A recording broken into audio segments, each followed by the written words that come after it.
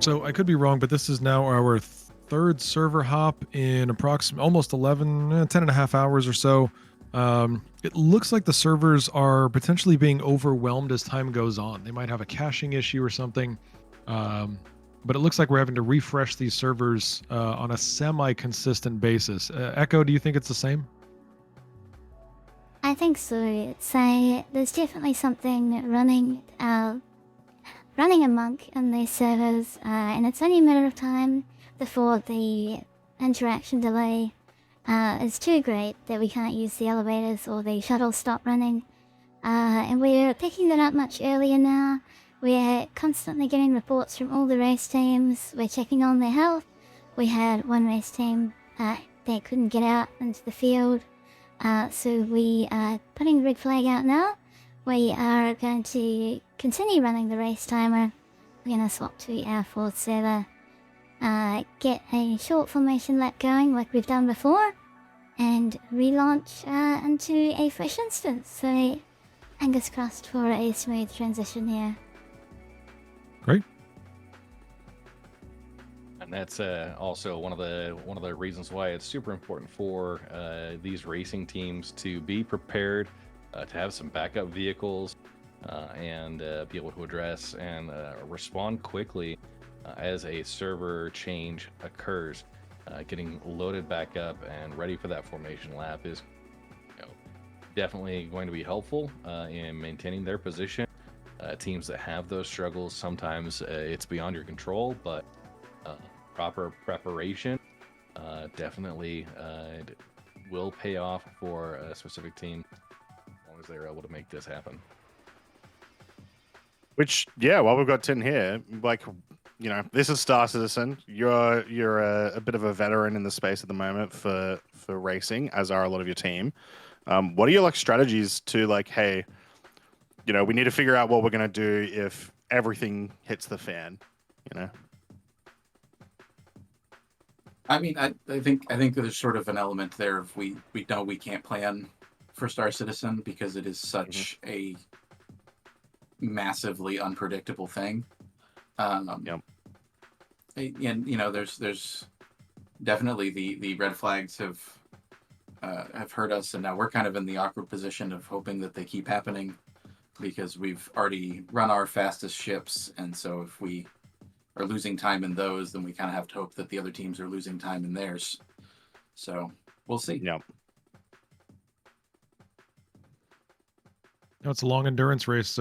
Misery loves company is not an unusual thought. So, hopefully the plagued issues are semi-universal. It does make it for a fair race. I think that's something that everybody wants, both from the racing side and also the viewer side. So it's not unusual, but we're going to deal with each one of them as they come, as Croncy was asking.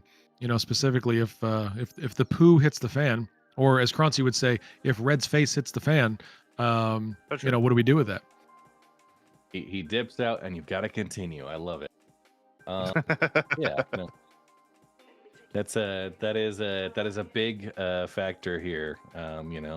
Addressing and responding quickly to these, and I do like to see the decisive and quick action called to do a server swap as we see this get past that point of really acceptable performance. And something that we see as a patch is kind of fresh. Some of those issues we don't necessarily find at scale. Those wrapping back in to overall server performance, and of course, starting off the day today with degraded server performance being highlighted on there. Those who've been in the game for the last couple of days since the patches dropped probably have also experienced the same. And that makes a difficult racing day, but we've got 24 hours of racing in order to manage that. So it's funny, Canadian just said in chat, thank God party launches have worked with almost no issues. I mean, that's, it's a great thing. You got to be grateful for what the successes that we do have. Yeah, everybody go touch wood, knock on wood. Yeah, your first suggestion is probably not very appropriate, but definitely knock on wood or touch grass.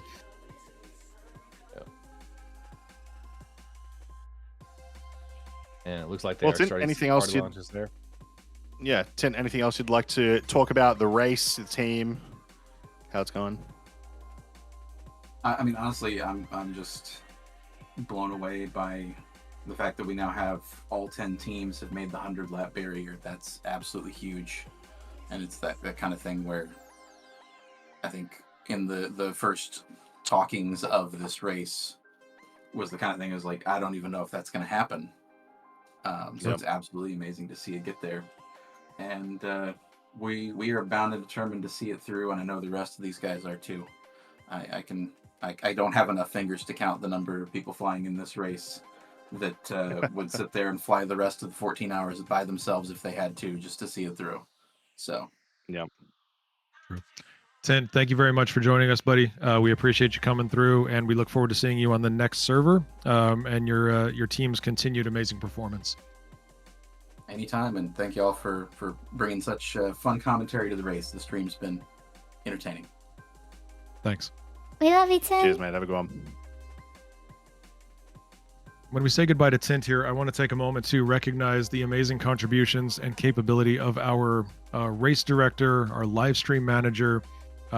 Because of their preparation, because of their coordination with everyone else on staff, that is why we're able to adapt to these changes so quickly. EchoBit, GentlemanJez, all the supporting teams that have gone into building and now maintaining and running Crux Cup 2955.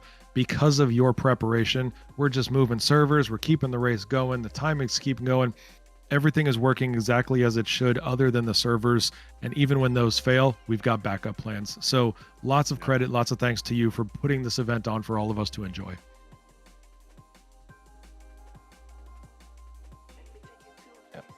And watching as Let's Oleg go. Lime makes his final approach into his hang.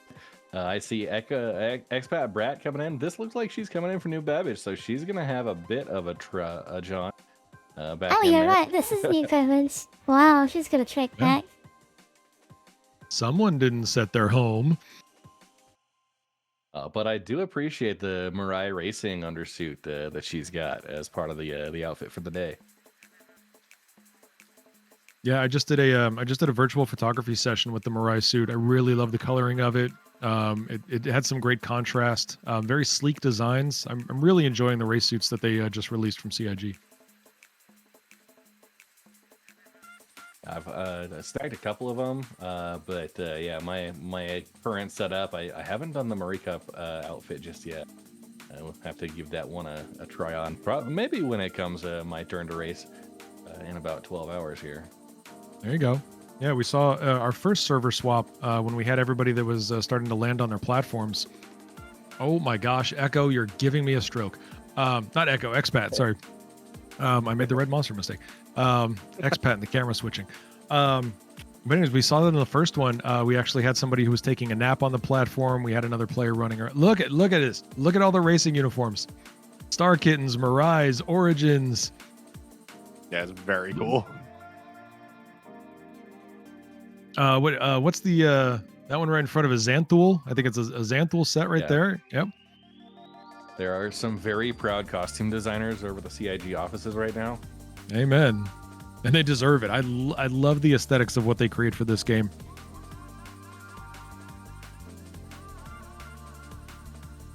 I think it's also worth mentioning that look, the tram works. let's call it out where it is, what it is. Yeah, that's... Look, the tram works. For years, that was certainly not the case. So fair enough. I think one of the biggest things though that's like been like good for this kind of event is now that we don't have like unexpected 30Ks, it's a little bit better, right? Obviously, we're still having server degradation. We're still having to reset the servers, but not the servers just not forcing themselves to close helps a lot. So. Oh, guys, come on. Let's remember just maybe a year ago, what would this tram have looked like during a siege of Orison with this many people on it? It would have been a mess. Exactly. Yeah, absolutely. We would have been flying through platforms. We would have been diving into the gas giant. We would have been, I mean, CIG's technology improvements over the last year have been truly groundbreaking for the performance of this game. And now this year, as Chris Roberts said in the letter from the chairman, it's focusing on playability. do like to see the tractor beams in outfitting out there. Folks obviously moving ships around a little bit, managing assets at the starting grid when they get in there. Mm-hmm. Yep. There's another shuttle. Ola. We get multiple shuttle ride perspectives. Yeah. This also helps us identify which team members are going to be on the track here.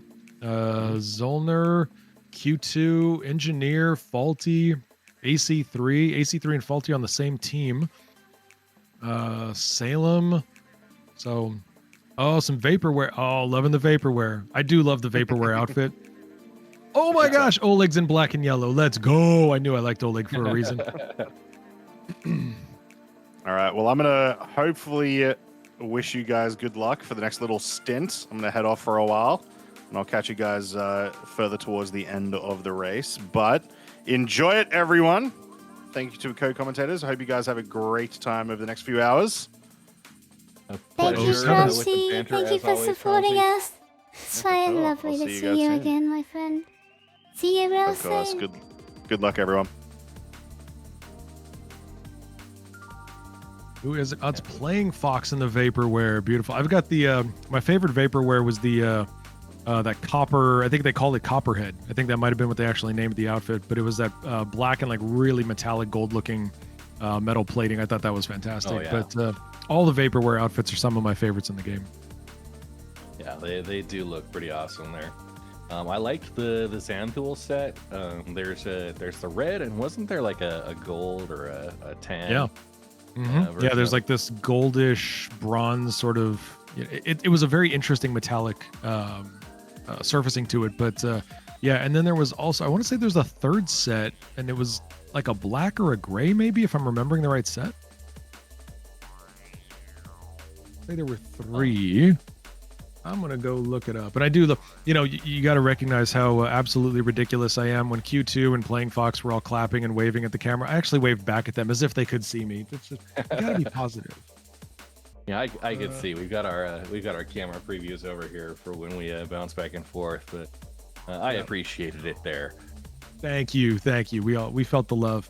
It was silver. So the third Xanthul set was a silver and green set. So we had the red and black, silver and green, and then the bronze tan. I don't know what. It wasn't copper, but it may be a bronze color. Who knows? Yeah. So it was the three Xanthul that is a beautiful, and still, I believe, still available in the subscriber store. Yeah, and that's I've been a long time subscriber, just since you do get the occasional a nice flight suit, some of the other subscriber gear that they award out, but also the discount code, those are awesome. But overall, supporting the community content through that as well. That's probably the big thing I missed from being a subscriber. I was a subscriber for a year. I am not a subscriber this year, but I do miss seeing all the things that were exclusive to the store. It's a great place to go hang out if you want to spend $5. There's some really cool stuff in there, and especially the ones that are more nostalgic and historic. You get to go back in time a little bit and see some of the things that were available a few years ago. Speaking of some sweet gear, let's talk through the race prizes that are up for grabs on this 24-hour. Obviously, first place, the Aegis Saber Raven code. That is a highly exclusive, highly coveted. I can tell you for sure. I've got people begging me to know where they can pick one up, and it's not one that would be readily available. So No, not really at all. Rare find. 2 Saber Peregrine pledges with the serial numbers 32 and 39. 2 Valkyrie Liberator editions. We talked a lot about the Anvil Valkyrie, and this Valkyrie Liberator, again, another rare version of that. And following up for the first place, a group, an Asperia Glaive pledge. God, the Glaive is something I would love to get my hands on. I do love the alien ships in this game, but I think the only one I currently own, other than a Merchantman, I think is a Defender. I think I have a Banu Defender, and that's because it's a loaner for the The Or Merchantman. Merchantman. But I yeah, am with I am the- so glad you and I are in that sad boat of merchantman owners who will forever Yes. stare at our little hangar JPEG. So you know what? I don't mind it. I've always been very realistic about expectations with this game. You know, Chris Roberts could run with his $800 million tomorrow, and I'd be like, all right, I had fun. You know, I knew what I was walking into. I would love to see the Merchantman come out. I do think it would be a huge contribution to the environment of Star Citizen. I think it would open up some amazing game loops, huge community interaction possibilities. All of that being said, though, I appreciate the loaners that we get because it's 3 ships that I love having: the Banu Defender, the Hercules C2, and the Misk Hull C. I think it's a great collection of loaners that allows us to still sort of vicariously enjoy the JPEG that is the Merchantman. yes, indeed. Second place prizes was another Asperia Glaive pledge and 5 Anvil Hawks. And then with the third, the Mustang Alpha Vindicator edition with 5 hover quads for that third Yeah. place team. Now, Yeah, it's a heck we of a talk prize about pool. exclusivity. Expat showing off the paint here on her Zeus. That black and gold looks like the concierge paint. It does, yes, it does. I typically fly for my Zeus, and this will not come as a surprise to anybody who follows my community or my content. I typically fly the big bright yellow Zeus. I love tacking that paint on there, so everybody knows when you see that it's typically going to be me. A lot of other people have chosen other colors for the Zeus. I see a lot of the sort of stock blue. A lot of people still enjoying that blue paint job on the Zeus, or as Expat has the black here. I don't see a ton of the yellows, so I'm glad to represent that, at least for myself and my community. Yeah, I mean, how does it feel flying a literal Dorito? The ships get enough criticism for the shape, but yeah, with that yellow, maybe a little flavor dusting on there, but Yeah, that's exactly it. It's a little flavor dusting on the Dorito. You know, and I certainly don't fault anybody with the blue Cool Ranch flavor. So it is what it is. But I do enjoy the Zeus. I think it was you know, I love a lot of people that follow my community. They know that I love the Crusader ships. Again, you know, big fan of the C2, the MSR, etc. But when it comes to you know, me having the C1, I had the C1 Spirit for a bit. I really enjoyed it, but I hated the lips around the door. I didn't enjoy the way that was built, and I don't regret my upgrade to the RSI Zeus. I think it's been a nice upgrade for me, and I've enjoyed both ships. yeah. And now you're rocking the Zeus CL, correct? Correct, yes. Yeah, one that I've got the Zeus MR, and I'm very excited for that to get implemented in game. Yeah, it's going to be a nice addition to the community. I think overall I would be exceptionally disappointed if it did not have the wee woo lights. Oh my gosh, I know, right? That would be such a letdown. Yeah, it needs the lights. It maybe even needs the siren. Give us the Cuddy Red treatment on it. It would be a little weird if the Drake ship was more visually functional than the RSI ship. I wouldn't understand the logic behind that. So yeah, especially because there's also the C8R. You've got the C8R with wee woo lights. So if the Misk didn't, if the Zeus didn't have it for any particular reason, that would look like a very strange oversight. Yeah, I really hope it does. And you know, one thing about the Zeus, it does have that nice sleek belly. That top design with the geometric shape kind of eases up as you get through the underside there. Yeah, absolutely true. And that's one of the things that, again, for those who watch my content, you know that the flat underbelly of the RSI Zeus allows me to land it better because I will 50% of the time forget that my landing gear is still up. So the fact that it's relatively flat allows me sort of a belly landing, and it's kind of nice. We just sort of glide to a stop, and then it's like, wait, is my gear not? Oh, my gear's not down. Let's put it down. So I absolutely get that. Yeah, it definitely reminds me of the Ranger vehicles from Interstellar. Those little landers. Oh yeah. So that design and kind of the platform. Similar with the F8C, you've kind of got those Fang front wing strakes that pop out. A great looking design. Good catch. I think those are all really elegant looking. Speaking of elegant looking ships, we just flipped over to Niku, sitting in a Razor, No, sorry, M50. Yeah, we've got a nice aft shot of a very aerodynamic That's the ship. Razor. No, it is a Razor. Yeah, it is a Razor. Yeah, Niku's done the a great job. accepted I've loved the in-cockpit shots that we've had from Niku, courtesy of being a racer and a camera operator for this particular race. Definitely. And the accepted list of ships here is the Origin M50, the Mirai Razor and a Razor LX, the Origin 350R, the Kruger P72 Archimedes, the Aegis Saber Peregrine, the Consolidated Outlands Mustang Gamma, and the Mirai Fury LX. All that each group can choose 4 ships to run for a 6-hour stint each out of that list. And we've seen some good choices. The M50, just about everybody has taken that. It's one with the highest top speed. The Saber Peregrine with the top speed of a 448 compared to a little bit slower for the Mustang Gamma at 410 and the Mirai Fury LX at 404. That M50, Razor, 350R, and P72 are definitely up on the top of that list. Absolutely. We just took a look at Niku, who was saying hello to chat. I would like to talk about that, though. When we talk about the ships that are available today, I think the Kruger ship stands out for one particular reason. Kruger is not really, in my opinion, a fully developed ship line. What do you think? I mean, do you think there's a bigger future for these Kruger, especially the snub line? Do you think there's more of that coming in CIG's future? Do you think there's more plans here? Potentially, it's been the P52 Merlin and the P72 Archimedes. They just have not they've been the support and kind of parasite ships that you're going to be carrying around on other vehicles. I would like to see some other options from Kruger, since good variety of ships is out there, but they've really established themselves as being that kind of light strike support vehicle for something a little bit larger.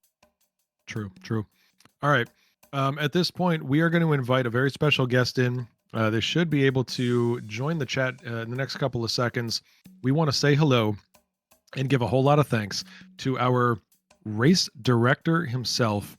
The gentleman has joined us. Jez, we are 10 and a half hours into this thing. How are you doing? Oh my god. I'm running on a combination of caffeine and hopes and dreams at this stage. So, We love you, Jez. You're good. doing great. It's a lot of fun. What people on the stream don't get to hear is all the banter that we have in our chat channel. So, a lot of the races are sort of keeping me awake and making sure I'm doing things. But yeah, it's been a lot of fun thus far. Behind the scenes, we don't want to give away too much, but I would love to know behind the scenes the coordination that's going on in terms of the decision making.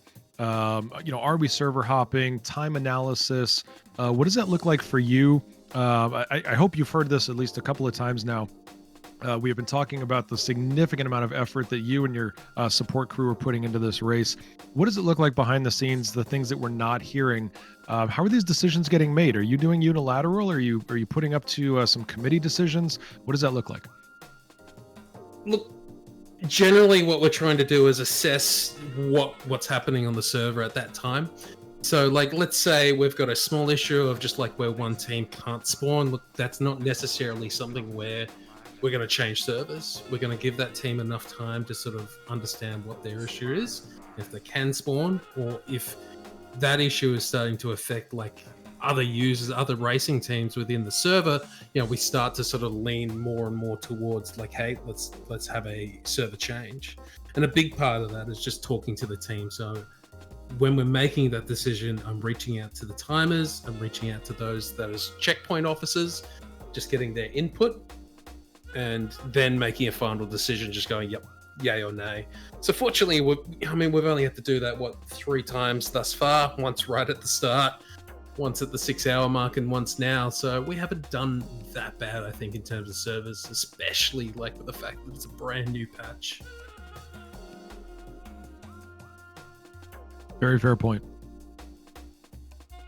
Yeah, what we have our discussion channel here just with the commentators, but there's you've got 10 teams, up to 6 racers each, plus all the support crew. I'm sure that's the amount of herding cats going on in that chat is not not to be not to be understated.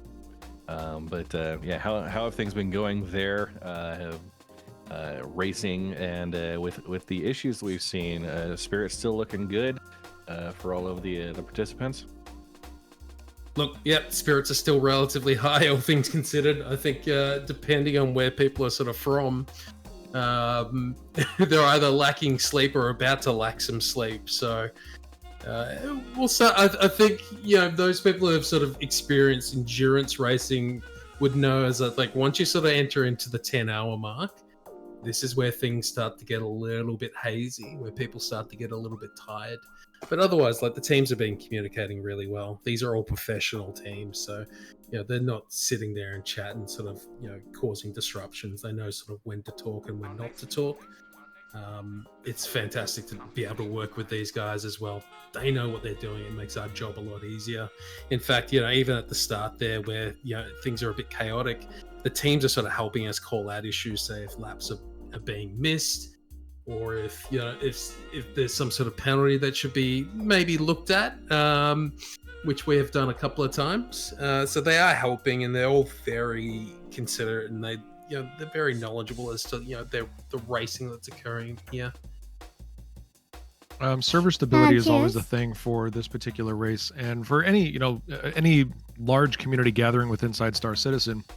So degraded performance on the servers, obviously the brand new patch that just dropped, and certainly CIG wasn't going to hold that off just for this particular race. But I would like to know, is there anything that you can share with the rest of the world? Have you had any surprises in the execution of this race as we do approach that 10-hour mark? Anything outside of the server performance that has come as a surprise to you? Look, it's mostly the server performance side. Desync seems to be the biggest issue that we're facing. So we have had a couple of issues where, say, like, races are like, you're really, really close to me. But at this point, like, you can see it on the replays from our perspectives or from other people's perspectives. It's a matter of kilometers. So, like, we are seeing some big chunks of desync, at least from our side, and what we're getting reported from our racers.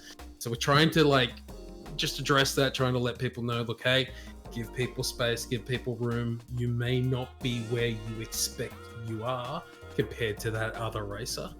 So we're just trying to manage those expectations from the racers. Once again, they're professional. They know what they're doing, and they're doing an amazing job. You are also doing an amazing job, Jez. It's still settling into it's still settling in that we're in the middle of the 24-hour race, and we're going the distance. We are going to actually achieve this 24-hour race, and I couldn't think of anyone better to do this with. I'm so glad you're here. I'm really appreciative. We got the formation lap underway. We're happy to send you off whenever you like. I'm really grateful to you. Thank you so much for giving up some time for this race. We love you so much. Anytime, Echo. Thanks, guys. All the hard work there, GentlemanJez. All right. Good luck, guys. Have Good fun. luck with the rest of the race. See them taking off for the formation lap here. Excited to get back to the racing action. Now, I, for one, am excited to see maybe a little bit of time eaten up in this stint for the Red Legion team, since the Saber Peregrine is seemingly the slowest ship that's been out there so far. The longer we can avoid having to run that against others because of server issues, padding our numbers a little bit there. There we go. Green flag, green flag, green flag. We are back to racing. All right. We got the cockpit view from Nico. Yeah, even from Nico's point of view, like right up front, we are still dealing with a very hazy Crusader. This is very strange. Yeah, I think one of the things I had heard mentioned from my team was there's some moisture, some condensation on the cockpits that they run into. That could be something, but also the volumetric clouds. Unless you had prepared ahead of time, you're probably struggling with that visibility issue as well. Very possible. There's a lot of cloud cover here in the gas giant. Certainly not going to be something that's unexpected. But we've had some incredibly, clear camera angles so far from our camera crew, who have done an amazing job with this race. So many compliments to them for the incredible visuals. And then we've got folks that are actually in game. Whoa. Hi, we're ship collision there. Niku and another Razor collided. Wait, I'm gonna get another camera angle here. Unfortunate. That was unfortunate and unseen. I did I not see see who he Niku actually hit. I collision. didn't see a name. There we go. Wow. Prof Decoy. Yeah, that's unfortunately, as you get set up with the formation lap, you are pretty tightly clustered together. As you start separating a little bit more, you see a little bit more safety. But that's alright, you'll see right here, Nasty from Consolidated has launched straight away. And I believe SCIRE will be launching a racer as well as soon as they can. So see it for- hopefully your backup racers are already prepped and getting set up there so you can get a quick restart. I think we have a new player, not a substitution, but a new racer here for Black Star Racing. DJT Geek, I believe, is making, at least in my recollection of the commentary here so far, DJT Geek is making their first appearance for the team. Echo, does that sound right to you? That sounds right. Welcome, DJ Tiki, to the Crux Cup 24-hour. Welcome indeed. We got Steve CC from XGR, Liquid Prime from Sanguis Luna. Let's see, Votelesti from Test Racing Team in there. Airspy Vian from Ivan. All right, butchered that name. From the Consolidated Russian Fleet. Herbie, we're seeing out on the group there from Omega Aerosports. From Omega, yes. Yeah, Dark Hour from Amarok's Fang.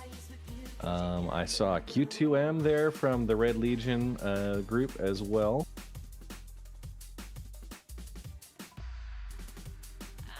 Yeah, there's Q2 right there in Dark Hour. Okay. Coming So out of these they'll get turns some here. separation as they get through the first couple of platforms, and we'll see the race times as we start checking in. Last lap times coming up shortly. A great view here from LNDF as we take a look for any possible collisions that might occur in these tight tunnels. Oh, beautiful view from Expat. The Expanse in a minute. Yeah, beautiful. Wow. Oh, Yeah, careful, Expat. Don't get in the way of the races. that That's was alright. She probably has beautiful. the camera periscope, so her ship's well below the platform. Yeah, it's like amazing seeing these ships come in through the mail slot. It looks like somebody's coming in with their landing gear to do a pit swap. That is what looks like a partially destroyed 350R. Yeah. Missing some wing segments. Whoa. And getting landed. Ditching that for something a little nicer. That maybe look at DJ that. Geek, could be Steve CC, both of those teams Oh, wow. with the 350R. I'm so glad we caught that. Thank you, Expert. No surprise there. Expat had great camera work.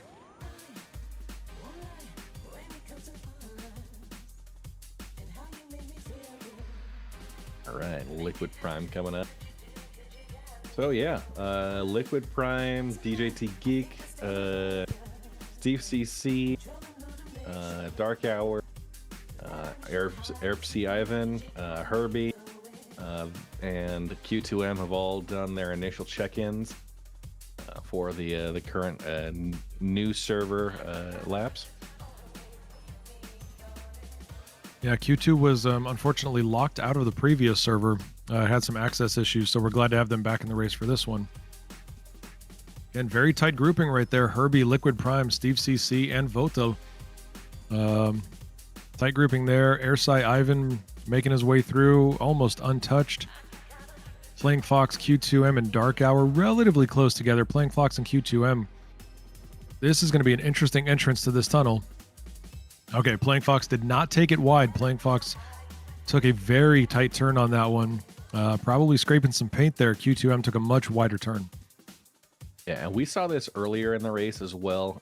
Getting through some of these apertures, right? Very narrow openings. And then you've got antenna, other obstructions that are sticking out, some loading cranes on the platform. So we saw a lot of collisions happening early in game as teams were trying to really get a feel for the line. We're coming up on about 10 hours into the race, so hopefully everybody that's participating now understands where their lines are at, where those obstructions are going to be, and how to avoid them. That's actually a very good point, Red, as we do have some team members here across the race that have not yet participated. So they're going to be jumping into this very fresh, which means they're not going to have the visibility and the experience and the muscle memory, unless maybe like Fresh, where they had been practicing for 100+ hours for this particular race. They're gonna have to build up some of that muscle memory around lap 150, 200. Who knows? That's gonna be tough. Yeah. We did see a new racer out there for SCIRE Racing, E. Aubin. They're in the Razor right now, so that's I believe a fresh name for our current racing crews. Yep, first time. Oh, come on, Ethan.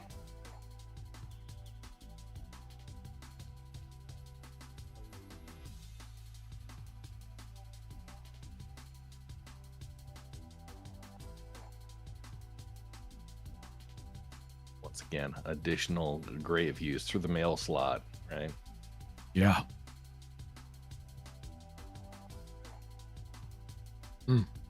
Love seeing that Origin flyby. Oh, there goes an M52. God, that's a tiny ship. That was one of the things, talking about tiny ships. I don't know if anybody else was surprised at the size of the Drake Golem. That thing is tiny. It's smaller than an Aurora. Yeah, I'm not sure. I haven't checked if it can be pulled at the Platinum Bay ground outposts or not. But yeah, the overall footprint is pretty minimal for that. I was very impressed with what it was able to do from an industrial side, but also with how zippy, like how maneuverable that ship felt. I do feel like we're gonna see some times put up with the Drake Golem on some of these racetracks. It's not. I mean, you got to keep in mind it's not going to have great aerodynamics. I don't know what the thruster is going to be like. Is it going to be maneuverable? Possibly. But it is just such a big, clunky, boxy, scrapyard piece of model. Or that was the funny thing, is they kept saying it's a new starter kit, and I was like, I think it's a starter model. I'm not sure that's a full-size ship yet. Yeah, somebody needs to put a fin on the back or something just to make it bigger. Yeah, swap out those ore bags for something, or maybe just dump them. Go aerodynamic. That would be interesting too. But we've got those kinds of things. We've got we were talking about Scarlet Apex earlier. Obviously now we have a Polaris that we can mess with. We're expecting to have a Perseus pretty soon. I think a lot of the racing community is going to have new options. We might see the Drake Ironclad eventually entering the heavy class for Crux Cup. There's a lot of things that are going to be really exciting changes coming to racing in Star Citizen soon.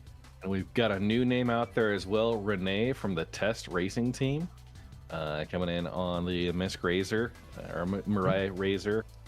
They're on lap 107, and getting spelling off one of their teammates there. Renee had some early stints. Renee was, I believe, either first or second, probably within the first 50 laps for Renee's team. So there was definitely, this is a long-time refreshment. Hopefully they're well rested. Hopefully they're well hydrated.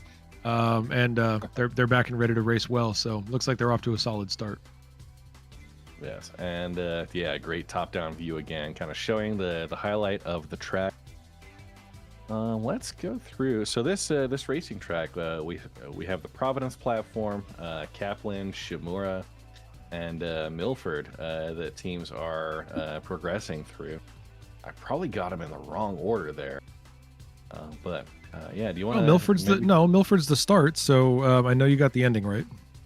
Yeah, so Milford, Kaplan, Providence. Between Kaplan and Providence, we've got the spaceport with some of the support crews there, and then the Shimura before taking that 120-degree turn and a long route there. We see Liquid Prime and the crew. Yeah, such an So- incredibly tight turn on that one.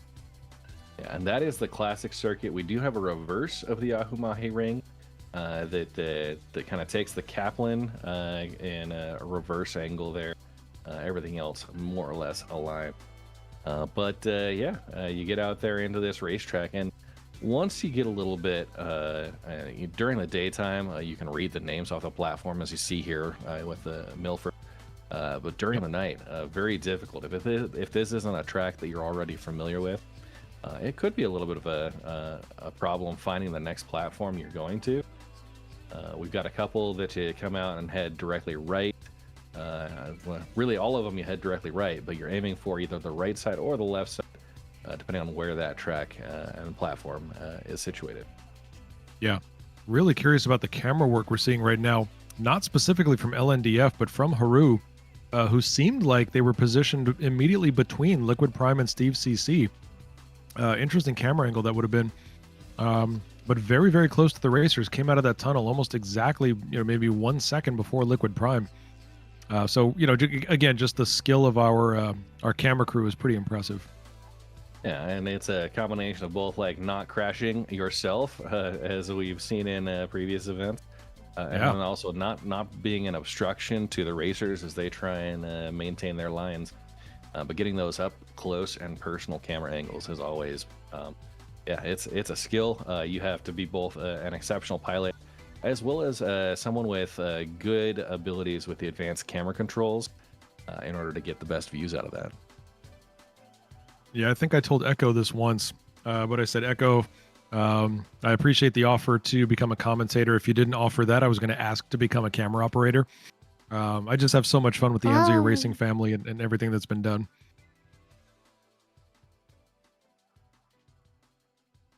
It's a really unique experience. Anyone could get into it. You don't have to be a racer, camera operator, checkpoint officer. There's a role for anyone. And it's a real cooperative experience, the unique social experience. And you get that here on Star Citizen, our beautiful space game. There we go. Renee playing Fox. Oh, and here we've got Huru coming in with the camera angles. Tracking Steve CC and was that Playing Fox that's right behind Steve? I believe so. I think so as well. I think Steve is just a little bit ahead of Playing Fox there, who just came out of the tunnel. Steve with a nice commanding lead, though. A little bit of space, but again, you talk about the dangers of being the camera crew. That is even more magnified as you try to get the best shot, and then the server starts to suffer desync. You don't know if you're getting the best shot or not until you explode. So there's some risk there. But Haru doing a really good job. And welcome back, Haru. Yeah. They just woke up and came in, and they're right at it. We're so grateful all of you are here, supporting this event. Really lucky to have you. Look at that. Haru wakes up and blacks out. It looks like a little bit of the G-force risk here. Uh-huh. Where is Steve go? Is Steve? Oh, okay. Still moving in a forward momentum. That's a good thing. Or are they? Or is Steve dropping? I think a combination of Huru traveling parallel and maybe increasing some elevation. Looks like Consolidated Russian fleet just got a warning noted for unsafe speeds in the Milford Tunnel prior to restart. So the Consolidated Russian fleet needing to be aware of that.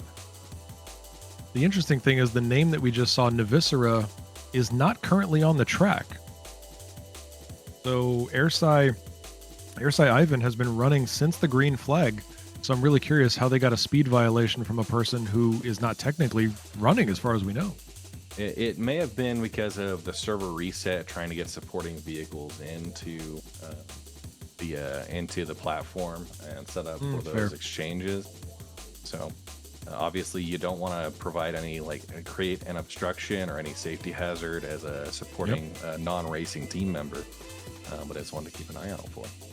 Good point. Good point. And again, for everybody who missed the announcements earlier in the stream, we just want to remind you that there are a significant amount of safety protocols in place, medical advice that's in place, provided by an actual doctor. Everything is being done to keep this race both professional and safe for all those involved. And these are things that are going to be continually improved upon and learned from as Crux Cup 2955, the 24-hour race for the first time ever. As we learn about this from the first experience, we're going to optimize and continue moving forward with some great things for the next race in 2956. Yes, indeed. And we watch as Ethan Albin takes the hard turn into that mail slot through the platform. And Oleg providing the excellent chase camera from the outside perspective here, keeping an eye out. Q2M up ahead with the Saber Peregrine from the Red Legion team as well. Ethan Albin representing SCIRE Racing. And yeah, we've got a pretty good spread on the teams right now. 106 laps up to 126. So at the 10-hour mark, seeing about a 20-lap gap that the teams are working through. Part of that is the ship selection, what they've chosen to run with first. And hopefully some other teams running faster ships in the later stints. We're at hour number 10, so 2 more hours with their current ships before they will be swapping over to ship number 3. We've got oh no, that is not going to help Test. Test has just suffered a destruction here. Renee has crashed. Test was working so hard to continue climbing up the race, the leaderboard after spending so much time in the 10th position. Test has just suffered a crash, and they were very close to Red Legion. So, Red, this is a chance. Your team could capitalize on this and potentially move back into that number 9 spot. I'm not claiming a strategic commentator curse on that one, but, Vodalesti, I'm glad to see they're quickly back out onto the track for the Test team in order to catch up there. All right, ladies and gentlemen, here in the commentary booth, we've got a couple of things to talk about, and the first is Tornado Dash. The second is Frozen. We've got new members of the commentary team. I'm sorry, not new. We've got members of the commentary team rejoining. You met Tornado Dash for the first time during the Pro GP. And of course, Frozen was here earlier in the day. We are going to be bringing them in. I am going to be stepping back for a few hours to go live some real life stuff. So I'm going to be doing that. And then we may have another guest coming on very soon. But in the meantime, let's all say hello to Tornado Dash, who is here and is live now. Dash, how are you? Good evening, everyone. Thank you. Good morning, good afternoon, good evening. Happy time zone wherever you are. I've been watching pretty much off and on all day, and Sanguis Luna, I think, is doing what we expected, which is running away with this. But that lead was 2 laps earlier. Now it's down to a lap. So it is within the margin of error, as they say in my past life professional business. But right now, Sanguis Luna is having a good race. I've had fun listening to you guys all day, and I'm so happy to be with all of you on the stream, getting to commentate during the evening hours of my time. Dash, have a fantastic time. I will pick up somewhere after you leave off. In the meantime, everybody go have a great race. Don't forget, for the commentary team, we do have a special guest that is potentially available, but they do need to depart soon. So if you're able to bring them in, do so. But in the meantime, for the racers, for the audience, for everybody else, I'm going to leave as Test crashes again. Oh my goodness. No. Votel has just crashed again, so they are going to be significantly behind. But this is my chance to depart. So Dash, Red, Echo, and eventually Frozen. Have a good race. I'll see you next time. See you for hanging out next with time, us, Papa. BJ. See you very soon. BJ. We love you very much. So let's go ahead and get into this race. It just crossed 6 p.m. in the East Coast time, United States, or wherever you are in the wide world. And Echo, I've been watching, and I said in the chat earlier in the race, so there's always a hard luck award for a team that just goes through so much during a 24-hour race. And right now, that's Test Racing Team. Just several crashes in the first hour that put them back. They were climbing up the order, and then 2 crashes in rapid succession just now. I completely agree. That award to you, Test, for best perseverance. We really appreciate you. Don't give up. This is a race that we will complete to 24 hours, and I hope you go to 200 laps and 300 laps by the end. Keep going, Test. The race is not over yet. It is a 24-hour race. And Red, that's Fire Typhoon, who is stepped in for the Test team there. Sorry about that, Tornado. No, you're good. I was actually just about to say that the good thing about this is it is a 24-hour race. We still have half the race to go, and these other teams, they're going to be getting into what you guys have hit on several times during the day, which is the physical part of this and the fatigue that comes with racing for this long. So Test may be having problems now, but other teams can have issues later, and they can be right back in it by the time we wake up tomorrow. Yes, indeed. And, you know, I myself will be pulling in for probably the 3 a.m. local time route as we come up in about, caught about 10, 12 hours from here. Loving this angle from Huru that's following through the platform behind Steve CC. But yeah, the fatigue definitely sets in. This is, you know, it's a longer track, but it does get repetitive. So team members are going to need to watch out for that. Hopefully keep their lines clean, their ships undamaged, and also managing their hydration, their nutrition with their in-game characters, as well as the pilot, the actual biomass behind the seat, ensuring that they are keeping good checks on their own health, drinking plenty of water, and adhering to some of the safety guidelines that we've had pushed out for a marathon event like this. Yeah, here's a shot of Nico from CIG going through Providence, and I've watched the pro drivers or pro pilots do this, where they fly on their side underneath the platforms. God bless them. I went on the course yesterday as a preview for myself, just as a commentator. I got around 3 laps and promptly crashed. So that was the end of my racing dreams. Yeah, no, And I don't give up. had yeah, I've also done similar practice runs.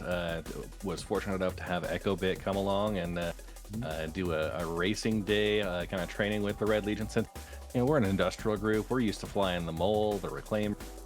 These fast ships are just so new to us. But getting in there, trying to learn the platforms and the headings you need each time you come out of one of these. Exactly and yeah, right. And all I would say is just get back out there. It's a video game. We're immortal. We have regeneration. Get back out onto the field. Don't be, like, if you're in user racing, don't be discouraged by a crash.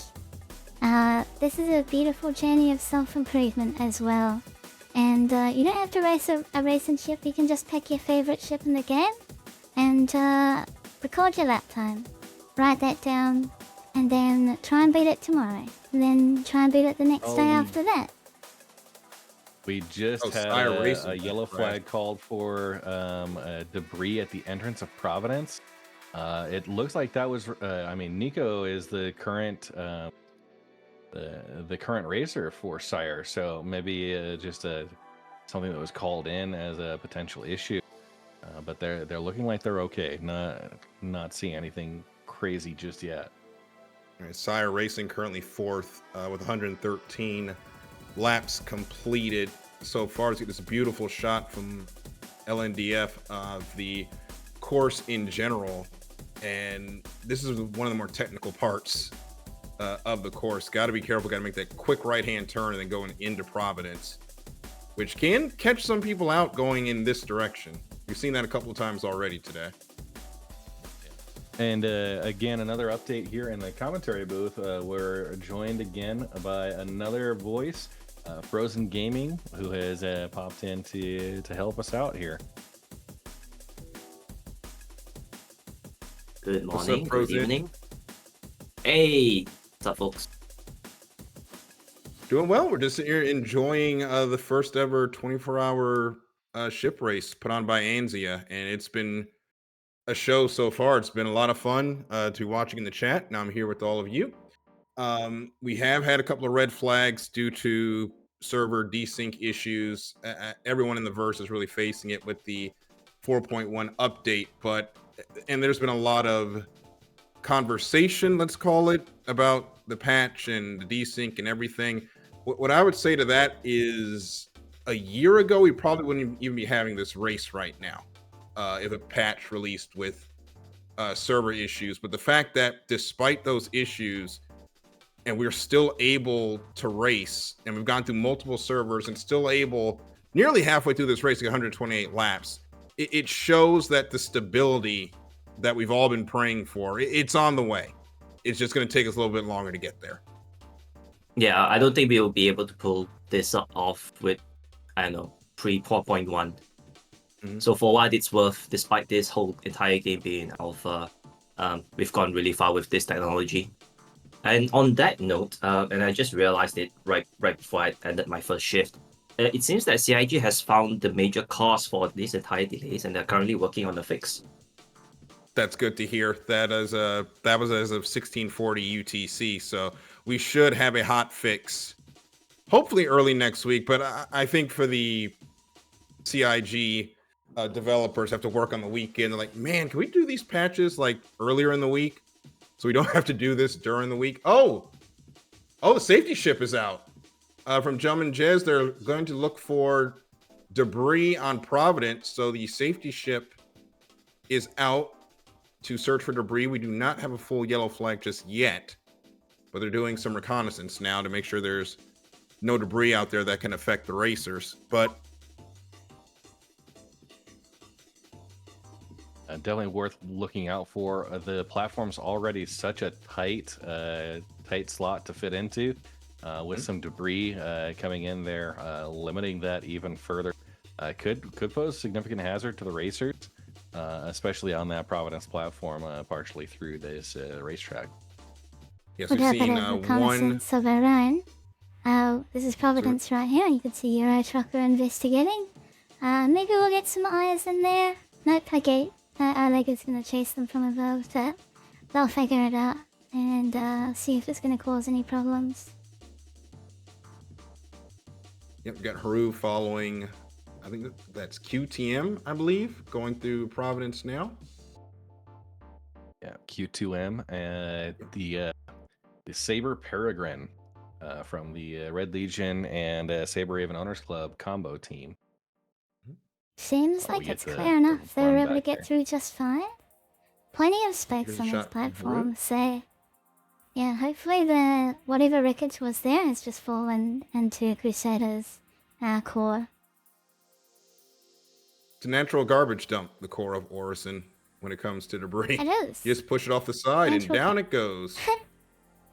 Trash That's how compactor. janitor AI there. Yeah. Hey, gravity does the run. Hey, it's not pollution if it gets pulverized into atoms by a planet's core. That's my story, and I'm sticking to it. Yeah, it burns up in the atmosphere. We're all fine. Here's some shots from Oleg, giving us a shot of Corby. Heading down back towards the start-finish line. You can see all the team members lined up, getting ready for their opportunity to go out there, whether it be a scheduled change or if there is an accident. As Corby is chasing down Dark Hour 717.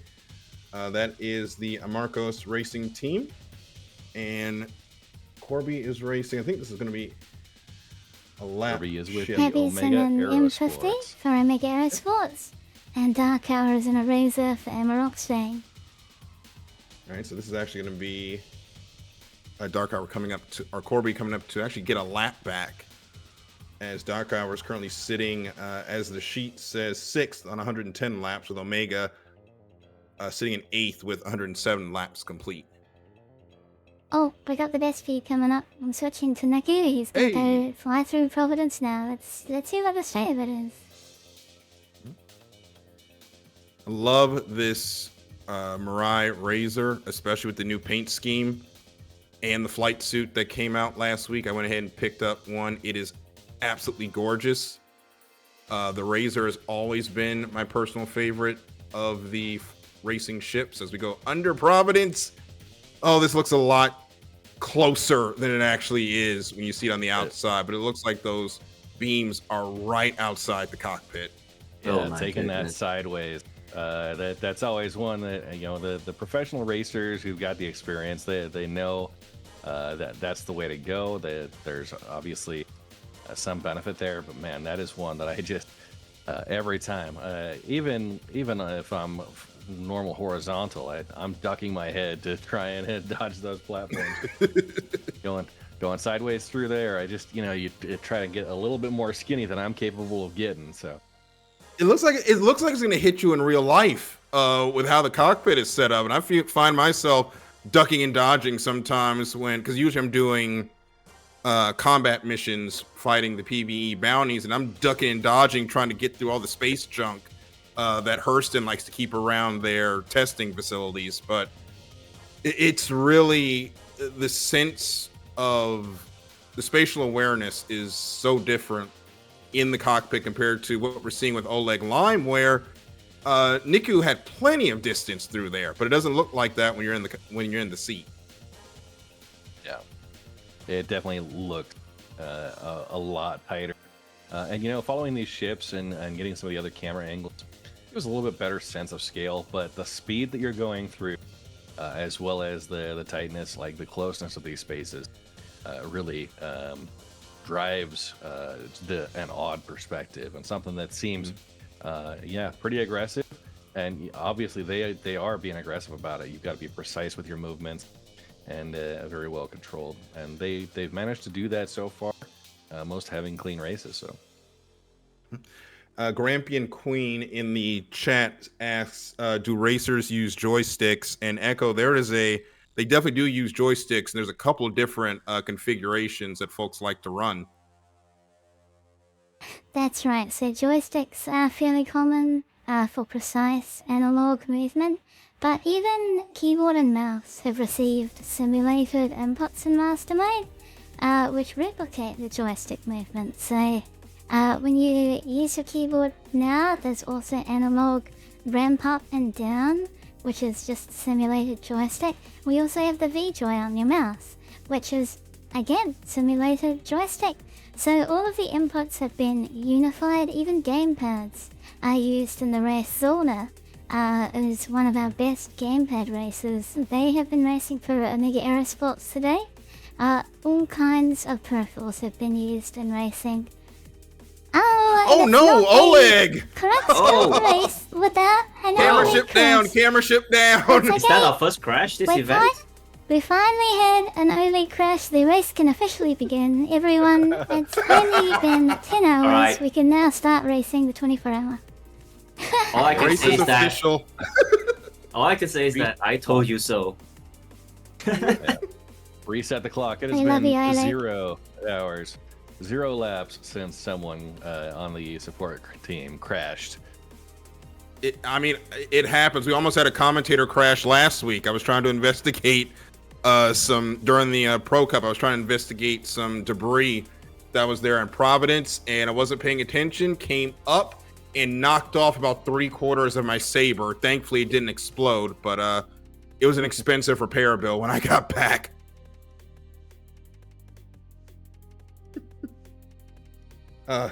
Riding along with Niku again. Cloud Subverse. I respect the racers putting their lives on the line, though everyone racing is mad. It's rough times with BioCorp's imprint failing 99% of regens. Please stay safe out there. That is a great in-universe poll.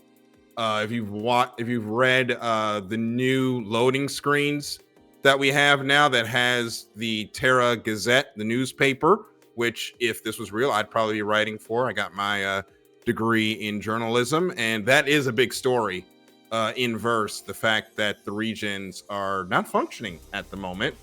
And sometimes with the server issues and folks getting locked out, you kind of can say that, oh, it's the regen failing, if you want to stay in universe with that. Yeah. had a discussion earlier on stream. What a neat way to bring into lore some of the other issues we might be having with elevators and trams not functioning properly. To say, oh, you know, the technology is failing in the verse. We need more support. Go run this event. So. I trusted the elevator company with my life, and now I've lost my children. Jesus. Drama. 13 hours and 37 minutes to go. These are the comments that you get deep into a 24-hour race. For me, the race start time was kind of fine because it was during the middle of the day. I know everyone else is in a different time zone. So how are we feeling getting halfway? Yeah, it's coming up here. It's been a very interesting race so far.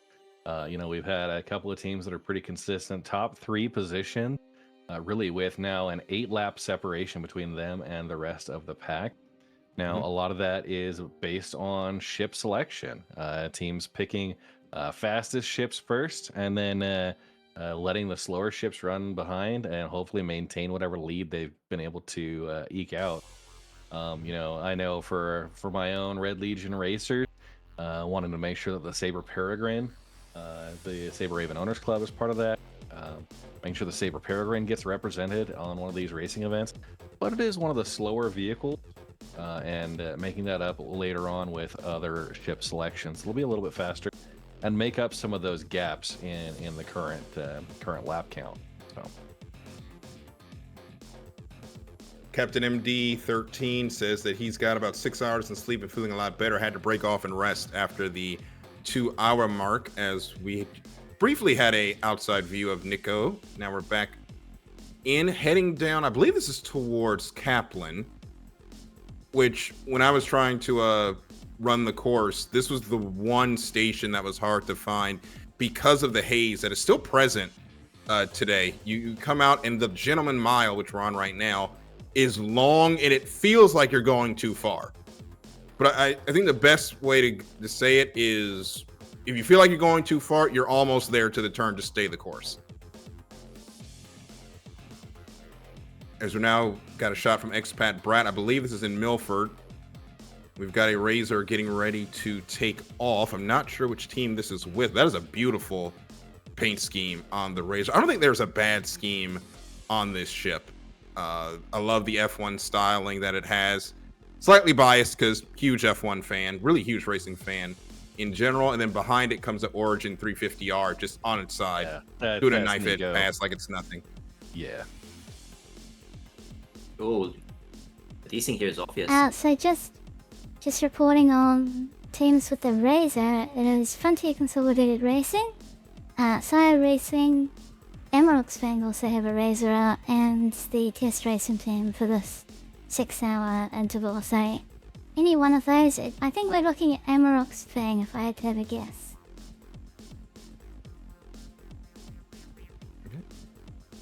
Oh, is there contact there in the... No, I think that was just a ship coming in. Sorry. I don't know if that's desync or not, but I swear that Peregrine is flying with the gear down. But I think that's just desync. That was a question I had posted. It could be that the gear is down and they're just doing the... looks like... Incident? Yeah. Q2M, a loss of control on the vehicle. Oh, no. Had the flight controls drop on that ship. So swap engineer taking over with the Saber Peregrine as they make that switch. That is unfortunate with Red Legion Racers currently sitting a lap behind the test racing team. The two teams that have run into some troubles here this evening, or wherever you are. Happy time zone again. Don't forget, we're all over the world here, so it's evening here. It's probably the middle of the day somewhere else. As we get this beautiful above shot from Fei of our race course. And we see Jilly Meadmaid, who's taken over for Sanguis Luna. They are in the top position, 131 laps. We see quite a large cluster up, and Expat Brat giving us a look over the pit crew review as you see those beautiful ships lined up in the support area off to the side. That is a beautiful more sight. All we're fun. missing is the hydrogen tanks in the back and the pit boxes with all the spare parts, and it would look perfect. A great look at that. I believe that was Wow. Raven zooming Oh, through easy. there. What a shot by Expat Brat there. Well done. Take a bow, our camera operators, this evening, giving us some beautiful shots in this race. And Soulbitten in chat confirming, yes, the Peregrine was flying with gear down, at least one of them for a while. So, yeah, an interesting strategy. It's a bold strategy, Cotton. Let's see if it pays off. Anti-Gravity Cat says, nobody's ever really gone. They're just in the center of Crusader. I think we got a pit stop going on back there. We got a ship landing. Is that taking off? I might I be think it's a staging. combination No, that of might be desync. desync. Well, Okay. that's just Yeah. bad.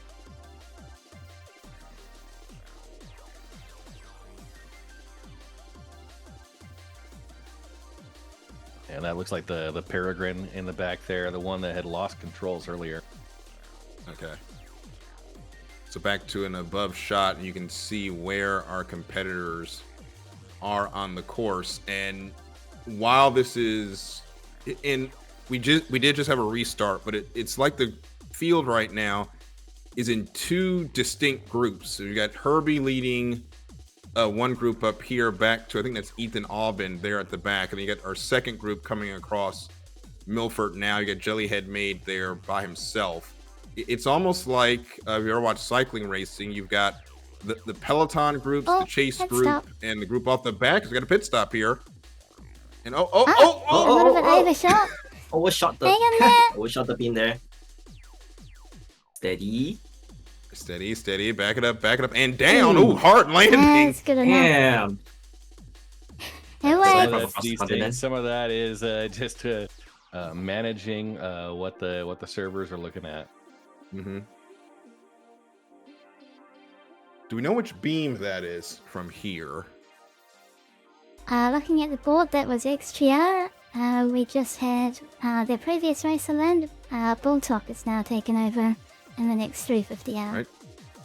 All right, so Boltok getting into the race now. XGR currently sitting in the 5th spot, about a minute 17 back of SCIRE for the 4th spot. As we'll go through the team leads here with 13 hours 30 minutes to go. Sanguis Luna on 132 laps have led from the start when Fresh put in that absolute withering first stint. Despite one incident, got them a 1-lap lead over Black Star Racing in second. Frontier Consolidated third. And the current, as it says on the timing sheet here, we've got Liquid Prime. DJT Geek is listed here with Black Star, but I believe he may have changed. Echo, is Black Star still out there? Do we have, or is DJ still out there? Do we have another racer in that ship? They have done a pit stop. They've swapped, tapped in Playing Fox now in the 350R. Okay, so Playing Fox is in the 350R for Black Star Racing. Nafty in the Razor for Frontier Consolidated Racing is third, completed 119 laps. Your next 4 through 6, E. Aubin for SCIRE, completed 113. 2 laps back is Steve CC for XGR. And Dark Hour 717 for Amarok. Dark Hour 717, Amarok's Fang Racing Team 6th with 110 laps complete. And rounding out the field, Airspray Ivan, Consolidated Russian Fleet on 109 laps complete. Herbie for Omega Motorsports, or Aerosports, 107 laps back. Voltalesti for Test, 105 laps. In QTM, Red Legion Racers, 103 laps complete. That is our field here at the 13.5-hour mark to go in the Crux Cup 24. The main event / the closing act of what has been an incredible Crux Cup racing season, which started with an event that still lives rent-free, in my head, which was the Luxury GP. That was awesome. Seen 890s out there racing. That was a crazy race. Just to jump in here, Del Boy from Black Star Racing, team captain, is available would you like to chat with them and see how their team is going? Sure, let's bring them on. Oh boy, welcome in. Welcome. Welcome in, Bill Boy. How's it going? Your team's currently sitting in second this far in the race. It's got to feel good so far. Yeah, it's going good. This 350R stint we're on has been kind of a nail biter, but it's going pretty well for us. So we're deep into the race, or we're about halfway into the race now. I'm not sure what part of the world you're in, but it's been a long one for everyone so far. We've still got half a day to go. How's the morale? How's the physical feeling right now? Yeah, it's been good. I'm East Coast US, so it's about 6 p.m. here. Okay. Getting a little tired. I was about to go and take a nap and get some food and leave it to some of the other guys to keep the ship rolling. But yeah, no, I think we're doing well. Everyone's feeling good, and we're just trying to keep pushing and stay safe out there. Yeah. Oh, so we actually share a time zone. 'Cause I'm also East Coast US, so it's a decent time of the day for us. Yeah, I'm just getting a little worried. I want to make sure I have a little bit of extra sleep before I get out there for some of the later stints, because I'm gonna try to be up a little bit late for some of those last couple stints before the race ends. So you've got the 350R out right now. Sanguis Luna is currently into their P72 stint. You guys are chipping away at that gap just a bit. It was 2 laps. Now it's down to 1. It's almost within a lap right now. What's the message to the team getting into the halfway point? With you guys having on paper the faster ship between the two. Yeah, so this is kind of our chance to be on a not level playing field with them, where we're in the faster ship. We're about 5 seconds a lap faster than them, so we know that we can make up some ground. Early on in those earlier stints that me and Playing Fox did, we were able to unlap ourselves once right before the red flag, which was big. We knew that a red flag was getting close because a lot of people were having issues, so we made a big push to try and get back ahead of them, so that after that red flag we weren't going to be set back a lap again, and we would actually get that full unlapping to put us back to only 1 lap down, and that's what we're trying to do again here. So hopefully by the end of this stint, when we hop into the P72, we're going to be on the same lap as them. Okay. I'll open it up to the rest of the group for questions. Bill Boy, is it okay? You don't have to. Would you like to talk about what ship you're thinking of racing next? Is that okay? Yeah, I think I just said it, but we're gonna do the P72 next. I think that P72. I think us and Sanguis are gonna be both in the P72. So I think for the rest, or no, sorry, they're switching. They're in P72 right now, so they're switching 350R. So we're gonna be in the P72, and they'll have a chance to start catching up to us. So it's kind of gonna be our job to minimize how much time we lose there. And hopefully we can be consistent. Maybe 350R is a little bit scarier to take around some of the turns because of how big it is and how drifty it is. So maybe we'll get a little lucky and they'll have an accident and might work out for us. But we're not expecting it. So we're hoping to just stay consistent and hopefully come out in touching distance of them going into that last stint, where I think that we'll both be in the Razor, and it'll just be kind of a shootout from that out. It sounds like the ticket. And yeah, they are trading places. Sanguis Luna and Black Star, P72, 350R. This one, and then you're going 350R and Sanguis is P72. Next stint. That'll be interesting. All the best for that. And let's go. You got this. Yeah, it's been exciting. It's been a intense race. I was with only 10 people on the track. I was thinking it would be you'd have a lot of slow times during the race where you're just out there with nobody around you. But we've had to make a lot of overtakes and let other racers through who are in faster ships than us. And you really got to be on top of it, especially with some of the desyncing party markers we've got out there. So it's been kind of a all hands on deck situation with the whole team trying to shout out where people are and help the racer to do their best and not have to work too hard and be too stressed out about other races around them. Yeah, that's kind of where I was. And that's kind of where I was before the event started, Billboy, just with 10 ships out here and with the different speeds. I thought it would be more like a time trial type event where you're really racing the course more than you're racing each other. But as we see from the top view, most of the field is really clumped together in one group, even 13 or 10 hours in. That's really great to see. But how does that affect the strategy knowing that everyone is so close? Yeah, I mean, you got to get the overtakes done to not lose pace. You don't want to get stuck behind somebody. So just managing to time your boost right and get right up behind them so you have a lot of boost over top of them when you're coming out onto a straight or something, so you can get a nice safe overtake done has been crucial to make sure that we're not losing lap time to the overtakes and just keeping ourselves moving.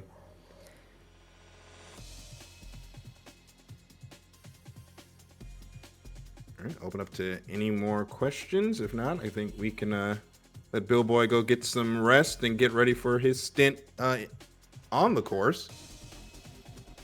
Absolutely. Thanks for having me. Yep. Hey, Billboy, thank you so much.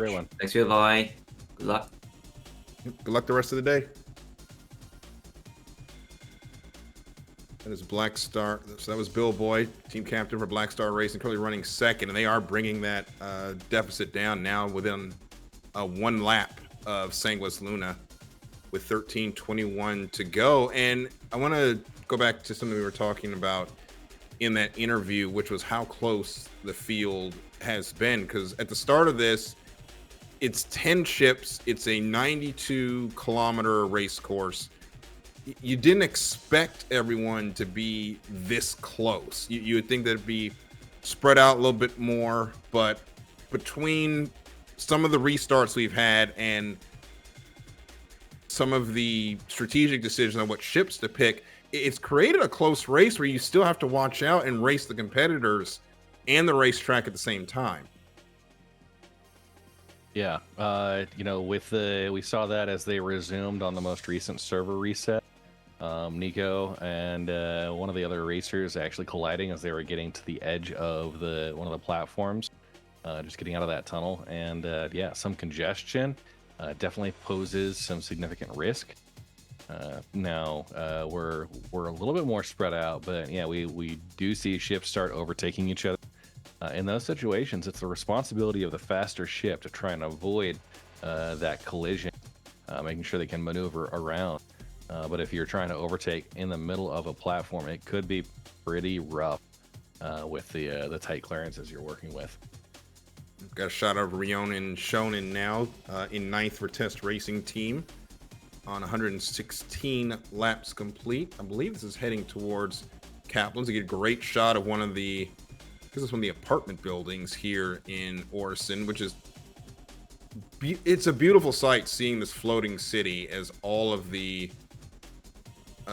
planets in Star Citizen have their own little charm. You've got the floating city, the floating industrial city that is Orison. You've got Hurston, which is, I will politely say, an ecological hazard.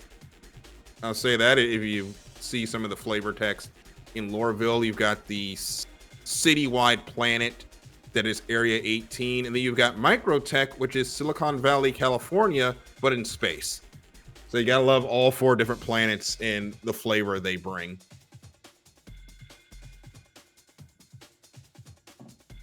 Just want to highlight a message from in chat by Cloud Subverse. Cloud Subverse has said, "Are pitambo fruits considered doping?" Yeah, no, that's a call out. There would be there might be some other substances to be able to use, both to increase extend your nutrition, hydration. But yeah, it would be an interesting thing to see how some of those other some of those specific consumables might have an impact on your racing abilities. And so Captain MD13 has this little explanation of the plan. I was going to read this real quick. Hurston is the city from Cyberpunk. Orison is Bespin. New Babbage is Tokyo in Hoth. And Area 18 is Coruscant meets New York City. Kind of agree with that, especially the Area 18 one. And obviously, we only have a few landing spots on the planets right now, but those are going to get fleshed out with more populated landing spots and places to go as the game goes on.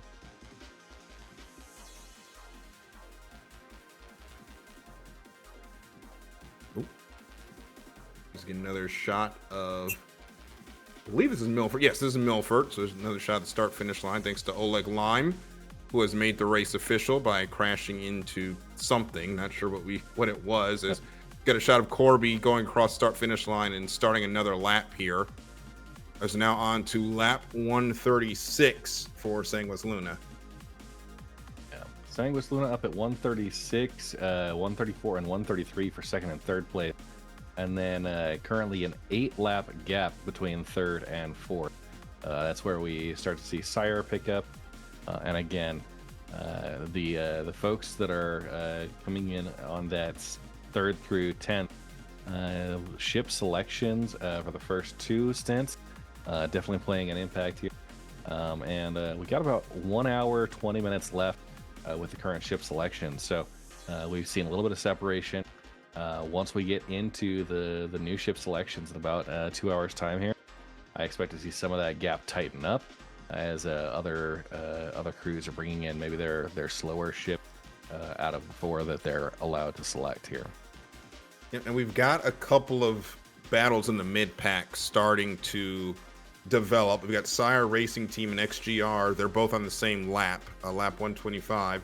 And then behind them, the battle for 6th, Amarok's Fang and Consolidated Russian Fleet are also on the same lap, lap 123 at this point. And that goes down to the ship selection. SCIRE's in the Razor, Boltok for XGR's in the 350R. And the difference between those ships in the last lap, SCIRE ran a 356.0. Boltok in the 350R ran a 347.28.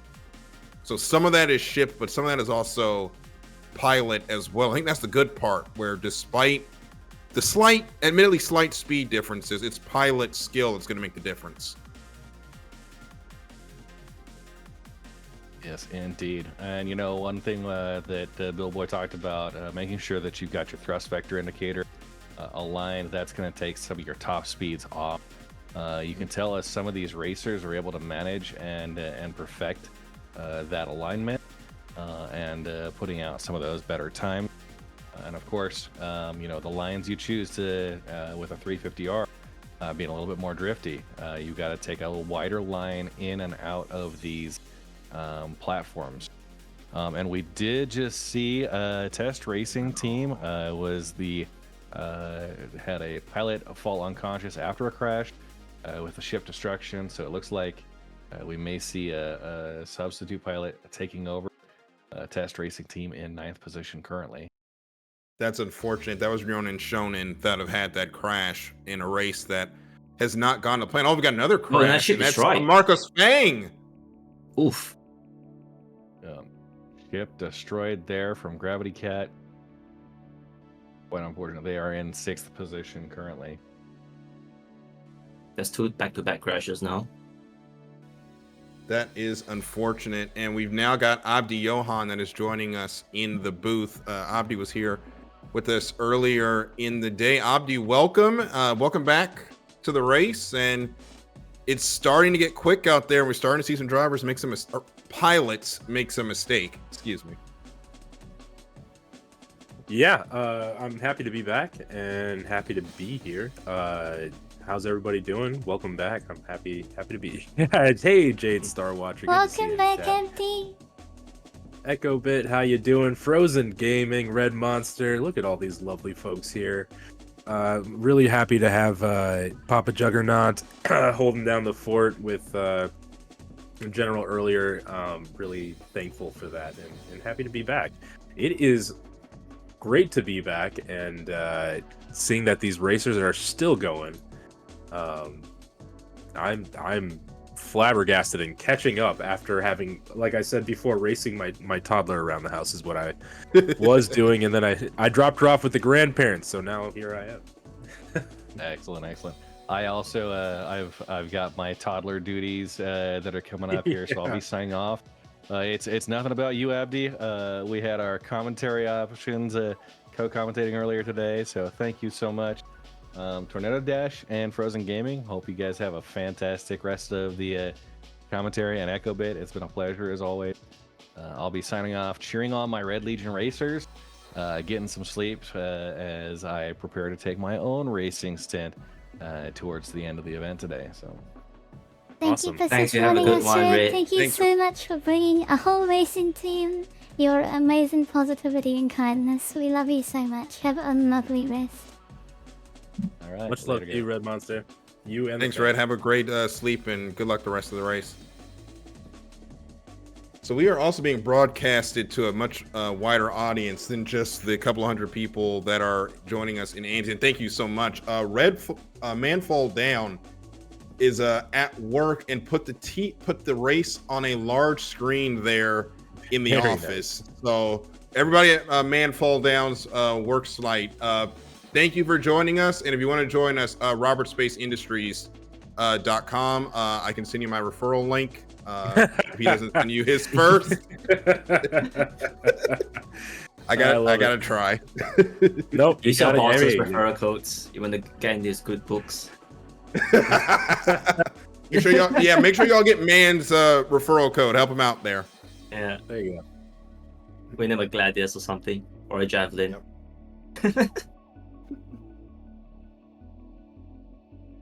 All right, 13, so, 11 yeah, left catch- to go.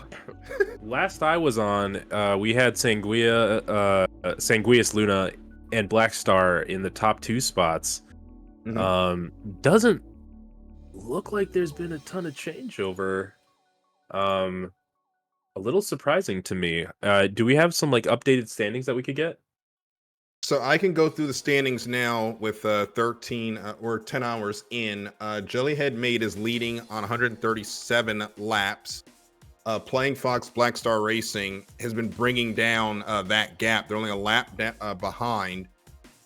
And that is because Black Star Racing is in the 350R. Currently, Sanguis Luna is in the P72. So there's a speed differential with those two ships, as Black Star Racing is currently 5 seconds a lap faster. NAFTY is for Frontier Consolidated Racing. They're in the Razor. They are third. Albin SCIRE Racing fourth. There's several laps distance between them, with Frontier Consolidated Racing on 134, SCIRE on 126. Bolt Talk for XGR is fifth on 126 laps. They were being chased by Marcus Fang and Gravity Cat, who is now in that ship. In the Razor, they had an accident on Marcus Fangs. They're now a few laps behind Boltok in the race for fifth. Airsai Ivan for Consolidated Russian Fleet is seventh on 124 laps. They're at the back of that Consolidated Russian Fleet of Marcus Fang. They're leading that little group there. Omega Aerosports is at the tail end of that group. It says Herbie on my chart in the M50, but I'll refresh to see if that is correct. And then Riona and Shonen, Test Racing Team in 9th, and QTM Red Legion Racers in 10th. So that is our order now as we get ready to head towards hour 11. What has been an entertaining 24-hour race so far. Wow, it's fascinating, stepping away and then coming back. It looks like the major changeup that I saw and that I thought would happen was, with the top 2 teams, starting off with, I believe, the M50, and then starting with those faster ships and then having to switch to slower ships just by necessity because that they chose the fastest from the start. That there might be a little bit more change up there. What I'm seeing is a closing of the lap gap, but not quite a changeover for those top 2 spots. So Sanguis Luna and Black Star Racing really kind of leading the pack here. There has been some interesting changeover here, though. Omega Aerosports, I believe they were either 4th or 3rd, dropped down to about 8th. Still doing great, though. I mean, all teams are doing a wonderful job. This is an endurance race, so any amount of participation to me is just a Herculean effort. So But it is interesting to see some of this changeover. Test managing to overtake Red Legion. They were having some had issues XGR there. overtake SCIRE there too. Yeah, that's wow. wow. Yeah, so we have some real change up here. I was really curious to see what would happen with XGR. They were the ones that I was really keeping an eye out for, because they went from the P-72. They started with the P-72. And that is one of the slower starting ships, but they were still keeping it in 6th place. Now, as they've switched to the 350R, it's really interesting to see them making up some time. Maybe some of that strategy is going to end up paying out for them.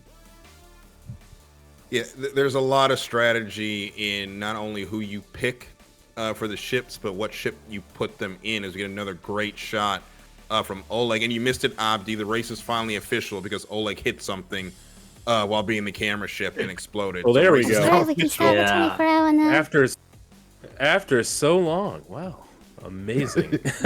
Oleg is just really holding it down there, and really, again, thank you to all the camera operators for their work, because they're running a race of their own, and keeping us in the know of what's going on. So much love to Oleg Lime, to Faye, HMS Thunderwolf, Horo, and again, for event photography, Andrew MI66.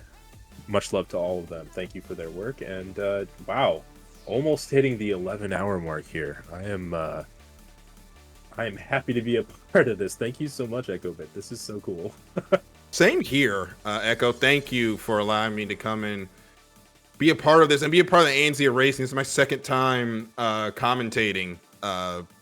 Unofficially third race that I've seen, because I was at the Open GP, just observing in the server to see how things are run, and it's been a great show. It's been great to be behind the scenes and see how everything runs at a staff level. And this is, I'm going to be very biased here, but this is probably the gold standard of how we do Hell races yeah. are run in Star Citizen. Thank you. And thank you for spending some time with me. And, as we spend more time together, and run more races together, go forth with open arms to anyone else that wants to join this community. Bring them in, show them how cool this is, show them all the beautiful orgs that we have here, and the fun time that we can have together in our favorite space game. So, yeah, thank you, and I love you guys very much. We love you too, EchoBit. And Okay, cool. a major point to open here. We got not open. Man, we've been going for almost 11 hours. There's no opening. This has been opened.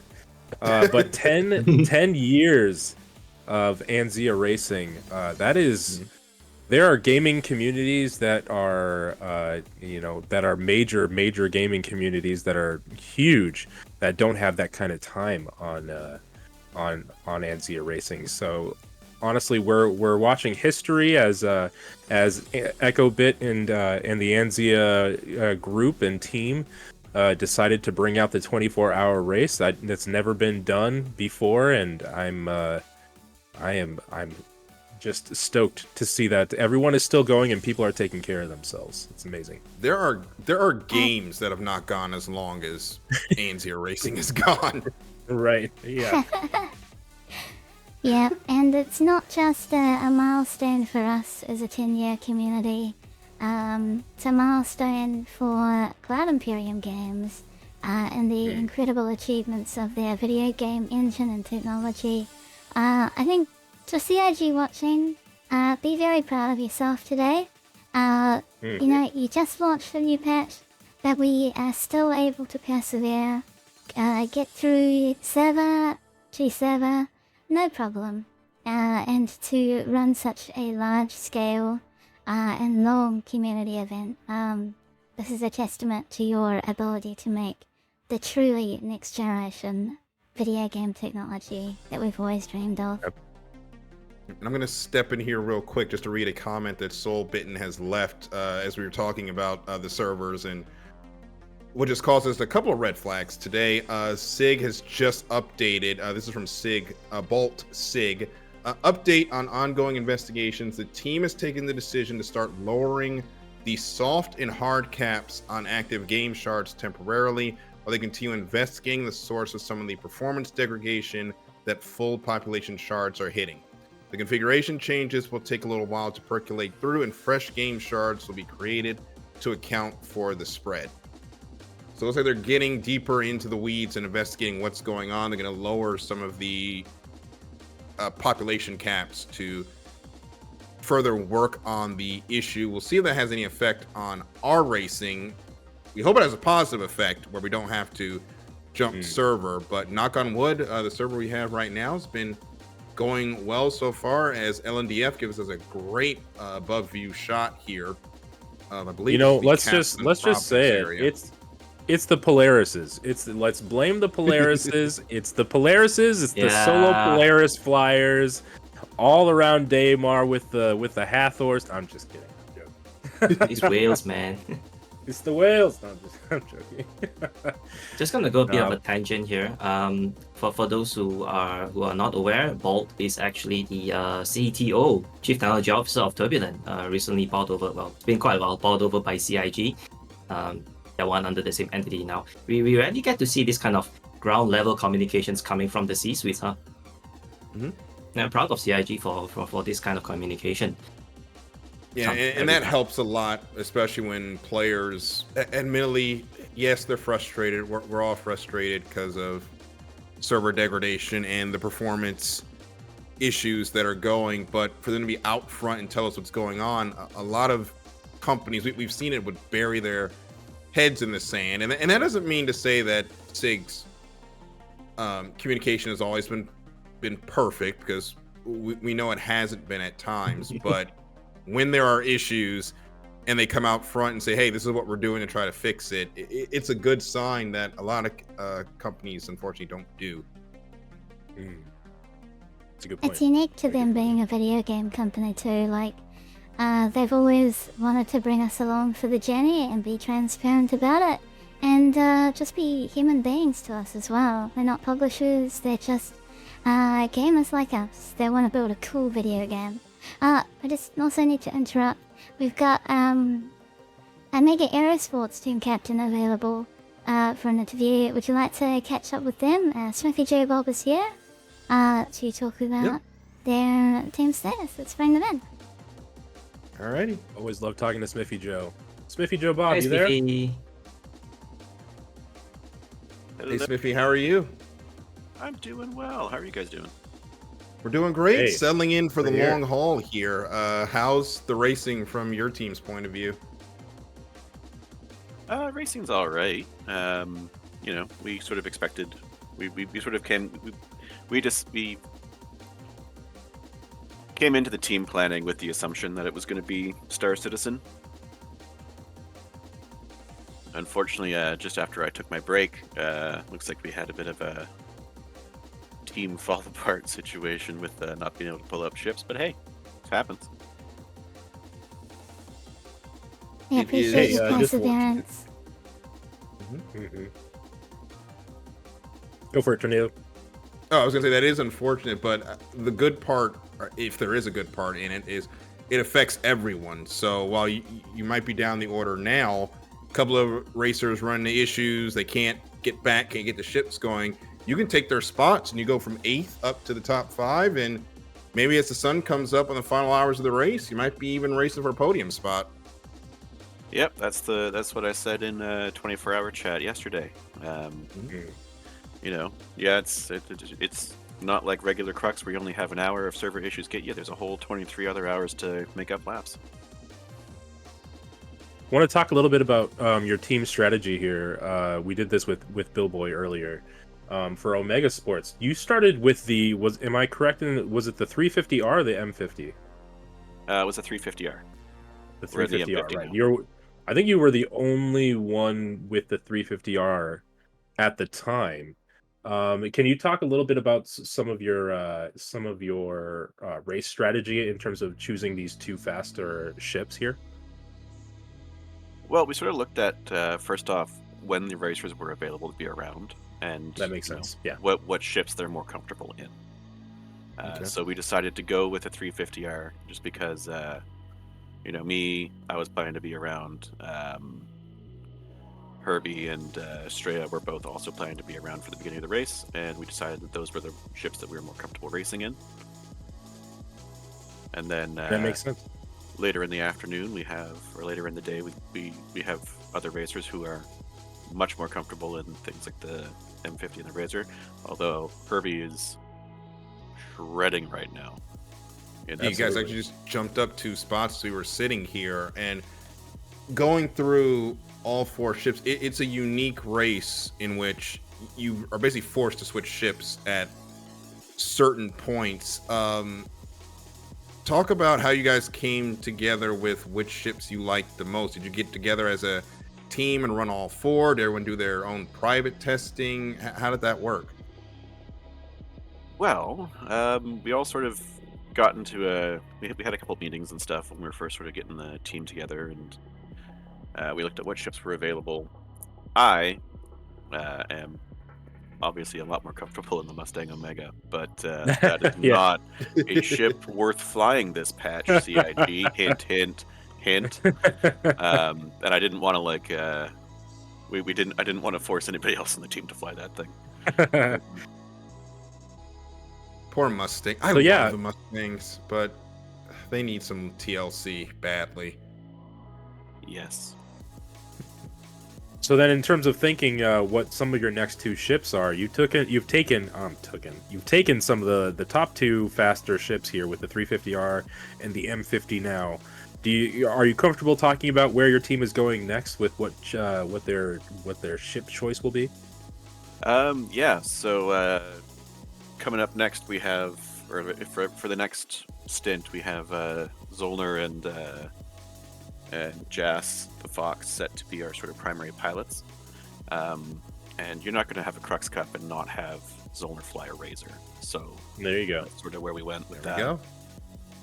One of my favorite racing ships right there, the Razor, slightly behind the Saber Peregrine, just because the Saber's my favorite fighter. But if it's racing, I gotta go with my Razor. I'm sorry, I love that thing. Razor's a good ship. Yep. So we were Sophie? talking earlier. Oh, go ahead, Echo. Yes, Echo. Sophie, can you tell us about Omega Aerosports, where we can find you, where we can find you streaming? Tell us about your community before we let you go. Sure thing. Yeah, so I run Omega Aerosports. We're sort of like a social racing org. We mostly do like a weekly track night every Thursday night, 7:30 PST. It's open to everybody, any skill level, any ship. We pick a track for the day, and we go out and race.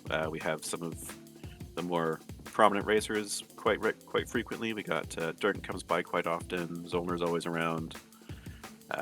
Tint, a lot of the Frontier Consolidated guys. And we also do what we call our seasonal festivals. We do like a winter and a summer festival, which are week-long racing events where at least one race happens every day for 7 days. We work with industrial orgs and other racing orgs to sort of fill in some of the races, as well as create some UEC prizes for every race. Very cool. Track night I stream on my Twitch channel at twitch.tv/SmithyJoeBob.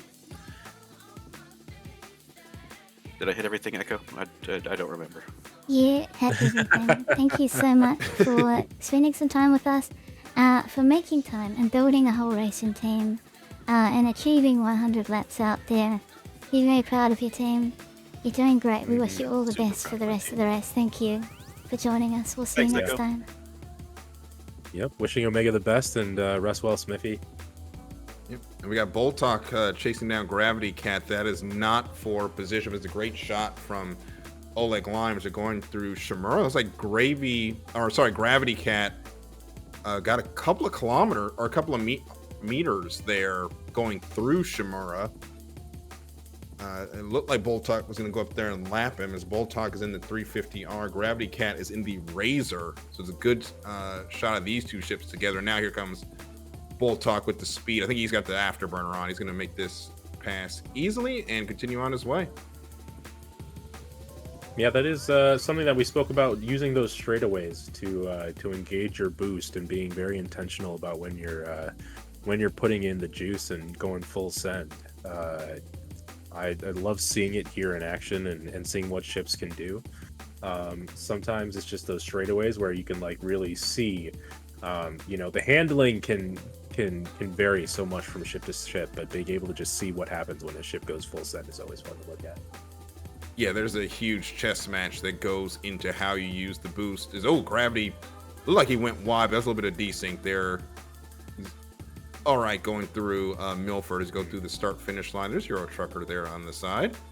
As they cut the exit of them. They cut the exit of these platforms so fine. And there is a lot of track geometry out there that if you're not careful, you can run into. And they just get right there on the limit. Folks in Formula One circles, they complain about track limits and not having something out there to dissuade the drivers. Well, we've got giant metal pylons that will dissuade our drivers from cutting the course. Yeah. So they'll dissuade the camera operators too. Yeah. Well, some of our camera operators will chance it. Hi, Oleg. Yeah, right. We're watching right now, actually. We're getting some great shots from all of them, but yeah, really, really curious to see, what some of this lap changeup is happening from, and kind of what groups are starting to solidify here. Maybe not solidify, but at least some clusters and clumps. If you see the first, second, and third spots, all of those are on between lap 140 and lap 141. They're in a type of like race of their own there, with a second portion ranging from 132 to 129, and that goes all the way from fourth position to 8th position. So Omega Sports, Amarok's Fang, Consolidated Russian Fleet, SCIRE Racing, XGR, all kind of fighting for that spot. And it's interesting to see the different ships that are in that middle lineup too, because you're seeing 350Rs, you're seeing Razors, you're seeing P72s, and I feel like we're going to see even more variation as time goes on. So it's keep an eye out for it. These standings are amazing, but there's always a chance for movement. Oh, Swiffy Joe Bob says, Jelly had made. Oh, sorry. He just disappeared off the screen. He was going into Kaplan, and then his marker disappeared. I don't know if that was a crash or just desync. I don't see him out on the course. There he is now, so that may have just been a desync issue. So he's right there, just exiting Kaplan. See it now. Yeah, that's good. Yeah, there must be something about that area, because it looks like it just happened again. Loving this shot though by Feifei, continuing to hold this, hoping that she continues to get that hydration as she holds it down from that top view. Love it. Yep, and Boltog and Gravity Cat. Boltog and Gravity Cat, we're getting the shot again from Oleg Lime. They have been together for the last couple of laps now. They're not on the same lap, but for Gravity, it's important to stay there, to not lose another lap. Is actually, no, Airspray Ivan is not close to them. And now Boltog going up high to get the extra airspeed to come down. But these two ships, they're kind of running their own pace, and that's going to help Luigi with SCIRE, Airspray Ivan with Consolidated, who we saw just go through the start-finish line. It's going to help them catch up if Boltog gets stuck battling with a ship that's down the order right now. Because Boltog's still behind Gravity as he head through Milford. We have some reports here that Black Star Racing's lap times have kind of slowed in this portion. Maybe a little bit slower than when Billboy and Playing Fox were racing for Black Star. Maybe falling 5 seconds per lap. But it is giving Frontier Consolidated a chance to catch up by about 15 seconds a lap. We'll see if that continues to hold, if there's going to be a little bit more contention for that second and third spot. I'm really curious to see what happens there. I'm not sure what. Yeah, I'm not sure what happened with DJ to Geek, who's out there now for Black Star. That he's ran a 353.1 his last time. That's a couple of tenths faster than Jellyhead made, but Nafty and that Razor is hawking him down 342.1 the last lap for Nafty. So that's something we're going to watch here over the next couple, or over the next 30 to 45 minutes to see if, importantly, Nafty can get on the lead lap or the same lap as DJT Geek. Because remember, Black Star Racing is going to the P72 next. And that ship does have a speed deficit.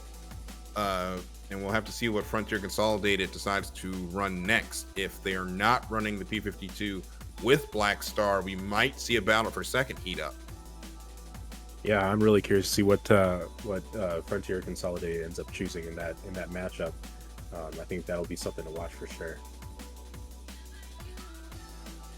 So we'll Really check curious. that. Jellyhead made with Sanguis Luna, like they are just. I am so curious to kind of like get in their head and kind of hear what Sanguis's team strategy has been. They've been holding it down in first position for a long time, but not to say that is indomitable. There's always change-ups that can happen. You know, one bad turn, one crash, or a switch out of ships or this or that. It can really change the race. So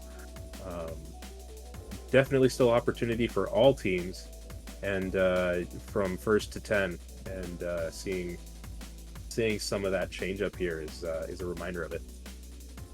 Yeah, and it helps that they had such a great opening stint with Fresh, who really did a replay of what he was doing for about 50 minutes of the Crux Cup Pro GP last Sunday, where he just put the field under such pressure, had everyone a lap down by the end of his stint, and now it's just about maintaining and staying out of trouble, whether it be server desync or running into another ship or a game crash, which it could cost you a little bit of time, even with the fact that on Milford, as we're getting this beautiful cinematic shot from expat Brat here, even with the backup drivers on Milford ready to go, you still lose a lot of time if you have a driver crash during their lap. So for Sanguis Luna, it's just about maintaining. You don't need to go 10 tenths. You might want to go 9 tenths right now.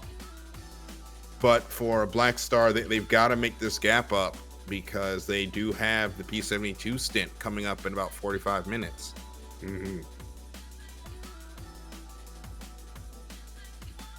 Similar feelings too with XGR starting with that P72 at the start. Seeing folks kind of like choose that P72 and seeing what they do with that slightly slower ship is always fascinating to me, and to see that Sanguis is able to still hold it. I'm curious to see if they're able to keep that lead, or if that means that their lap times might be slowing down too with that slower ship, giving the second and third place opportunities for Black Star and Frontier Consolidated to mix it up. So we'll see what ends up happening. Well, whatever happened with DJ to Geek on the last lap, definitely he's gotten back into rhythm. 352.56 his last lap compared to a 356.29 for Jellyhead May, but Nafty and the Racer still 9 seconds faster, 341.7 his last lap, and they are on the same lap now with Black Star Racing. So it's starting to get interesting here at the front as all these racers are chasing each other down. There's Rionen Shonen coming out of, I believe that was coming out of Providence. No, that was coming out of Kaplan, excuse me. Love seeing these shots too from Oleg and from Expat Brat. Really keeping us in the know as we track the racers, but also just choosing some very cinematic shots and showcasing what Star Citizen can do when it comes to that. Yep, it's a gorgeous environment as you got the morning over Orison from the Stanton Star as Rionen continues on his way, and you hear a lot of comments about it being a Star Citizen being a very pretty game to look at, but playing is a different story. But it is gorgeous to look at. You're right, and just where it's come from in the last 10 years, from when these ships, we only thought about them flying, to now we're taking them through now 2 whole star systems, between Stanton, which is completely put together, and then Pyro, which is basically Detroit. Where we're able to go, it's so incredible in 10 years, and this development is just going to accelerate, because we've got coming down the wings the first episode of Squadron 42, which we're all very excited for, as the Gravity Cat and Boltok battle is still going on. And with that, the first iteration of that out of the way, it's just going to make the development of Star Citizen so much faster. Loving this shot too by LNDF, seeing what those 2 races are doing so close to each other, which makes me a little bit nervous. Last I was on, we were at the 5 to 6 hour mark, and it wasn't just about seeing who was close to who. There was a slight amount of desync happening, so we were just a little bit nervous about ships getting close to each other and not registering that, and like seeing some of these racers take that chance and really kind of make for those optimal lines, even if they're right next to each other. Bill Boy in the chat goes, "I'm from Detroit. Detroit is a beautiful city. We kid because we care." Then of course I got to start it now. Gerbo the Gnome says, "Detroit, don't you mean St. Louis?"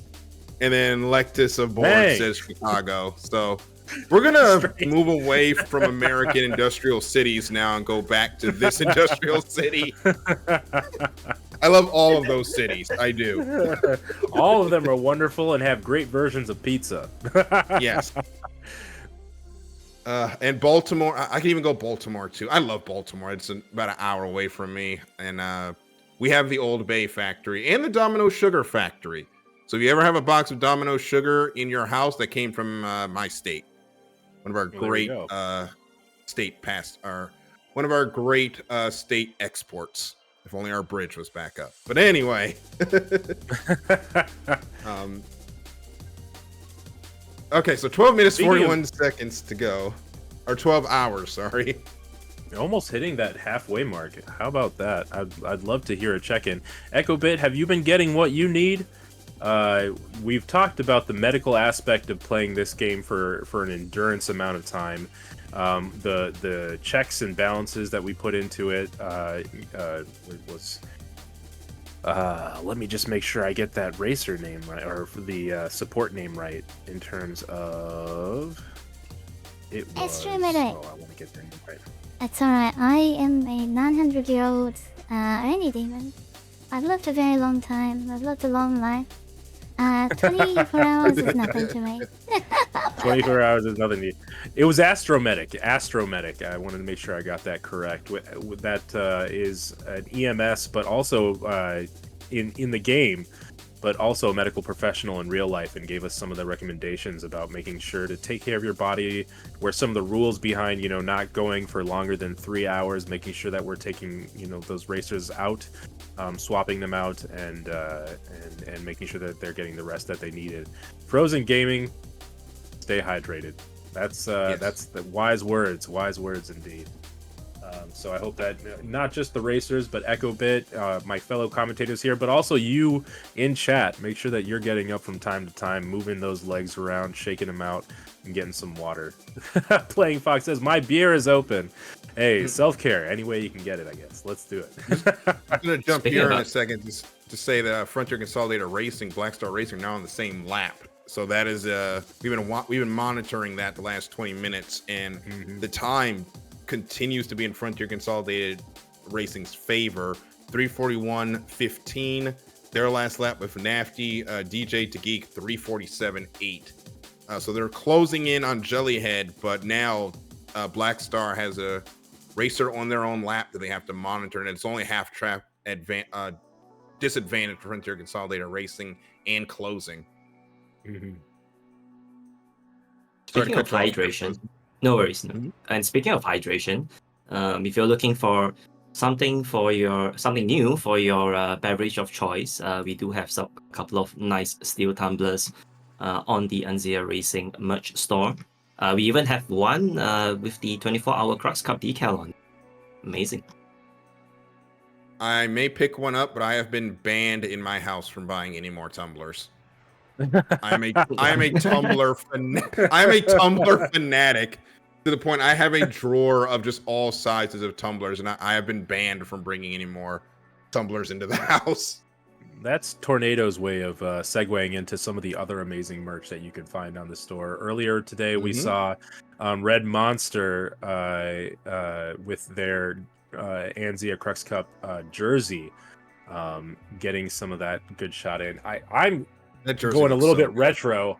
I got my 2954. You can't see it, chat, but I got my 2954 Crux Cup shirt, as well as my 2954 Crux Cup hoodie, which is makes a regular appearance in my house, and why my daughter knows what shoutcasting is, even though she's only 3.5 years old. Wonderful. Yep. Nafty continuing to just pound out the fast laps right now. Continues to be the fastest ship on track. 3:43.55 last time around for the Frontier Consolidated Racing team. That Razor is paying dividends right now as Black Star Racing looks like they are now within a lap as well of Sanguis Luna. So it's starting to get spicy here at the front of our grid in a 24-hour race where we go real life. I just went to the Rolex 24 of Daytona for a birthday trip back in January, and there you had about they had 4 classes. Obviously, we only have 10 ships, but you had one class GTD Pro with 8 cars on the lead lap in the final hours. The way things are coalescing, we could be there as well, where we could have the front 3 back on the same lap again. And if there's an issue, XGR is still in play. SCIRE, is still in play. Even a Marcos Racing team, even a Test and Red Legion, whose races have not gone to plan. 24-hour races have long stories to tell. Each hour is a chapter of a history book. And there's a lot more to be written before this one is over. We've got Nafty going into a Milford now.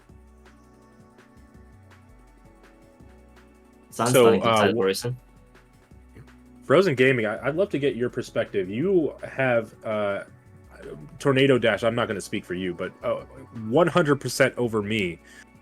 Way more experience in terms of actual racing in Star Citizen. Have you done any endurance racing yourself, like in terms of long periods of time? Sorry, was that question for me? Yeah, that was for you, Frozen. Oh, definitely not as long as the 24-hour one. Saying that this is the very first instance. But yeah, I have personally gone through a couple of endurance races. Let me think. Yeah, my very first one being Scarlet Apex. That's the 0G racetrack. I've done at least one hover vehicle. That one's pretty interesting. Along Winter Circle. I think that was can't recall. I think it was the Pulse. I think. Oh yeah. Okay. Those trees got me good in those tracks. And I love the Mirai Pulse, but I was riding it on Hurston yesterday and caught a cactus. Unfortunately, you said that instantly. Those cactus. It was at night. Here's what I did. It was at night. I forgot to turn the headlight on because I thought, the camera or my helmet light will be just fine. No, I hit that cactus. I had no chance of missing that thing. It had your name on it. Yeah. It had my ship right on it, and then scattered pieces of it all over. But I was able to get my stuff back. That was actually that was a couple days ago. I was able to get my stuff back. But now, if that had happened, I would get my stuff back at the hospital, not having to fly back and get it. A controversial change for some people. Some people loving it too. I have I have thoughts on it, but I don't know if this is really the race to be talking about it. But definitely changing up the way that we approach this game, and it is just a step on the ladder of where we're going with the death of a space person. So, really curious to see where we end up going there. Yeah, that's a great way to put it, though. This is a small step. This is just T0. This is not how the system is going to function when 1.0 comes. This is just the let's get it in the game, test it, find all the bugs type situation. Eventually, it's not going to be free. We're going to have to pay to get all that stuff back. Now, you'll be able to lock it down, but the person that has it will have an ability once we get to 1.0 to unlock the equipment to use, melt it down for parts, or sell it off for UEC. So there's a lot of conversation, I'll use the politically correct term, about it, but we have to remember everything we're seeing is the ground floor. It is not going to be this way when we get ready for full release. And that's how I look at it. And I mean, like, let's the end point of that is really just, make sure that you take care of your picos. Don't let those fall into the wrong hands and become potential space dust. That's my takeaway from that. I'm just kidding. Totally joking. Yeah, but the positive is seeing everyone in their different special armors. It's so refreshing, and it really lights up the verse to see everyone in the different colored armors that they've kept really in the locker because they don't want to lose it. Now they can wear it and show off their own style, and it makes every character look unique, which is what we're looking for at the end of the day. Definitely. We had a change out at the 5-6 hour mark, and we had some of our camera operators still doing their thing. So we got to see all of the racers on the shuttle going back to their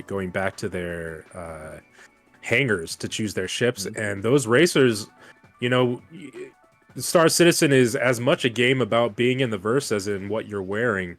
Jade Starwatcher, big fan of Black Star Racing and part of Black Star, can definitely attest to this. What you're wearing makes a difference, even if it's just looks now. EchoBit talking about this earlier too. In the future, it won't just be about the looks. We might see some real positives and negatives, but also in terms of visual style, but also gameplay in the future. So could be more to the fact that, like, hey, maybe you're able to take more G's because you're wearing a racing suit while you're actually doing racing instead of wearing your chunky armor, which might not even be a possibility in the future. So we'll have to see what this ends up doing for the racing community in general. But wow, I feel like Faye is giving us such a great look into the changing of the day-night cycle as we go from that sunrise to sunset here. Getting a little bit into the darker look here. I love it. Great job, Faye, with that camera shot. Yeah, Faye has one of the most underrated shots that we have, which is getting that overhead view of the race course. It helps us see where our shots are. It helps us see where all the racers are. But then Expat Brat with this beautiful cinematic shot here of Orison going into the evening. Just our camp. We've said it, I think, all day, and we're going to keep saying it till the race is over. Our camera folks are some of the best in the business, and they're giving us A+ shots here. So keep up the good work, and thank you to everyone that's flying a camera ship tonight for this Crux Cup 24-hour. And make sure you get plenty of rest because you're earning your paycheck today. Absolutely. And for those who are not super familiar with Star Citizen, I'm not sure if this is your first time or not, but whether it is, these are not like pre-staged or in any way. This is all just user-made camera shots here using the advanced controls, the advanced camera controls, and some of the new zooming in features too with precision aiming. So able to get some really cool looks out of it, and really happy with what the camera operators are doing. Much love to all of them. So 12 hours, 28 minutes to go. I think now is a good time as ever to do a quick refresh of the field as we have gaps that are coming down. We'll start at the top of the order with Jellyhead Maid continuing to lead for Sanguis Luna on 147 laps. However, they do have a ship on their lap. It's DJ to Geek, Black Star Racing. This is the P72 versus 350R battle that we've been watching at the top of the grid. The lap times between those two, last lap, a second difference to the good for Black Star Racing, 351.9 for Geek, for Jellyhead Maid at 352.5, but both of them have to be watching Abdi this time here for Nafty and the Razor, 342.7. He's doing qualifying times right now, consistently fastest ship on track. Yeah, that's gonna be a big help to Frontier Consolidated. And I feel like it's Nafty and DJT kind of like bringing up their portions of it, because I believe there was a bigger time gap between Black Star and Sanguis Luna, but that time is closing. It looks like there's only there's still that lap the lap difference between first and second, but their lap times are really kind of going neck for neck here at the 352 mark and 351. Yeah, I think DJ at this and Black Star. Yeah, and DJ is now on the screen now. Oleg Lime is showing us now that he's about half track behind, which sounds like a lot, but this was 2.5 laps at one point. It was. So DJ has really put in the time to get this gap down. And you think about the difference between the two ships, and it makes sense with the 350R being able to overtake the P72. But you think about it, zoom out a little bit from that from the view and look at what the 4 racing ships that they've chosen are, and we're going to have to think about, you know, what head-to-head ship races we're going to see in the future between Sanguis Luna, Black Star Racing, and Frontier Consolidated, because it's closing. We'll continue down the order now, 4th through 6th.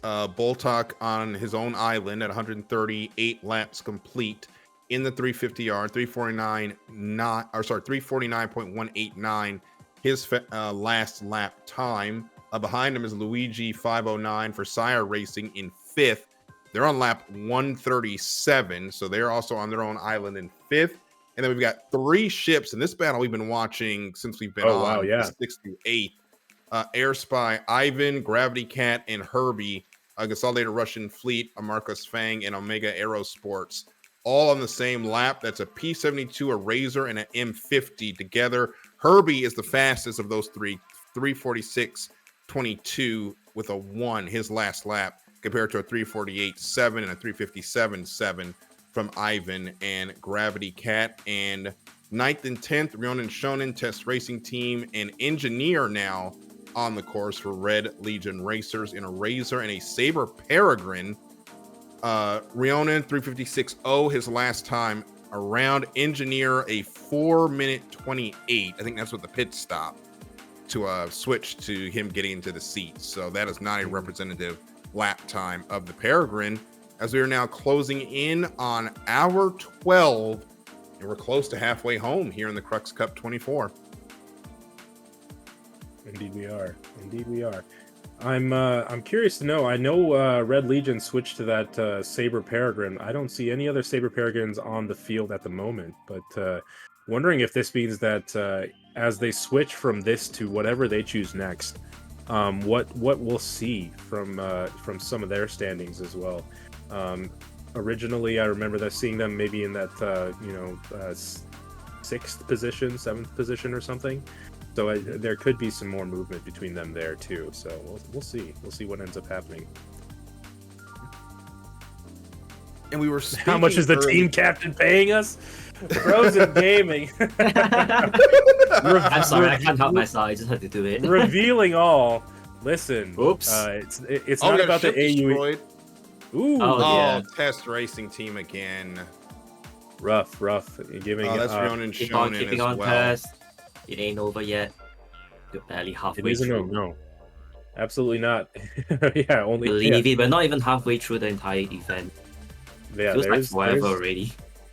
You're right. There's opportunity for more change up, and we'll see as that continues to happen. And already has tests being able to maybe make some space here for Red Legion to catch up, or if they'll get right back on it. So we'll see what happens next. And we're just keeping an eye right now on that top 3 battle, which it looks further out than it is right now with what we're seeing on the timesheets with Frontier and Black Star. They're on the same lap. Black Star is about a half lap behind Sanguis Luna at this point. But we're just keeping an eye on how these times are going, because these are 3 different ships with 3 different speeds. Sanguis Luna taking some pain here with the P-72, but they just want to maintain this gap before they switch out to what likely will be a faster ship, as DJ DeGeek and Black Star Racing will be changing into the P-72. And then we're not sure what Frontier Consolidated is going to run. Do we know what they've run so far? What their first ship was? Might give us some idea of what they might go to next. They might have been in an M50. Yeah, I think Frontier Consolidated might have been in an M50 last I was here.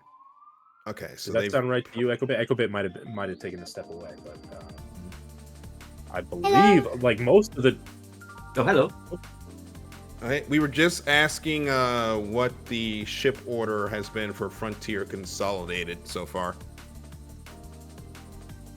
Right, so Frontier Consolidated ship order has been, they made with an M50, and now they're on their Razor. They're bleeding off speed, so they are currently doing the fast to slow strategy. Yeah, I see that. Yes, they might have that P-72 stint there at the end, so they have got to go, and that explains Nafty's speed. They have got to get into this deficit that they have to Black Star, and he, to his credit, he's still pumping out the times. 3:43 his last time out, 3:47 for DJ Geek. So he's still the fastest ship on track, still pumping out the times, but that goes into the physicality part of this that is underrated, I think, when it comes to esports, particularly sim racing, because they are still manipulating controls, and it is a mental game and a physical game at the same time. That's why we've got we reached out to Astro Medic, who is our in-race medic as well, and is a medical professional in real life, for some tips on how the drivers can stay, or pilots, sorry, can stay physically fit and well while they're still doing this. Because it takes a lot out of you running these times, lap after lap after lap after lap, and having to be consistent when you're trying to catch second and first to try to win the 24-hour race. Only one team, is going to go down the history books as the inaugural winner of the Crux Cup 24. That is a big deal in the racing community here in Star Citizen. Everybody wants their name on that first trophy, and we're 12 hours and 20 minutes from seeing who it's going to be. Nope, looks like Horo's back on station. Gliding through following Bolt Talk for XGR, currently in the 4th spot. Complete 139 laps. Unfortunately, they are not gaining to Frontier Consolidated, who was in 3rd with Nafty, we've been speaking about for a lot of this stint. As now darkness once again has fallen on Orison. Dirk says there's a trophy, metaphorical trophy. Metaphorical. Well, there might be, well, not a physical trophy, but there is something very special, which that trophy thing reminded me of, that we do have it in the works. We had recently completed a very special and unique piece of artwork from Lens Nation. And that artwork is going on a physical piece, which will be given to the winning team. So I put a little preview up of what that is going to be. It is, I think it's a nice tribute to the race that we have done this year as a 24-hour race. Just give me 1 minute while I pull that up. Okay. Here we go. I've got it. I'm gonna put it on. Let's see. Yeah, I'll just put it off on stream right now. So here it comes.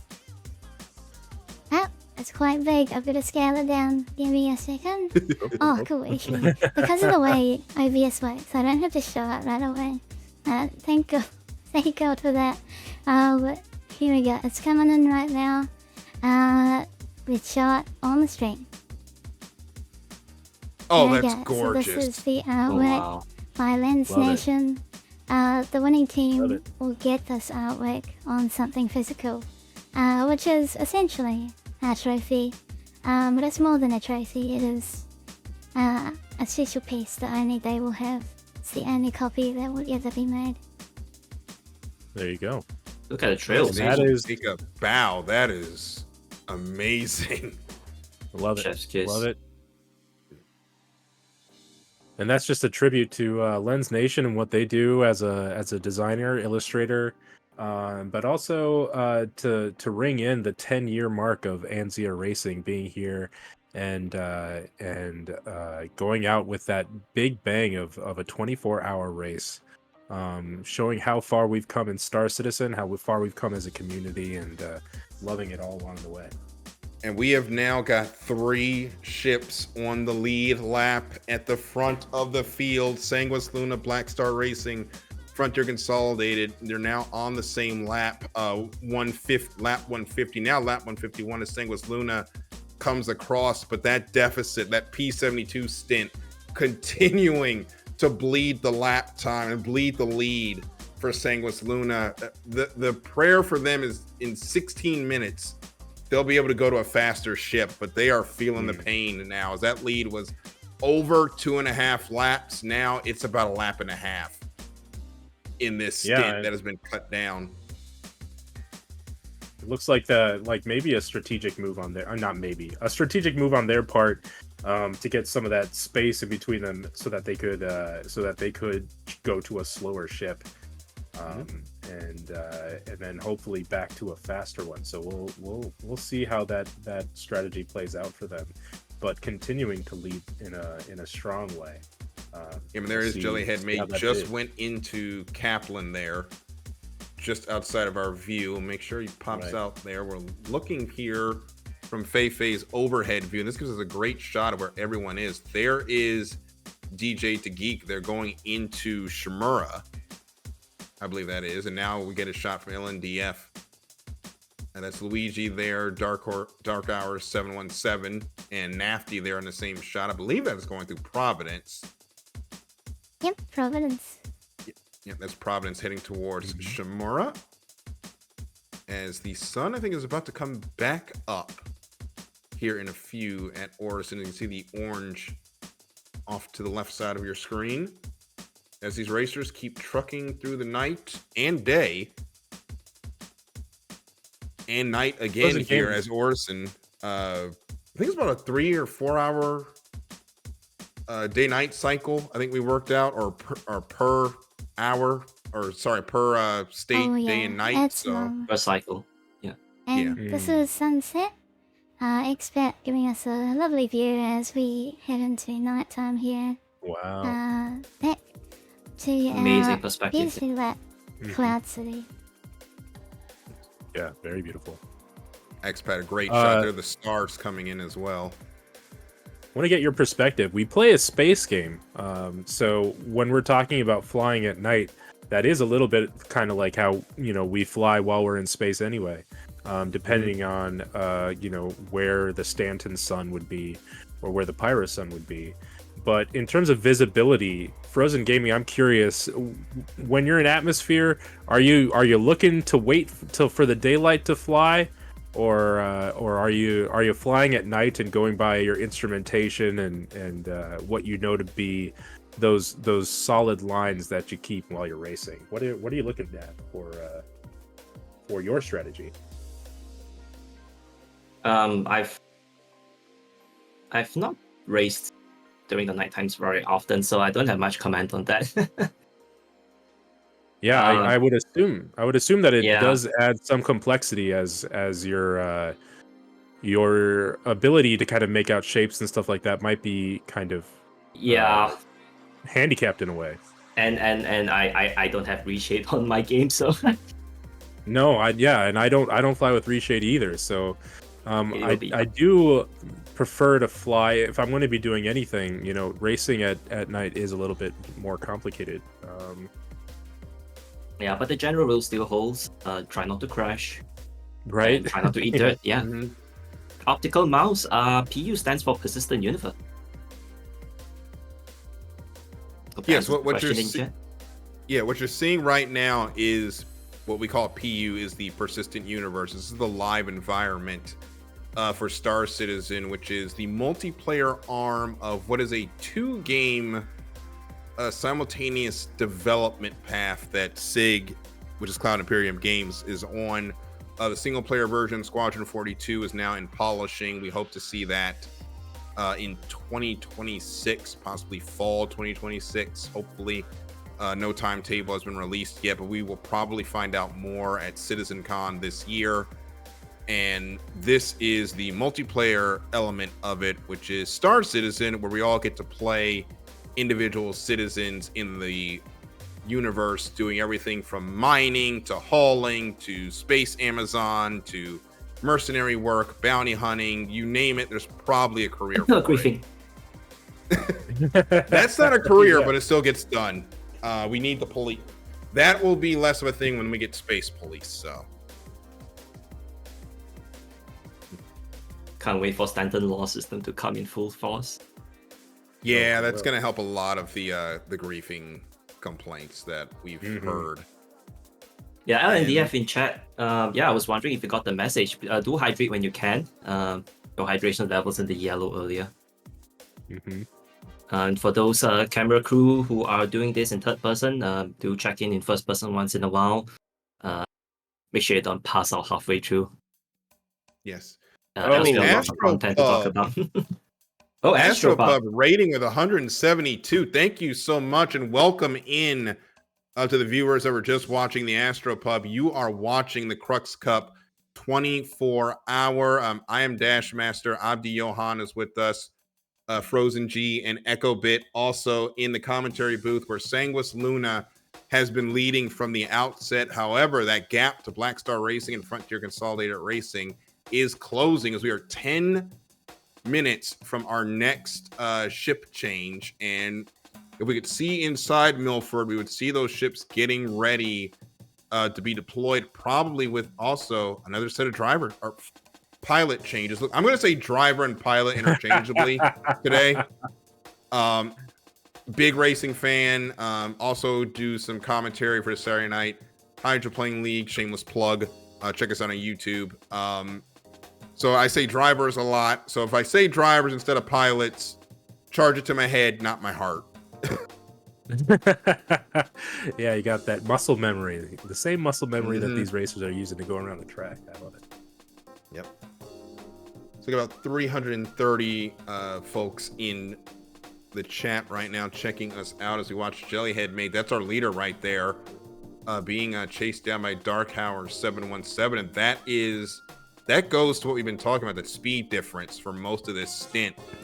The P-72 is small. It's a nimble ship. You can get like 80 of them in a cargo ship, and probably larger in ships like an 890 Jump because it's so small, but it's also got a tiny engine, so it's a little bit slower than these other purebred racing ships, and that's costing Sanguis Luna some time right now, but they're about to go to lap 153 as we are 9 minutes to where they'll be able to take that P-72, put it in the trailer, and get it fixed up for next year.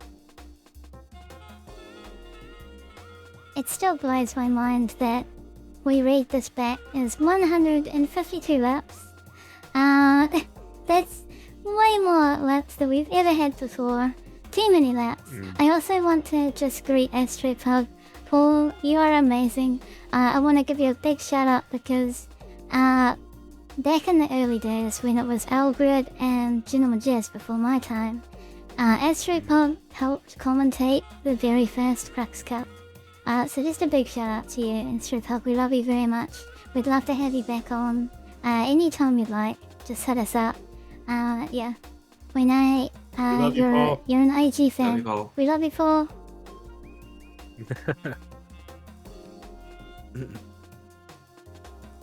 Thank you so much, Oh, Paul, they for going back everything to- you've done. Go ahead.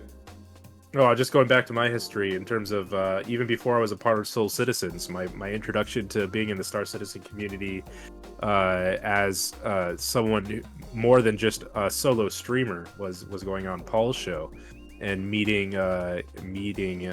Fastcart of Soul Citizens, and after doing that show, becoming a Soul Citizen myself, and now being able to do those shows. So Astropup is just kind of one of those those great people in terms of connecting people together and in the verse and showing us what that community looks like in Star Yes. Citizen. So much love to you, Astropup.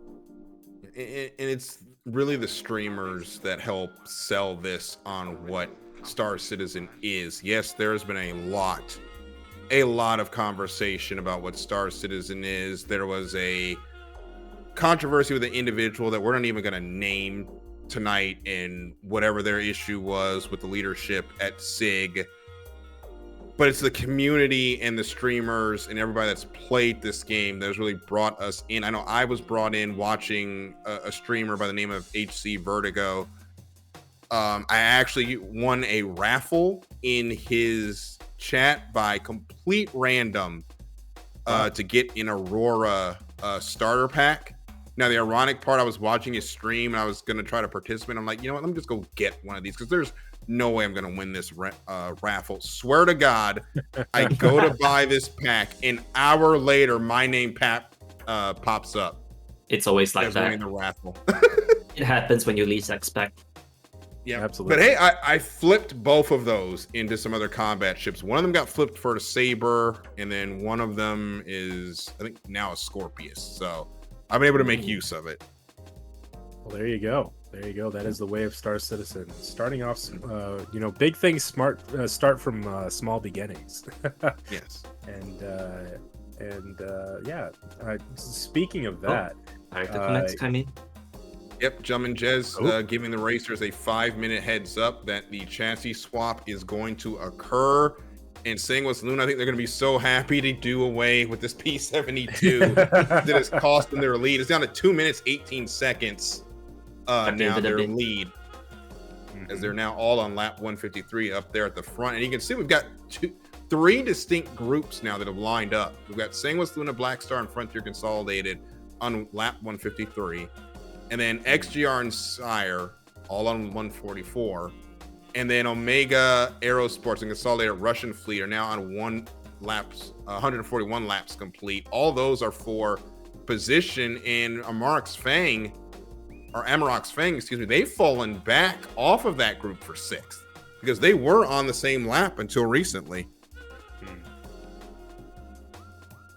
Yeah, it's interesting seeing the way that these groups have coalesced over time, giving opportunities though for movement, and we'll see some of that continue as these racers swap out ships. I'm curious to see what also happens with that Consolidated Russian Fleet, as they are flying the P-72 right now, and seeing what they end up going to and how that affects their standings, if they're able to make up some of that time deficit that you get when you fly a P-72 just by necessity. And all of that goes into making this a really fantastic race, being able to make choices, to strategize. Going fast is good, but you got to use your head and you got to use some strategy there, and doing that as a team has been playing out well for all the racers here. Love to see it. it's the trade-off of speed and consistency that goes in every 24-hour race, whether it be this one or the Nürburgring or Daytona or Le Mans. You've got to be fast, but you have to have the consistency, and you got to stay out of trouble. That's the main thing. We've seen several crashes take teams Holy and race crap. out. Whoa! 50 community subs by Man Fall Down. We have another hype train running. Wow, look at that. Wow, man. Fall Down. 8, holy moly. Oh, 7 to you, Man Fif- Fall Down. 50 tier ones. Can we get a 07 for Man Fall Down? That's amazing. Holy crap. You know what? I'm a part of that. I have to say thank you because I'm a part of that gifting. So thank you so much, Man Fall Down. I appreciate the love there, and for people like you that help out the community, and any bit that we have here going to Echo Bit ends up being something that supports her, and anything that supports her supports the community. So we love you. Thank you so much for that. So 3 minutes or 2 minutes now until the ship change.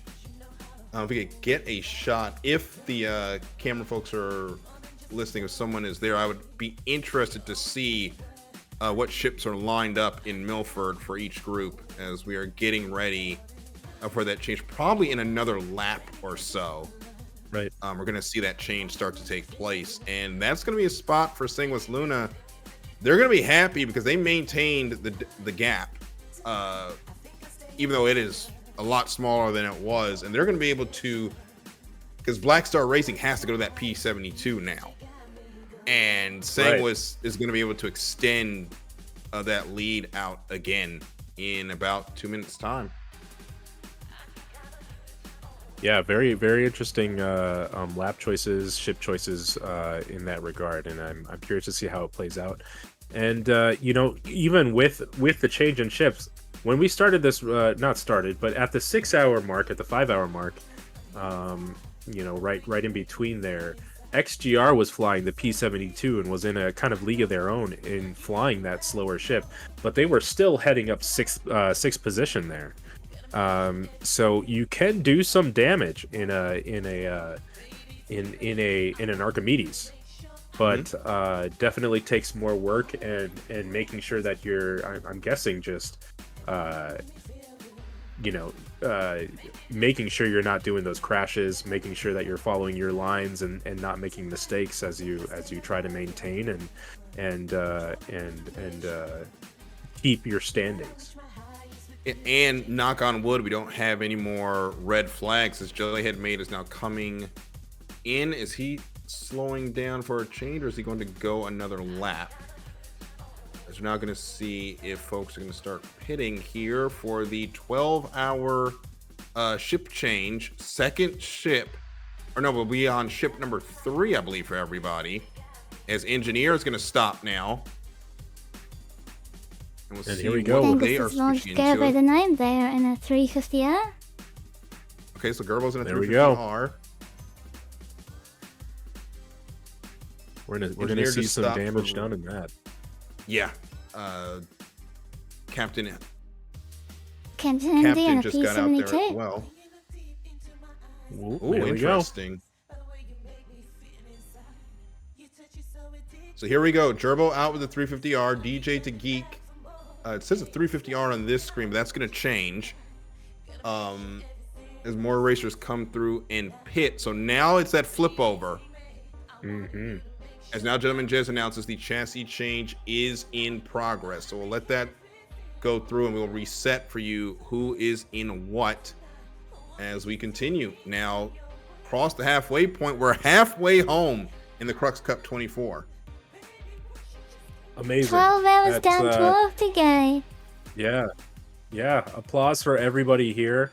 The camera operators, the racers, the viewers, everybody, the commentators, Echo Bit.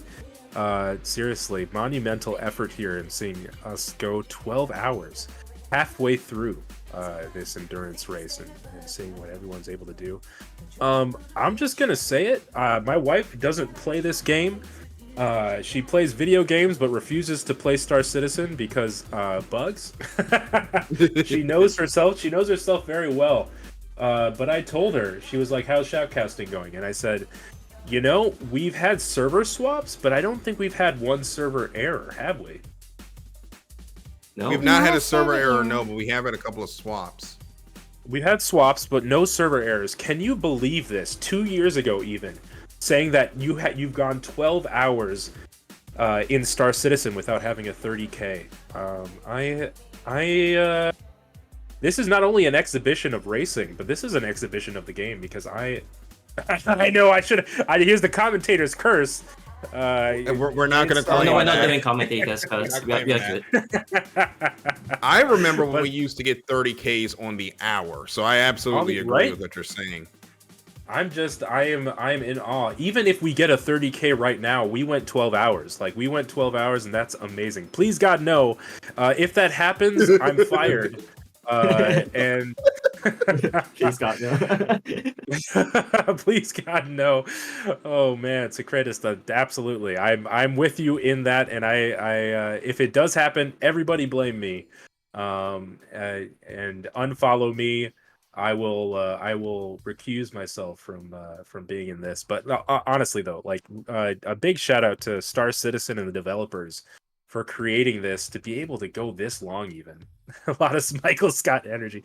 No, please God, no. No. No. No. So we have a. So I'll quickly go through what the ships are as it is on the timing sheet right now. I'll keep refreshing this as we go. But we've got Sanguis Luna, Black Star, and Frontier Consolidated are all in 350Rs. XGR has brought out the Razor. SCIRE has the 350R. Omega Aerosports is driving their Razor. Air Spy, Ivan, Consolidated Russian Fleet, they're in the P-72. Big Flex with the 350R. Test Racing Team with the Razor. And we saw Captain MD jump into the P-72. So that is the state of play as we begin effectively the third quarter of this race, the 12 to 6 hour mark. And this is where it's time to make the moves for anyone if they're going to catch Sanguis Luna here with 11:56 left. Is Oleg, I think, is jumping out to get a hydration break of his own. We have Sophie in chat saying, "Wait, they are racing 24 hours nonstop. Damn crazy." That's how we do it here at Anzia Racing. This is the 10-year anniversary of Anzia Racing as a racing community in the game, and EchoBit and crew decided, you know what, now's the time with the changes happening in the persistent universe, the PU, server meshing, and this being the golden year of stability. We decided that, you know what, this is the year the 24-hour Crux Cup is going to happen, and look at it happening right now. Sophie being inspired to donate with the bits. Thank you so much, Sophie. Thanks for your support. Thanks for the bits. An extra bit is grabbing a burger. Expert. Shout out to Whammers. He can go down to look at that. Look at that product placement. We might not have official sponsorships from in-game brands quite yet, but that doesn't stop Expat Brat from holding up a Whammers. And you know what? I bet she's gonna polish that down with a nice, cool bottle of Cruise. Z-Doctor just came in with 10 subs. Thank you so much for supporting the channel. Thank you so much. Look at that love. Look at you know what the community said. This hype train doesn't stop here. Let's keep the love going. Thank you so much. Thank you, Zadoctor5. So now we've completed a lap. We've given everything a chance to update. So I will update for you now what ship everyone is in now that we've completed the changeover. Sanguis Luna is in the 350R. Black Star Racing in the P72. That is going to be a trouble because Frontier Consolidated Racing is behind them at the 350R. Remember, they're on the same lap, so we'll pay attention to how those laps fall as things go. XGR is in the Razor. SCIRE is in the 350R. Omega Aerosports also in a Razor. Consolidated Russian Fleet in a 350R. Also, Amarok's Fang in the 350R, and Test Racing Team in the Peregrine, and the Red Legion Racers in the P72. And GentlemanJez has confirmed all chassis changes are complete and confirmed. So out there on the course, you got a lot of 350s, a lot of Razors, one Peregrine, and a couple of P72s. Yeah. So I'm really curious to see what this shakeup happens here for that top spot. Still going to be a contentious race. We saw that P72 leading from Sanguis Luna. Despite the speed differences. We'll see what Black Star Racing is able to do. Frontier Consolidated having an opportunity here, though. I'm going to see if they capitalize on that.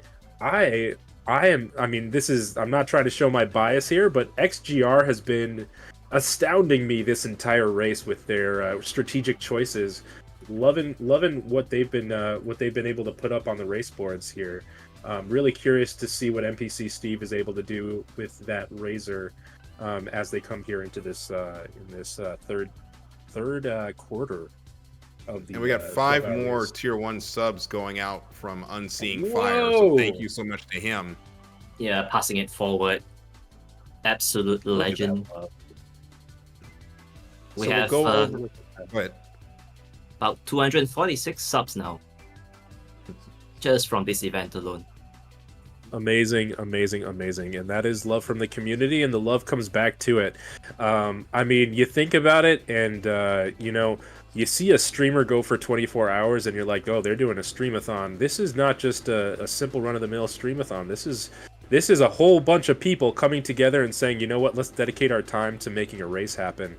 That being said, let's remember here, for those of us for those of you just joining in, we do have rules to keep these racers safe. No one person is going to be flying 24 hours straight.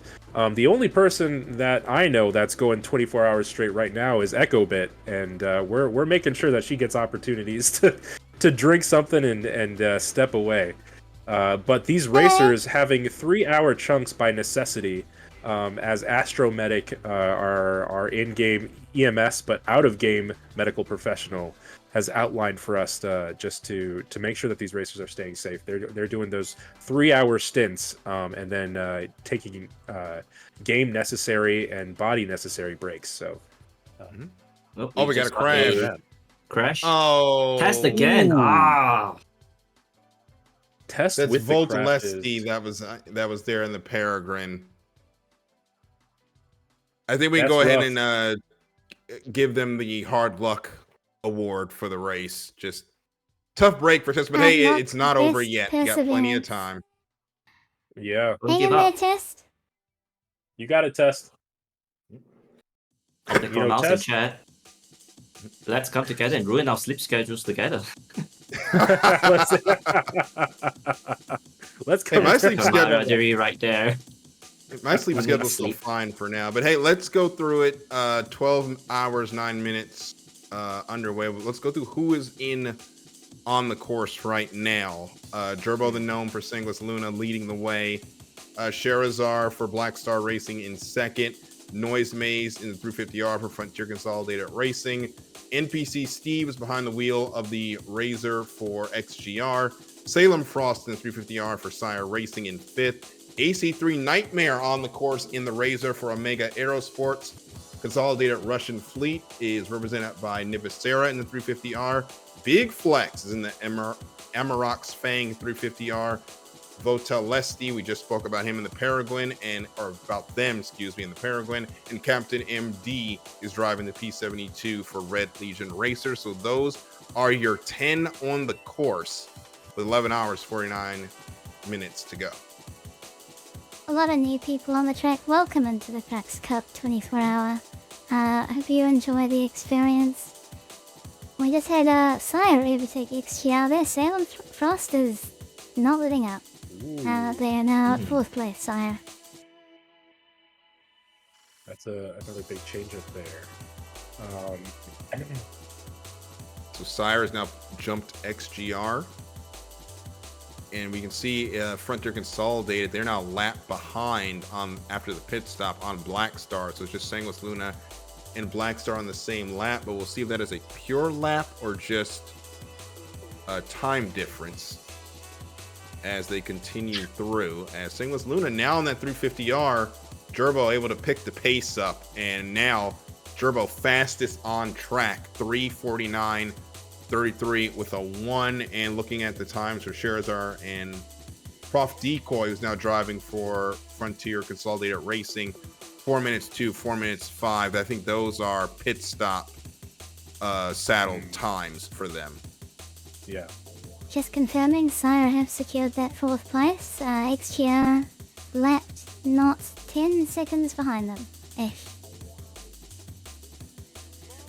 Yeah, see that? I think it was a slow handoff. I think that was the cause of that, because the last lap for XGR was a 5:52 compared to a 4:04 for SCIRE on the pit stop exchange. So not a good handoff, and that's cost them a spot, but there's plenty of time to get it back. XGR are on the razor. It is faster than 350R. NPC Steve, we believe in you. Handle that razor. Put the effort in. You can do it. There's still time in the race. Plenty of time. 12 hours, in fact. So keep at it. Push that razor to its limits. Full send. Yeah, we're again keeping an eye out at some of those groupings. You know, that 156, 157 lap, still kind of keeping in the top 3 with Sanguis Luna, Blackstar Racing, and Frontier Consolidated. Very interesting to see what's going to be happening with SCIRE Racing, XGR, and Omega Sports here, as we got a couple of razors and a 350R. So there's potential there. And you know what? I'm sorry, there's a spread here. Consolidated Russian Fleet and Amarok's Fang also in kind of that grouping. Being at 144, there's still ground to make up, but everybody in a fast ship, so it's going to come down to consistency and making sure that they're sticking to their lines as they find the speed. You know, we're getting some great shots. You had a great chase shot from Horo there, and now we got LNDF showing this 3-ship battle. That's AC, 3 Nightmare at the back, Sherazar, and then I'm trying to read that name. I think that's Prof Decoy. Yeah, Prof Decoy. Prof Decoy is in 3rd and ran a 4:05 the last time. Actually, Frontier Consolidated Racing currently in 2nd. Oh, that's a change in position. Oh, so they've jumped to 2nd. Oh, wow. So Bravo's gotten Jump. around. Then Blackstar Racing, yeah. They've Yeah, also their come shares around are at behind them, so Prof 158. 4 There seconds. you go. Prof is ahead. So Prof got by Sherazar on that P70. They're in the P72. Prof Decoy is in the 350R. Now it's Blackstar Racing that has the pain, and that gap is going to open. But now for Frontier Consolidated Racing, it is hammered down. They are on the same lap of the leader, and it's 2:19. We will watch that gap for you as this hour develops. As the battle for the race lead, it's not over yet, as Sanguis Luna and Frontier Consolidated going to probably pull away here from Blackstar Racing. And for Blackstar, it's just maintaining. They have, the good thing for them is SCIRE Racing is 10 laps behind them. So the stint is only going to hurt, but so much. But they just have to avoid getting lapped again by Sanguis and Frontier. That is their goal for this next stint. And then when they switch to their final ship with 6 hours to go, be in a spot to be able to chase them down.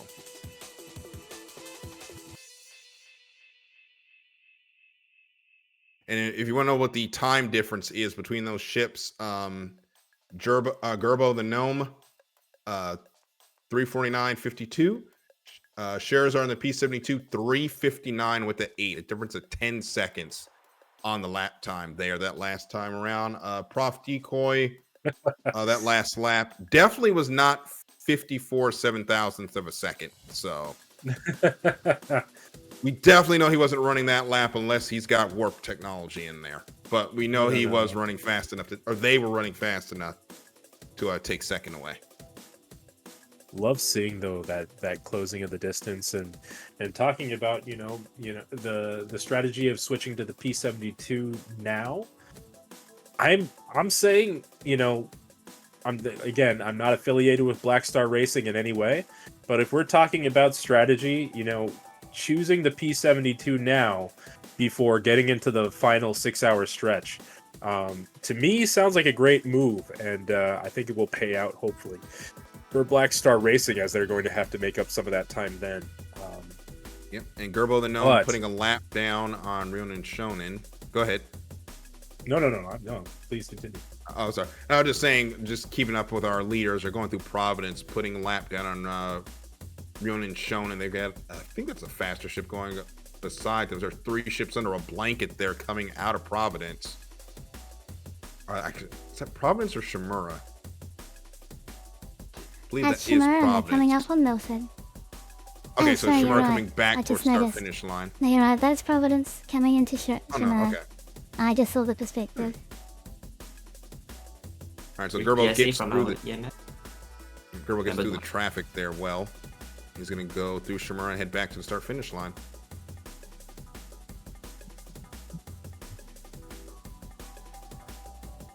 Gonna read on chat here. We got Astromedic in chat. We've been making sure to shout Astromedic in chat, or in our shoutcasting here, making sure that we're all taking care of our bodies, keeping safe out there, making sure that we're staying hydrated and loosened up, and thanking you for all the recommendations that you put through. Loving that we have medical professionals out here on the course, out of game in real life and also in game. So thank you for your work, Astromedic. See, Dr. 5 says it's 4D chess time, and that's pretty much what this race devolves into. Is you're just trying to put the pieces on the board and make sure you've got the right pieces in the right spot when the time comes, which everybody's got a plan till the green flag drops. That's what I'll say. As Gerbo comes to Milford to put another lap on the board. 160 laps we're at now. That's amazing. We're gonna get to 200 and beyond, and I am really curious to see what even CIG says about that. Getting 200 laps in the race for 24 hours. That has got to be humbling to be the game that you work on. That is very cool to see. Well, it's got to be humbling, and it's got to be grateful to know that you've got a group of players that are crazy enough to get together and say, hey, let's burn our weekend doing this. Second, you've got the server infrastructure that, yes, there is still the degraded performance because of the patch. It's a patch day. We know how it's a patch weekend. We know how these things go. But the fact that it is still held up to where we've only had to, and knock on wood, I'm sitting at a genuine wood desk here, we've only had to use 3 servers so far to get to 12 hours. Amazing. And no 30Ks, no server errors. All intentional choices where, we have our race director and all of our volunteers just making sure, we're seeing that there's a degradation in performance and desync. Let's make a choice to swap servers, and 3 server swaps. 3 server, was it 3 server hops? We had 1 hop within the first hour. Right. And then we went for 5 hours for next 6 hours. Then we switched. So we're on server number 3. So we've had 2 hops at this point. Hops. 2 hops this time. As the constant, we have hopped 3 times. So this is server number 4. Oh, 3. First 30 3 minutes okay. was a rough server. It degraded very quickly. Second server was about 5 hours. Then we got another good one for a while. This is number 4. All right. So even still, only needing 4 servers to get through the race, in an alpha, by the way, is incredible. Love seeing Fei still very impressive. Yep. And Fei, that watch that hydration bar there. Starting to get a little low there on the screen. In real life too, make sure you're staying hydrated, Faye. Yes. Look Yes, after make sure yourself. your real life hydration bar is full too. Right? Yeah, absolutely. And Gerbil's getting held up by this traffic out there. His last lap in the 350R was a 4:53. 3:59.8 was Scherzer and Black Star Racing and Frontier Consolidated. Their lap time on our chart is still bugged at this point, so we'll wait for that to refresh. I'll give you their lap. I promise you I'm not skipping over it. It's just let timing and scoring do its thing. But right now, surprisingly heavy traffic for a race with 10 ships in it. Right. But everybody, with all the ships and how close they are in speed, obviously we are in the pre-engineering days with who knows what the crafting possibilities are going to be on each one of these ships. It's great racing to see. And as we've got a minute, I guess we can go into a little bit about what CIG has planned for the future. They've got the base building that's coming soon.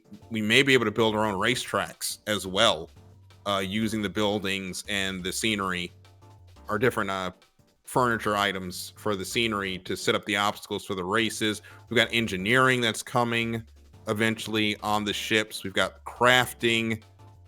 There's a lot that is still coming, and all those minables that we're getting, all those things that we have to collect, they're going to be important here, or they're important right now to our pocketbooks, but they're going to be important to building out the economy and the equipment list of all these ships soon.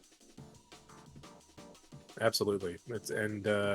If you're into the idea of really owning your space as a citizen, and owning your profession, I'm really curious to see what in-game racers. I mean, there's all sorts of potential in Arena Commander, but seeing what people do with their ships in-game, see if there's tunings or ways that they can sacrifice one stat to add to another.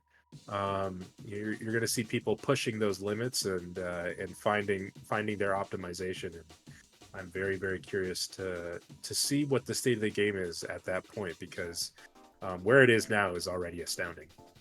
Yeah, it's gonna be really And a interesting level to see update. what parts. SCIRE Racing have moved into P4. And XGR 151, but there's been an exchange. Louis 350R has pulled ahead of NBC Steve's Razor. That is an interesting battle we'll keep track of. Absolutely. 4 and 5. Yeah, so the being, flip-flopping for 4th and 5th continues. But it will be interesting to see how folks outfit and customize their ships. Obviously, there's going to be racing parts that you're going to want to develop, that each of these teams will have their engineering arms feverishly working on.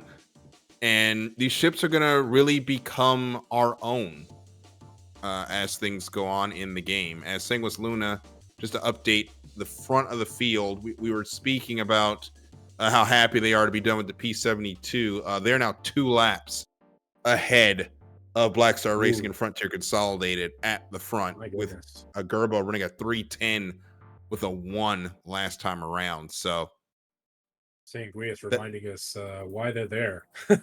yeah, they're Amazing to reminding see. us why they've been leading since the offset. Right, yeah, but still seeing that that interplay between Black Star Racing and Frontier Consolidated, I feel like there is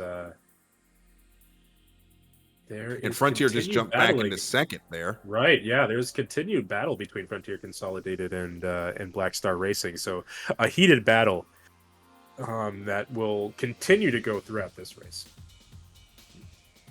as Professor Decoy overtakes Charizard. And that is going to be for that's going to be for the second spot. So that's Frontier Consolidated now a lap up, and they've Prof's now been able to put 33 seconds between him and Charizard, and that just shows the speed differential again with that 350R and the P72. Right. That Black Star is going to have to overcome here in the next 6 hours. But I mean, we've seen that change up happen a couple times already, despite there being a P72. And as we were saying, Sanguis was able to lead and continue leading in a P72. That strategy of taking that P72, kind of doing it earlier in the race, and seeing how you maintain, how you keep your lines, and running a clean race, ends up really benefiting you, because I think we'll continue to see Black Star in it, despite that ship difference. And everything changes when you do a ship change. So we'll see what happens in this next 6-hour chunk. Yep, and Frozen Oleg is Gaming now Not a asking, battle to- Cargo Olympics when? Yeah, I'd love to do Cargo Olympics, but just another battle to keep track of. Consolidated Russian fleet, Amarok's Fang, Omega Aerosports, on 148 laps at the moment. Amarok's Fang closing the distance on Consolidated Russian fleet, both in 350 hours, so they're evenly matched. Right. There's 2 350Rs and a Razor in that battle, as Oleg Lime has now taken up our wide shot, as I think Feifei has gone to hydrate.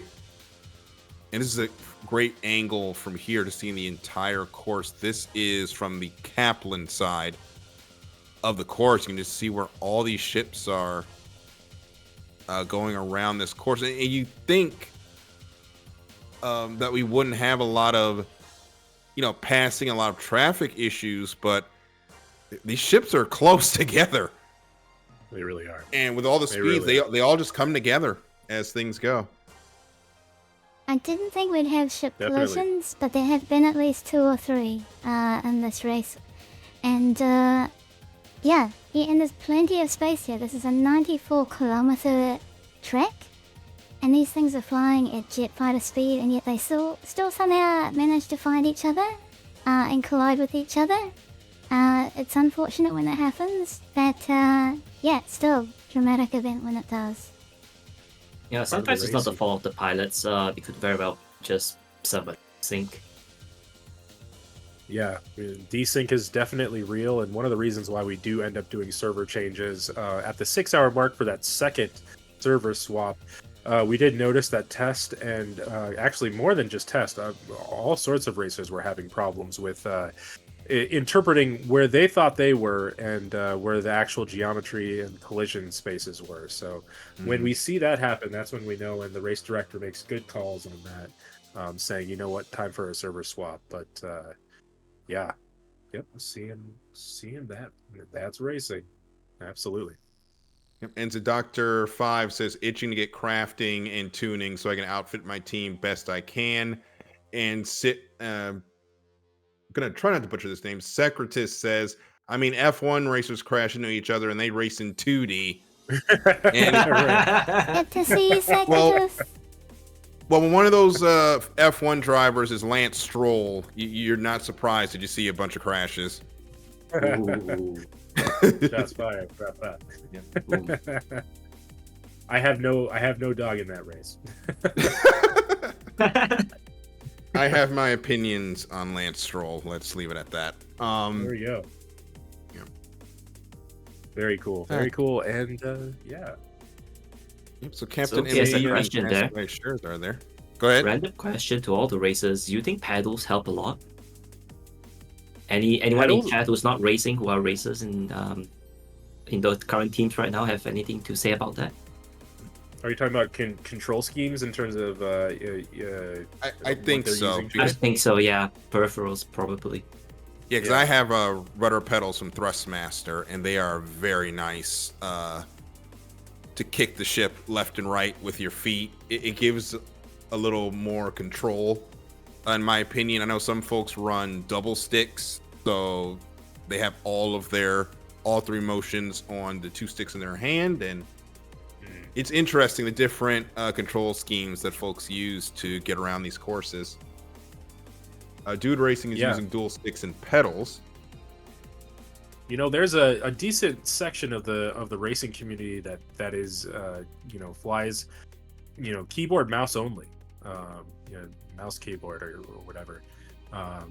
God bless those people. Well, here's the thing. I feel like you get to know what you know, and once you master that, you can really kind of tweak your times. And I think there are people out there who like the immersion of being on sticks and being on pedals, and there's people out there who capitalize on that, and I've seen it happen all ways around. So for those of you who are interested to get into this, don't let your controls or what you have be the thing that keeps you from dipping your toes into racing. Because there's some of the more successful ones. I mean, EchoBit, you could speak to this. Some of the more successful racers that you see out there are flying mouse and keyboard. It happens. Yeah, I mean, As a keyboard and mouse racer myself, any peripheral. Yeah, and what you were gonna say, Dashmaster, you don't need expensive peripherals. All the control schemes are balanced in Star Citizen. You can become a pro racer today. You just need to put the practice in. and to bring it to real racing, like Ty Majeski, who is a NASCAR driver and one of the best late model racers on iRacing. He races with a Logitech G920 on a old TV stand connected to his computer. You do not need a $5,000 sim rig to be one of the best in sim racing. You just got to put the practice in. Yeah, it's about showing up. And I mean, what I will say is, as I started off on mouse keyboard, went to Thrustmaster T-Flight X HOTAS setup, going to a T16 to dual T16,000s, and then now being on VKBs. It's great for immersion. For me, that's what I really like getting out of it, the immersion of having these sticks. But I think too often, even I myself can get lost in, this is a really great peripheral to have. But for people just entering, or wherever you're at, if you've been playing forever, who knows? Mouse and keyboard is not something to be dismissed, and don't let that ever be a thing that keeps you from the game. Yeah, I flew on mouse and keyboard at the start. Then I went to a Logitech Pro Extreme 3D that I had to dig out of my storage closet or storage in the basement. And thankfully that thing still worked. And hooked that up. Now I'm on the Thrustmaster flight pack myself with the pedals, the throttle quadrant, and the flight stick, of course. So any control surface will do. Is what is comfortable for you in your budget, in your play style, and you just go from there. And you make the game your own. Absolutely.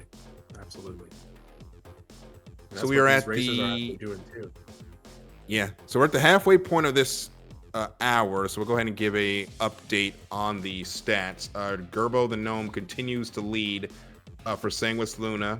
Prof Decoy and Frontier Consolidated Racing is second. They took that spot from Charizard and Black Star Racing. That's the 350 versus P72 at the sharp end of the grid that we've been watching since the changeover. Luigi 509 in the 350R for SCIRE Racing is fourth. They just took that spot from XGR with NPC Steve in the Razor. Sixth place is Nivisera in Consolidated Russian Fleet on 148 laps with Big Flex in Amarok's Fang in seventh, driving a pair of 350Rs there. Then AC3 Nightmare in a Razor for Omega Aerosports is eighth. Byonin Shonen, the test racing team, our Perseverance squad of the race, currently in ninth. Test racing team, and Captain MD with the P72, they are in 10th in the Red Legion Racer. So that is your grid with about 12 hours and 34 minutes complete in the Crux Cup 24-hour, and Feifei is back on station, and there is where your racers are on the racetrack here in the Ahumahi ring. Loving that view. Always so nice to be able to see that from the top. Volos Gaming is going to bid us adieu. It's 1:30 a.m. where they are. Looking forward to check back in the morning. Fly fast 07. Volos, thank you for hanging out with us this late into your day and ruining your sleep schedule with all of us. Thankfully, I have an off day on Monday, so I have 2 days to get some sleep, but then I'm going to ruin that because I have to get up early on Monday because I'm going to go see the cherry blossoms down in DC, which are at peak bloom right now. They are gorgeous trees. So I'm going to go ahead and check those out. So I'll be getting up at like 8 in the morning on a Monday, but that's all good. I mean, you could just jump in game right now and see it in Orison if you want. I do when I actually, my home base is Orison, so I see them every time I go back to pick something up. They are beautiful trees, and soon there'll be space whales here as well, which would be awesome to see. Orison best. A little bit more calming than the cold alleyways of Area 18 that I choose, but yeah, you know, but Area 18 is you love it. Yeah, Area 18 is the best shopping, though. I do like going over there to get stuff because they have the center mass in the basement of the building. It's the closest center mass, so I don't have to fly all the way to like Microtech to go there if I need some stuff. Definitely one of my favorite places to start. Frozen Gaming, what's your preferred starting location? Orison. For real. It's a beautiful spot. Love the cherry blossoms there.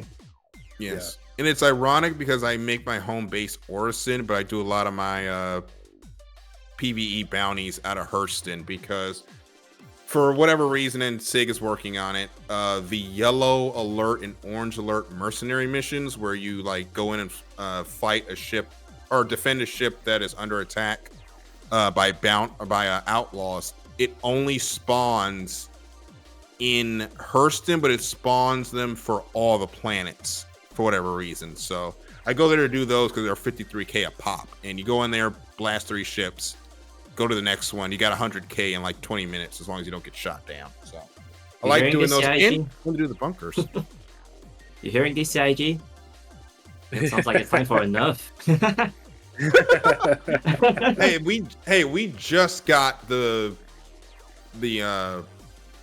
we just got the combat based, or really all of the mission rewards raised. Let's not nerf it. I can actually outfit my ships now. Famous last word. There we go. Yep. By the way, while we are talking about the state of the game in general, just dropping a small trivia with regards to 4.1. If you've noticed, in the graphics settings, you don't have the option to turn clouds off anymore. Right. Yes, I do remember hearing this. Continued optimizations, I feel like, both to cloud tech, but also curious if this is going to be helpful in the future for, you see it in other games where you can turn down graphics quality and maybe get a strategic advantage on somebody else because, maybe you turned off the grass or something like that, or turned the grass quality so low that you can now have better line of sight. I'm curious if this is going to affect people, especially those who fly in Atmo and do any bounties in Atmo, things like that, as CIG makes it a little bit more standardized. Well, there's a certain game that likes to spill government secrets that is famous for that grass thing you mentioned. So that's the first thing that popped into my head. But the clouds, they've been optimized, and I can tell at Orison I get a lot better frames than I used to coming here. And my rig is a bit on the older side. I've had it for about 5 years now, but Orison runs buttery smooth now, and I'm so glad because I like landing here. It's beautiful. I mean, and if you've been in the game since the onset of clouds, you know where they've come from, and even just having like the big black boxes that would happen in the sky sometimes, or the excessive noise that used to happen with the clouds still does sometimes. But you see that development is an iterative process as they continue to make changes and optimizations to this game. And if you ever want to be humbled in your opinion, I would say, tell Star Citizen to stay where they're at, because they'll always find a way to make improvements and optimizations here or there. So they're gonna keep doing that. Yeah, and this great shot by LNDF is going to show us something I was about to mention. Sherzar in that P-72 we talked about the pain of that P-72 stint. They're being chased down now by Nivisea. Actually, I think they're going past Nivisea, who is in a 350R, but those ships screaming close together, and Nivisea closing in on Sherazar. You're just trying to hold on here for that stint and not lose touch with Prof Decoy for Frontier Consolidated Racing. But back up front, and the lap times have been stabilized, so I'm going to give you a number to go with that feeling. Gerbo the Gnome, 348, 876 his last time around. Prof Decoy, 3 minutes 54. Sherazar, 356 with an 8. Wow. So that is almost a 10-second gap, or 10-second time loss per lap to the leader, in 2 seconds a lap to second place. That is where they are now with that P-72 stint that they're currently on. Nivisea just ran, I think this may be pit stop related, but a 550. So I think this ship has stopped at some point for service. Continuing to see changes here. And that's why it's important to remember with this race that this is an endurance race, but also a race of strategy with what ships you're picking and when. So you might see Black Star, taking that hit with the P-72, but that just means that in the final 6-hour stretch, they're going to not be at a P-72, and we'll see what they end up choosing. And whatever it is, we know that it'll be faster than a P-72. And at that point, it's qualifying. And at that point, it's qualifying laps, and we know this team can do that because we saw that in the last stint where they were just with the Razor consistently running 343s. So we know they can do it. It's just, can you stay in touch with the leaders? There you go. So beautiful look of the Orison platforms with their lights. One of the prettier cities in the daytime, and definitely also at night. Good looking as well, and the moons as well. I don't think we talk a lot about the moons. Yes, the topography for particularly the ones around Orison doesn't make a lot of sense, but rule of cool applies, so we're just gonna ignore it. Yeah, 2 of the moons are icy, and then 1 is just a desert dust ball. How does that work? I don't know. Science. That's how I'm gonna say it. But the moons are also, they all have their own little quirks to them, and they're really nice to be on as well if you don't want to be on the planets. Gives you an option changing up your biomes, and Pyro only adding to that. Really curious too with the game expanding as of 4.0 into Pyro, and further expansions into Nyx in the future.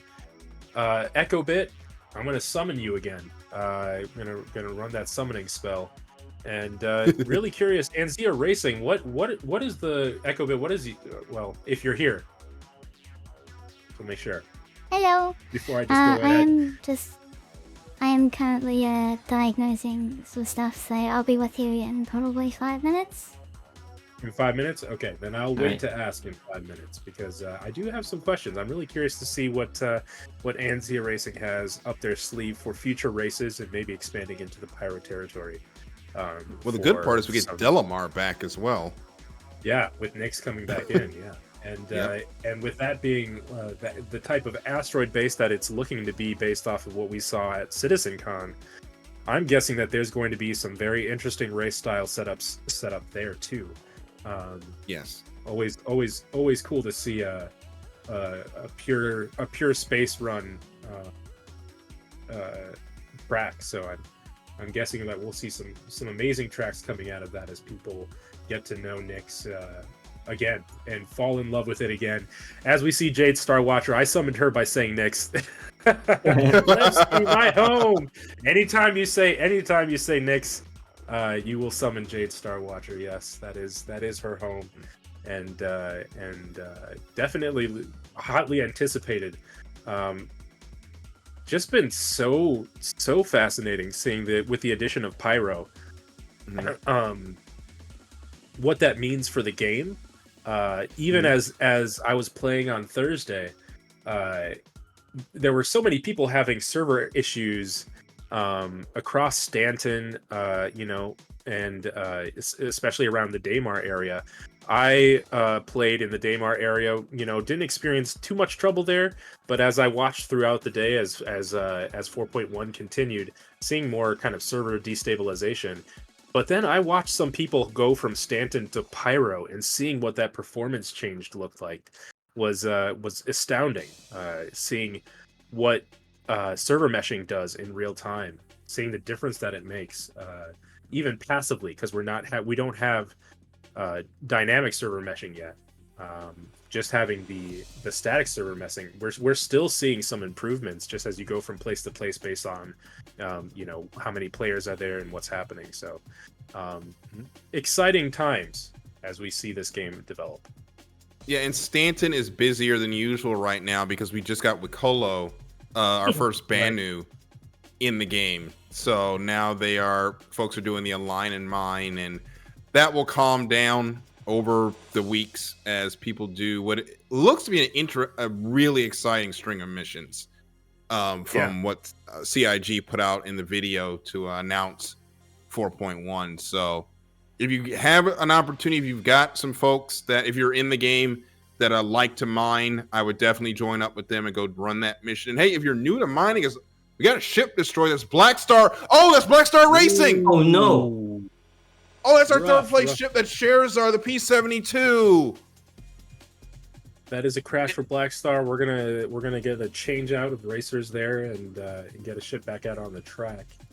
And that just compounds the pain that we've been talking about with that team in running the P-72, because now they're going to be, not only are they now going to be a lap behind Frontier Racing, they're now going to go 2 behind of Sanguis Luna. So now that hill gets a little bit taller because you still have to finish out this stint with the P-72, and now you've had a crash. So now their hope is that Gerbil the Gnome or Prof Decoy, they have a crash, as DJ to Geek is going to jump onto the course now for Black Star Racing and continue on. Yeah, that's the great equalizer that we were talking about earlier. It's not just about choosing your ship. It's not just about knowing your lane, but sometimes it's these crashes that just happen. They're a part of the race, and that does present opportunities for others to move up in the standings. And we'll see what or the opposite. So we'll see what ends up happening with Black Star Racing. And to close out the point on Align and Mine, there's also the new Drake starter mining ship that is out. Right. So you might want to go rent one of those or pick one up. I don't know if they're available for rent in the game yet, but that might be a ship you want to check out if you want to dip your toes into mining. I'm thinking of it myself. And also, you've got the Atlas that you can do some mining with as well. You've got hand mining. So this is really the patch of mining, if you want to think about it. Mining getting a lot of love. Shout out to Red Legion and Red Monster Gaming, who are pioneers, I would say, in the gaming space when it comes to mining and understanding that as a profession. Definitely, if you're looking for an intro to mining, I would take a look at Red Legion's tutorials and his website that he created all around it. Really gets you a good idea of what the material are, what different options you have with modules and lasers, and it is a fascinating field to move into. It's different. It's a different speed than racing for sure, but yes. Does come with its own benefits. And if you're an industrial player like me, you'll definitely want to add that to your repertoire as base building comes in. Yeah, that is the Drake Golem, by the way. If you want to go check that out on Robert Space Industries website. And they have another beautiful ship commercial that they've shot with this thing. I hope they put these commercials in the verse somewhere, because I would love to see them on a TV, like as you're waiting for your ship to come back or something, because they put a lot of work into these. They really do. And I've seen some streamers, in their Phoenix put up an overlay over a TV in the Phoenix and just kind of have ship commercials running on them. And I'm like, you know what? That is a great preview into maybe seeing where we might be going. But it's always fun to see these commercials because it does feel like they're creating something not just in real life but also in game. It feels relevant to your character, so it's fun. And people do have their preferences. I know mining people that would not touch a Drake ship, so you're gonna see people have their preferences over this or that, but Misk really kind of owning that space for mining, and then also Argo with the mole.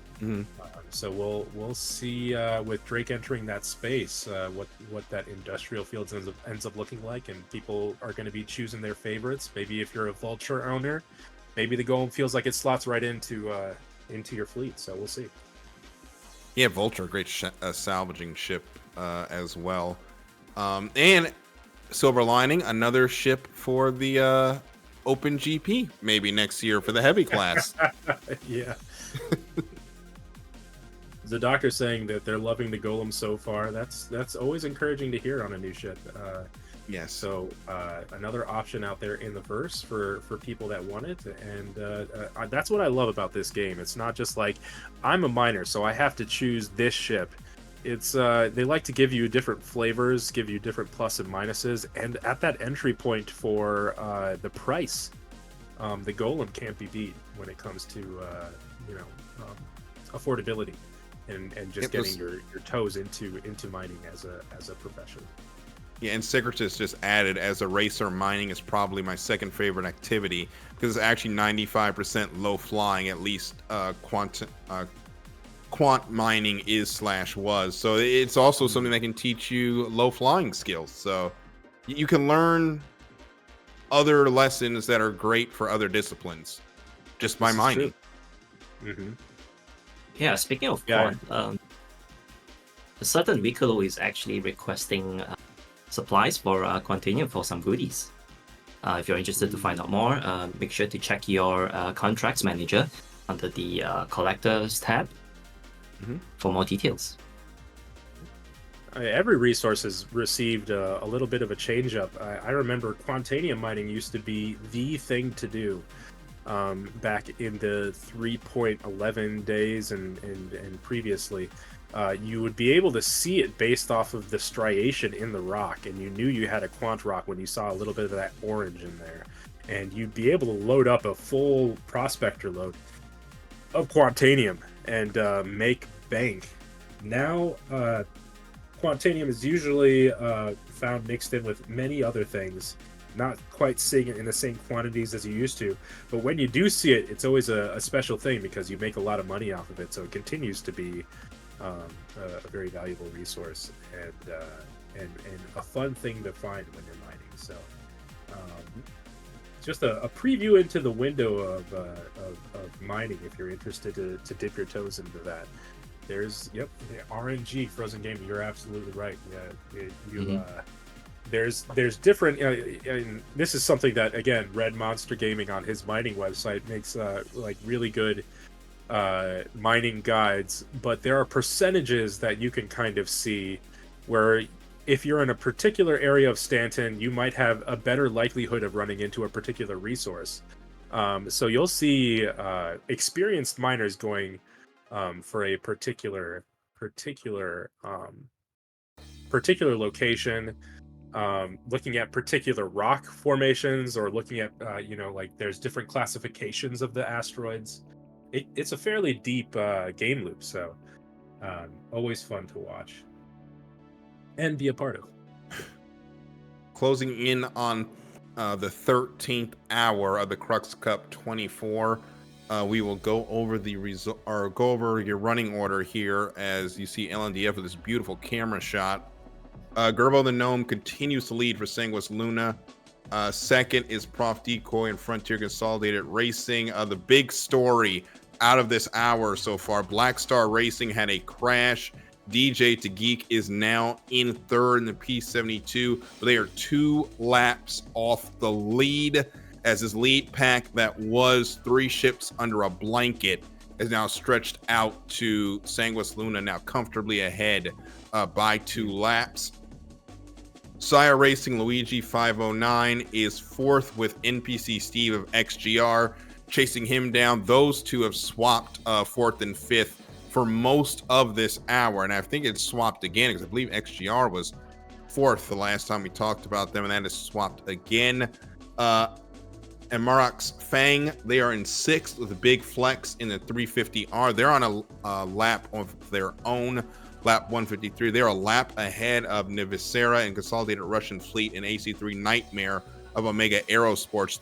These 3 ships have also been pigs under a blanket here with 2 350s and a Razor. Right now, Big Flex has now stretched their advantage out, and now it's Consolidated Russian and Omega Aerosports racing together, and Valesti and Test Racing Team and Captain MD for Red Legion Racers 9th and 10th. Both of those teams have run into a myriad of challenges during this race, but they continue on as we close into hour number 13 and working on lap 169 or 168 on the board right now, as we're coming to complete that lap in what has been a historic Crux Cup 24-hour, and it's been a fun race to watch, both from in the chat with all of you and here in the commentary booth.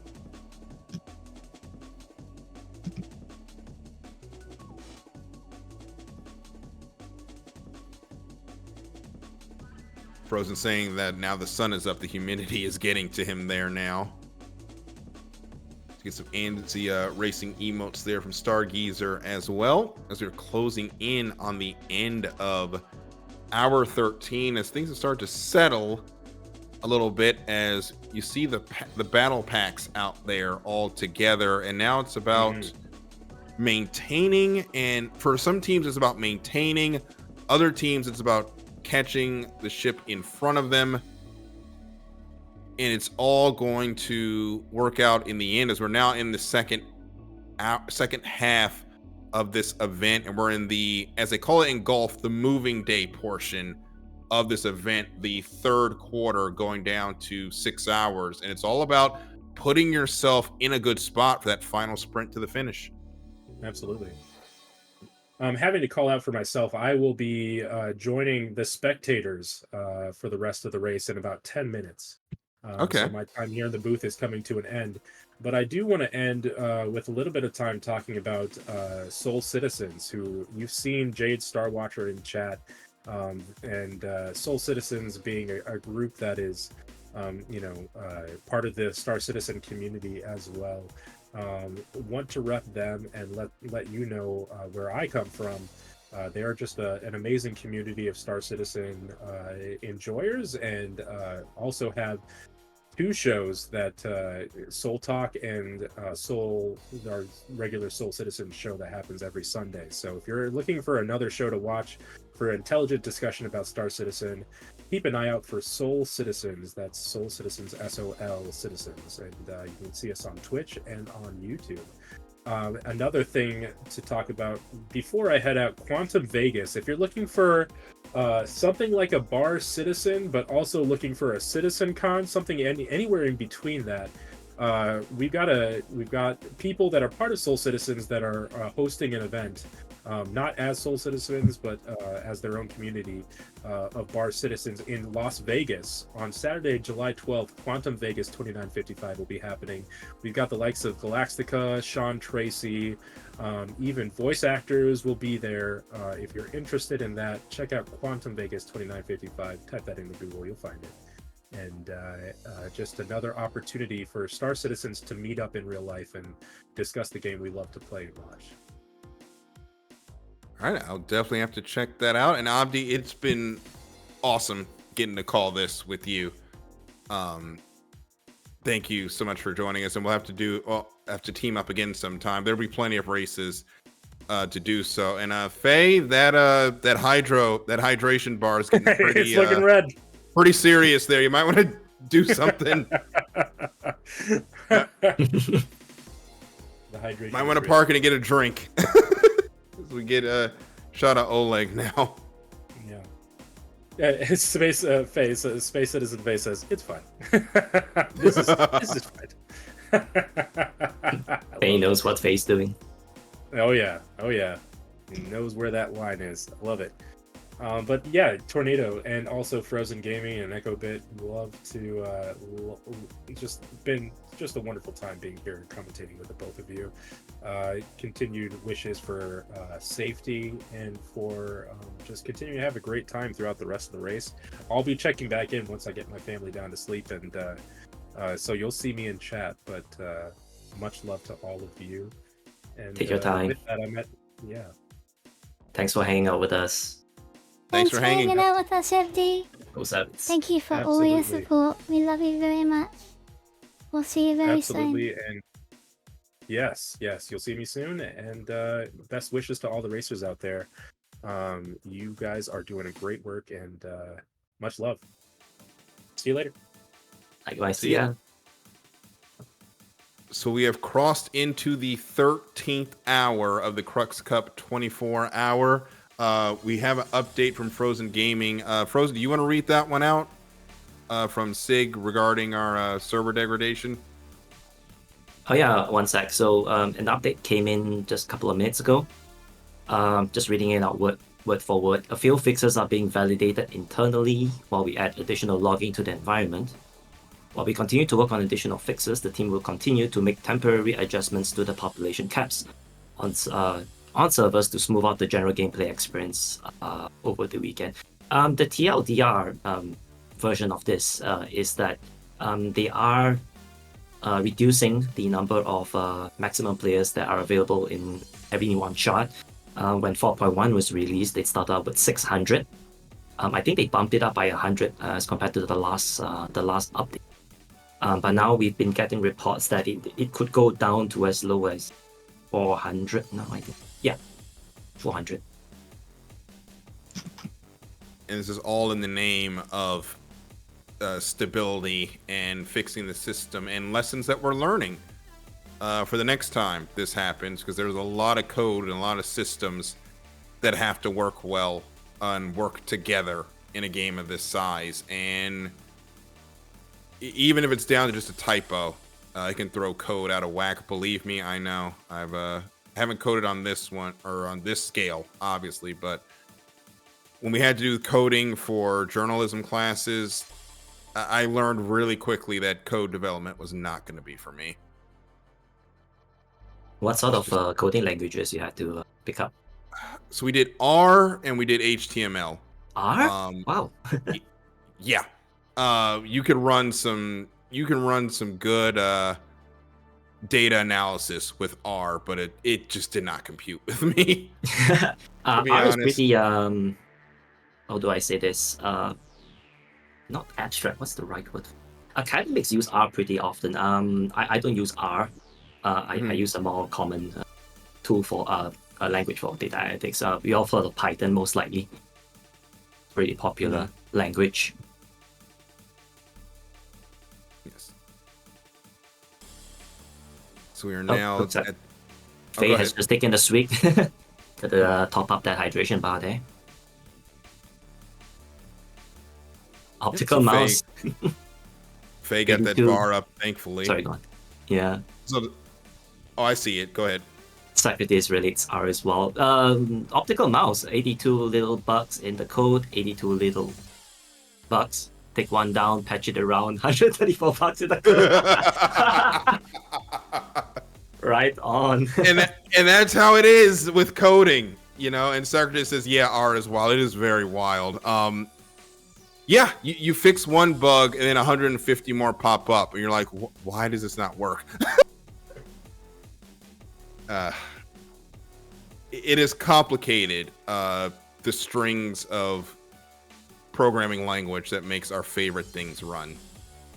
That is what I can say. I think we had a crash on screen, and we did. Amarok's Fang crashed, raging casual right there in front of us. I think hit the, got it a little bit too low and hit the pylon, hit the platform.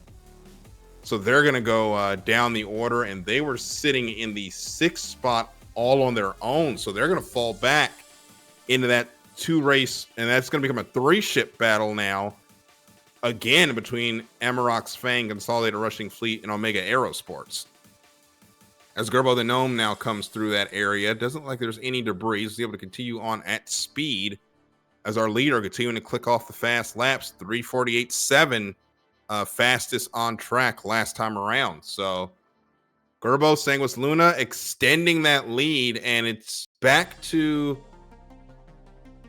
a status quo for the front of the lead, where it's Sanguis Luna putting in the laps and putting in the consistent times. Yeah, positions have been pretty static for a while. We might see this change once we enter the 4th quarter of the event, when they're due for another ship change. We've got several battle packs that we're keeping our eye on as we go into this hour. Obviously, the leaders with Gerbo the Gnome and Sanguis Luna. Then, of course, Frontier Consolidated and Black Star. They're on the same lap. Black Star last hour did have a crash with the P72 that's put DJ to Geek on the track now, but he is now a lap behind. Behind them, it's 2 distinct packs. It's the battle for 4th and what's soon to be the battle for 6th, with SCIRE Racing and XGR. SCIRE and XGR flip-flop that position several times, and then with Amarok's Fang, Consolidated Russian Fleet, Omega Aerosports, those 3 have gone up the order as well. As at one point, Omega Aerosports was in 6th. They fell down to 8th. I believe they may have had a crash as well. Consolidated Russian Fleet has been consistent in the 6th to 8th area as well during this 2nd into 3rd quarter of the race. As we're now in pitch blackness here at Orison, and you've only got the lights of the platforms to guide you through each position. And this is the part where navigation is difficult, but these pilots, they all know the course by now, as they've all been on it several times, so it's easy to get there. But the hardest part, at least for me, and I've mentioned it when the haze is up, and especially with the darkness now, Milford to Kaplan, for the uninitiated, it can be very easy to spook yourself and think you've overshot it when you haven't, and can get into trouble.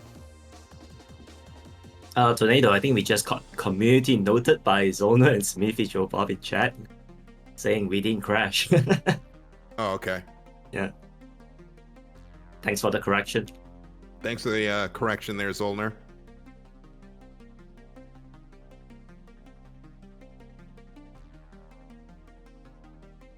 So we'll hit the refresh and keep going. We're on lap 169 now, with Sanguis Luna continuing to lead as we keep an eye on things. Yeah, just quoting Smithy here. Lap timers got us instead. Should still be in 6th by our recording. Reckoning, sorry. Yep, so these times that we're reading are obviously unofficial, and we'll let the timers work through getting everything in the right air, where it's supposed to be, as we are timing it by hand here. And we have plenty of time to get the results right to where they need to be, as I think that might be one of the situations that Echo is working on, as we are now joined by Lens Nation. Hey, as we are now into the 13th hour. Lens, welcome in. Yes, good morning. Good morning, everyone. How is everybody? Is everybody chirpy? Everybody energized? Well, it's the evening for me. Is Frozen still there? Okay, guys, give me the update. What's going on? I see a huge shift there. Okay, tell me what's been going on when I wasn't here. Okay, so since you've been gone, Sanguis Luna, Frontier Consolidated, and Black Star Racing were at one point, all 3 of them were on the same lap. Sanguis Luna was running a P72 Archimedes, which was slowing them down and was really bringing the field back. They have since switched to the 350R, and the lead is back to about a lap over Frontier Consolidated Racing. They were being chased by Black Star Racing, who is now in the P72. They have had a crash since then, so they have dropped to third. They're a lap behind Frontier Consolidated in the battle for the podium positions. Behind them, SCIRE Racing and XGR, they flip-flopped 4th and 5th several times over the last hour. Currently, SCIRE has the position. Luigi is racing for them in the 350R. NBC Steve is in the Razor. Amarok's Fang, I think they also just had a crash. They are in 6th, but they are on their lap by themselves. And Consolidated Russian Fleet, Omega Aerosports, they are 7th and 8th as the timing chart has it. There might be some errors that need to be worked out, but as we see it on the chart, it's Amarok's Fang, Consolidated Russian, and Omega Aerosports. Test racing team, Votel Lesti, they've had more incidents. Unfortunately, par for the course for them today. And Red Legion Racers, Captain MD in the P72, they are in the 10th spot. Those two were flip-flopping 9th and 10th as well. So that's where we are, and into the 13th hour. Dude, when I left like many years ago from commentary here, there's a huge shift.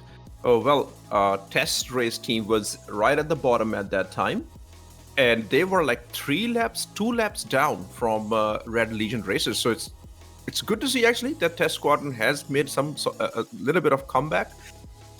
I am surprised by seeing Omega Aerosports so down, because I don't know if you were watching in the beginning. Herbie was second for a very long time. Herbie was second for 2 hours. He was second in the podium positions.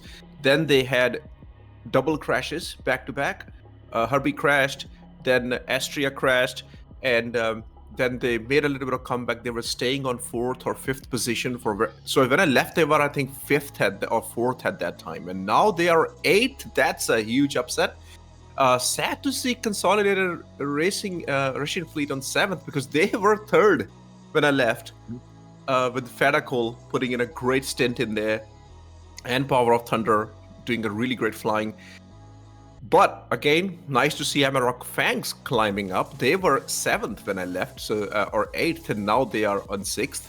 XGR have been pretty much in the middle all race. SCIRE, good to see. Neojet put a really good stint, then he had a crash, then his replacement had a crash. But SCIRE Racing did not have a good beginning because Nico was not able to pull ahead. They were racing in 8th or 9th or dead last position in the beginning of the race. But good to see they are doing a consistent race. Black Star, Frontier, and Sanguis Luna. Well, I'm not surprised. They are still on the top 3. Sanguis Luna just hasn't been, wow, amazing, man. Smithy's here, yep. Man, really sad to see that, Smith. Like, Omega Herbie put in a great stint. But, dude, there's still time. There's still time. I left a century ago, there's still a century to go, so I won't be surprised if you guys just go consistent. Because you guys were flying the Origin ships, you still might have some fast ships at your disposal. Sorry for the long rant, guys. I just woke up. Well, good morning to you, and you've come in at the right time as we're heading towards the finish of this race. We're now into hour 13, and we're getting this great shot of our leader from Oleg Lime. We lost the timing and scoring, or at least on the screen. So. We'll see when. Diagnosing that. I'll see if I can restore it, but we do have a backup timer running as well. So, okay. Yep, I'll get back to you as soon as I can. Good morning, Echo. Thanks, Echo. The best. Thank you, Echo. So we are into. The leader has completed 170 laps as we are getting into uncharted territory, and we're about. By the end of this hour, we'll be at 200 laps complete and we've been on this server for a while now, which is a good sign. Did we do a server shift when you guys came in? We did one just before I jumped into commentary. Okay. We're on server number 4 right now. Okay. Hey, Echo, do you need a camera? Because I know the camera crew is they've been on it for a while. Do you want me to jump in the game and give you camera feed? That's okay. We've got plenty in the field at the moment. So Cool. just sit back and enjoy, sir. All right, then I will not launch the game right now. I will just sit and with my screens in front of me. Yeah, Lance, don't crash the server. That's what you do. That's what you do. Yeah. Where's Not calling the kettle black over here. Where is Cosmic Loki? I said it for the 7th time. That's what Frozen does. 7. That was the challenge given to me. Tornado, you're aware of the banter that commonly goes between myself and Cosmic. Yeah, I've heard it today. It's been nice. It's funny. It's all done in jest. We kid because we care. Yeah. It's beautiful, bittersweet enemy friends. That's what it is. And who has been here in the commentary box or with you guys? I know Abdi just left. Yeah. Yep. We had PJ coming in earlier as well. Yeah, I had a DM sitting. I had a DM from him. Yeah, this was. I mean, this is like a really cool gathering of all the people. This is like an annual festival. I think I can see it becoming an annual festival. Like everybody, we just gonna stay awake. And Frozen, you've been here for a while, mate. You're in Singapore. You've done a huge stint.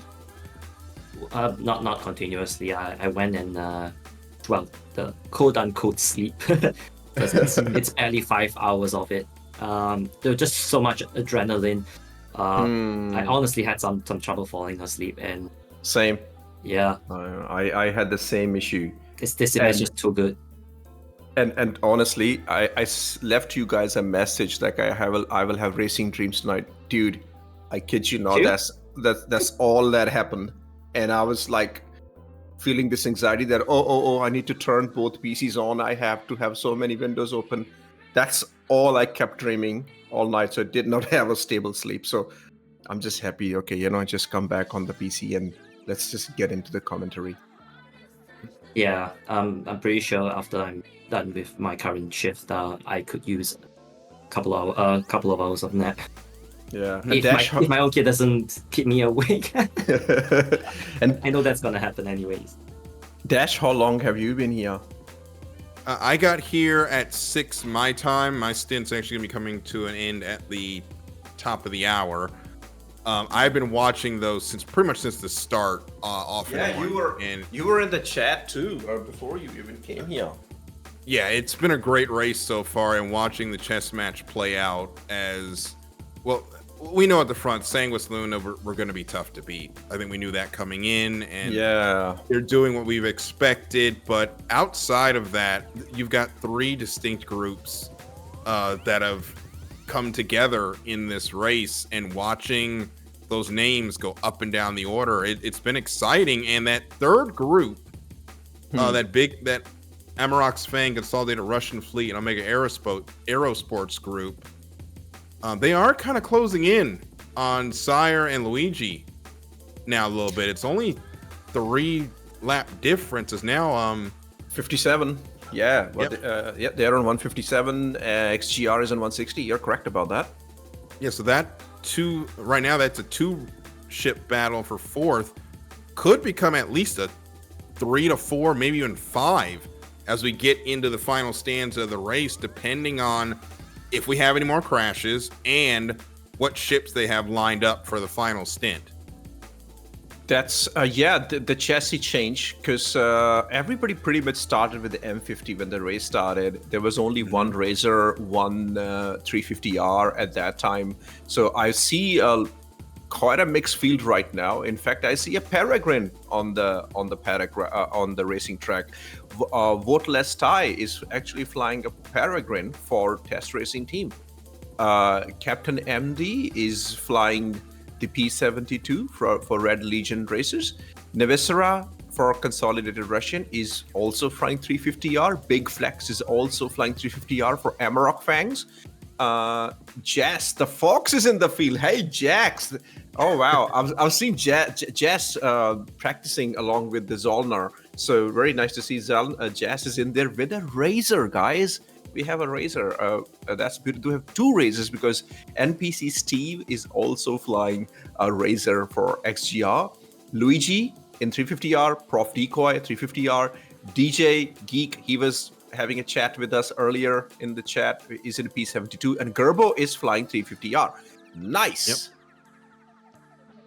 And they put that 350R to good work. He's running 348.59. Gerbo is consistently been the fastest on track since they got into that ship, and it probably feels like a Ferrari compared to the I'll say the Toyota Corolla that P72 was, because they lost almost all of their advantage in that P72, and they've gained it right back when Gerbo jumped in at 350. Wow. Yeah, I can talk about Corollas. I have one. Yeah, which ship did you call a Corolla? Like what? The P72. Oh my God, no way. It looks beautiful, man. Come on, at least make it look like a good car. Hey, I like that. Hey, I have it. I'll have you know, I have driven Corollas all my life, and I love those things. Hey, Corollas weren't they also in NASCAR, like painted Corolla chassis? The Camry. It's the Camry and the Supra that they use. The Camry they used. Yes. Well, let's call it a Camry, please. Okay, we'll call it a Camry then. I'd like to say hello to everybody in the chat. Yep. Who's here with us, guys? Come on, let's do a roll call, please. Just for my benefit. I see Zolnar is there. Yeah, let's go, Jasper. Yeah, I've seen you guys racing. You guys pretty awesome. Cambria is there. LNDF. Hey, man. 117. Hello. Good morning. If you're feeling low on energy, have some cruise. I think that's my problem. Hello, I'm cruising, chat. Dude, I drank too much cruise last night. That's what happened to me. That's why I couldn't sleep. Admiral Nolan. Gotta love the cruise. Gotta love it. Is that a Invincible reference, Admiral Nolan? Yeah. Jasper, what? Are they hot into a strut? Oh no. Yeah, we have a crash from Jax. Oh boy, we have a crash. That's what happened. Oh, lab 156. And not only that, Amarok Fang also had a crash on lab 155. So back-to-back crashes for them. And I had just noticed that Omega Aerosports is down to lap 156. That makes sense, but that's positive for Consolidated Russian fleet, because they might be able to jump a spot, but that's a tough break for Amarok's Fang and Omega Aerosports. And I just noticed as well, SCIRE Racing has got a lap up on XGR. XGR, this has been a tough Crux Cup for XGR. XGR are not a midfield team at all. Not at all.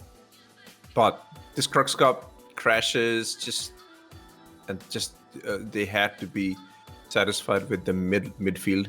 But man, they are not slow at all. Usually your accidents cause you to lose places. Yeah, it's tough when you're a team that you're sitting here. Okay, so you're in the 13th hour. You thought you'd be up front, but you're stuck in the mid pack. You just got to keep pushing. And these guys are going to run into issues. We don't know if they're going to be back-to-back issues for them to get enough spots. However, Black Star Racing has a few issues. They're in it for a podium spot, so it's not over yet. You just got to keep running. Did Sanguis Luna had any crash at all, or they have had a very clean race? I think other than the fresh crash at the beginning, they've been pretty bulletproof. Oh wow! Well, Gerbo has pitted, so I think they might have a new racer out there. And yes, they do. Durnk is now out there for Sanguis Luna. I think they have a LTI on their ships. Looks like. That helps as well. Durnk is out for Sanguis, and Noise Maze is out for Frontier Consolidated. Yeah. So. Secretess Echo is working on it. She's gonna bring the leaderboard back very, very soon. She's working on it, but I can tell you what's going on right now. Durnk in Sanguis Luna in position number 1, 172 laps. Noise Maze for Frontier Consolidated Racing, 170 laps. They're in second position. DJ Geek with Black Star Racing, 169 laps, third position. After that, you have SCIRE, XGR, Consolidated Russian Fleet, Amarok's Fangs, Omega Aerosports, Test Race, and Red Legion Racers. Those are the standings. Oh, Optical Mouse is still here. Have you been flying decoupled now? Red Monsters in the chat. Ooh. Yeah, I think that's where. Well, let's say their overlay UI had an accident as well. It's only fair. Okay, so Jasper has some update for us in the chat. AC3. So AC3 was racing for was it Sanguis Luna or no Frontier Consolidated? Who was AC3 crashed? Let me find out actually. Who is AC3 racing for? Yeah, Omega Aerosports. So AC3 was racing, and that's what Jasper says. AC3 crashed, and then when I got to Providence, I had a hiccup and teleported into a strut. Oh, so when when Omega Aerosports had a crash, that caused Jasper to crash as well. Yes. So we've got a timing. Timing solution up for us right now to see the updated laps, and Sanguis Luna is continuing to lead. And if there's anything changing, we have Frontier Consolidated and Blackstar that are still together on 172, and XGR is now pulled out. They're now 3 laps up on Amarok's Fang. And I think Russian Consolidated Fleet has jumped them as well. So Amarok's flank has gone right down to the back of that 8th battle. position. Amaroks are now on 8th position, 157. Yeah. Omega Aerosports is ahead of Amarok's Fangs now. Still on 7th position. Yep. But like this can change. The lap difference is not much. Sanguis Luna is 172, Frontier Consolidated 171, 170. Then as you said, huge gap, 162 for XGR. That's the gap we're contesting. How is this server doing? Oh, look at Expat is still here. Hey, yep, Expat Brad is still here, giving us morning over Orison shots here. Good morning. Beautiful. Expat still digesting that Whammers there. We had a cool shot of her destroying that burger. Yeah, paper and all, by the way. It was terrifying. I think she was hungry, but as you see the morning sun coming up over Milford platform, the 24 hours, the Crux Cup 24 continues on as Sanguis Luna continuing to lead with Dirk behind the controls there for the team, as we're into the halfway point now, or past the halfway point now, heading towards the end, but still a long way to go. And to answer your question about the server, it's been pretty stable so far, this particular server. Knock on wood, but it's the best that we've had all day, I think. And especially because CIG is in the back end changing things, that has also helped as well. As they're continuing to work on all the servers, not just ours, but the changes on the back end seem to be helping as well. Yeah, I mentioned earlier that they are bringing the population per shot count down to about 400 now versus 600 earlier. And it seems to be doing fine for some of the shots now. I'm also continuously monitoring chatter in the Evocati test channel. They've been giving a lot of data points with regards to the state of the shots.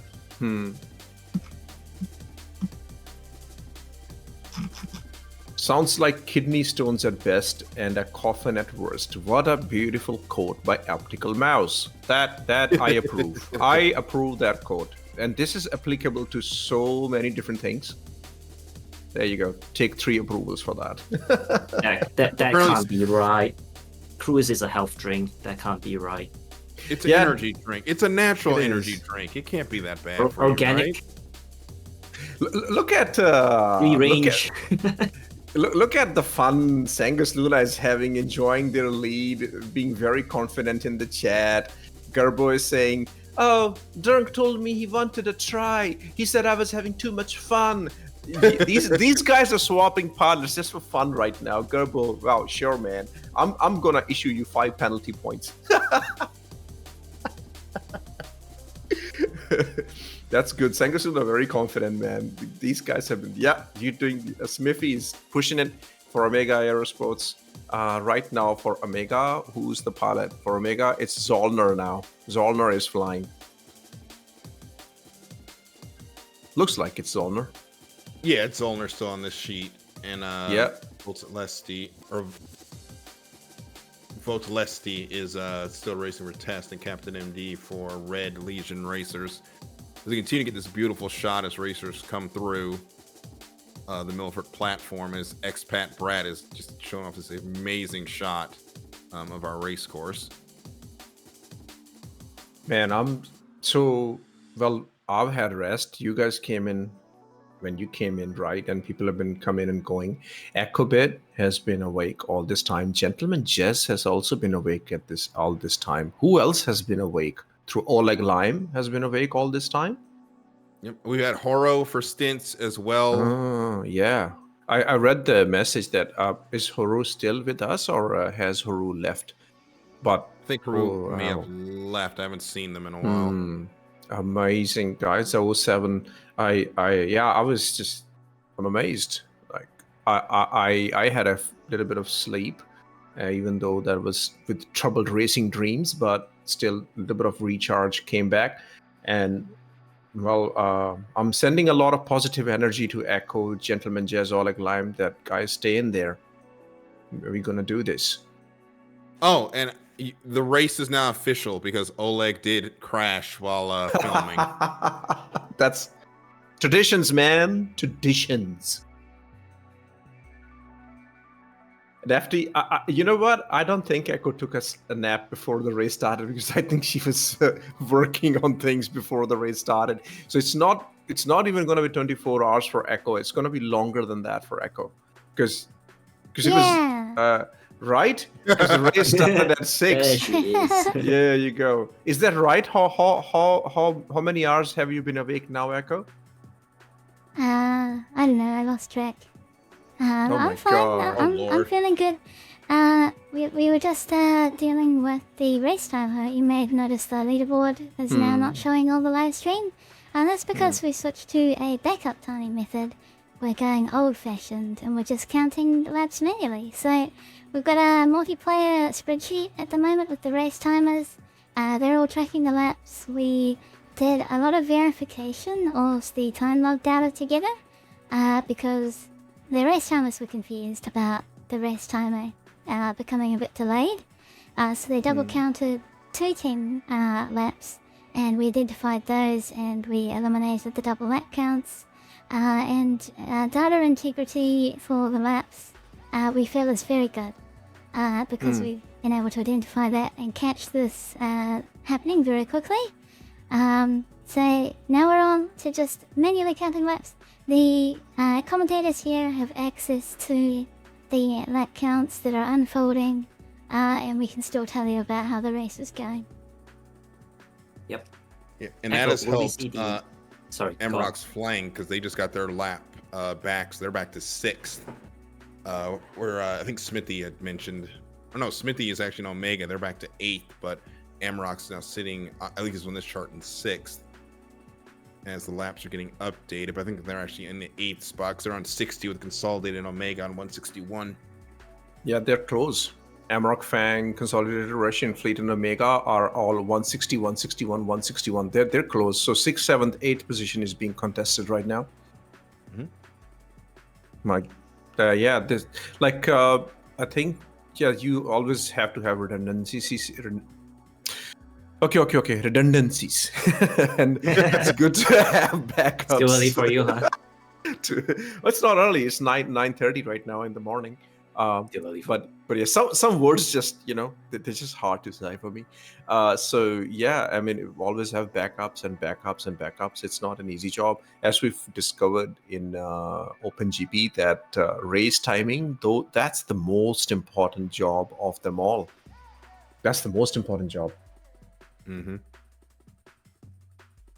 And speaking of OpenGP, I know you guys are having a conversation earlier about maybe expanding the 24-hour format to different classes and maybe having an OpenGP 24-hour. I think I would be excited to see the heavy ships go for 24 hours, to be honest.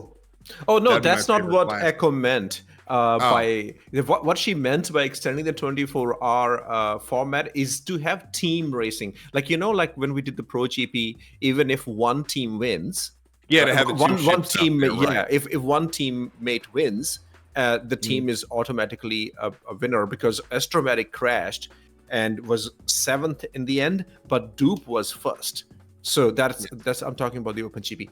Oh, okay. So, but that still gave them the first position because Duke was in first position. So she's saying we want to change that the team total will count as the winner. So they will classify, okay, Dupe in first position, that's their total time, or not time but position, and then Astromatic is in 7th position. So you average it out. And that's how you decide who is the winner. So both the racing pilots will have to do well. So that's that, and I like that actually. That's where the team dynamics will come in. Yes. Right now it was like whoever is on the top, they will just get the position. So, which I think this will be a fair way of doing things if we go into like the team aggregate will decide the result, right? Yeah. And no! Hopefully the game will be in a good spot where we'll be able to have 2 ships per team out there as well. Did you read Anti-Gravity Cat's comment in the chat? Let's go 48 hours. Oh, brother. Nah, we're good. The universe, gravity, universe is not ready for 48 hours of racing. Socrates said, let's just keep going until SC comes out. I don't think any of us will make it. Oh, Jesus, man, that was brutal. No. Yeah, 48 hours? No way, man. Not. And the SC comes out, that's like, what?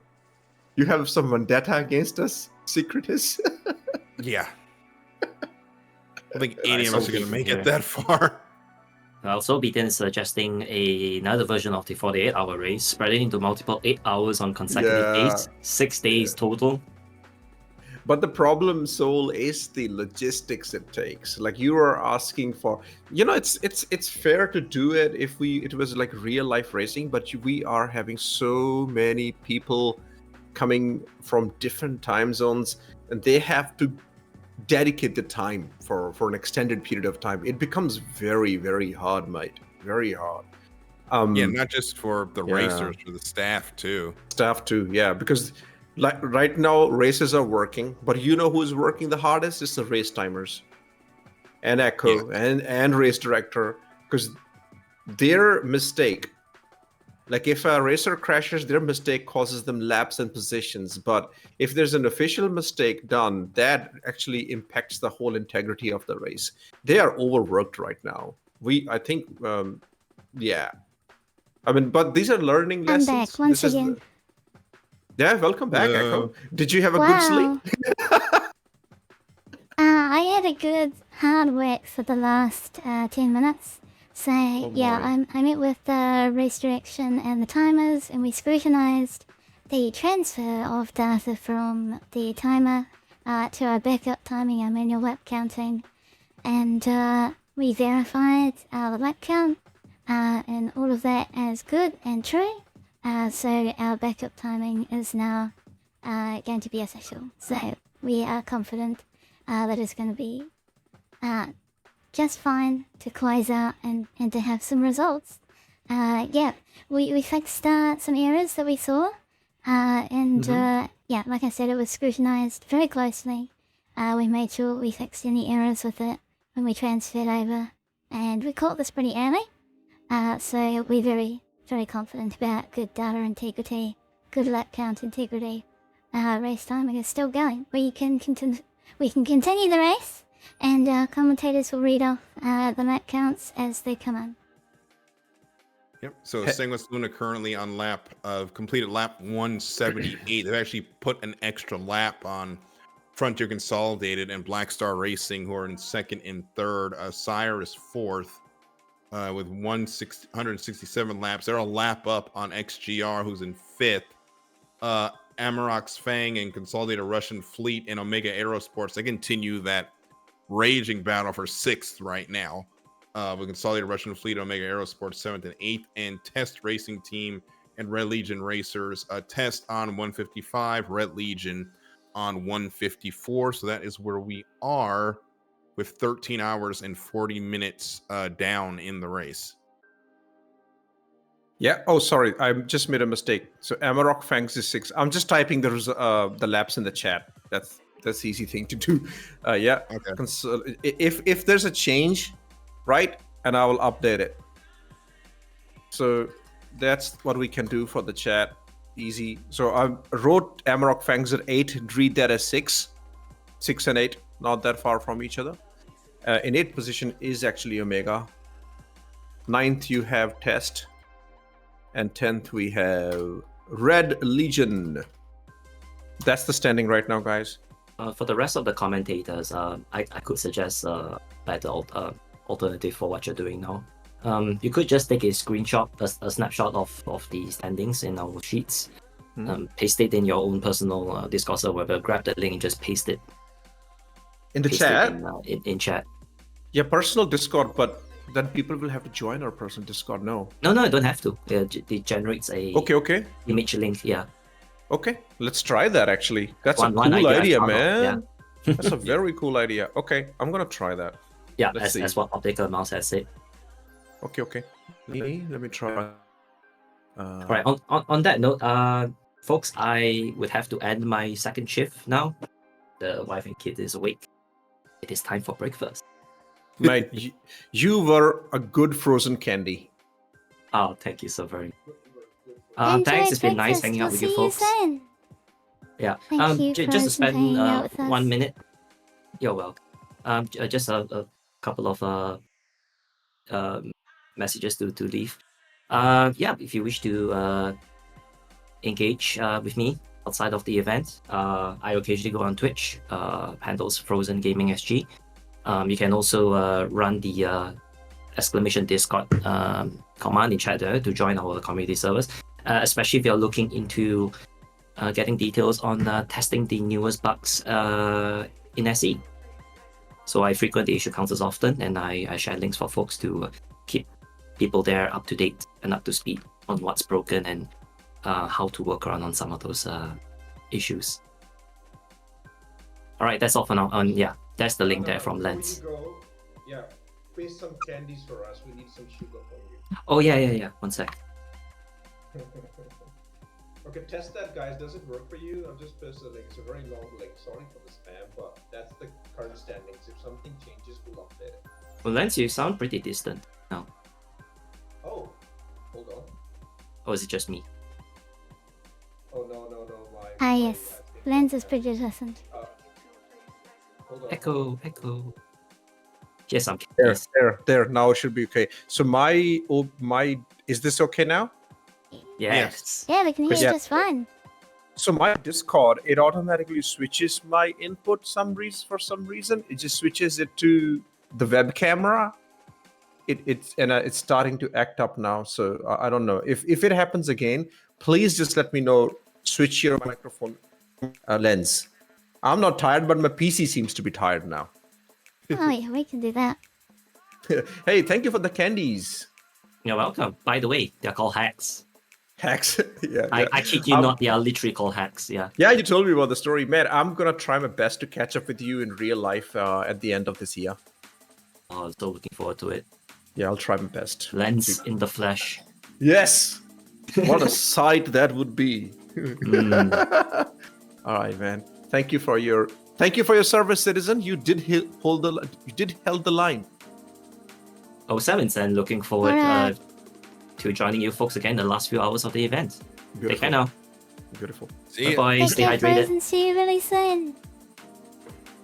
I can't believe Echo is still the same energy. What's going Hello. on?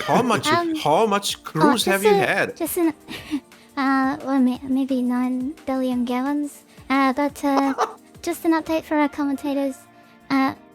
We have the race timer, just the race time itself, and stream now. So you can use that to track how much time is left in the race. But of course, we're gonna get the lap counts from you personally. Okay. So the race timing is right now 13 hours and 45 minutes, if I'm correct. Can you confirm that? Is it? Are we into? We have finished 13 hours and 45 minutes so far. Oh yeah. Yes, we have. Yep, 13 hours 45. That's correct. There you go. I'm posting Actually, that in the chat as yeah. well. That's not quite what Jonathan says. So I'm gonna try and refresh it and see if we get an update. It doesn't seem like it. I just want to confirm something. Is Amarok's Fang? Are they 6? Are they 6? They're 6. They're 6 right now on the sheet. That's what it looks like. Well, I just want to check if that's their actual spot, because their time keeps getting, or their lap keeps getting updated after Omega and Consolidated. So I'm wondering if they're still in 8th. Oh yeah. They're on 163, but Russian fleet is. Yeah, let's just wait for the timekeepers to adjust this. We should know soon. Yeah, somebody is editing it. They'll So move the cells around. We'll leave it to them. I do want to say that my brain got a little bit locked up there. So yeah, 13 minutes. 13 hours 45 minutes in the race so far, which is 10 hours and 13 minutes to go. Because I was reading the live stream one and I'm like, which direction was again? It's counting down. So that's 10 hours and 13 minutes left on the race timer for our viewers. Yep. There's still, I think, so much time. Yeah, there's all of this could change by the time we all get up in the morning tomorrow, or whatever time the race is going to end in your time zone. So as we look at here, it is definitely not official yet. But right now, Sanguis Luna, pretty comfortable lead now with Dirk. Pretty. And 3 laps up at this point. They can easily squeeze a crash if they want to now. They have so much lead. But Frontier Consolidated and Black Star, they're both on 177 laps. Let's just give the update what's the grid looks like. So Sanguis Luna, Frontier Consolidated, Black Star, SCIRE, XGR, Amarok, Fangs. No, that's wrong. It should be Consolidated Russian Fleet, Omega Aerosports, Amarok, Fangs, Test Race, and Red Legion Racers. That's what it should be looking like. Yes. So yeah, it's Consolidated that gets updated first. So they're the ones in 6th, then Omega, and then Amarok. So that's it has to be like that. Oh no, now we have updated laps. Well, we'll just wait for it. Amarok's just got to 164. But we'll keep an eye on it as things go. But it's been an exciting race so far. Very exciting. Too exciting. Too exciting. Yeah. Flying Wombat, Expat is still with us. She's providing us the sunset shots and or the sunrise, depending on what time it is on Crusader right now. There you go. That's Expat, still flying. Chasing Zeus, looks like. Oh, that's Expat is flying Zeus. I think that's her self camera. And her flying to the next spot. And is that a Citizens of Prosperity skin? Is it? Expat. Show us the skin. Is that the Citizens of Prosperity skin? Let's find out who you are in allegiance with. Right? This is the Solstice skin. So it's like a concierge skin that you could get. Oh man. Nah. Looks like she's fancy. Is it? Oh, I can't tell. Citizens is a red one. Yeah, but it's not really red. It's like dark maroon. Citizens of Prosperity doesn't really stand out. It's not like the Razor Red, the beautiful new Razor Red skin, right? I have that skin. I love it, and I love the suit that it comes with. I did learn though you can't wear you can't put an armor vest over that suit. I think that was there. You go. Now we see it. That's a very cool skin for us. Yes. Oh my god, that's a very cool skin for this. Yeah, beautiful. Okay, Stargazer is asking how are missed laps figured out. We have multiple race timers, and on top of them we have auditing officers who okay, good night from expat. Good night, expat. Thank you for your service. Good night, Thanks expat. for all of your help. You held the line. You really did. Park up your Yeah, Zs so we have a Yep. Go on. yeah, we're the primary race timer that's active, and they swap with 2 other race timers who are also validating them, and they're keeping a separate lap count on the side, just in case a situation like this comes up, where with it timing fails, they can maintain integrity of the race. There was a little bit of confusion where the WebApp didn't respond immediately, so they double counted 2 teams' laps. We caught that. We went back over the time logs and just corrected that error on the data. So with that auditing and validation from myself, 3 race timers, and Jez have a look at as well, we've been able to keep good integrity during the transfer to just a manual lap count, the old-fashioned way. Yep, and you know what? If you keep an eye on the chat, that is correct. It's as the optical mouse says. It literally is spreadsheets, math, and tears. And with a heavy focus on tears right there. I mean, racers are flying the ships, they're still playing the game, but our race timers are playing the Excel game, Excel sheets, just putting down numbers. It's like a GentlemanJez would love it. It's an accountant's paradise right now. Yeah, and just to confirm, Amarok's, we're trying to confirm where Amarok's Fang is. I think that's the one thing we're trying to chase down right now. Okay, Big Flex wants to know, because that's okay. Big Flex, I'll read your message out here. So before the scoreboard broke, Amarok's Fang was in 6th and 1 lap ahead of 7th place. We have not lost a lap or lap at all. Just let you all know where we were before everything went wrong. Okay, you know what? You are still in 6th position. You guys are still in 6th. You're good. Your lap count right now is sitting on 165. Consolidated Russian fleet is with you on 165 on 7th position. Omega Aerosports is also on 165 laps in 8th position. So they are definitely keeping an eye. So yeah, so that is our that's our 3-horse race for 6th with Amarok's leading that one. So we'll call it as it is on this list and keep it simple. Yeah, that's it. And you gotta make your Wolf logo proud, Flex. Just keep at it, and in fact, see if you can catch up with XGR, who are on 169 laps. So they are quite ahead of you, man. Come on, put the Wolf into 5th gear. Okay, Stargrazer is asking, so how long does it take after the finish of a race to figure out the placings? Might want to post the positions in chat. Yep, so we still have 10 hours to do that. This 10 hours of racing is still there. This is a 24-hour race. Yeah, plenty of time. Yeah, this is a 24-hour, plenty of time. We'll read them out every so often. Let's make it maybe like Let me get you another screenshot. 5 or 10 minutes. Yep, Yeah. I'm gonna post another screenshot. Let's do that. Okay, so we're actually coming up to the 10 hours to go mark here. So now would be a good time. Do you want me to? Yeah. Do you want me to? I could crop the spreadsheet. I'm already. I can just slap that under the Yeah, timer. put Do it you as want a me to do source. that? Yeah, you know what I was thinking of that. Let's do that as a source. Just do that. Yeah. Crop this sheet and put it under the timer. Put it in the That way browser. do it. That's it. Well, we're yeah. doing it live, Why not? everyone. This is a game in development and a community race in development. So we're running on a backup timer. Excuse the scuffness.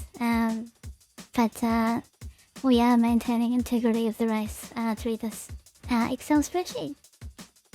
Yeah, optical mouse is a very good question, genuine question with no pressure. Thank you for your honesty there, optical.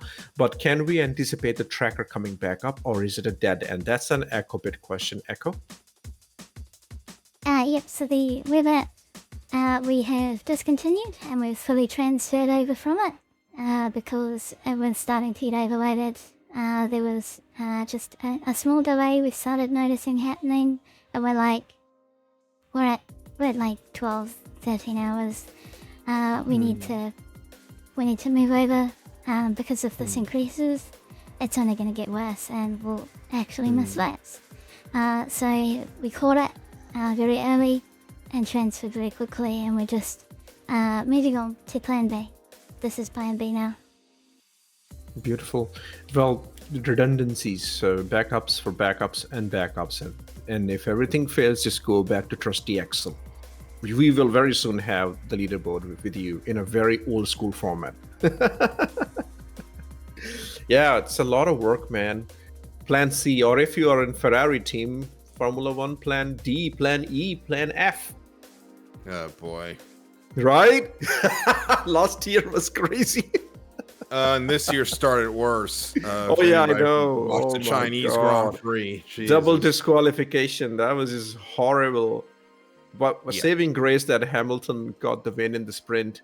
Oh man, I follow Formula One very religiously. It's been like 8 years now, and yeah, I love it. I love Formula One. And I reckon of all these years watching Formula One and watching full races, when got the opportunity to shoutcast, I think I just naturally gravitated towards the same kind of feel that they have in Formula One, and that really helped, like in a passive way. Yeah, it's a good cadence to follow. So I get it. I follow that the same way. The NASCAR Formula One style of just knowing when to bring the energy up and when to just be conversational. It's a great way to learn. Hold on, Canadian Maverick. It must be the water then, Canadian Mav. Did you read the chat? That is beautiful. That's beautiful. No, it's not. Why there's water in my seat? Could it be the water? It is the water, Canadian. That's epic, Charles. Yeah. Moodkin says, "Are you excited for the next race in Japan?" Oh, Suzuka, yeah. Like, let's see what Sonoda does. That's very exciting, actually. Sonoda being replaced with Liam Lawson. Red Bull is just like, I'm happy. To be honest, I've never supported Red Bull. I just absolutely detest. I have my allegiances, and I support 44. That's it. Hamilton fan. And not more because of his skill, but more of as what a beautiful, responsible person he is. That's why really I support Hamilton. That's simple as that. Yeah, and I feel bad for Liam Lawson only because he shouldn't have been in that seat to begin with this year. No. It should have been Yuki up there, and then who knows? The Red Bull driver development program. We'll talk about it. Expat. Read what Expat is saying. How many races till he gets a demotion? Shall we place bets? No, 3. He will finish at Red Bull. He will finish at Red Bull. Yeah, he's got to finish, right? He'll finish there. And we have our leaderboard back. Yes, we have our unofficial. We have our backup leaderboard now up here. So now those are the official laps on screen for everybody. They will update as they cross the line. Look, still Echo is doing her graphic designing. She's aligning it perfectly under the lap counter, and she just scaled it down to make it align. I like that. Or increase the moving. Yeah, what did you just do? No. I'm just gonna leave it aligned. I'll make it a little bit bigger and leave it aligned. What a glory day for Microsoft Excel. What a beautiful, beautiful day for if you are a Microsoft Excel backer. There you go. After 42 years of service, Microsoft Excel finally has its day in the sun. Yep. Yeah. Okay, let's go back to Formula One chat because that's more exciting. Yeah, Sacredus said they're the biggest Yuki fan in the world. And they think he's screwed. I mean, no. The problem is that car doesn't the problem is that car doesn't have pace, so it doesn't matter who you put in the seat because they've gone down this development path where something in the rear end just fundamentally doesn't work. They've got to fix that. The problem is you put Liam Lawson in the seat who was not ready, and we already know how Red Bull is about plucking drivers out of the car, and he just had zero confidence. And then Helmut Marko is slagging him off in the Helmut Marko, and what he's saying is not helping either. He doesn't help anyone. Shared his context. No, Marko is just always like man. What a I'm not even afraid to say it. What a terrible human being. He's not a good person, and horrible. And we've had this conversation on the Extra Mile where we are not a fan. I mean, if I was buying that Red Bull team right now, the first change I'm making is I'm going to Christian Horner's office, giving him a pink slip, and I'm giving Helmut Marko, do not talk about this team. I'm giving him a cease and desist and a pink slip. And just moving on. Yeah, and you know, with the we actually talked about this during OpenGP, or was it ProGP? Like this Red Bull cars are, like as Albon put it in one of those interviews, it's like playing Call of Duty with the highest DPI on your mouse. Mm-hmm. That's how twitchy they are. They're very front heavy, very pointy towards. That's how Max likes them, and that's where they have pretty much put themselves in a corner. And from, well, I don't know if it's true or not, but Max is also not happy with. I mean, he wasn't happy with the last year's scandal with Horner, and he's not happy with Red Bull. If he leaves, Red Bull is dead, pretty much. They become a backmarker team the minute he leaves, with how set up that car is for him. The minute he leaves, they go down the order, and I think they all know that. Yeah, it's a terrible situation in Formula One, but VCOB is doing better right now than the Red Bull. But man, I do not like a lot of things Max does, but as a person, but his skill is, oh my god, like that car, he's putting it where it doesn't belong. That has been epic performance in the first two races. That car is not where it should be, and he's still putting it in the places. No, that car definitely is not running at its. He's driving that car in a spot he has no business being. McLaren won't take him because they have Lando Norris on a long contract, and they've just signed a very long contract with Piastri. So, and if you look at Mercedes, they have George Russell, which is their. Well, they might actually gamble with it. And from what we understand, they actually tried to grab Max. But now Kimi Antonelli is there. I think that's what they're going to nurture. If you were Mercedes, if you were Toto Wolff, Dash, what would you do? Would you go for a Max? If you hadn't already signed Antonelli, I'd say go for him. I think they've already locked up Russell long term as well. So I think you're kind of stuck at this point with those two. Although they have run well in these first two races. So you're not really kicking yourself right now. I know George is Mr. Consistency. Yeah, he's called Mr. Consistency. Expat mentioned Aston Martin. The problem is Lawrence Stroll gonna fire his kid? That's a good one. If none of that matters unless Lawrence Stroll fires his kid.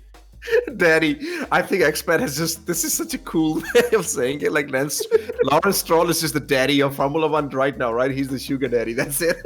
Yeah. I mean, put Lance in the Aston Martin WEC program, and then you go get Max with Alonso, and that team goes up the grid with Adrian Newey making that car. But next year they go further up the grid. But is Lawrence going to make the decision? And I just don't know if he's capable of at this point. But there's a lot of shift and fluidity in Formula One with the new regulations coming next year. This year is pretty much like it's going to be a very exciting year because all the cars are very close. How the Red Bull is going to have a downfall, so it will be an exciting year. But it's pretty much a filler year right now. The picture will not get clear until next year. One thing we can all agree on: Ferrari is pretty bad. They haven't been able to sort out their strategy. It's been 3 years now of making epic mistakes. And we just got an update in the race, and unfortunately, it's one we're used to seeing. A test racing team has again had a crash. Hang in there, Test. Yeah. Don't give up. It's just. But other than that, there hasn't been any change in our leaderboard. We still have Sanguis Luna Dunk with 184 laps. Then we have Frontier, Black Star. And now, let me tell you, Dunk is flying for Sanguis Luna. Noise Maze is flying for Frontier. Sherzar is flying for Black Star. Luigi 509 is in the saddle with SCIRE Racing. Data Machine for XGR. Raging Casual. What a beautiful name. Raging Casual for Amarok's Fang. Nevesera for Consolidated Russian Fleet, AC3 Nightmare for Omega, and Travis John 82 for Test, Soulbite for Red Legion Racers. Those are our pilots right now.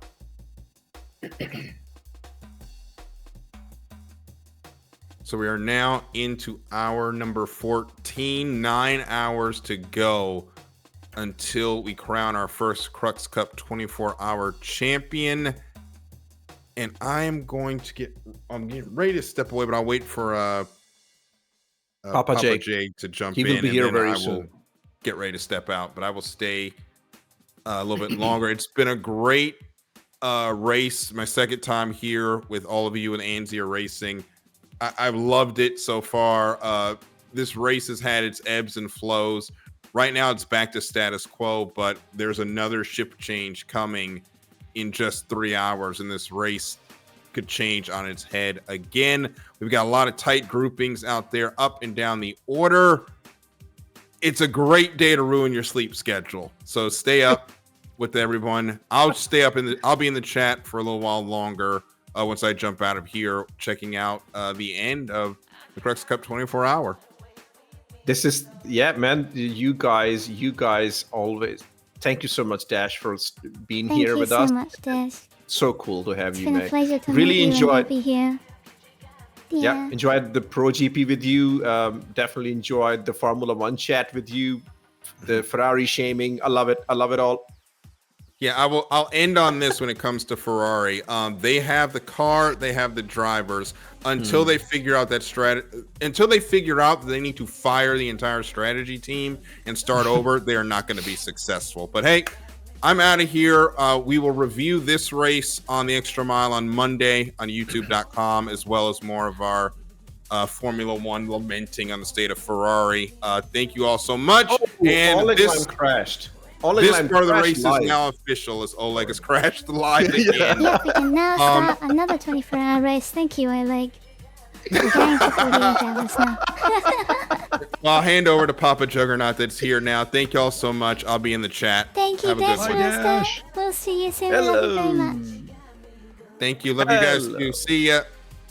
Welcome and goodbye to Dashmaster, and a huge warm welcome to Papa Juggernaut for his third shift. How are you feeling, sir? Welcome back, I'm Papa good. Juggernaut.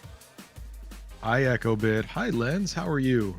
Good, man. I had a sleep and I had racing dreams, very troubled racing dreams. My dream was a recurring dream that I was late for commentary and I had to turn all the windows on. And I'm not kidding. Literally, that was the dream I was having back to back. I couldn't get all my browser windows on and I just couldn't get to the commentary. That was my sleep. That's a nightmare. It's called a nightmare, sir. Yeah, that's a nightmare. That's a nightmare I have. And there was Flying Wombat. Who was saying that Papa J is always the Flying Wombat? Nah, he's always on time. He's always in the nick of time, but he's always there. Normally, I'm ridiculously early, but I am trying to pace myself. This is something where I'm truly taking Astromedic's advice to heart. He's given all the health recommendations and all the medical care, so I'm trying to follow that example. So I'm resting when I can. I'm eating, staying hydrated. I don't have Cruise Lux in real life, but I do have water and cereal, so I'm doing that too. That's it. I'm also drinking water and tea. That's what I'm doing. Yeah. Yeah, I think you had tea before you started. I think Frozen had tea before he started. Yeah, I think anybody in the Commonwealth at some point has had tea this day. I've always been a tea guy. And how about you? Are you a coffee guy? No. No. Coffee's like Drake? Coffee's like Drake for you? Coffee and Drake are the same thing for me. Yeah. But no, I've never been into coffee. I've never liked the strange thing is I've never liked coffee, but I've enjoyed coffee flavored things. Oh, how about chat? Yeah. Chat people, how many of you are coffee people and how many of you are tea people? Or if it's the Red Bull is your poison or Monster Energy is your poison? What do you guys drink? Poison part, right? What is that's the poison part. Yeah, I have had a Red Bull or Monster Energy. Never. I haven't even tasted them. Tea! We have a tea. One vote for tea. Dr. Pepper. What would that is it Dr. 5? Yeah, Dr. 5 has tea, which is strange. The Doctor is tea, but Optical Mouse is Dr. Pepper. I think there's confusion there. Yeah, that's the opposite's going on there. My Discord keeps telling me to switch to Omega crash. Oh no. Oh man. They're on 8th position with Zolmer. I'm really curious though. It says crash across the line. Did they cross it before crashing? And if so, they would get credit for the lap. If not, it's gonna be a huge reset. We'll find out. Yeah, because then the whole lap is gone. You're right. Exactly.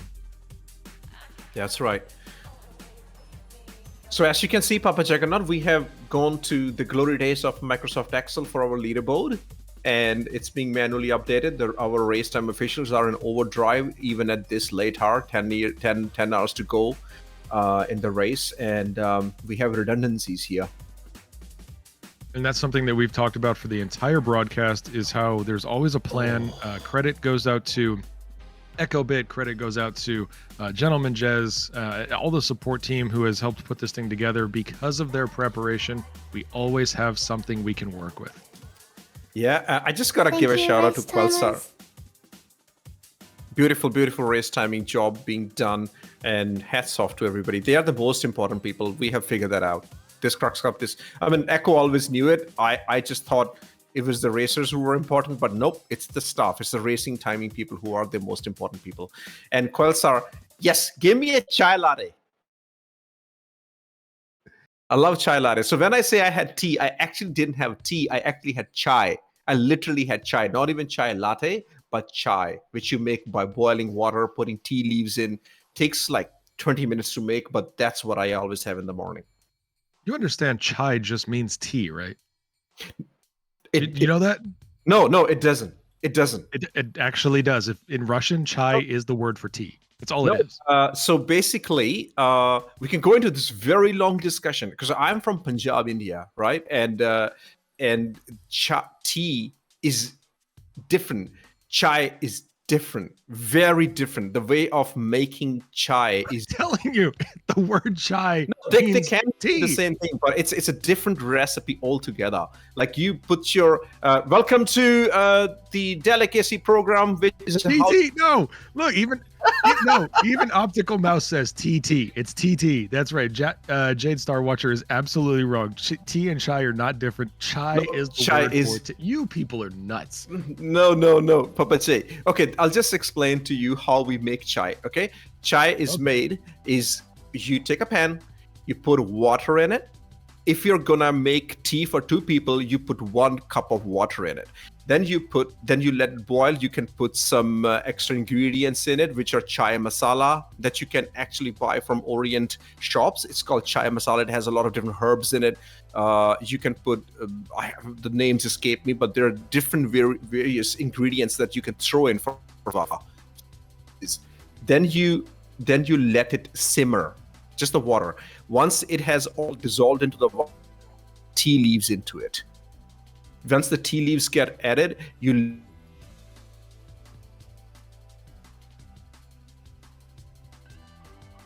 Is it just me, or are we losing Lens's audio? Lens, are you okay? Are you back? Am I here? Am I here now? Okay, you're back. Yeah, okay, I'm hearing doubles. What happened there? Hold on. We thought Ninetales were abducting you. No, of course you're hearing. No, of course you're hearing double, because tea and chai mean the same thing. You're hearing double, you're speaking double, you have lost your mind. I can agree with you on the Drake thing. This thing I cannot agree on. Frozen said, Lens rage quit. I refuse. But then you put milk in it, and then you let it boil. You let it boil, and then you filter it, and that's how you have your chai. You know what? No, okay, no. Go where we need to go find Consolidated Russian Fleet. You go ask them, how do you say tea? Go ask them. I promise you, they're going to give you one word, and it will be chai. That is the word for tea. The fact that the rest of the world has created a whole other thing for it is whatever.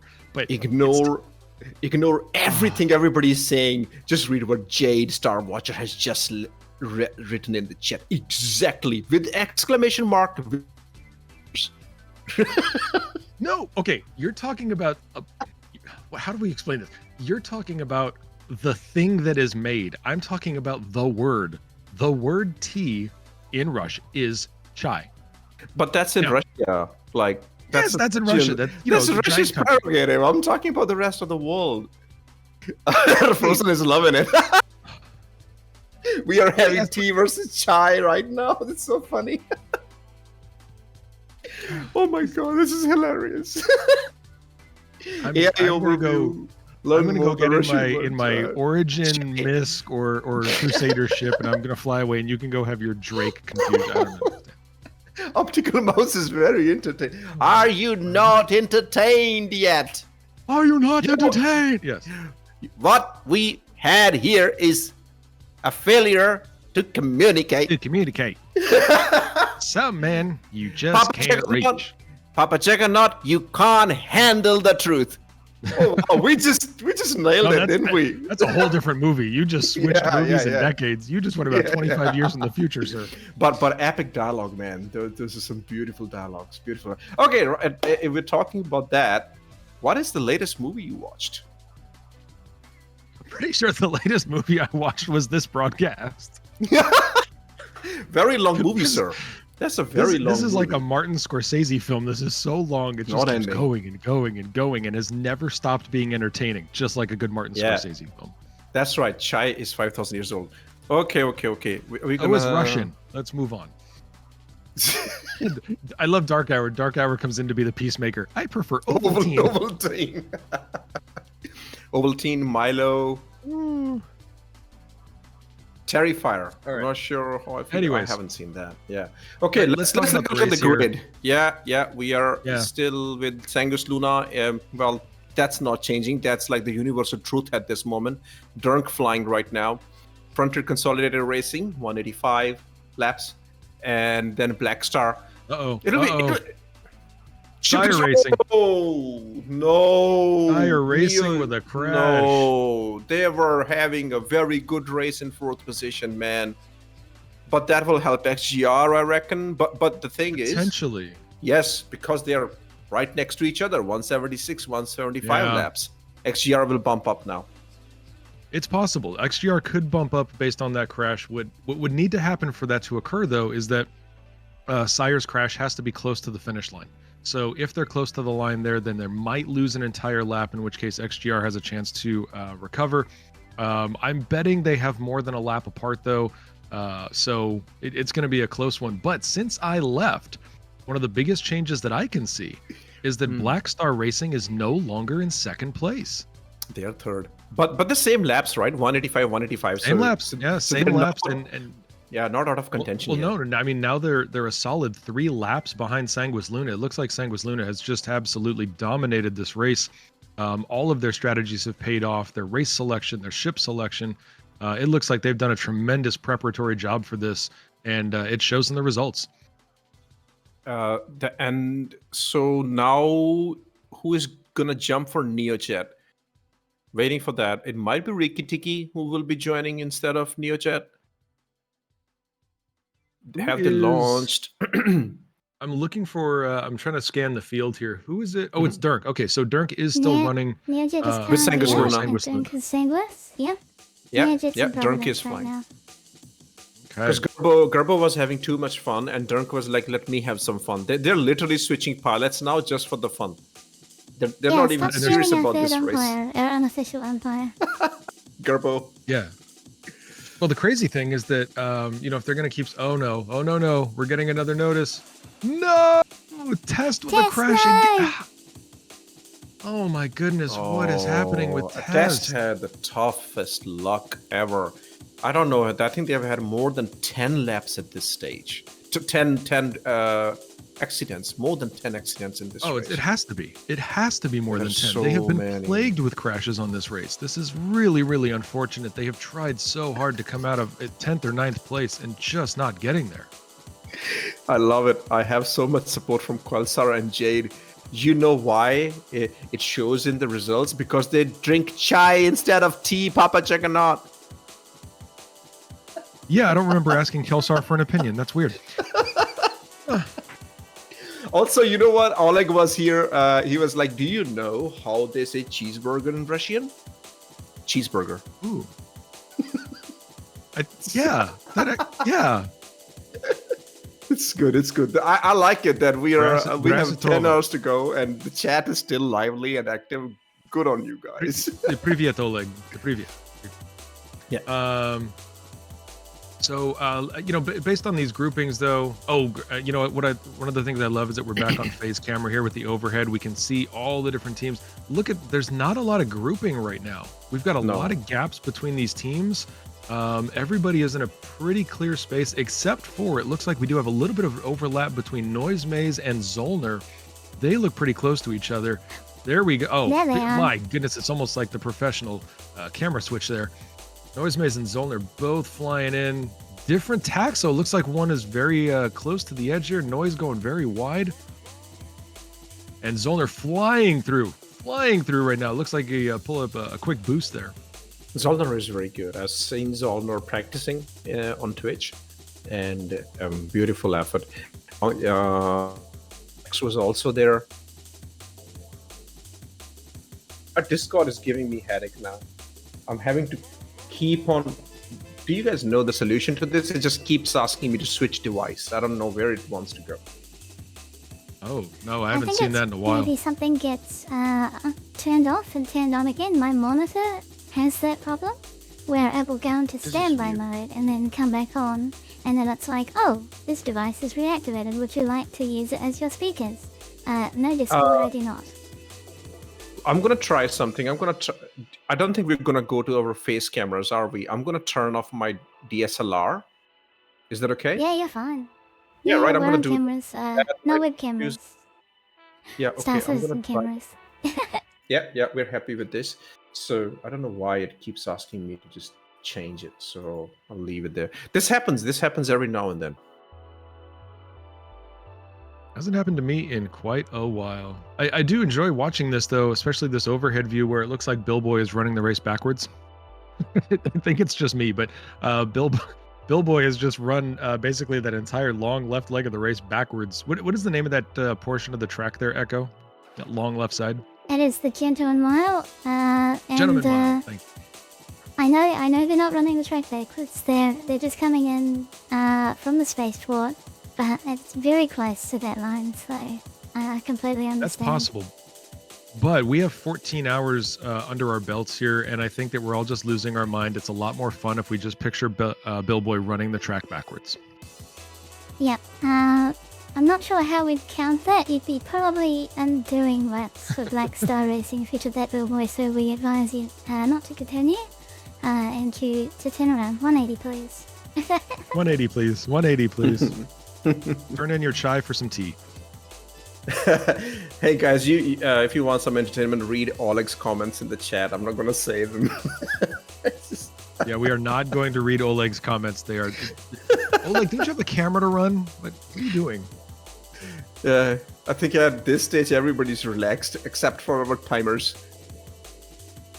Welcome back, Billboy. Welcome back. Billboy has returned. But I do see quite a few racers that have not previously raced, at least during my stints of commentary.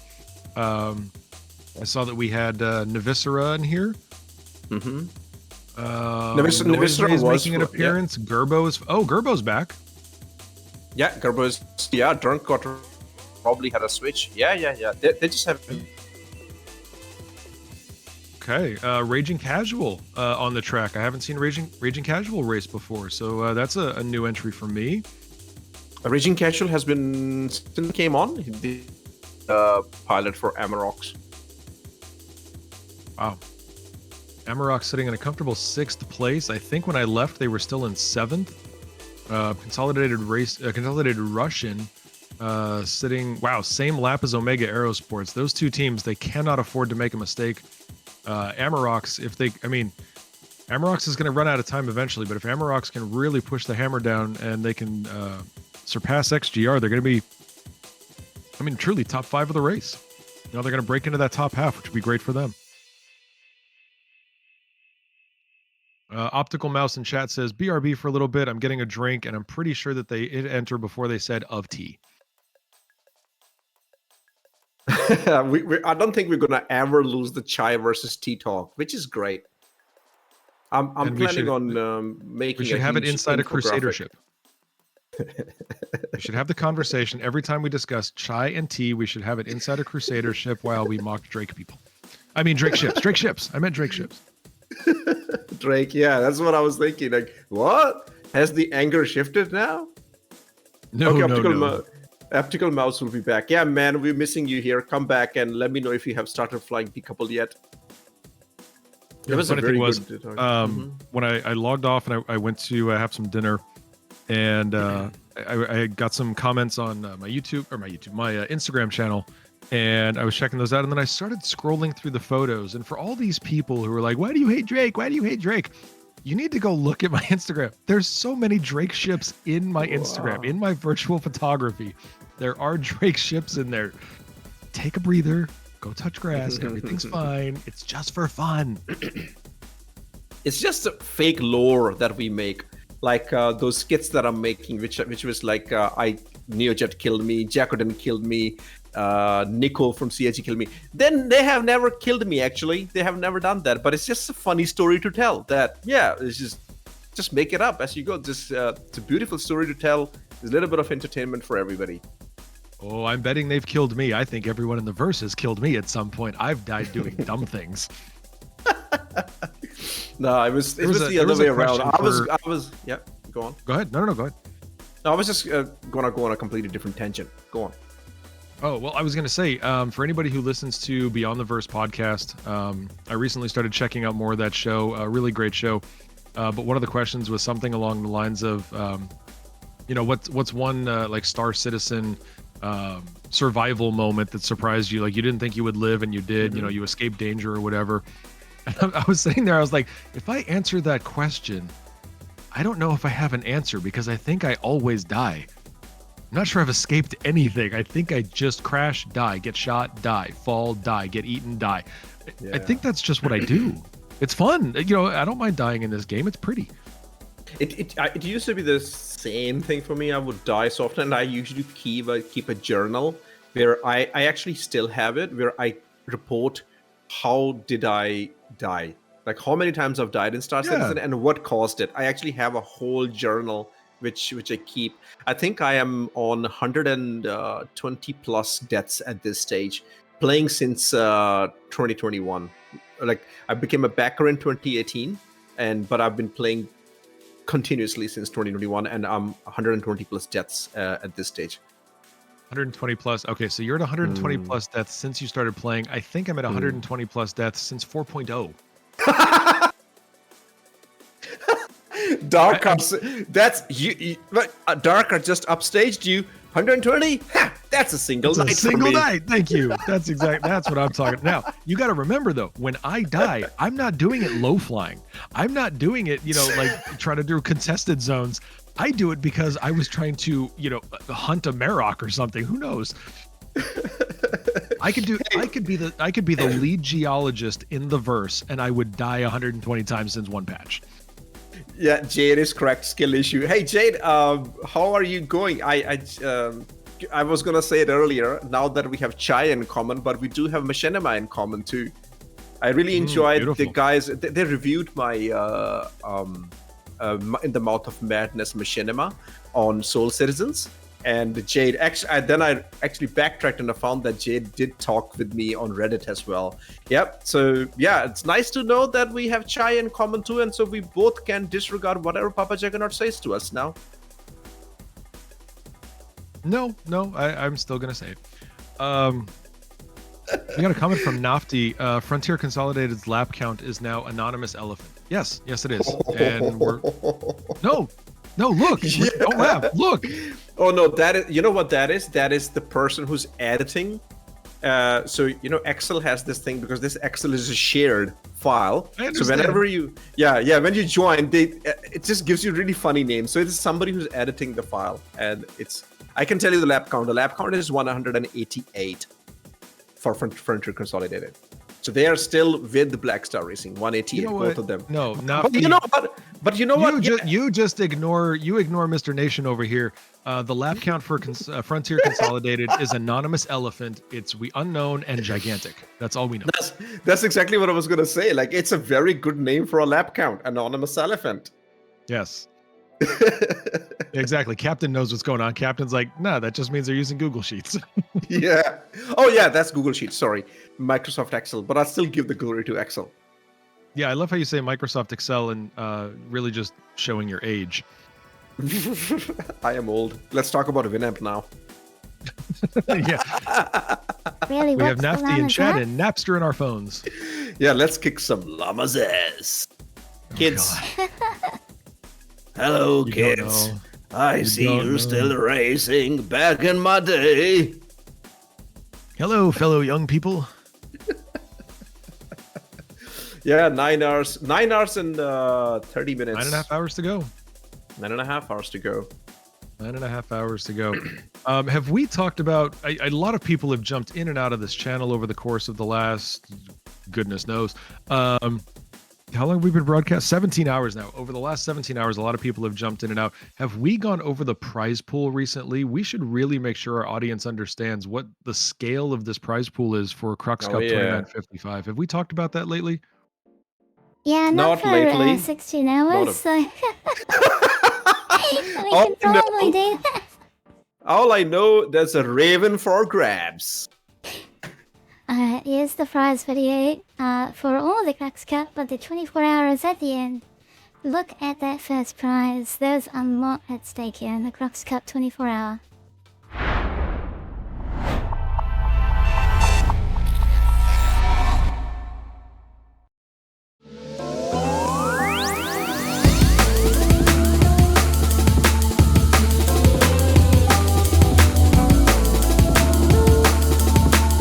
The Crux Cup 2955 and Crux Cup 24-hour racing prizes valued at more than 8,000 USD are generously donated by Southern Cross Alliance, Cloud Imperium Games, Frontier Consolidated, and the Grey Wardens. The podium prizes for the Luxury GP are first place an Origin M50, second place an Origin 135C, and third place an Origin 85X.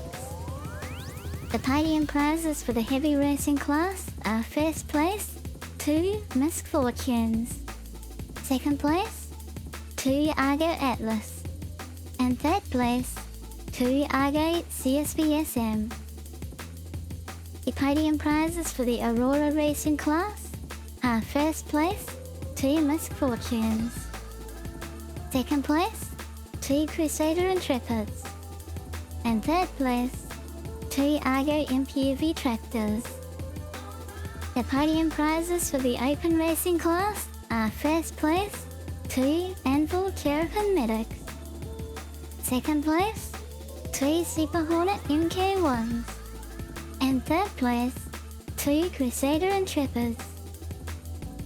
The podium prizes for the AX3 racing class are first place 2 times RSI ZCF, second place 2 times C1 Spirits, and third place 2 times Mustang Alpha Vindicators. The podium prizes for the AX2 racing class are first place 2 times RSI ZCLs, second place 2 times C1 Spirits, and third place 2 times Mustang Alpha Vindicators. The podium prizes for the A-Crux racing class are first place 2 times Mirai Guardians, second place 2 times Hornet Wildfire MK1s, and third place 2 times Mustang Alpha Vindicators.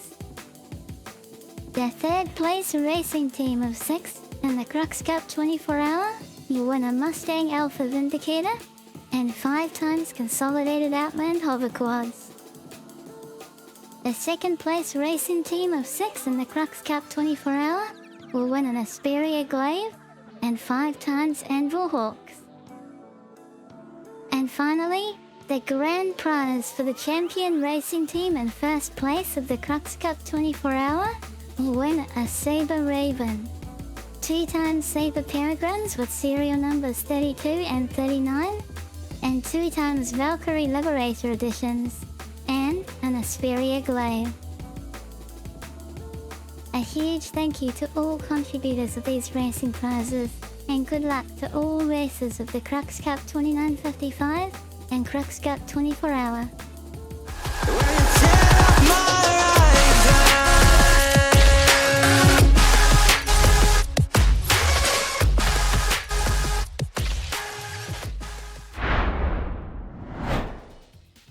Welcome back to the race. Lens, how are you doing? Take a little break? Oh, I am sitting with a really fresh, steaming cup of chai right now. And that's fine. Chai is a thing, but the word chai in multiple languages just means tea. Jade, You a know little what? bit of help here. No, We need to set Papa Juggernaut straight. Jade, Quelsar, come on, jump in the here's chat. What it means. Here's what it means. I'm done. Here's what it means. Chai is officially a translation for anonymous elephant. Done. Which also means of laps 189. That's right. It's 189 laps for Frontier Consolidated. How many laps do we have so far? Sanguis Luna at 192, Frontier Consolidated at Chai, Black Star Racing at 189, SCIRE Racing at 181. I think that's what we're stuck with. That's it. The race is very, very much settled now, unless somebody in the top 5 crashes. Yeah, and actually, you know what, Frozen, Papa Juggernaut and me, not a race off, but Papa Juggernaut did come to the star in a reasonably priced Aurora MR. And very true to what he's been telling us, he actually crashed on one corner, same place, twice. So I actually named that corner after him, which is called the Juggernaut Corner or Papa Juggernaut, Papa Corner. No, that was Juggernaut Junction. Juggernaut Junction, yeah. So it has multiple names. Yes. I always Juggernaut change it. Junction. Papa Corner, Juggernaut Corner, Juggernaut Junction, yeah. And then Mr. Kraken also came. He crashed at the arches a number of times, so we call them Crambon arches now. And there's a quarter crane where he crashed into the crane. So you know what I'm doing, Papa J, now is that ship destroyed for Omega again. Oh, they cannot afford to have that happen. They were finally pulling ahead. Oh no. Oh no. So who was flying now? It's to me it says Zollner. I believe it was Zollner. Zollner was the one that I believe was still on the track. Oh, that is Zollner's just taken that is off. sad. So I think they're replacing. Zollner has taken off. Okay. Oh, okay. So So that was was a it quick Jess? switch. So Zollner must have very quickly swapped with somebody. Big Flex wants to know, Echo, what's the next race Enzia has coming up? Very good question. I love it. Yes, Echo.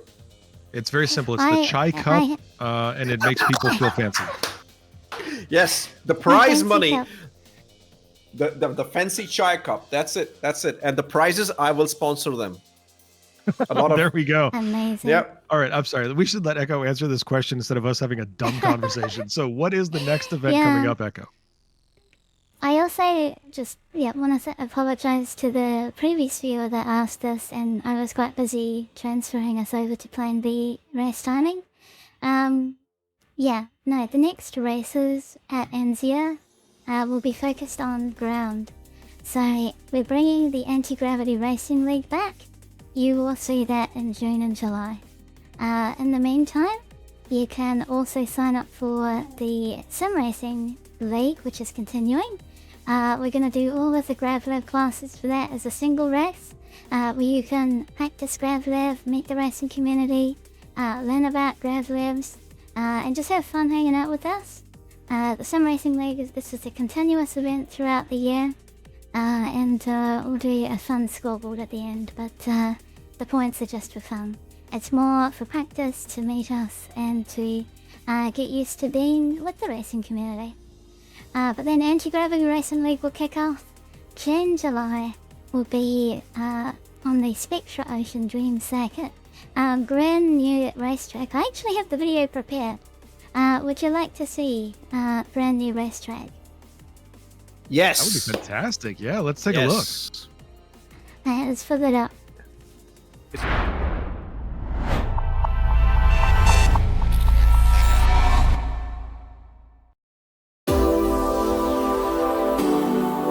Welcome to the Spectra Ocean Dream Circuit.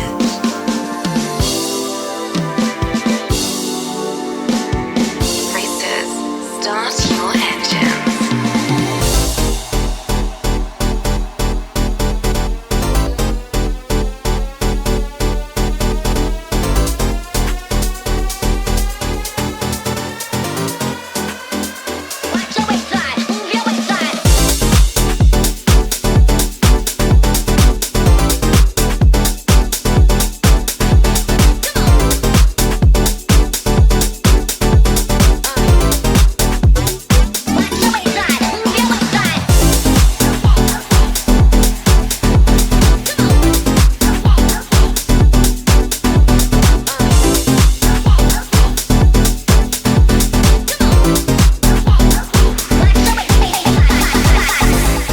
The start line of Spectra Ocean Dream Circuit is not far from the spawn point at 100 degrees on your compass. Cross on the left side of the pillar in the ocean to begin.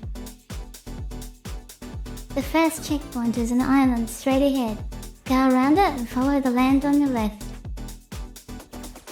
For a lap to be valid, you must not cut through any trees on the circuit, but going over rocks and land is okay. Your next checkpoint are two small islands off the shore. Pass between both of them. There's another pylon just offshore. Pass on the right of its antenna. After the pylon, you're looking for a lone island made from a crater. Pass on the left, following its natural curve. Same again with this small island. Pass on the right to complete the S-bend. Next, look for a larger island in the distance and aim to go around it on the left. Two islands make up the next checkpoint. Pass between them and turn left until you see a gap of water and start a gentle right turn. One more island to pass around a second cluster of small trees back into open ocean. Next is an S-bend around an ocean pylon and a small island. Aim for the left of the next island and keep going straight for a while. You're looking for a pylon on the shore with a small island just offshore next to it. Pass around the small island on the left. This next section is called the weave, where you must weave between islands and a lagoon before taking a sharp lift back out into open ocean. Two small islands make up the next checkpoint. Pass between them and take a left towards the beached pylon. Next is a brutal hairpin before the beached pylon to the right. Be careful not to black out. Head back out onto the ocean and go around these two small islands. Now you're on the home stretch, back to the finish line. First, take a ride around this crater island following the curve of the terrain. Then pass on the left of the pylon to begin another lap. This completes the circuit of the Spectra Ocean Dream Circuit. This track was made for all Star citizens. Race together by visiting enzaracing.com. Enza Racing would like to thank the following.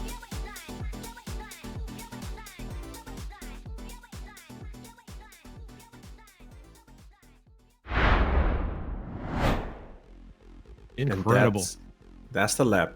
That's the lap. That's right, Flying Wombat. Not just you. I was just telling Echo that okay, I can trace this track for a while and then I get lost. Here's the thing: once you start flying it, racing it, you eventually learn it. You learn it. You know what would help? As I think about what it would take to memorize these tracks, because they are so complex and beautiful. Do you know what would really help learning these tracks? If you were an anonymous elephant. Your memory would be amazing. You could remember these things. It would be very elephants. Yeah. Meanwhile, we have done something in the chat. So Jade, Z-Doctor, Frozen, we are all of the opinion that yes, the Chai Cup, not Teacup, needs to happen. And I reckon we have a very fun race at our hands. I'm actually gonna try and push it through and actually organize a fun race for everybody. Throw in a custom T-shirt in there as a prize. Yeah, what do you think about that, Echo? Just a fun community race. Yeah, not very soon. Don't worry. I know there's gonna be a lot of. Not soon. Don't worry about it. Break after this, but you need break. 100%. Kind of open space. We'll do some cut, but the rest, like December, is a good time to experiment. Yeah. So we can plan some fun races then. Yeah. Like people have said, let's do jetpack racing, let's stay at the Chai Cup. We'll figure it out. We'll figure out something. Because this is what truly being a community means, right? And just for the fun of it, we will definitely invite Papa Juggernaut there as a commentator, because then he can really revel in the Chai Cups all around. Oh my god. The winner will win the T title. Winner of the Chai Cup will be the recipient of the T title. T title. Yeah. It's true. We have a really good prize pool. We have 100 million alpha USC. My God, 100 million alpha USC. You will be so rich with that.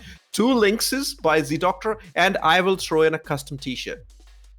I'm not kidding, because I do sell my 4-wheel drive artwork T-shirts. I will draw a custom Chai Cup T-shirt, and that will also be the prize. Let's do this. DM. Let's do this. I'm gonna actually chase this up. I don't know where I can find Z Doctor, but I know Jade, so I will definitely find them, and we'll try to do something about it. And I would also 100% keep Papa Juggernaut in the loop.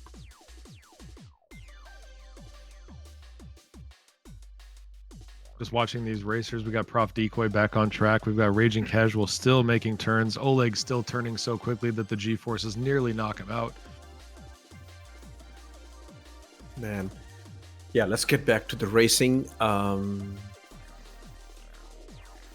Right now, test race, even after so many crashes, they're still holding on 9th position, but Red Legion have kind of caught up with them. There's just 1 lap down. They were a number of laps down earlier.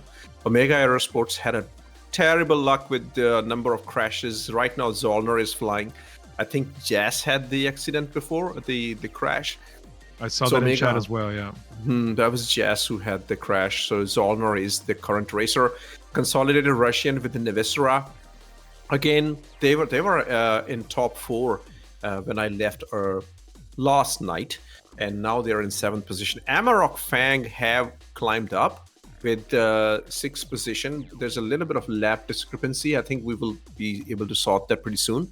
XGR is in 5th. XGR has been maintaining pretty much this position for a while now, for a very long time now, with Data Machine running in there. SCIRE Racing had a crash, but they did not lose too many positions. SCIRE Racing had a crash on lap 161, and NeoJet crashed. After that, I don't know who replaced Neo, but now it looks like Neo is flying again. So they are in 4th position. And then the top 3, Black Star, Frontier Consolidated, and Sanguis Luna. Really, the fight is for 2nd and 3rd position as of now. Yeah, very true. And I had mentioned that just before leaving my last break. I think that this is going to be a race for 2nd place here. Sanguis Luna has a commanding lead, and still, yes, there are 9 hours to go, but folks, this is a lead that they've maintained for a very long time, and they're only extending it. It used to be 1 lap, and now it's 3. So Sanguis Luna's done an amazing job, but I do think now, Lens, I think we now see the results. SCIRE did have that crash, but that crash was not enough for XGR to overtake them. So XGR probably gained some ground on that one, but not enough to overtake at this point. I think they were 1 lap down, right? And didn't we read that crash? Oh, that was Omega Aerosports who had crash across the line. So it looks like NeoJet, when he crashed, he wasn't too much into the lap, and so there was not too much time lost, and they just managed. However, they're on the same lap now, 184. So SCIRE definitely, XGR definitely gained some ground, but not enough to be in the 4th position. But man, we still have how long? 9 hours, 10 minutes to go. I'm not going to be surprised if Omega Aerosports makes the resurgence, come back on top. Who knows? Okay. That's I think essentially right now we have Red Legion and Test both essentially in the same lap. Omega Consolidated probably very close. Consolidated very close to Amarok's. XGR and SCIRE right there neck and neck. This has been an amazing race over the last 14-ish hours, almost 15. Yeah. There's a comment in the chat by if it has the word chi or chai in it, we should ignore it. Just don't. No. I'm talking to Red Print, who's like, is this infinite endurance or set number of laps? It is 24 hours. It's neither of those. It's not the infinite endurance. It's not the number of laps. It's 24 hours of racing. There have been multiple crashes, man. If this was an endurance race, oh boy, this would be over on lap 1. Right. Yeah. This is not Anzia Racing hard mode. We're not doing this with 1 death. But could you imagine if we just let the thing go until people stopped? This would probably never end. Yeah, because they're dedicated and everybody wants the Raven, which is the prize, which is extremely, extremely, extremely rare ship.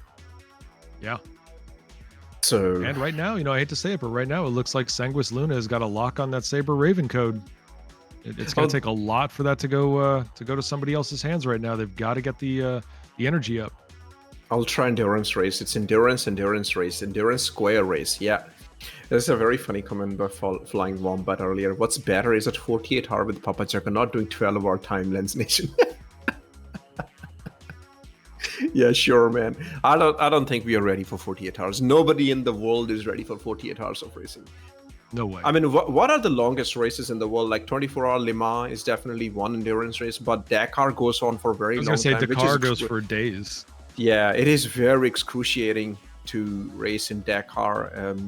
My God, the logistics of that. Technically speaking, Tour de France days, there are races, but there's break times and there's things, and obviously there's a significant amount of cash that goes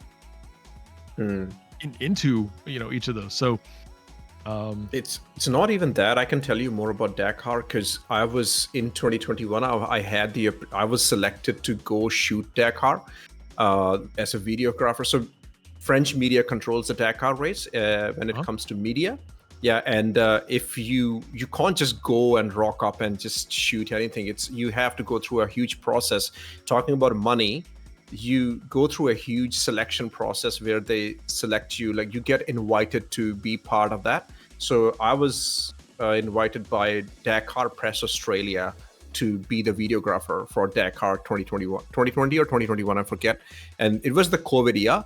And then COVID happened, and Western Australia, where I am, it got complete lockdown. We were the only state which were like complete lockdown. We were not allowed to leave or come back, and I lost the opportunity. But what's the most important thing is, even though I was invited to come and shoot the Dakar for Dakar Press Australia, I needed to pay $10,000 to be there, to pay my fare, pay for my logistics, for my stay, everything. It's not just the racers who need to pay, it's like even the media, but it's such a prestigious thing to do and an experience of a lifetime that, well, I would have paid it. I was ready to pay 10 grand for that. And also I was supposed to go to Adelaide at one of these camping parks where there was going to be a camp to prepare for Dakar, because it is brutal. It is very tiring. Race is always moving in the desert. You're constant. There's no rest at all.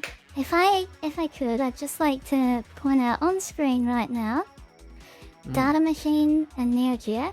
Data Machine XGR just passed SCIRE Racing on the same lap. XGR is now ahead of SCIRE. Ahead of SCIRE. Data Machine just overtook NeoJet. Yeah. Yep. Might be. I was going to wait to see if they finish the lap in this order, because then we will absolutely see a change in the leaderboard here. Neo's taking that very tight Data Machine. Now, are we going to get a boost here? Is Neo going to try and boost through this straightaway to maintain or to regain that lead? I'm not seeing it. This Here it like goes. fourth It's the and fifth final position. Straight before the finish line. Yeah, fourth and fifth position. Those are very, very XGR. Yeah, and SCIRE. SCIRE had a resurgence. They had a terrible start to the race. They were pretty much dead last. They were 9th when the race actually started. When we jumped the server, they were 9th. But man, this is beautiful. This is the consistent racing. And imagine if they didn't have the crash, just on lap 161, right? Then XGR wouldn't have been able to overtake. But well, that's race. That's racing. Yeah, there's still 9 hours to go, so who knows where this thing ends up. But no idea. It looks like right here, it looks like we're going to be crossing the line, and this means XGR will take 4th place. Man, this is what a change. really, really good. Really, really good. Like this really shows, right? We see so much happening in 1 hour of racing in Pro GP and Open GP. After having done this, like even now, those races feel like a joke. Like 1 hour racing? What are you talking about? However, completely different preparation, completely different competition, and completely different dynamics and strategy for 1 hour racing. It's like literally like having the sprint weekend against a full Formula One race. It's very nice to experience this. Very nice perspective to have the two different type of racing happening. Well, we had that overtake from Data Machine over NeoJet, and it looks like Data is going to be maintaining that. They've kept a fairly close but consistent distance apart from Neo. So it's going to be interesting to see where that shakes out in the next few minutes and laps here. But XGR is definitely overtaken. And I gotta give kudos to LNDF because LNDF is chasing the battle. Beautiful. Thanks for picking it up and showing it to us live. Thank you, LNDF. Thanks to the whole camera crew. Oleg is still awake, I reckon. He still hasn't gone to sleep. Oleg was in chat a few minutes ago. Are you kidding? Yeah, he was. He was telling us the cheeseburger pronunciations and something else which I shall not talk about. I want to give recognition to our camera operators. Let's let everybody know who they are. We've got Oleg Lime representing Turbor Corporation, Fei representing the Seatbelts, HMS Thunderwolf, Hooroo, Critical Control Racing Club, and then, of course, our photographer for the event. And Andrew has been our official photographer for all of Crux Cup 2955. Thank you to Andrew MI66. We appreciate all of the visuals that have been given to this race. You have provided such amazing sights for our audience. We thank you. Hey, Iceman is in the chat. One of the legends of SCA. I've seen Iceman in Southern Cross Alliance Discord. So many. Another crash for Omega. Oh boy, crash for Omega. What is this? Their third now in 30 laps. Yes. They had a crash on. So this is 158th lap for them. They have a crash. They had a previous crash. No. This is sorry. This is their 182 lap. I think before that they had a crash. I can't tell you because the lap counter is not updating on incident reports. But yeah, they've been having multiple crashes. My God. Yeah. Oh man, unbelievable. They have to replace them. It feels like test racing's curse is rubbing on Omega because they're racing very close to each other. Unfortunately, probably true. It looks like Oleg is in a chase with Renee. Renee currently representing, of course, Test Racing. You just talked about them.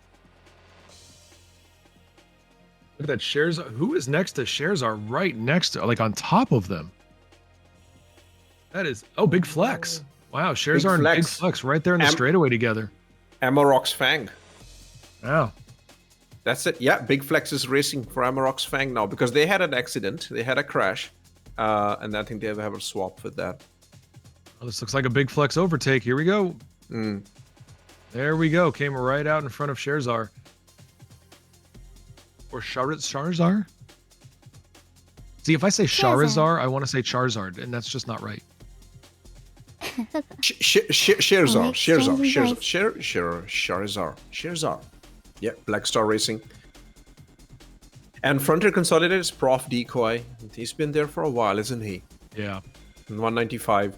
And it's look at Frontier Consolidated and Black Star. They are neck and neck. Right there. 195, 195. Nobody's giving an inch, man. Nobody's giving an inch. It'll be interesting to see how far they are from one another. Like, what is the gap between the two of them? But they're on the same lap. And then 4th and 5th position, same lap. It's just, yeah, 2nd and 3rd, 4th and 5th. Those are the positions that are being contested. We can see Kelsar Prime there camping out on the track, doing some race officiating. What's about happening? a platform and a Jazz half is here. race distance. Maybe 50 kilometers distance between Prof Decoy and Sherzar. There we go. That is, 50 kilometers is quite a distance when you're racing something that is measured in meters per second. Huge distance, but still, yeah. Now we can see like Frontier has gone to 196 laps and Black Star is 195. So when they cross the line, let's see when Black Star goes into 196. That will tell us the interval duration, how far they are from one another. Yeah. Yep. But I would say Black Star is not going to give up. They're very, very, very cool team. We have seen it in Pro GP. They don't give up. All of these teams are very, very proven teams. We have seen it in the past. You can't discount any one of them. They're all very dedicated. And the fact that they are dedicated to race for 24 hours, they have put the racing teams together. We're not gonna, ignore anybody. They're all doing great job. Even at the back markers, Test Race, Red Legion Racers, and Omega Aerosports, Consolidated Russian Fleet, they can all come back, man. We have plenty of time. 9 hours. Yeah, that's it exactly. As we talk about this is not the hard mode endurance race. We're not doing this on deaths. This is something that is 24 hours. So regardless of what you did in hours 1 through 12, if you've got 13 to 24 to make up the difference, you could still walk away and your team captain will grab themselves a Saber Raven. That's the prize pool, man. The prize pool. Prize pool over $8,000 with all of the different ships that have been donated. Truly just an amazing event and a great set of rewards for everybody who's participated, especially the commentators and their Polaris JPEGs. For us, the commentators. Yeah, definitely. Yeah, you know what? Let's just make that. It's just Lens and Jug. Lens and Jug are getting Polaris JPEGs. I don't know what Croncy's getting. I don't know what Frozen's getting, but we get Polaris JPEGs. And what we're going to do with them is we're going to put them on a custom Lens Nation t-shirt. Yeah, and I'll tell you what they're getting. They're getting Drake ships. Drake ship JPEGs. No. We want to appreciate their work. We don't want to punish them for it. Brutal, sir. Yeah, let's put them. I actually just got myself a Drake Cutlass t-shirt, man. I just got it based on my artwork. And what do you mean you just wait? What do you mean you got a Drake t-shirt? I hate to say it, Papa J. It looks incredibly good, man. Wait. Do you mean you made one or? Yeah. Okay. All right. Yeah. So what I do is like I sell I do a lot of 4-wheel drive artwork, 4x4, which you see in America.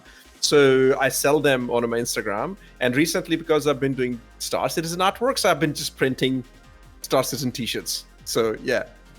And there's a Drake Cutlass t-shirt that I've just printed. It's a Drake, but my God, it looks good.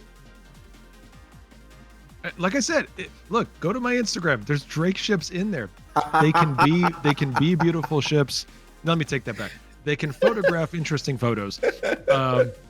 They're never a beautiful ship. There is no beautiful Drake ship ever. They all look like they were made with duct tape and baling wire. But still, it's a great line of ships. Here. Sanguis Luna has completed lap 200 number laps. 200 in the Crux Cup 24-hour. Congratulations. Milestone. Wow. Let's have celebration in the chat, guys. I love what Papa J did earlier. Post your 10 favorite emojis to celebrate 200 laps in the 24-hour race. Or actually post 24. That will take you a while. If they can race for 24 hours, we can the least do is post 24 emojis. Hey, I don't know. Can we do 24 emotes if we don't? That might be a character count problem. Yeah, might be. You're right. You know Twitch more than I. Let's do 10. 4, 6, 8. Let's 10, celebrate 12, this. 14, 18, 20, 24. Oh, I got 24 in there. Okay. 10. Ooh, wow. Congratulations to Sanguis Luna. This is a small step for Sanguis Luna, a huge leap for Enzia Racing. Oh wow, I gotta write that down. Oh yeah, I wonder where we've heard that before.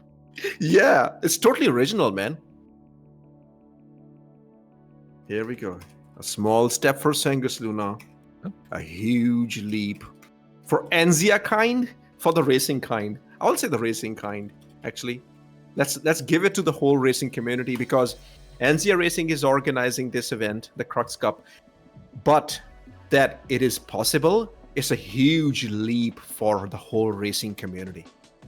07 to everyone! Legend. Echo, you like and... Yeah, I was going to say, it looks like we've got quite a few players that are hopping on a tram, headed over to the start line here. I'm looking at AC3. Oh. A whole bunch of names that are bunched up together. So yeah. I assume they're riding the tram together. And also we've had a racer substitution. It looks like Cloak has now stepped in for Black Star Racing. Cloak is on the track in a P72. Cloak is good. He had bad luck in the Open GP, but Cloak is good. They have C1 in their name. They're good. They're sponsored by Crusader. Thank you everybody for in the chat being so active, guys. We just celebrated 200 laps.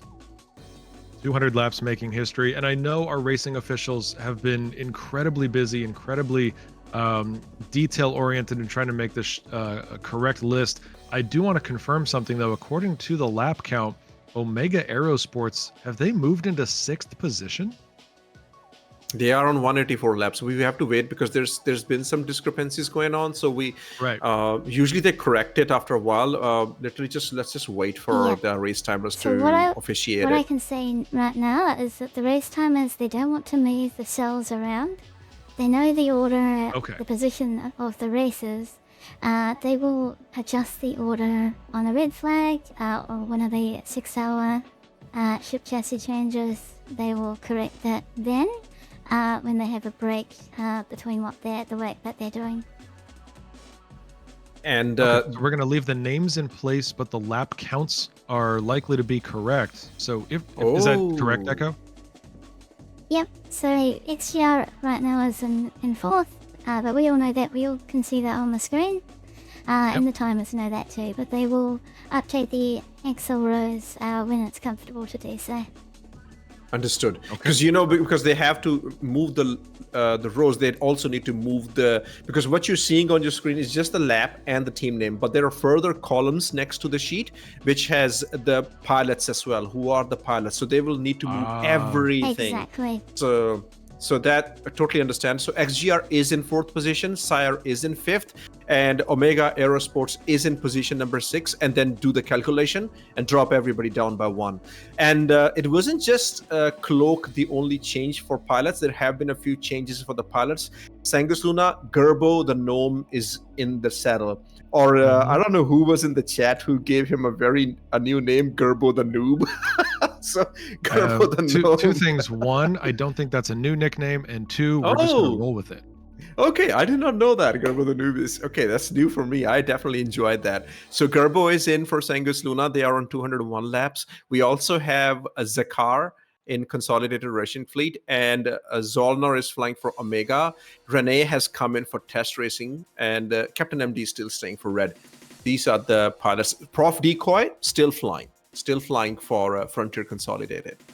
Yeah, we've talked about race strategy so often, and now we're looking at racer changes.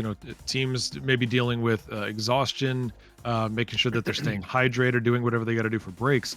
But we've talked about ship selection, and right now, if my information is correct, and I know it is, right now Renee is the only Saber Peregrine on the track. Everyone else is in a different ship, but Renee currently running the only Saber Peregrine still on this track. Yeah, that's for the test squadron. Yeah, that's for the test racing squadron. Test. Yeah. We have a lot of 350Rs right now, if my list is correct. We have P71, two P72s. There are 5 350Rs, 2 Razors, if the list is correct. And talking about the long stints, right now the longest stint is being done by Data Machine for XGR. Apparently in a Razor, he is in his 1 hour 8 minute stint, 1 hour 9 minute stint. He's been running the longest so far. Wow. Yeah, I mean in this stint. Otherwise, because these keep changing when an active Racer jumps in, the list updates. Yep, beautiful. Yeah, Gerbo is anything but a noob, but I still love that name. What? Gerbo's not? No, Gerbo's brand new to this. Gerbo's never raced before. I'm pretty sure that's the case, right? Yeah. You got this. You got this, Sanguis Luna. For those who don't know, I'm having a little fun with Gerbo here, but Gerbo is one of the legends of the racing community. Gerbo has been a longtime leader of the racing community, putting forward some amazing performances. Absolutely, Gerbo the noob is a name made in jest. Yeah, but I agree with Socrates. It's Gerbo's first time. Give him a break, Papa J. That's right. We got to be nice to our noobs, otherwise they'll never come back. Yeah, we need the racing community to grow. We want the newcomers in. Welcome to racing, Gerbo. All right. It's still good to see that Frontier and Blackstar are still on 198 laps, even though they're separated by 50 kilometers, but it's just one crash away. and this can change quite massively. SCIRE and XGR are still on 190. XGR is ahead of SCIRE right now. Data Machine has overtaken NeoJet. And then Amaroks and look at the beautiful pairing. Now Amaroks and Consolidated Russian Fleet and Omega Aerosports. Omega is ahead of them all right now. So Omega is in 6th position. They can 100% make a comeback. They can easily jump to 5th position if either one of 4th or 5th position has a crash. Beautiful. Stay in there, Zollner. You're doing a great job. Then there is the Russian Fleet and Amarok's Fang. They are on the same lap. And Test and Red Legion Racer 9th and 10th position. They are on the same lap. It's like everybody's loving to fly in pairs. We have had these groupings now. I mean, the participants in each group have slightly changed, but for the most part, we've had 3 solid groups that have relatively stuck together throughout this race. And, you know, one of the big changes I think that I've seen is that this middle grouping has really gone from teams 4 all the way down to 8. It used to be teams 8, 9, and 10 used to be pretty close, but I think the middle group has expanded a little bit. The group in the rear, teams 9 and 10, Test and Red Legion currently, they've shrunk from 3 teams to 2, but we really have seen groups that have been separated. We've seen a distinction in strategy here. And look at the difference here, right? Sanguis Luna is on lap number 200. They have finished 202 laps. Red Legion racers at the back have done 175. Look at the gap of laps. Only in 24 hours of racing. And we still have pretty much close to 9 hours to go. This gap is gonna grow. Yeah. Still, huge congratulations to everybody who has already completed their 200 laps. Sanguis Luna sitting at 202, Frontier Consolidated about to nail 200, Black Star Racing about to hit 200. Again, it's just another piece of history made here by Anzia Racing inside Star Citizen. That's I think the longest racing anybody has done in the Star Citizen history, and very happy that we have been able to do it. How many server changes we had to do so far? I was there for the one. Did we do another one? I believe we've had 3 switches at this point. 3 switches so far, yeah. But still, that's an awesome effort that we still keep at it, and we're still going on with it. Congratulations to the staff, guys. You guys are still persisting. It's really, really cool. Yeah. Really cool to see. I want to recognize some of the racers that we currently see in chat. If you guys are new to the Star Citizen Racing community, you've got a chance to talk to some of the legendary racers that are participating not only in today's event, but other amazing Star Citizen races. We've got Dirk in here. We've got Luigi in here. I saw Gravity Cat in here. Kelsar is in here. I've seen Gerbo in chat.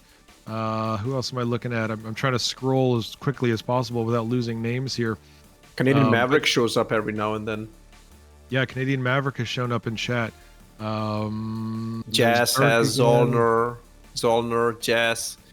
They've been coming in and going. Yeah. I've seen NeoJet earlier. Nafty Billboy. Nafty, yeah, we saw NeoJet in here. Yeah. Gerbo the Noob. Lots of racers in here. Gerbo the Noob. Yeah, absolutely. You know, we got to be nice to Gerbo. We don't want them to run away and never come back. Noise Maze was in chat. So, again, you know, we've talked about this throughout the broadcast, and I think it's important to always remind everybody, if you are just tuning in, if you're seeing, maybe this is your first race, maybe this is your very first Star Citizen race, and you are watching some of the best of the best perform right now. The Star Citizen racing community is one of the most welcoming community gaming, I was going to say organizations, but gaming communities that I've ever been a part of. If you want to meet somebody, if you want to ask a question, if you want to join an organization, if you want to participate in a race, it's an open door. All you've got to do is say hi, and that door gets opened wider for you. And even for staff, same for the staff. The door is always open. That's how I started as a cameraman with Anzia, just helping out. And yeah, even for staff, it's the same thing. We need to grow the racing community. This is emergent gameplay. We make our own game in the Alphaverse and just take an initiative. And not just Anzia, Atmo, XGR, join anybody, participate in every event. The racers that you see here, they participate in all the races, in all the events. So the more we grow, we need to find new Gerbos, we need to find new freshes, new people to join in to just keep growing and have a little bit more competition happening. Oh, that's a great point. We had Fresh in chat. Fresh001 has been in chat a few times. And there's a variety of organizations that do this. And I think that for those of you who are wondering about the racing community, this is not just player based. It is supported by CIG. They have been wonderful supporters of today's event. All of Crux Cup 2955 they've been a supporter of, but certainly today is no small feat.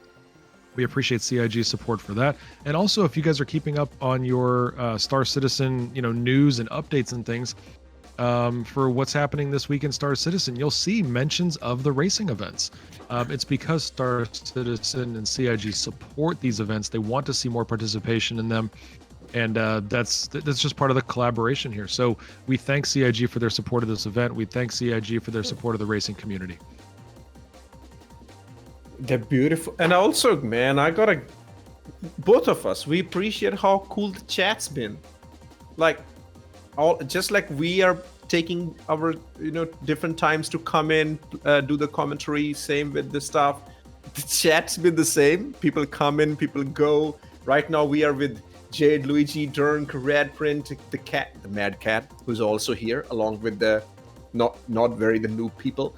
Doctor, Optical Mouse has been there for a while. Secretus, people have been switching. Iceman was here. Guys, thank you for keeping the chat alive, because in a 24 hours, chat is very, very important. Well, it's officially updated in the record books. Frontier Consolidated has finished their 200th lap, as has Black Star Racing. So congratulations to FCR and BSR. 200 lap milestone is now complete for our top 3 teams.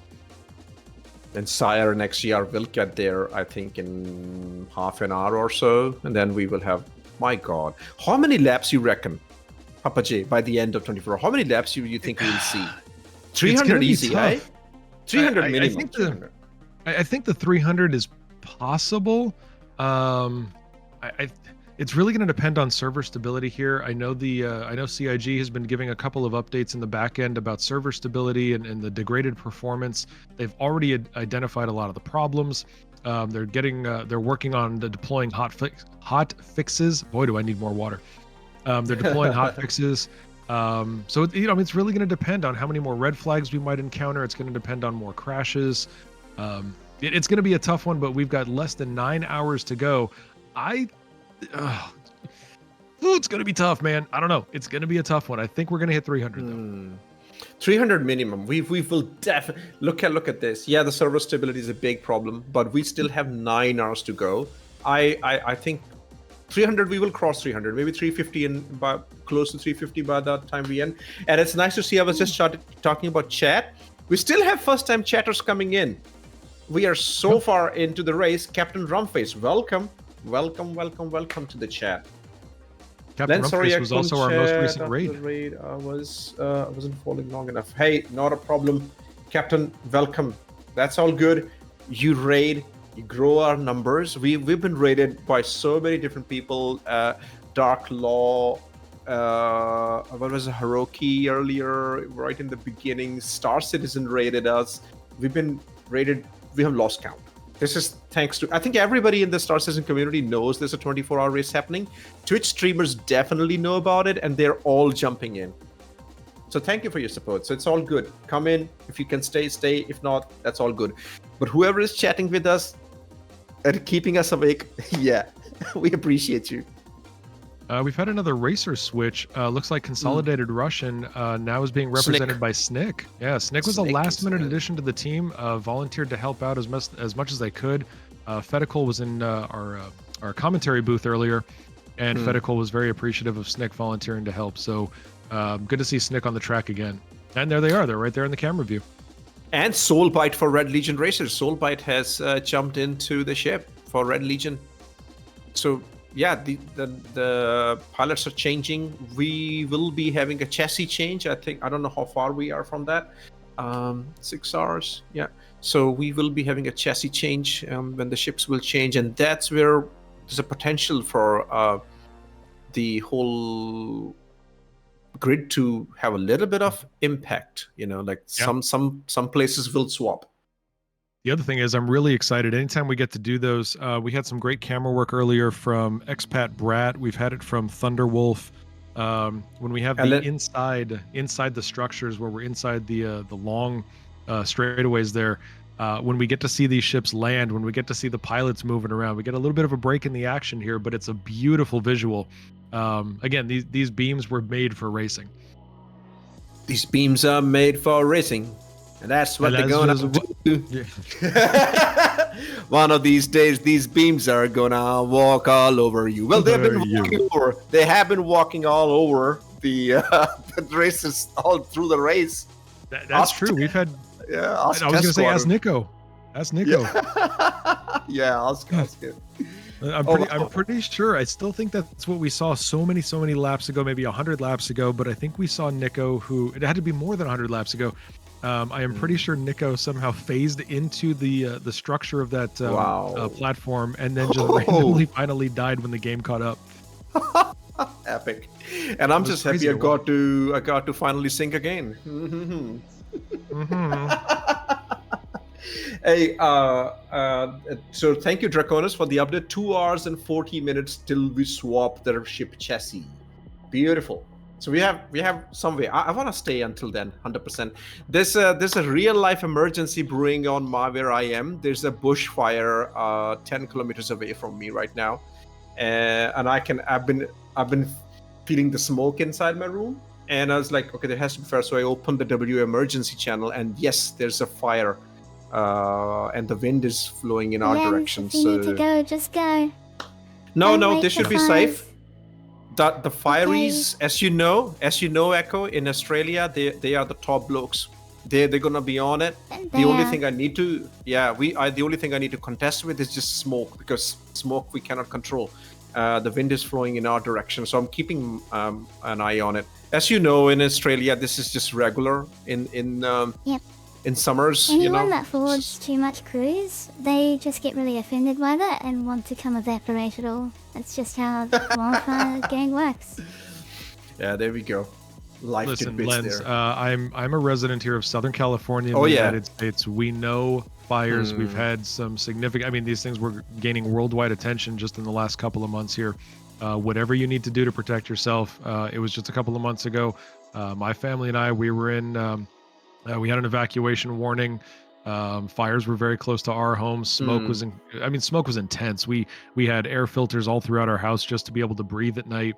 So whatever you got to do, sir, if you got to depart, then you got to depart. Go do what's necessary for you and your family.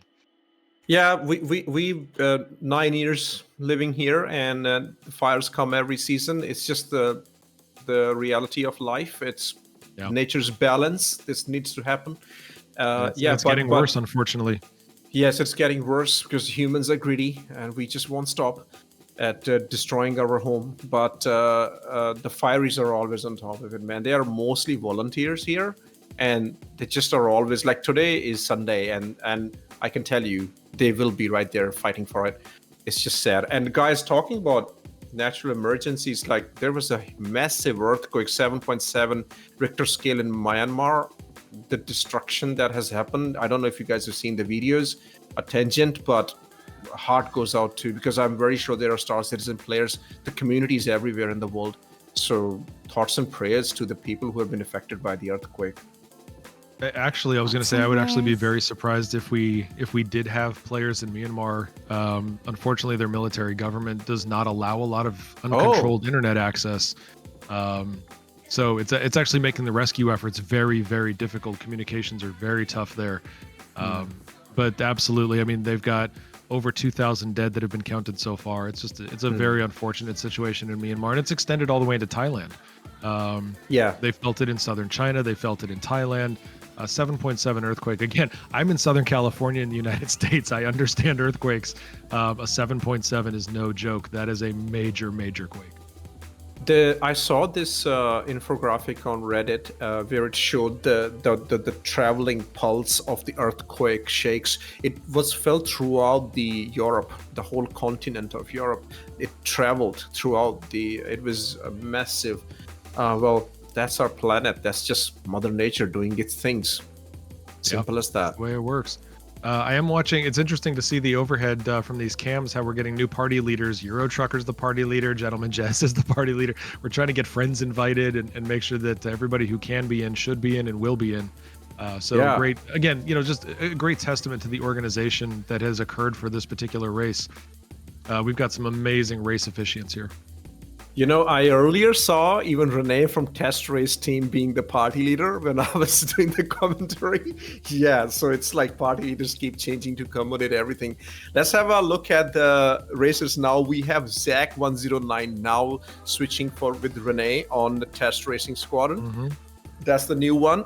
Other than that, everybody is the same. Gerbo, Prof Decoy, Cloak, Neojet, Data Machine, Big Flex, Snick, Zollner, Zach, and Soulbite. These are our racers. And Sanguis Luna at 206. Frontier Consolidated, 202. Blackstar, 202. SCIRE and XGR slowly making their way towards 200 laps.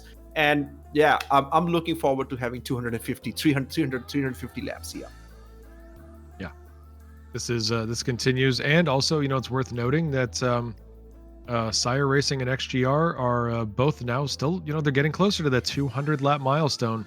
So it's going to be another part of history, because that means that the top half of our racing grid will have completed 200 laps in this event. This is the chat's been talking about the earthquake, and yeah, everybody's passing their wishes, and everybody knows somewhere who's been affected by this earthquake. And yeah, I have experienced 3 quakes in my life, and it's just traumatic on a very different level. Even if nothing goes wrong with you, the extreme helplessness of everything shaking and you just standing there, you can't do anything. The power of nature is just powerful. So yeah. All right, this race is going to officially come to a close because AC3 Nightmare was just made party leader. That's never a good sign. So I'm pretty sure that everything is going to crash right now. But I want to address a question in chat. Who was it? I believe it was Socrates. Data versus SCIRE there on the straight. No. SCIRE Racing and who else was it? XGR. They're fairly far apart. They're almost in. They're almost on different legs of the race at this point, so not quite close. But Data Machine is close to Big Flex. Big Flex representing Amarok's Fang. So there's no risk of position change in terms of lap count or anything like that. There's still a 7. Take it back. There is a 7 lap difference between XGR and Amarok's, but certainly they are close together, and we're hoping that everybody stays safe and not too close in those turns. Because I'll remind you, you gotta think of Omega Aerosports in 6th position. So if you look there, they are on 190 laps. So yeah, we're just not changing the rows here, but the lap counters are proper. So Omega Aerosports is not in 8th position, they're in 6th position. It's just a mental mathematics that needs to be done. If you are Sanguis Luna, right? If you're the Gerbo, the Gnome, what are you thinking right now? You have 3 lap lead. What are you thinking now? You have 8.5 hours to go. Are you feeling safe? I think that there's I don't think anybody in these top 3 teams has the luxury of getting lazy. I think they have to continue pushing ahead with their strategy. I think they have to continue pushing ahead with their skill, making sure their teammates are not getting exhausted, making sure that everybody is hydrated and properly fed. The moment somebody gives up on this is the moment that they're going to miss, and that's going to be where somebody takes it over and decides to switch up these rankings. But my heart goes out to Test Race team and Omega Aerosports, who had the most crashes in this race. You feel helpless when a crash happens, and oh my god, like you were having a good race, you were trying to catch up. Very hard to stay in the game for 24 hours. That's like your mental battle that you're fighting. But guys, stay in there. Test Race, Red Legion races, you guys stay in there. Omega has a lot to lose. They're in 6th position, but they had a lot of crashes. They have 2 crashes. The most recent 2 crashes we've had, they were Omega Aerosports. Yeah, very difficult. We have a race timer. Draconis is in chat right now saying something that impacts the race in a major way, such as racers unable to rejoin and server issues. And again, I want to congratulate our race team for putting this together and identifying the problems. When we have encountered serious issues that have changed potential rankings, we switch servers, we bring ourselves under a red flag, we move things around to a new server, and everything is back on track in a really, really efficient way. So GG's and 07s to our race efficient team. AGT Madcat, that's a pretty cool. Yeah, that's the right math that you're doing. 400 laps is an average lap for 3 minutes. However, we had server changes, so a lot of time went into that because we did not stop the race timer. When we are doing a server change, the race timing doesn't stop because otherwise we'll be here for 2 days, and we don't want to do that. So yeah, if we were gonna go a straight race, we would be seeing 400 laps, but I think 350. Between 300 and 350 is what my bet is. I think that's where, depending on server stability, as Papa Juggernaut said. Yeah, 400 was never on the table, to be honest. That's Matt not Cat the says, offer. I'm talking theory. Yeah, it's theory. definitely Yeah. It's also it's something that I mentioned this earlier in the broadcast, and for those of you who are just joining us, we were talking about the fact that as the race went on, lap times had started to decrease. The first 50 or so laps, we were seeing quite a few 3.5-minute laps. But as time went on and we approached the 100 laps, we started to see things drifting into the 340s, 3 minutes and 50 seconds. I think that's where we've been pretty consistent so far. I don't think we've really taken over or gone back to the 3.5-minute mark. So I really do think we're going to sit at about 300 laps here. But we've had, even at 3 minutes and 40 seconds, that is a healthy, really impressive performance to be consistent with. It's a mental game, man. It's absolute mental games. Oh my, you have to be on your toes. Anything can change. Yeah, as you said, you can't feel safe. Meanwhile, we have Stacy Bertrand, first-time chatter. Very nice to see still first-time chatters coming into this. We are definitely gaining new target audience. California, Hello from let's California. go. Yeah. Dream of Californication. That Red Hot Chili Peppers in the house. Welcome, Stacy Bertrand. Thank you so much for visiting. You're talking to a native Californian here. I am Papa Juggernaut. I am joined by Lens Nation all the way over in Australia, along with Echo Bit, a fellow Aussie out there. Hello. So thank you very much for joining. It's good to have another West Coast, Best Coast here in the U.S. We were just talking about earthquakes and fires, so you'll feel right at home. They are real life racers, and they're like, they want to get involved in the hell yeah, Stacy. I say get in there.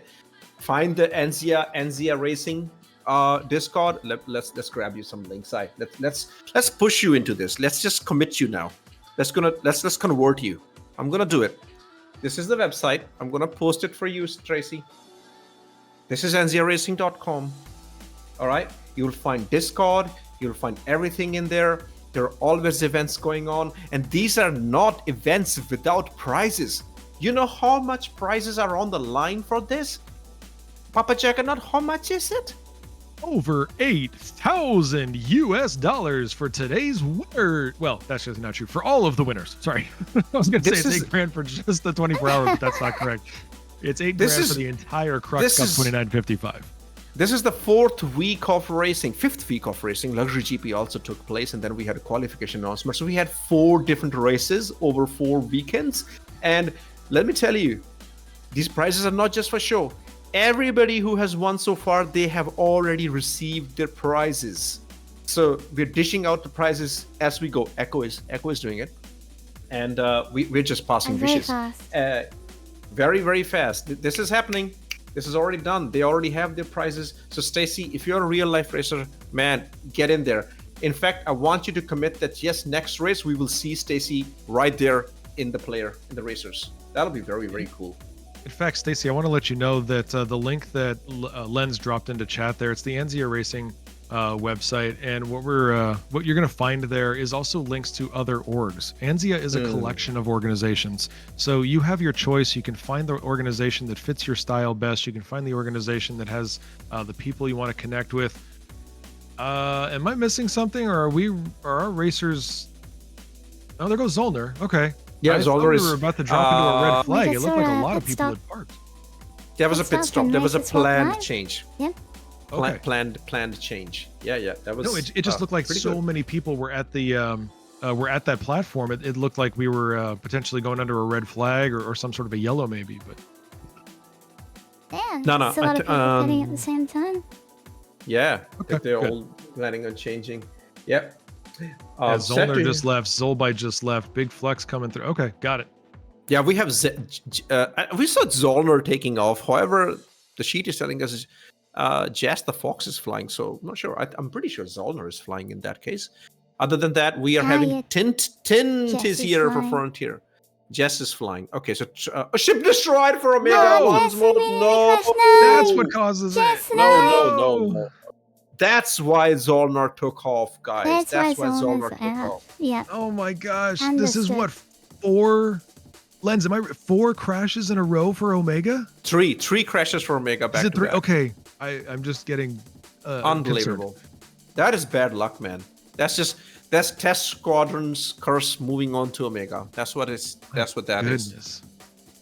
You know, thankfully Wow. for Omega, they do have I'm not going to say a comfortable lead, but they have at least a couple laps ahead of Amarok's Fang. Omega currently sitting in 6th place. Hey, look at that. Yeah, just really unfortunate. Nomadic Aviator has joined the party. There we go. We were talking about him. Yeah, he left for about 20 Aviator. minutes. Glad to see Nomad back. Hello, Nomadic Aviator. Optical Mouse is like, good thing I wasn't planning on sleeping because my neighbors have decided to assist with that goal. You know, sometimes my neighbors do it too. It's amazing how many neighbors can be so rude. What are we looking at? I'm seeing Faulty. Faulty is not currently racing. Faulty is on a tram, perhaps. No, Luigi? Faulty is not racing. Faulty on a tram, spaceport.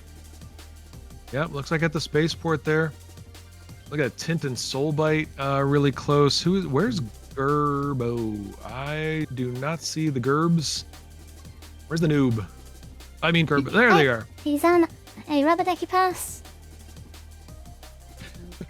Just as a map Gerbo the noob is on Rubber Ducky Pass. Does that sound any more childish? Oh my gosh. Let's go. Quake. Zach 109 coming up on Gerbo. Certainly different laps there. There's about a 29 lap distinction between those two teams, but Zach coming up on Gerbo there. How many times have they lapped? It's thankfully we only have 10 teams. Otherwise, the crashes would be multiplied by many times. I will tell you, as somebody who would be lapped consistently, I think it would just be fun to count how many times certain people, just like, I'm going to run a count. How many times does Tint pass me? How many times does Durnk pass me? How many times does Prof Decoy pass me? These people are just setting new records. I'll tell you, after a while, you just become insensitive to being overlapped because that's what happened to us in the turret class in the Scarlet Apex. Like, they were just all shooting us down or lapping us. Like, it was like brutal. It really felt bad for a while, but after that we were like, you know what, just reality of life. They're just fast.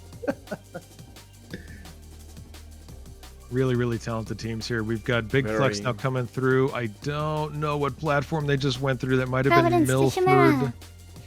We're going Shorter. to Okay, that was grid, shorter. and that's because it's a more shallow angle. Just like your knife, you will, just coast it along your toast, you'll butter the bread. That's why it is named that. Also, it's named after Brett W., one of the Enzo Racing Committee members, original founders of the Crux Cup. Absolutely. We love, that's one of the things that I appreciate you is that you've recognized so many people in your race creation, your track creations. You love to reward people who have volunteered their time and their service to grow Anzio Racing. So you've got a lot of dedicated people there who work alongside you and have made races like this and this race specifically possible. 10 years, celebrating 10 years of racing inside Star Citizen. It's one way to give back is to highlight you all, to put your names out into the world and make sure this history that we build, it becomes a proven and real thing. It just feels better. So yeah, I love hype putting your training names in coming. the videos. Oh! Secretus with the gifted subs. Wow, this is still going on. We reached level Thank you, 10 Secretus. earlier. Thank you. Wait, we had a 10 after the 12? Oh, did we have 12 at that time? I don't know 12, yeah. what it We was got, 12. Yeah, we got to level 12 on that. How crazy is that? That is awesome. Thank you very much to Beautiful. Socrates for 5 gifted subs going out to the community. That means Anzia's goal of 10 gifted subs has been surpassed. We're currently sitting at 251. And again, I want to remind everybody, if you're not able to participate or otherwise say thank you to Anzia Racing for today's event, you can do that with a sub, a gifted sub. In fact, for I believe most countries, I don't know if it's global right now, but for most countries, gifting a sub is 35% off. So if you want to save a little money while gifting a sub, you can do that. If it applies to your country, take a look at the Twitch rules specifically, but you can gift a sub right now as a great way to show thanks to Anzia Racing. And again, that money goes right back into the operations of the org. It goes into the rewards. It really helps keep things moving forward and allows the community to grow bigger and better every time. Just want to remind LNDF on camera, you need to hydrate. You are in the yellow. Watch your hydration level in game. That is, yeah. Abdi's in the please. chat. There we go. LNDF, please make sure that we don't have to send Astromedic after you. We will if we must. Jade has asked a question for you, Echo. Who is racing for Soul and who is racing for Terra as per Crux Cup lore? The Southern Cross Alliance would race for Soul. We come from there. Originally, we are Soul Centralists, and we're sponsored by Soul System to create racing to promote our homeworld. So we built it out of the tradition of the Anzac Day. It was a track just above on Earth, the Gallipoli Fields. There's a track there, our original one from Anzia that became the original Crux Cup race. And since then, Soul has wanted to spread, just remind everyone that our home world, our home system is important, Soul. And we're out here in the Stanton system, bringing the Crux Cup to you around the Terra. There's actual lore to Anzia. That's nice. I see that a lot of the orgs that go very deep into this, they definitely build up their lore, like where they come from, and even they try to build lore for their different members, like this is their history. Star Citizen is one of those games where this is very, very possible and feels really good to do as well. Different squadrons, different stories, different backgrounds. What is the lore behind Papa Juggernaut? You mean just the name? Yeah. What do you have a lore behind your name? Not in game or anything like that. I first started playing. I first started doing content creation in the world of Sea of Thieves. Oh yeah.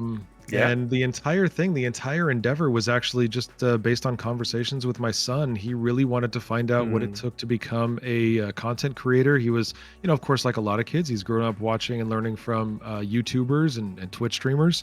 And so, I said, hey, I'm happy to walk you through it. I do a lot of my main career, my IRL job is high-level marketing. And I said, I know the back ends of this kind of stuff. I can help you do it. And I walked him through it. We created his account, and I had to create one so that I could be a mod. And then I just had a great time with it, and I kept going with it. The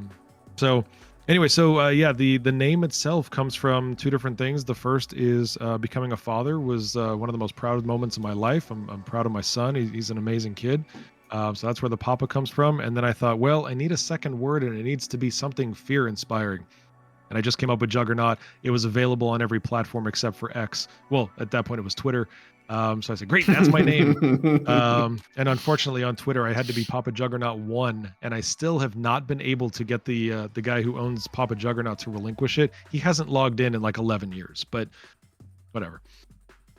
Hey, LNDF, you can just land on one of those platforms and drink.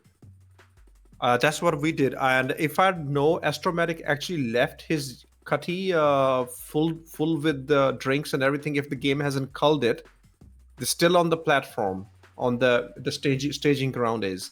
So you can land and drink. Orison is breathable. Take your helmet off and drink. And I believe Astromedic is actually still here. Astromedic was on the platform themselves, so if they're still there, they'll be able to help you out if you need it. But otherwise, yeah, hopefully the ship is still there. Yeah, he was saying good night to me earlier when I went to bed. But yeah, cool story, Papa J. Thanks for letting us know about that. As man, like I of course I know about it a little bit because when you came to the podcast, we talked. Astro is still here. Hello, Doctor.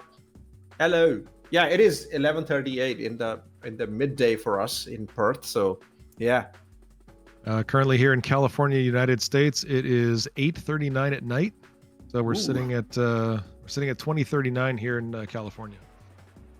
Different parts of the world, man. Different time zones. I never knew the pains of time zones until I really got into multiplayer part of the Star Citizen. Oh my god.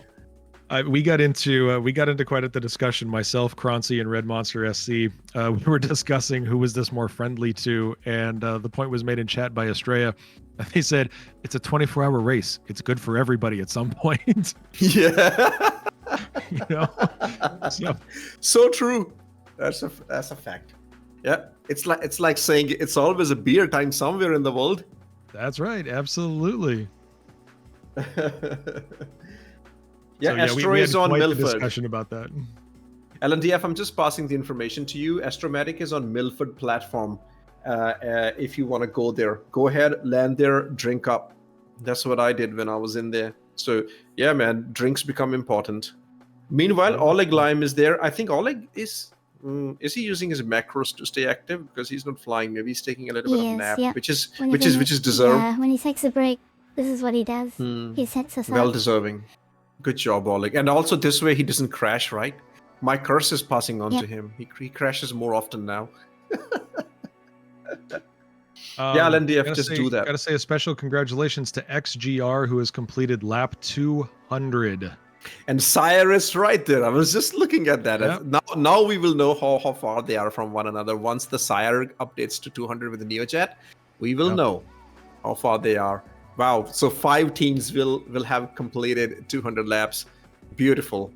Looking forward to Red Legion racers, test racing team who are at the bottom right now with the 183 laps with Zach in the ship when they complete their 200 laps. It'll be a while. I think at least 1 more hour or 45 minutes to get to 200 for them. Yeah, definitely the case. But NeoJet now at the top of the track there. Durnk, Cloak. We've got all of our top teams running up there. We're just waiting on NeoJet to complete this lap, and it will be lap 200. Man, so much racing. So much racing. So good. One could say that there's 24 hours of racing. So much, 24 hours. My God.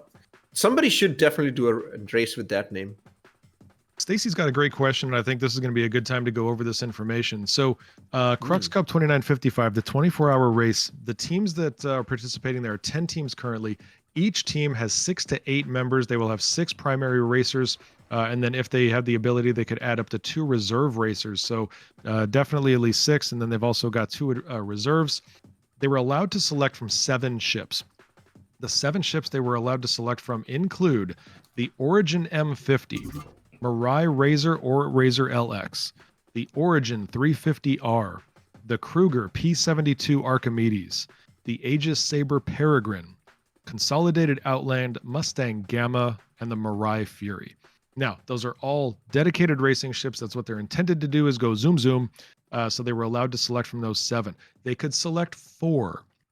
Those 4 ships were selected by each team. They were allowed to choose whatever they want. They are allowed to choose their racing order and the appearance order of their ships, but they must switch ships every 6 hours. We do big changes.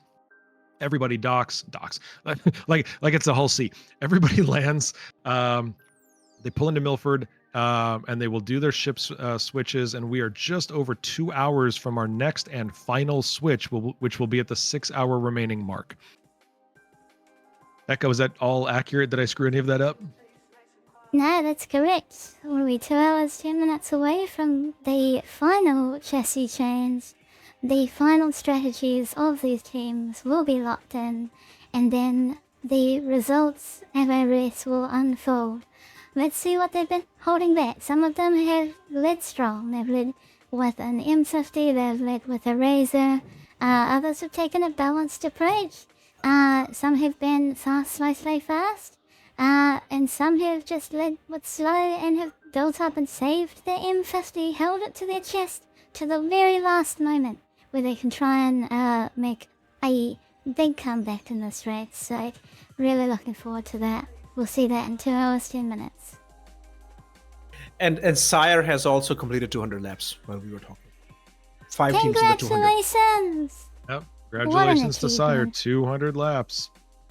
Everybody, when they pass that milestone, that's a medal you can hang on your chest. You completed 200 laps on Ahumahi Ring. You've done it.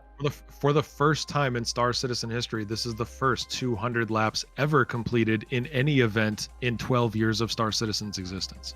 How crazy is that, right? When we have the winner, like right now it looks like Sanguis Luna, they will be the first ever. This is gonna go into the history, man. This is epic. And we were here. Oh, yo. Big thanks to Manfall Down in chat, who has just gifted a 3-month tier 1 sub to Stacy Bertrand, welcoming them to the Star Citizen racing community. Stacy, I'm going to answer your question. They must switch ships. So they can switch racers whenever they need to. Again, they've got a stable of racers to work with, depending on availability, of course, time zones, etc. But they must switch their ships, and each team was allowed to select and keep secret the strategy, the order of the ship's appearances. These are pretty cool rules, and they make total sense that this is done this way. We also had a standing start, by the way, just like Le Mans. The racers had to run 50 meters to their ships to get in there, start them, and then fly away. That's how Tint was the leader. They were not the top qualifiers, but they were the leader when the race began. That's the little bit of jumble up that happens because you have to run to your ship. So yeah, this is a very aesthetically well done race. Wow, Abdi's correct. Man fall down. Wayne, who has also bought a lot of Anzia Racing merch, gave 50 subs earlier today. That's what get that hype train going like crazy. Yeah, you're a legend, Man Fall Down. You're not a man fall down. You're a man standing up. Thank you for all the support. First time chatter, Lancer Actual. They come from Mitsubishi family, I believe. Has anyone seen any ship? I want to see the cool ships.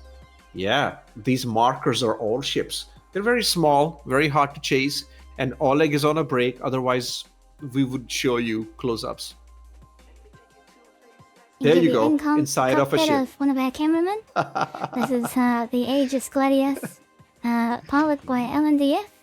They are providing a precision mode camera, which means the camera goes in front of the ship, and then it has a more zoomed-in UI, and you can see a lot more clearly. Precision mode for precision targeting. So here they will show you the races going around the track. This is a Cloud City, Edorison, and space video game, Star Citizen. Absolutely massive space to play in with ships that can fly at jet fighter speeds. And Funky Monk is saying that after 22 hours of troubleshooting and a lot of problem solving, they're finally in the race. Are you a new player, Funky? Did you just get Star Citizen?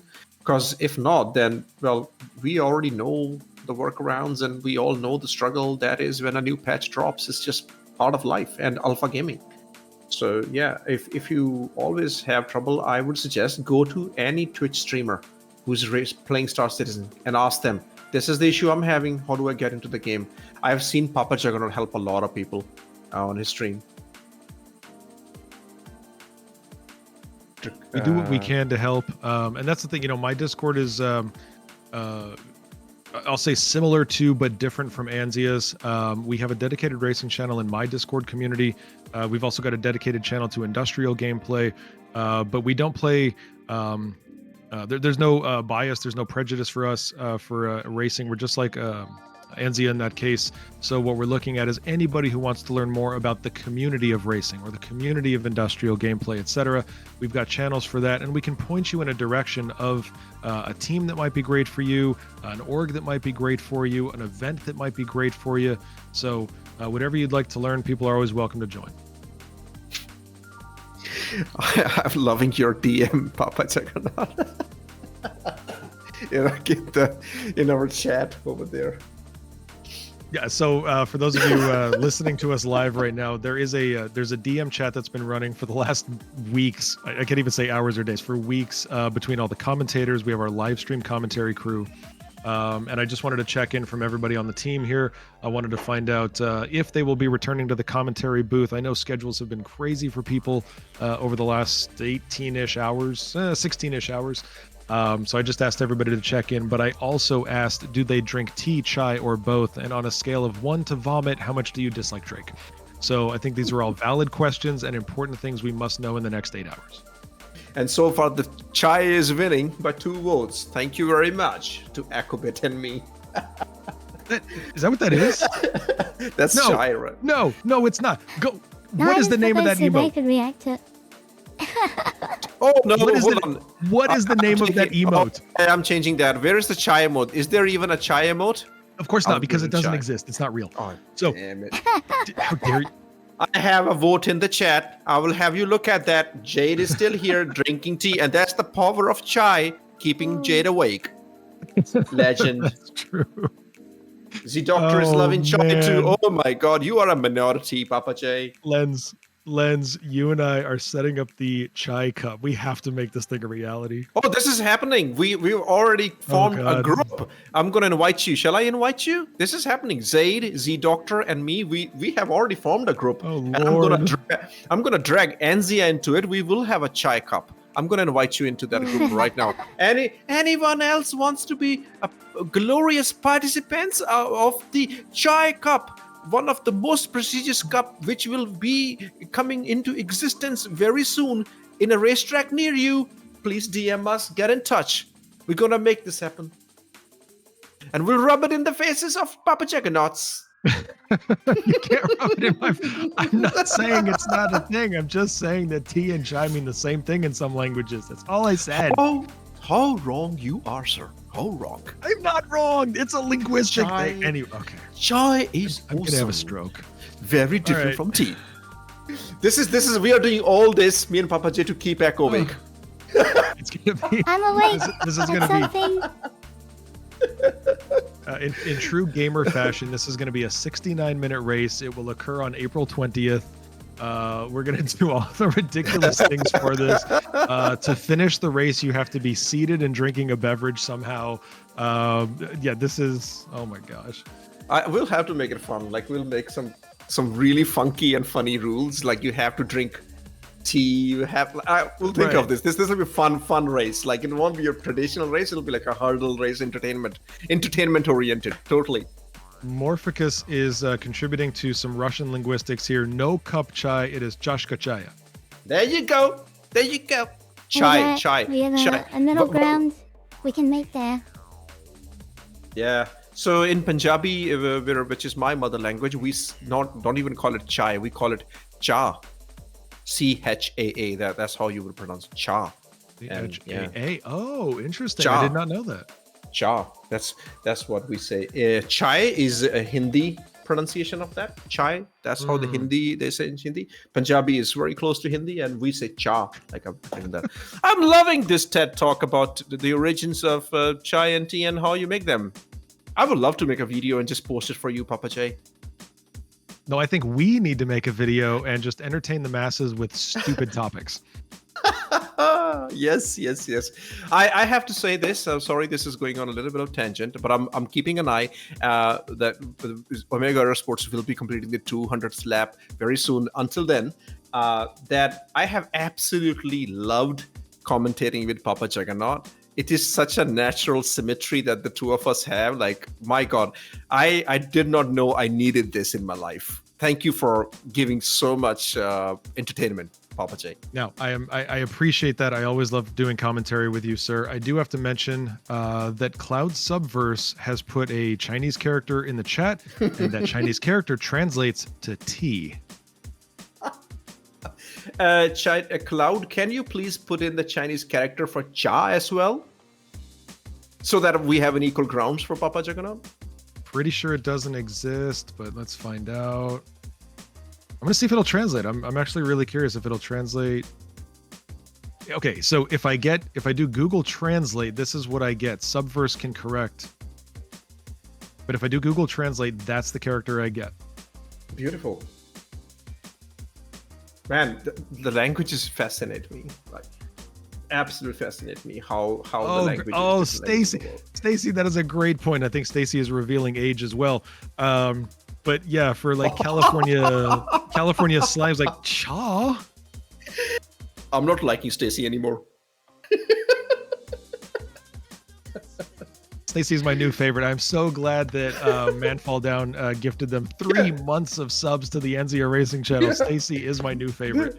There comes Jade with the rescue. Chai in Thai means correct. There. Do you need any more proof of that? Beautiful. No, it didn't. I don't know why I talk to people. I'm just gonna go away. Meanwhile, Omega Aerosports with Zollner is on lap 199. They will be completing the 200th lap as well. That is our 6th team which will be completing this milestone. And when they do it, Sanguis Luna will be completing the lap number 216. Oh, what a glorious day for racing it is. I would definitely serve chai on this day.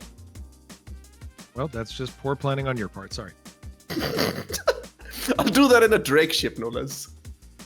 I love Dr. Chai Eternal. Yeah. Lens, that's actually a really good question. I don't know if I know the answer to this. Do you own a Drake ship? I do. Yeah, I do.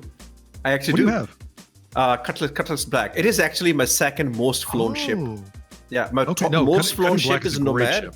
Yeah, Nomad is my most flown ship, and then it's Cutlass Black, my most flown ship, second. And then I have been loving the Zeus lately. I love the Zeus. And the only 2 ships I've bought with real money is actually the Nomad and the Zeus. Everything else is bought in-game or given by CAG. Zeus? Mm-hmm. In English, it's Zeus. Zeus. I just like to say Zeus. Yeah, but it sounds cool, doesn't it? Zeus. No, Zeus sounds fantastic. It's named after a Greek god. Yeah. So it's Zeus. Zeus. Thor. Is Thor Roman or Thor? Same continent. Unfortunately, it's the other end of it. It's that is a Norse god. Norse god. So that'll be your Scandinavian friends. That'll be your Norwegians, your Swedes. The people who say skull. Skull. Yes. Skull. Yes. Languages. Fascinating. I'm really curious. Why is Red Wolf Wood? Why were they hostile?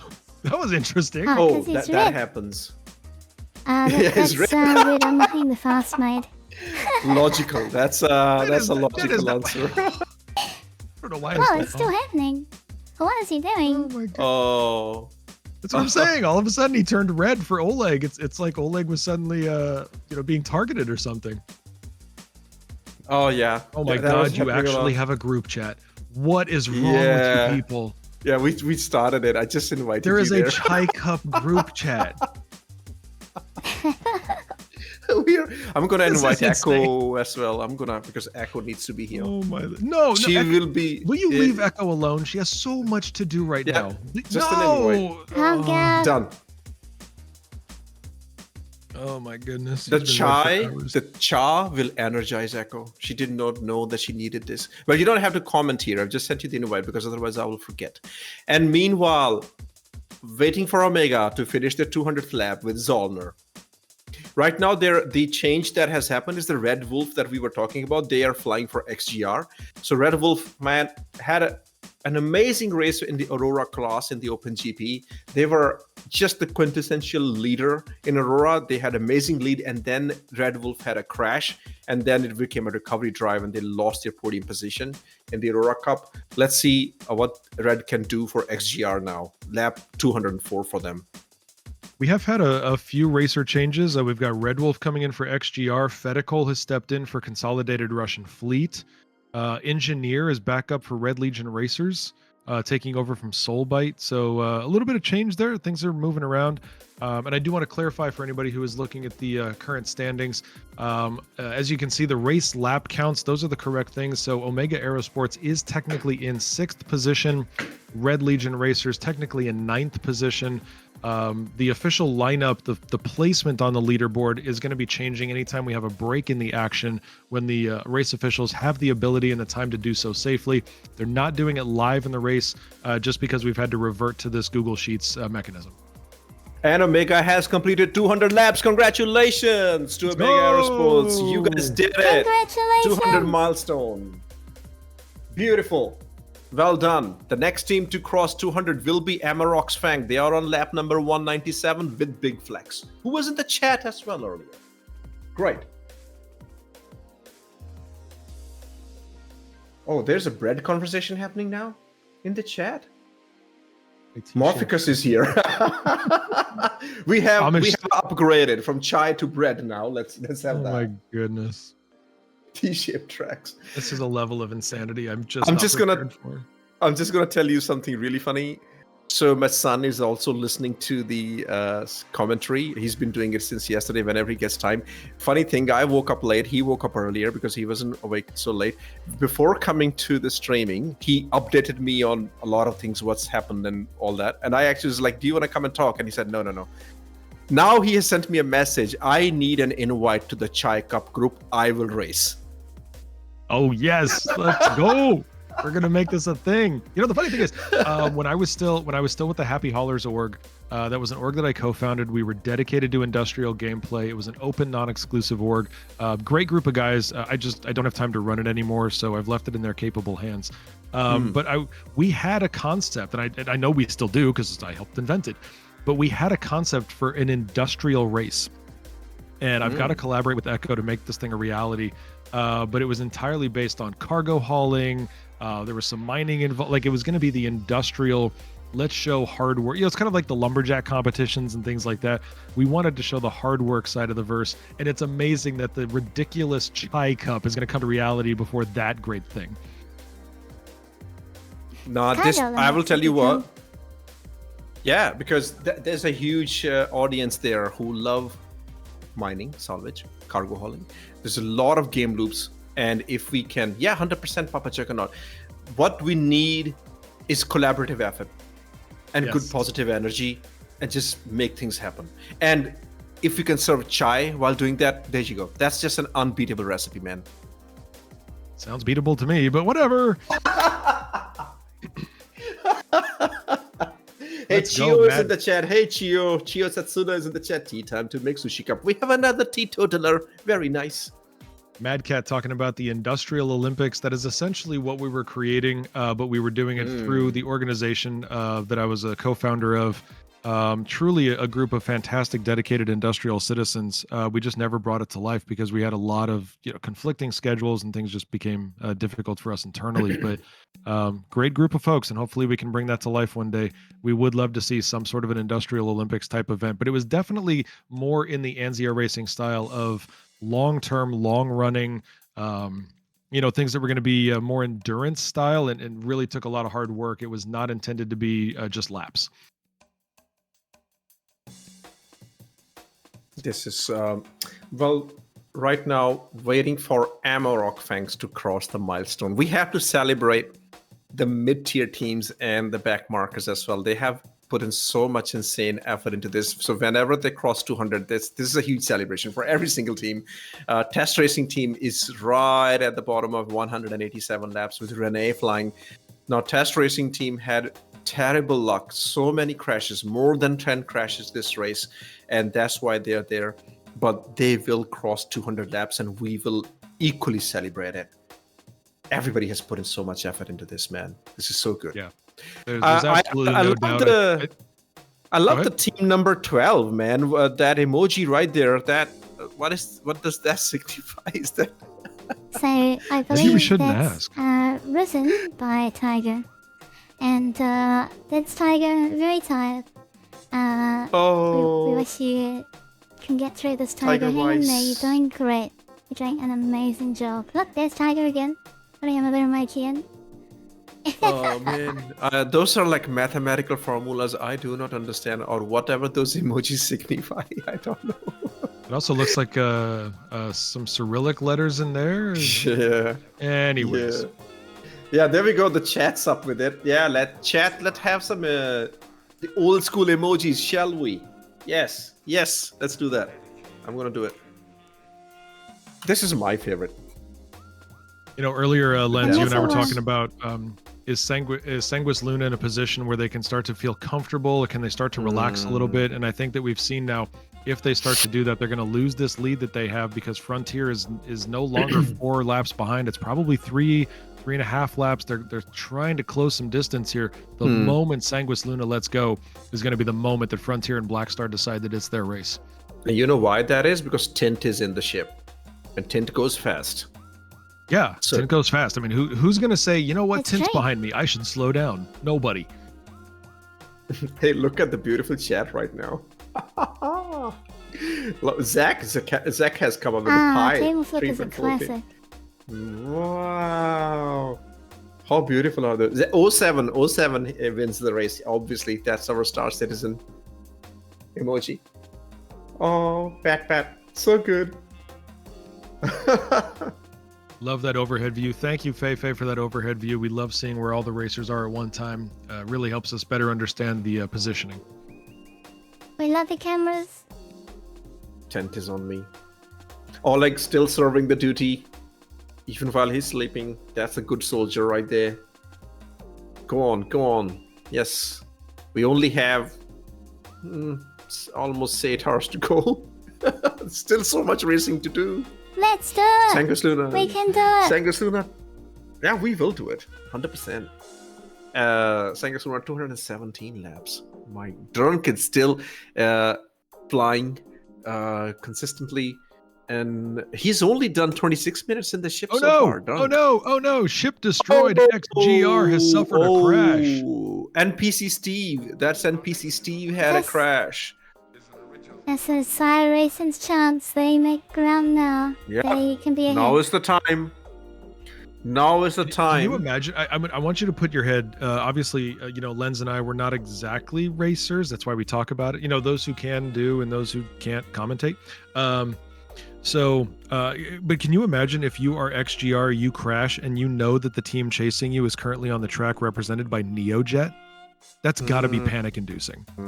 NeoJet is Yeah. very consistent. However, I'm still seeing Steve flying and NeoJet still trailing him. No idea. Providence being checked for debris by GentlemanJez. My god, you must be tired, GentlemanJez. Sending you some positive vibes and a lot of chai to keep you awake. Oh, just Matt lab saying- Neo. Yeah, just lapped NeoJet. Just lab Interesting. NeoJet. So what was the notification for ship crash? Yeah, so That's, Mad Cat, can you clarify who was the crash on the XGR team? Because Steve is definitely flying. Yeah, he's still So- moving around, and we're doing Yeah. a debris check here. Yeah, so I don't think XGR had a crash at all. It just labbed NeoJet, so... Jack Odin, good to see you in chat again. Hello. Gerbo the Gnome, welcome back. Good to see Gerbo. Hey, Jacko. Hey, Gobo. Commander Tenna, Commander hello. Tenna. Chio Setsuna, hello. Or I think Chio has been here before. I don't think that was Chio's Yeah, first Chio. comment. No, Chio's been here. Chio's been here. Supporting I the mean, team. recently. Oh, yeah, With no, there we go. Sushi. That's right. Alright, race timers have done a little bit of work. They now have a separate sheet which is ordered correctly by standing, so I switch to that sheet now. Okay. There we go. Can we And have we've lost our the- emojis on line 12, so this is okay. It is Can sheet we, number 5 if you're looking at it. Okay. Sheet number 5. Got it. Beautiful. So, according to sheet number 5, it's Sanguis Luna 218, Frontier Consolidated, Black Star Racing, XGR, SCIRE, and Omega Aerosports, Amarok's Fang, Consolidated Russian Fleet, Red Legion Racers, Test Racing Team. The difference between the top and the bottom is 218 for Sanguis Luna and Test Racing's team for 188. Amarok's Fang will be completing the 200 lap any moment. And we're going to celebrate that. As soon as we see Raging Casual come out of this turn and then make their way down the straightaway. That'll be another milestone completed. Yep. Winning is something, finishing is everything. So that's the motto of 24-hour racing in Crux Cup. I made that up, so live with it. But everybody who just is able to survive it, finish it, man, you all have deserved medals on your chest. Even staff even more, especially the race timers. Good to see LNDF had hydrated back into action with their camera. Engineer and Renee racing there, pretty cool. And love BC to see Steve. love to see the compliment here in chat from Gerbo. Gerbo says, I was catching Neo about 300 to 500 meters per lap. We pitted because I thought it was better rest than to fight with someone that has nearly the same pace as me. Neo is killing it. Neo is good. And it's good to see that he had good luck with being consistent and not too many crashes. So hang in there, SCIRE Racing Team, Spanish community being represented by SCIRE Racing. Always happy to have them. Polocanos was here earlier cheering Neo when the race started. A legend who creates amazing 3D models, 3D sets of ships from Star Citizen. Disco Lando has had a number of them from him. He's licensed, so the whole Spanish community here being represented by SCIRE, pretty awesome. Big congratulations to Amarok's Fang completing 200 laps. That was just done by Raging Casual. Congratulations to Amarok's on that. We now have 3 teams remaining to complete lap 200. Consolidated Russian, very close to doing so, only 3 laps behind. They're sitting at 197 laps completed. Red Legion Racers at 191 and Test Race Team sitting at 189. And Jade said it, who has participated in many demo rallies, that in endurance racing, as the Amish Stig, that's a very clever name, as the Amish Stig has said, 100% in endurance racing, finishing is a triumph unto itself. You can quote it and frame it and put it on a wall. And also, I think that'll make your friends really curious, because it's not often that you quote the Amish about racing. So there's the that. Amish Stig. That's the Stig's Amish cousin. Yeah. They do horse races. They do horse and buggy. Epic. Well, congrats to Amarok's Fang. You completed 200 laps. Next up, it will be Consolidated Russian Fleet. Just not the race they were wanting this time. They were pretty much 3rd and 4th when I left, but tragedy struck, crashes, and they are in 8th position right now. And they will be completing 200 laps. Yeah. Raging Cash. Oh, sorry. Fedacol is flying right now. Steve, I'm Raging Casual. I'm doing a ship check here. I want to see. Yeah, so Renee is still out. Yeah, Renee is still out. So we still have the one Peregrine. Obviously, we don't make a ship change until about an hour and 42 minutes from now. Hey, look at that! We have chat. When did chat get on the screen? Ooh, because it's Arakai. Is joining us to help with some cameras. Thank you, Arakai. Nice. Hi, Arakai. Thank you. Arakai said, "Oh shit, they heard me," and make the chat disappear. These bloody commentators talking about everything they see on the screen. What the hell? Let's these guys talk. Just go back to your chai conversation. Right. Arakai, thank you so much, mate. Thank you. That's an Origin. Is that a P350? Looks like P350. I'm not very good with ship interiors. Maybe I'm wrong about that. Yeah, possibly a 350. I'm just checking Frontier's lineup, and yeah, they're running a 350 out of the slot.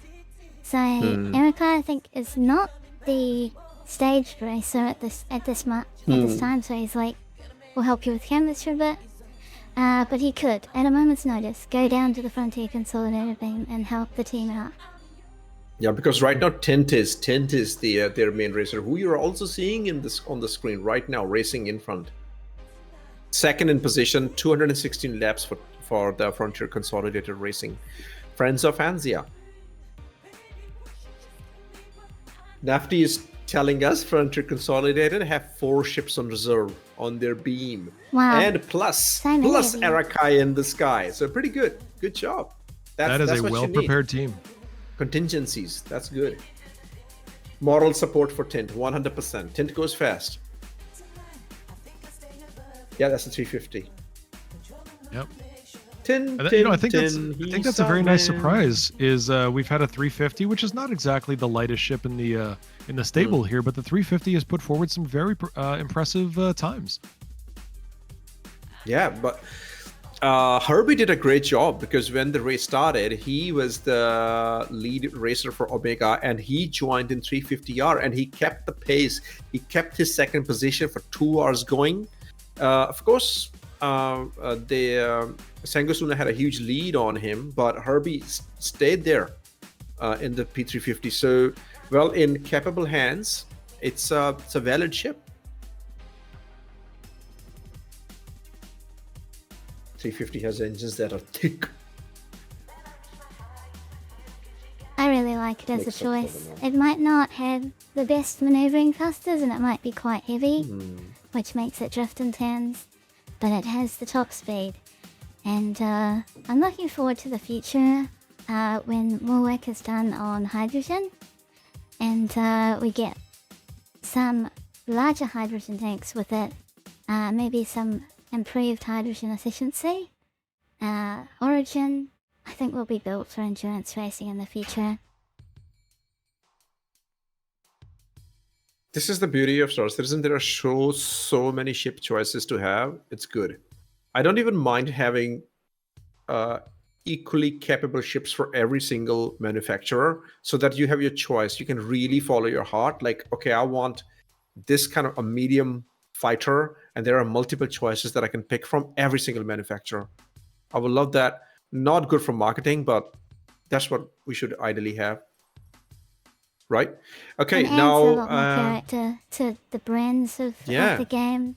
And it got me That's hooked. what is I mean, required. I was into a lot of anime at the time that I backed, and I was watching a lot of Gundam, and I'm like, I'm gonna buy the Redeemer, because it's got such cool looking anime engines. Redeemer! Yeah. Me and Fat were talking about it. I think I also talked about it before. The Redeemer is a beautiful ship. That was also the first ship I won from CIG for Stella Fortuna competition. What a good and ship. It just looks so beautiful, the way it flies, the sounds it makes, the kind of the rear arms fold and open. It's beautiful. However, if you look at it, the top half of the ship is beautiful, but the way its tub of the bottom connects with its wheels, that's just awkward. I would love for them to do a little bit of redesign in that area, and really, right? Yeah, we need that. I love the top part of the Redeemer. yeah, it's a beached whale. But also the top of the Redeemer also looks a bit like that ship that they fly in Matrix. What is the name? Oh my god, it's a beautiful name. You know, it's it looks like that. They used to fly around. Yeah. Exactly. What is the name? Chat, yeah, exactly. Come on, help me out. What is the name? Chat, Matrix trivia. Yeah, chat trivia. What is the ship name in Matrix that Morpheus flies? The Nebuchadnezzar. The Nebuchadnezzar. That's the ship. Wow, Stacy, thank you so much. Pico cost for you, Stacy. Oh, Jade is saying we have something else in common, winning multiple CIG competitions. What have you won? Beautiful. I'd love to hear which competitions have you won. Beautiful. I love participating in CIG competitions just for the participation. If it's going to be an art competition, I will 100% participate in it if I can. I kind of shy away from screenshot competitions, but always art, machinima, I will participate. Jade is a trivia piece. I think the closest CIG competition I've come close to participating in Ship is destroyed. Bar Ship Citizen. destroyed. I think it's Bar Consolidated Citizen Russian. Trivia's. Sorry. Yeah. Consolidated Sorry. Russian, so that would be Fedical. Fedical has a crash. Oh no. But they were running in 8th position. Dorian as their replacement. This was their 200th lap. So they had a crash on their 200th lap. So we'll have to wait a little bit more for the Russian fleet to complete their 200 laps. Jade is a trivia whiz and also fashionista. Very cool. I've heard Jade on the Soul Citizens podcast. I'm usually there, and their podcast runs in the background. But I have been to the Soul Citizen podcast multiple times, like just as a viewer. I just watch and listen to them. I've been part of Soul Citizen Discord for like 2 years now. 2 years now, I think so. Yeah. This is it's a heartbreaking time to crash, 100%. Who's flying for SCIRE? We have NeoJet flying for SCIRE. Yeah, it's still NeoJet. Still NeoJet. Beautiful. Papa Jade, have you ever participated in any CIG competitions? I think I did one virtual photography competition. Obviously did not win. I was up against people like you.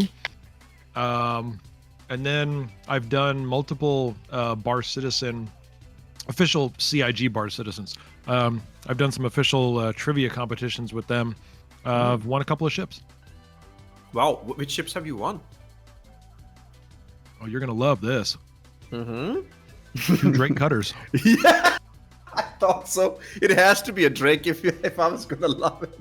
2 Drake cutters. In fact, one of them, I kept the LTI on and I leveled it up to something else. I CCU chained it. And then the other one is actually a Cutter Rambler, and I fully intend to keep that one. I like that ship. It's a great little, sort of a mid-range hauler. Yeah, Cutter. There's been a lot of hydrogen fuel tank changes happening, rebalancing and balancing, and then again rebalancing. So things are a little bit fluid right now. Yep. So let's see how that pans out. We are right now waiting for Consolidated Russian fleet to complete the 200th lap. And is there any other change in the grid? No, I think it's still the same for Sanguis Luna, Frontier Consolidated, Black Star, XGR, SCIRE. SCIRE seems to be ahead of XGR right now because I just saw the update happening to no, both of them are neck and neck. It looks like they both got 210 laps just at the same time. But I think SCIRE Racing is ahead of XGR. Omega is at 205, Amarok's 202, Consolidated 199, about to finish the milestone of 200 laps. Red Legion on 194, Test Racing Team 191, and we still have 7.5 hours of racing ahead of us. Oh yeah, NeoJet and Red Wolfwood right next to each other. With NeoJet just barely ahead. Yeah. Hang in there. That's a battle for this time. That's incredible. This is They're so close together all this time. And this has been for a while since I've come on commentary, and they were still neck and neck, and this battle has been going on. So we had the XGR crash just earlier, and NeoJet is making ground. He's finally taking XGR. He's trying to take over here and secure that 4th place for SCIRE Racing.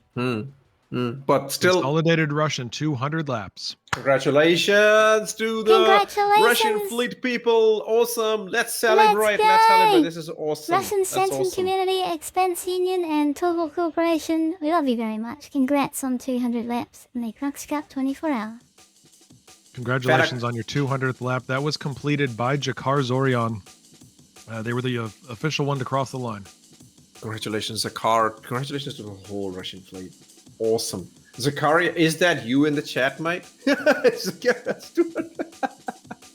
Zakaria 109, is that Zakar Zorion?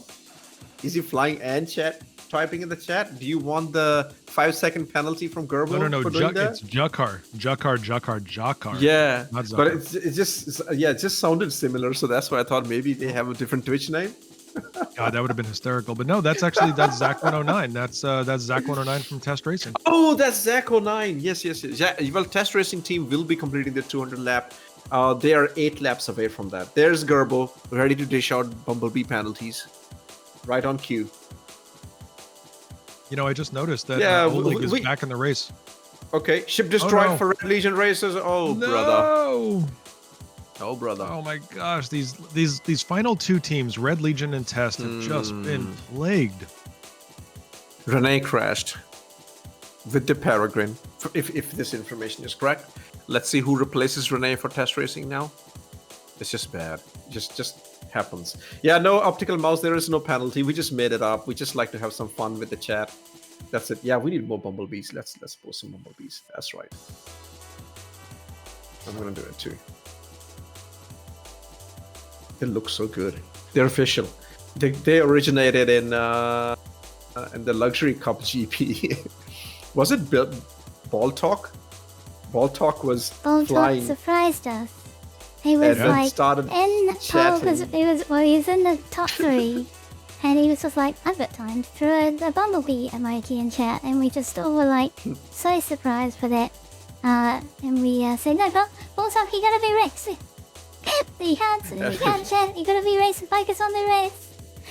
But that is a we just memory we have now classified. forever. Yeah, then I was like, yep, that's your penalty for 5 seconds for doing that. And that just became a meme after that, sort of semi-meme. And we're gonna carry it on, make it a tradition. Heavens no, we applaud unnecessary complexity. That's right. We have so many unofficial rules, you have no idea. Oh my goodness, another crash for SCIRE Racing, which means collision with XGR. Devastating. But that will be okay, because that won't change things, because they will both have their replacement pilots take off at the same time, and the status quo will maintain. Unless Well, XGR was SCIRE not Racing launched incapacitated. Oh, boy. XGR may still be functional right now. Okay, let's see what happens. Let's see what happens. We will find out very soon. Thank you, Faye, for this view. Let's see who takes off for. Here we go. different teams. NBC Steve launched before SCIRE Racing, because we've got Ethan, who is SCIRE Racing. There we go. So that's the gap there, coming up into Providence. We have E. Aubin take off for SCIRE Racing and Steve for XGR. Okay. Yeah, that's correct. Yep. So E. Aubin and NPC Steve will carry on the battle. And I tell you what, I'm calling it right now. Both XGR and SCIRE, as soon as possible, they will make the switch again to NeoJet. SCIRE will make a switch to NeoJet, and XGR. Who was flying for XGR before? Who just had a crash? I think it was Red Wolf. Yeah, it was Red Wolf. Yeah, I think they will do a pit stop and change very quickly. They will not let the replacements fly for a long duration. Yeah, Red was flying. That's right, Wax. Everybody is legend, whoever is participating in this race, right from the staff to the racers. We are less than 1.5 hours away from our ship switch. Going to be a very exciting time to see where these teams are at when that happens. That's a very interesting question. That Neo should be very close to being timed out. He is at 2 hours and 10 minutes right now.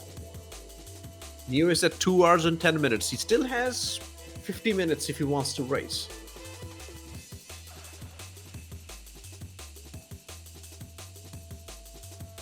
Yeah, he is the one in the ship for the longest right now. The second after him would be Cloak at 1 hour 31 minutes. Others, but this would have been very, very important thing, that who stays in the ship for longest. But because of ship crashes, we've been having multiple pilot changes, and that kind of kept all the teams safe. So yeah, I'm literally just waiting now for SCIRE and XGR to make the switch one more time, do a pit stop, and just change the pilots. I think that will happen very, very soon. Whoa! Crash with Zorian on screen there. Oh, That's a that was a setback. crash Cat live one, that's a on 1 minute camera. setback. Zakar Zorion. No way. That's Consolidated Russian fleet. Lap 200. They had a crash on lap 199. Now they have had a crash on 201. That's just sad. 2 crashes. So difficult. Oh, brother. And then we also... But that was an accident collision between XGR and SCIRE.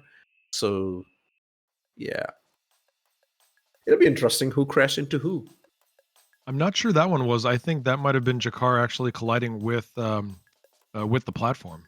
Oh no, that was I was talking about the earlier collision between XGR and SCIRE. Like they collided with one another. That's what I was wondering. Like who crashed into who? Yes, Z Doctor Orison is very hungry tonight. The whole Star Citizen is very hungry usually.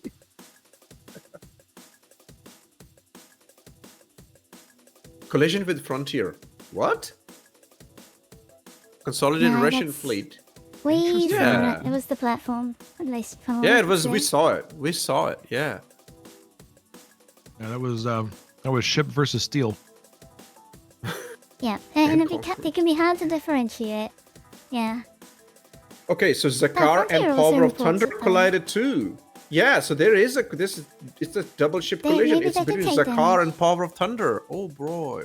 Oh boy. Look, I kind of wonder if it's explosion radius damage that their ship took, and they assumed it was based on collision. Like, it didn't look like they were near each other, but who knows? Maybe on their screen they were together. Okay, that we will see some fluctuations in the grid. I think we will see some grid fluctuations. If so, we'll be seeing them in the next couple of laps because they were very close on what they were doing. So we'll have to figure out what happens in the next few steps. But also, Yep. if this is a sign of if this is a sign of increased desync, if this is a sign of server instability Yeah. and the degraded performance, then we're going to keep an eye on that. And the race crew is going to be making a rapid decision about potential red flag and server switching. Which at this point, I think it's worth noting that if we were to server switch now, that server might carry us all the way through the end of the race if we do one more switch if necessary. That'll be good, and that's exactly what I was thinking. That when you start having multiple crashes back after one another, it usually is that server is degrading. So might be it. I think GentlemanJez and Echo are better judges of that. Okay, here we go. Black Frontier Consolidated. They're making a switch. Prof Decoy has taken off. Tint has landed. Prof Decoy will fly the next stint. There, beautiful chase by Oleg. Oleg is back again, people. Chasing Oleg. Oh, this is good. Yes, Welcome who's back, back? Thank Oleg. you, Oleg. Back again. Again. Oleg's back. Oleg's back. I don't know why we just made Oleg Slim Shady, but we did, and we're going to live with it now. Will the real Oleg please stand up? Please stand up. Oh yeah. I created He's a the monster. Oleg, he is the real Oleg. Never mind. Oh, there we go. Now, carry on. We can't stop now. No, let's not carry on. Let's talk about racing. This is our duty to keep everybody awake, but being stupid. Server is fine. Gerbo says, looks like Tint lost a wing due to collision from the rear. Okay. Clip the instant replay at that of the. Okay. Thank you for the clip, Cloud. Verse, we appreciate it. Copy that. You guys should be clipping our Big singing, wolf, guys. Oh god. Why, for a TOS violation? What are you talking about? Oh yeah, that's true. Better a wing clip than a whole crash. That's very true. You know what just dawned on me? I saw the logo for the Ahumahi ring.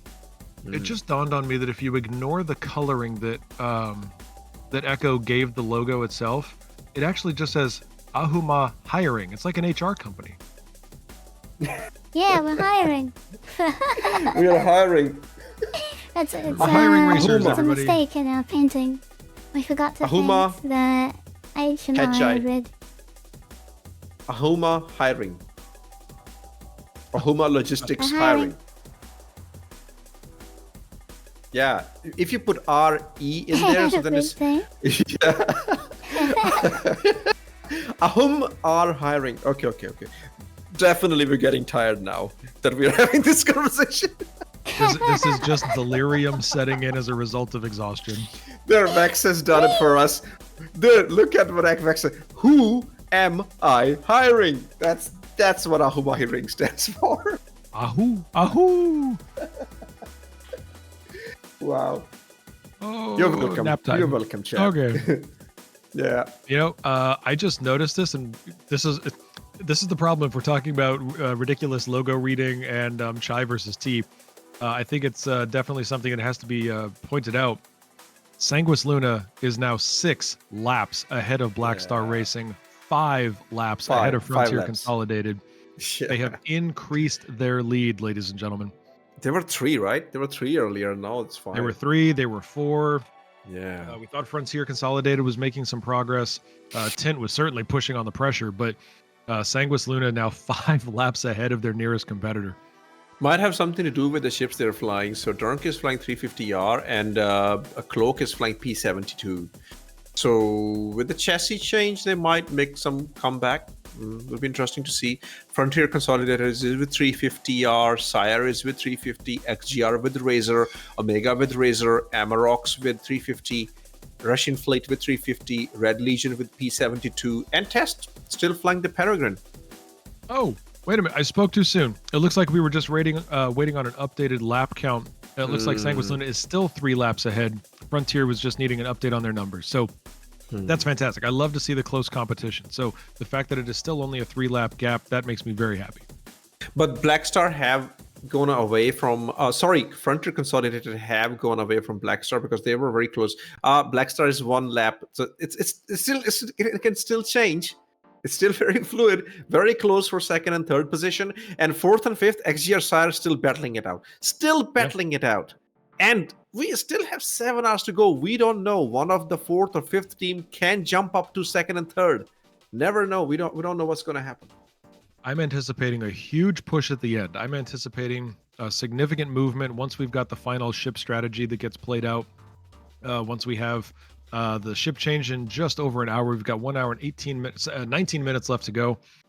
But I'm expecting some changes there because we're going to see the final element of these strategies and the ship selections. What are they going to do? Did they save their slowest ship for last? Did they save their fastest ship for last? What are their pilots doing in terms of exhaustion and cramps and eye strain and all the things that Astromedic has advised them against? We have Echo's hair. Okay. Well, I can tell you what. Hi, Echo. Oh, dangerous. Hi, Echo.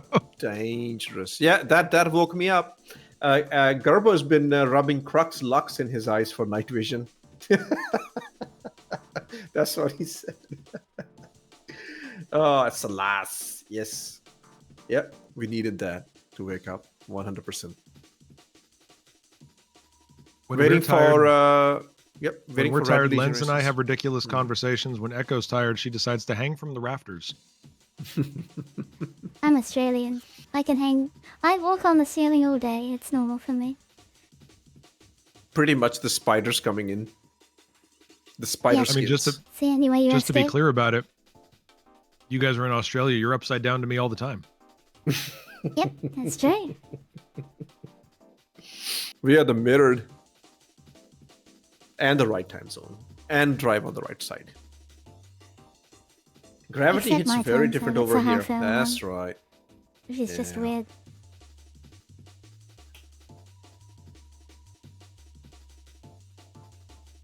Great shot from LNDF over here as we get into the sunset on Orison.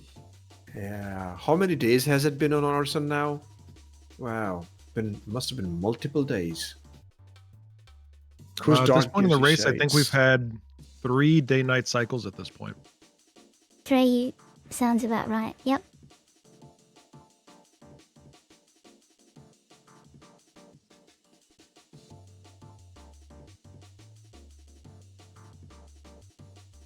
Waiting for Red Legion racers to finish the 200 laps. They're 3 laps still away from that. That's a gap from Consolidated Racing, like a Russian fleet, like 6 laps down from them. Okay, so question, what are the rules on pilot swaps? I know one pilot cannot fly more than 3 hours at a time, but that's about all I know. Yeah, that's correct. So if we were not having crashes, if we were not having accidents, and a pilot was to be in a ship, they will have to swap after 3 hours. However, if they have a crash, their replacement pilot can take off right away. That's the only rule we have. If it's a unseen situation, like a unforeseen situation where like they don't have a replacement pilot and a pilot has already done 3 hours, they can be given the option to keep flying until a replacement is found. That's what it is. Yeah, we're having a beautiful conversation about cruise. What does cruise give you? dark shades, upside down wings, or it sweeps your wings. That's just Yeah, nuts. Frozen Give is me so tired. Frozen If is you could give Frozen me is just about, tired. Give me about 30 seconds. I'm gonna go watch that that crash with Jakar, and I want to see what they collided What with. I want happened? to see if it's visible in the clip. I'll be right back. All right, Papa J. Yeah, and the Frozen is like, Cruz, what I was about to say? Too tired. I'm gonna go fall asleep. Yeah, everybody who's tired, they're having a 30K.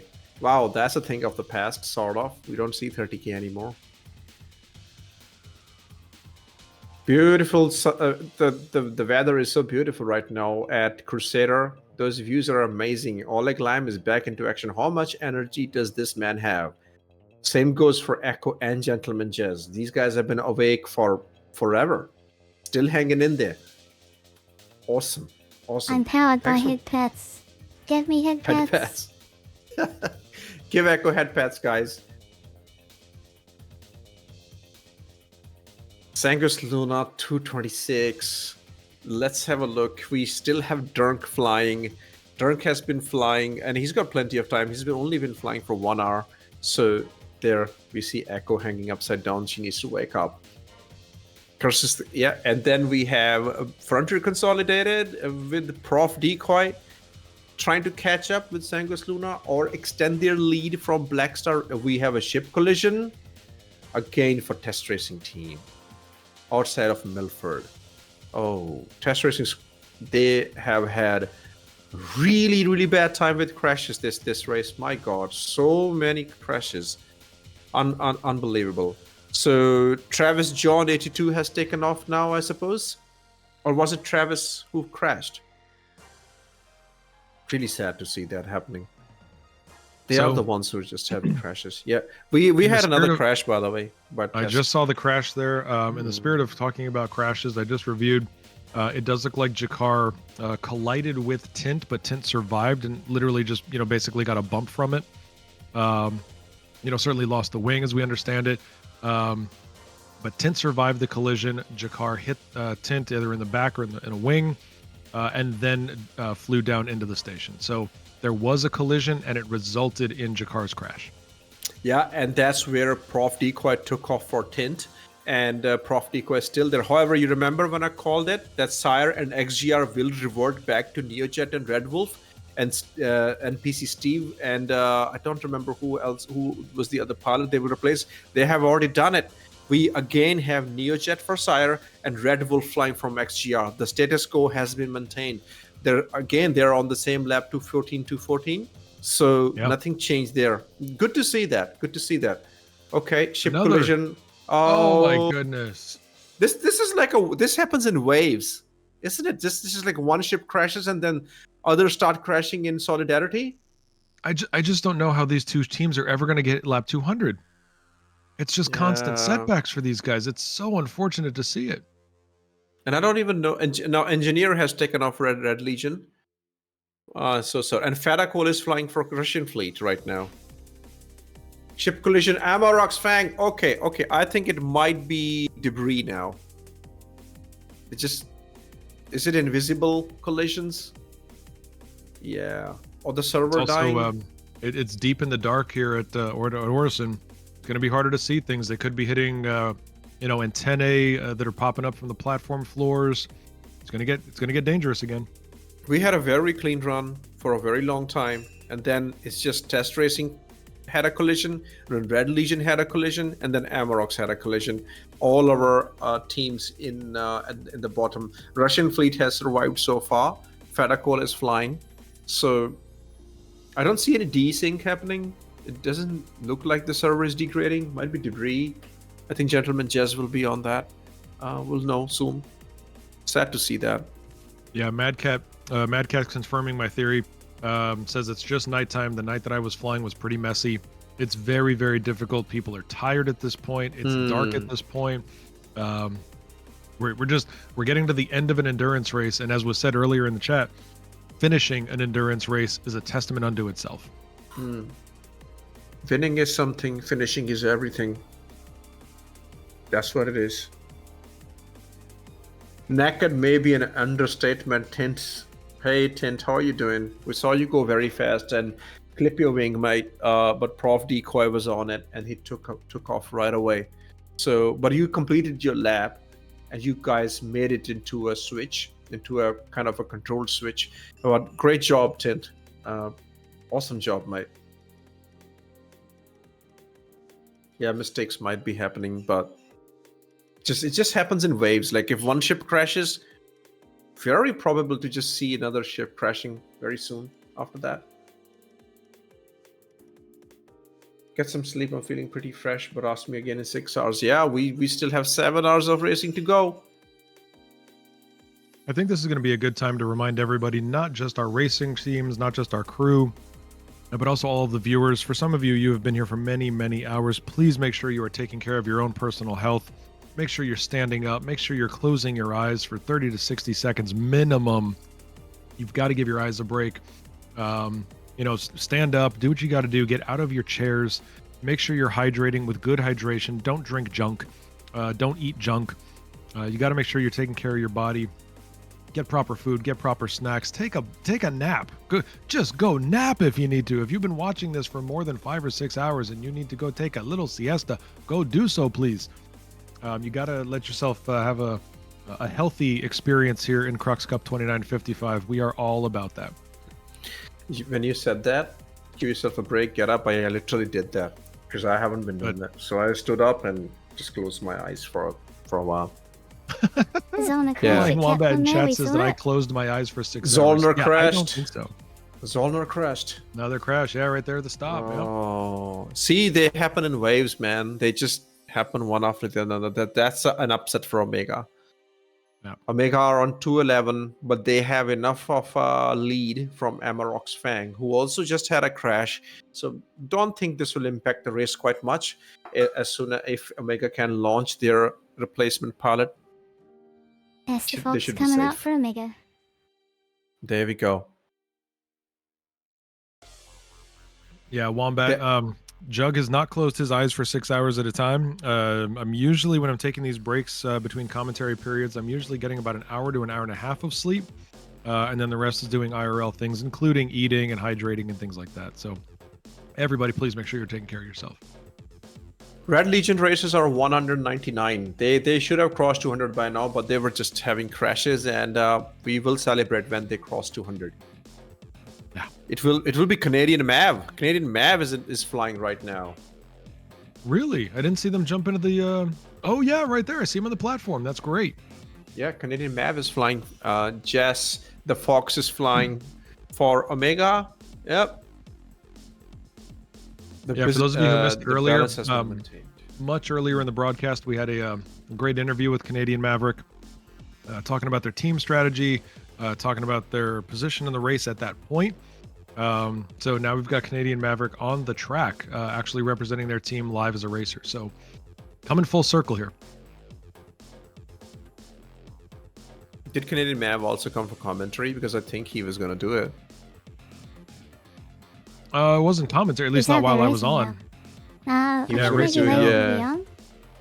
Yeah, I think that plan went out of the window since everybody's having crashes, because they planned their stints like I'll fly for this long, but they have to be ready with the replacement pilots. Don't think the commentary will be able to fit in there, but Canadian Mav, good job. He did put a lot of great laps when he was flying. And he did get the Red Legion out of the ditches, and it looked like they were gonna come back to the 8th position or 7th position, but then multiple crashes and they couldn't recover, and that's why they're in the 9th position. But Canadian Mav will be finishing 200th lap for the Red Legion racers very soon. I gotta tell you, if I was on these racing teams and I found out that one of my teammates who was holding down really important legs of the race was also busy being distracted with commentary, I'm not sure I'd be the happiest teammate in the world. No, it's a much different scenario for somebody like Niku, who was just doing camera work. You can activate a camera and you don't have to do anything about it. But commentary is going to take some distraction. It's going to take it's going to take your attention away from what you're doing as a pilot, and I would rather you focus on the race if that's what you volunteered to do. Right now, just waiting for Canadian map to cross the line and reach that milestone with 200, and then that will only leave the test racing squad to complete 200 laps. Dice Nox, first time chatter. I'm loving this when still first time chatters coming into the chat. What ship do you use to film? They all have different selections. Oleg loves to fly the Talon. I do not know what ship he's flying today, but we do have a Gladius. LNDF was flying Gladius today. Different people have different preferences, but it's also race dependent. Like Oleg would occasionally switch to Fury. He used Fury previously in other races where he wanted to chase other ships.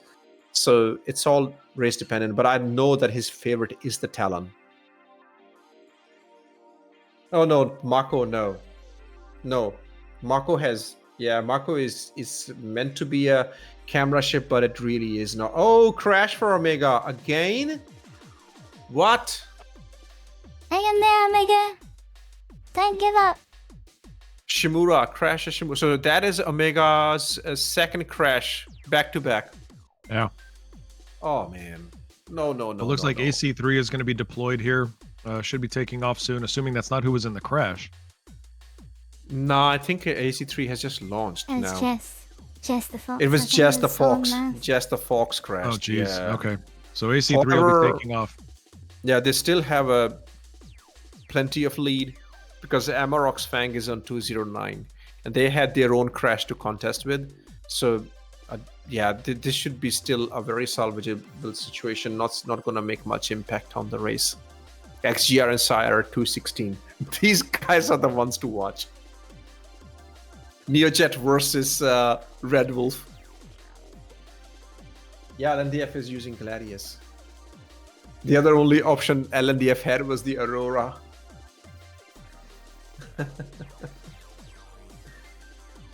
Red Legion have crossed 200 laps. Congratulations! That is another Congratulations, Red milestone. Legion!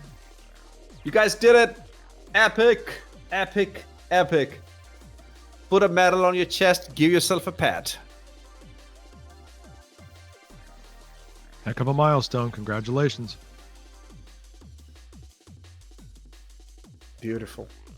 Only test racing team have to cross 200. Okay, now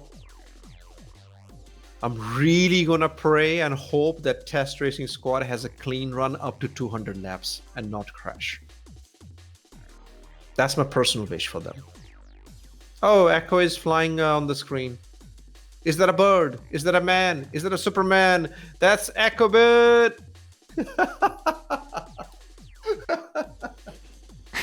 Echobit just completed their first lap with a lap time of 3.9 seconds. GG's on the success. Let's go! Beautiful. And our leaders are at 230 laps. That's a 30 lap lead. My God, from the back markers. Oh my God, how many times Sanguis Luna have lapped their competitors? 30 times. How many overtakes in this race? Oh my God, thousands. They will go into thousands, I reckon. That's something we've never kept track of. Yeah. Oh man. They do that in Le Mans though. They do keep a track of how many overtakes, and they usually go into thousands. Like even within 4 hours of Le Mans racing, the overtakes they already go into thousands within 4 hours of racing. I was blown away by that stat. Okay, how can you tell when someone crashes? Dice Nox. Okay, Dice, so what we do is all the teams have the tools in the back end, and this is their duty. Whenever you crash, you need to call it out. They need to call it out because they are in their own Discord channel with their racing officials. So they immediately let you know, like suppose if I was flying, I'll say Lens Nation crash. They can add further information if they want to. Lens Nation crash on Kaplan, or Lens Nation crash into Papa Juggernaut, because why not? You call it out, and then the race direction updates in the backend app that we have, which keeps the tabs on every single thing. And that's how we come to know about that information, because we also have the access to that app. So we look at it and we know that this ship has crashed. That's how we know. The teams need to call it out. And these kind of things and these ways of tracking the race, they have been developing slowly because this is the 10th year of our racing. ANSI has been doing this for 10 years, and slowly things have been put into place.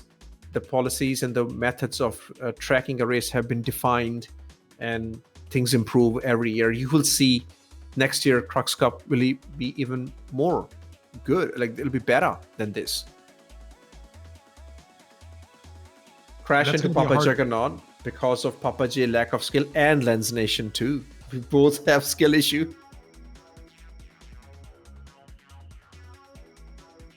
You were saying something, Papa J? No, I'm just taking a look at where the racing is now, taking a look at where things are going. Great question from DS Nox, which is, how many tracks are there? Echo, how many tracks are there in the official ANSIA catalog? Enough. In the official NCA catalog, I think there are at least 12. I believe there's more than 10. You can go to answerracing.com. We have a track main menu. It's now sorted by ship, grav, and vehicle, because we want to distinguish gravs and those tracks going forward a little bit more. There's some really great ones we've come up with, including a new one for the grav-live bikes called Spectra Ocean Dream Circuit. Definitely look that up if you love the hover bikes in this game.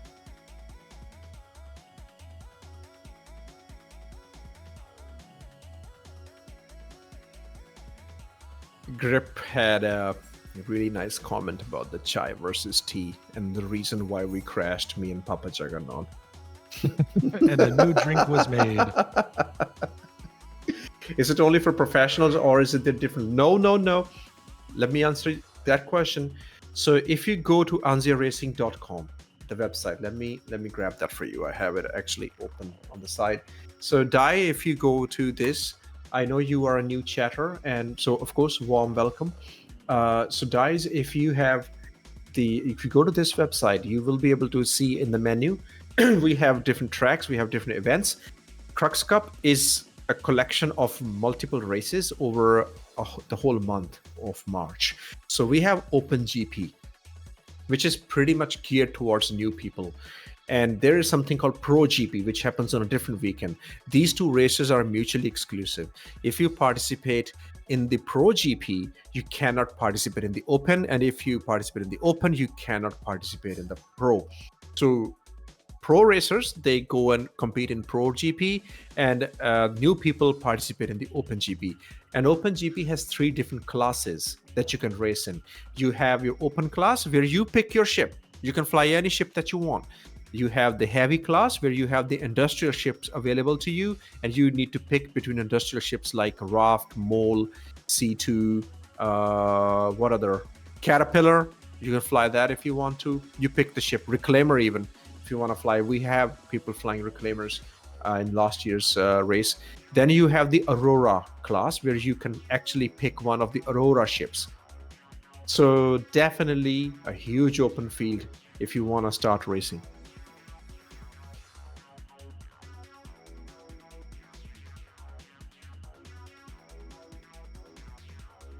Engineer coming in for Red Legion Racers. We are still, it looks like officially still waiting for, oh no, please do not, you've got to be kidding me. Oh no. What is happening with test? Oh, this is with the 200th lap too. This is what I was hoping for them, that they have a clean run up to 200, but that's not meant to be. Oh, I hate to see this. I want them This to is do sad. well. I want them to reach some milestones here. They just are having a struggle getting to 200. Unbelievable. That's just sad, man. Yeah. I mean, I'm gonna count how many crashes Test had. It's gonna take me too long to do it, but So if where I do you can even have a it. log of this? Yeah, that's in the Race Timer app. Exactly with the standings app. You don't have access to that? Echo will have to give that to you. I have Let me- 4 let me tabs at the count. top, one of which is standings, but I don't have. Yeah. So go to Director. Oh. I thought the And whole thing was broken. Scroll down, and you have the huge list of all the crashes so far. It's the India one. Give me a sec, cause yeah, we aren't so overloaded with that one, so I can give you that one moment. Yeah, I'm gonna. Don't worry about it. I'm gonna stay away from the crashes. Don't want to celebrate them anyway. We want to make sure that we're focusing on hopefully Test finally completing lap number 200. Just an unfortunate amount of crashing here. Hang on there, Jess. Just one more lap. Right, just one more lap. Just make it around the track, and we believe in you. You can do this, Okay. Zach. I'll let them finish the lap, and then I'll tell you how many crashes they've had. I counted them all. Unbelievable. But I also will like to celebrate their resilience. They're still in their race despite so many crashes. It's disheartening when that happens. But guys, our heart goes out to you. You guys have come back to Crux Cup after so many years. You're welcome here. You're loved here. So stay in there, guys. Great job. Renee is back into the ship. Renee will be crossing 200 lines. Very well deserving. Renee started for test racing when the race started many hours ago. Feels like a century ago. 7 hours still to go in the race. My God.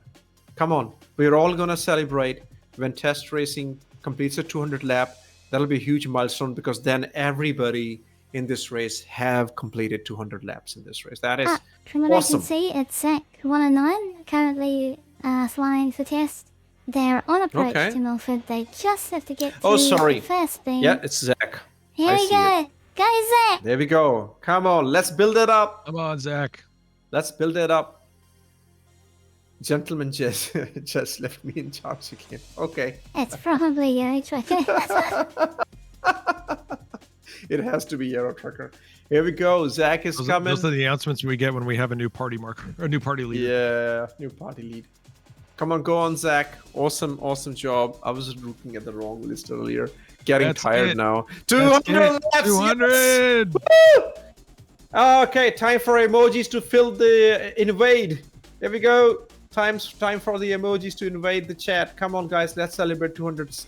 And everybody, thank you so much for being here, enjoying this with us. Thank you so much for flying Wombat. Thank you to Anzia Racing for posting. Victrex, Rain, me, Amish, Stig, Corval, Astromatic, Stacy, Soulbitten, Vex, beautiful Papa J. Thank you for posting. The Optical Mouse, Anti-Gravity Let's go, Cat. Test Squadron. Love it. Thanks for staying awake. Thanks for hanging out. Cambria, Cloud, Nafty, everybody. Guys, 200 laps. If we add up all the laps, 232 for Sanguis Luna, how much of racing time that is, how much data we are providing to CIG, how much data we have given them by doing this race. Amazing. This is not only this is a milestone for Test, certainly the last to finally cross that 200 milestone, but this is also a huge milestone for all of Anzia Racing and for Crux Cup 2955. All 10 teams have crossed 200 laps, and they did it in 17 hours. Quite a thing to achieve here. Congratulations to Echo, GentlemanJez, and everyone at Anzia Racing who's made this possible. You are part of history again. Let's go, and thank you everyone. Thank you for giving up some time today for this race and all the practice you put in. I know the hard work that you all put in before this event and the qualifications that you did. Today is a testament of your skill and you should be proud of your result. This is absolutely incredible as an org to come together and cooperate like this on a massive scale. Cloud has done the maths. Collectively, we are just shy of 2,000 laps. Look at that. No, just shy. No. We're north of 2,000 laps. Everybody has North, achieved yeah. 200. Yeah, that's what I was thinking. Like, is that? Yeah. Yeah, we're So, over I am- 2,100 laps at this point. I am like tired right now, and my maths is very bad. But I will accept thank you from CIG for all the data we have provided them with this much testing going on. Awesome. Niku, Freya, for the CIG folks that I've seen either in chat or in game, you're welcome. Yeah, not so bad in maths. 200 into 10 will be 2,000. Not 20,000 to we are 2,000 we are laps. well north of 2,100 laps completed by the entire Yeah, field so far. Yeah, 2,100. Sorry, yeah, that's it. Definitely getting tired. But congratulations to everybody. This is amazing. My God, we need to like. So much effort has gone into this. Now, let me tell you, Test Racing Squad, they had 23 crashes so far. Ay. 23 crashes since they have started. They are the team who have crashed the most. Ironically, that fits with their name, but that's not what they wanted. Look, guys, we need to make this very clear. For those of you who are still struggling with the maths, either late at night or early in the morning or whatever time zone you're in, happy time zone, first of all. Second of all, that means the test has completed 200 laps. They've had 23 crashes that we've documented so far. That means they have completed less than 10 laps per crash.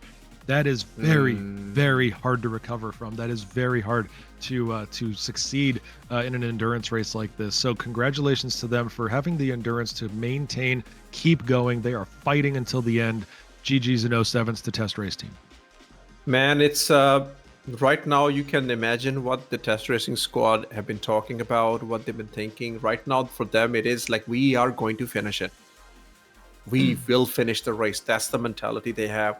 They will not be able to recover 33 laps, like Sanguis Luna is at 233. So for them, it is about the finish, and that's a very, very respectable goal, to be honest. Because my God, this is mentally, emotionally draining. You know, looking at the screen, flying, just not an easy track to fly. Hey, we know that. I can't. Unfortunately, I cannot confirm everybody who has appeared for the team, but I do know that the entire team at the time of registration, Rionen Shonin was team captain, Renee, the Midnight Bard, Travis John 82, Spitfire Typhoon 14, and Zach 109 were the racers. The reserve racers were Votel and Lord Braskus. I know we've seen Rionen for a little bit. I know we saw obviously Renee. Travis John 82, Zach 109, and Votel. I know we've seen those racers. So, but again, that's the team. That's the team that is fighting until the very end. And 07's to all of them. That's epic effort. Epic effort. Wait a minute. Where on the track is it? Is it trespass? Oh no. Ship destroyed for Consolidated Russian fleet. Oh, Consolidated. Okay. So is this a car now who has crashed? I believe it would have been, yes. I believe Jakar was the one that was flying. And I don't see Jakar moving on the map right now, so very likely was Jakar. And also for Sanguis Luna, Jakar just respawned off the race, so it was Jakar. Yeah. Sanguis Luna now have Gerbo flying. And Black Star has Sherzar flying. Prof Decoy still there for Frontier. Neojet still there. And Neojet has where is Neojet? Let me see how long he has been in the saddle. Neojet. 1 hour 30 minutes still to go. Not sure. We need to check on that. Because he's been flying for a while now. Neo. XGR has Red Wolf. Very long time, yeah. Red Wolf has swapped in and out. Red Wolf has swapped out with NPC Steve a couple of times, I believe. Redwood also had a crash recently, so I don't know what that's done to the positioning there. But at this point, we're still looking at an official total of 33 laps difference between Sanguis Luna and Test Race Team. Wow, that's massive. And XGR is ahead of SCIRE right now. Like, of course, they're slightly ahead. We will see the SCIRE completing 221 as well. There you go. They just updated 221. So that's happening. They're still neck and neck. Anything can change at any moment. Omega Aerosports with Zollner. Big flex for Amarok. Zakar, who had Zakar for Consolidated. Engineer for Red Legion. And Zach 109 for Test Racing. Yep. Zollner and Big Flex. So Fetical has just swapped in for Consolidated Russian. Jakar is the one who crashed.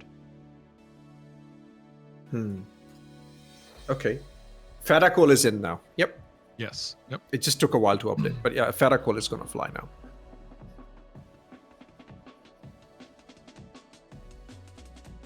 Rain, the serotonin slurper, has been cheering on Zol for the entire race. Just constantly talking about Zolner. It's such a wonderful thing of support here.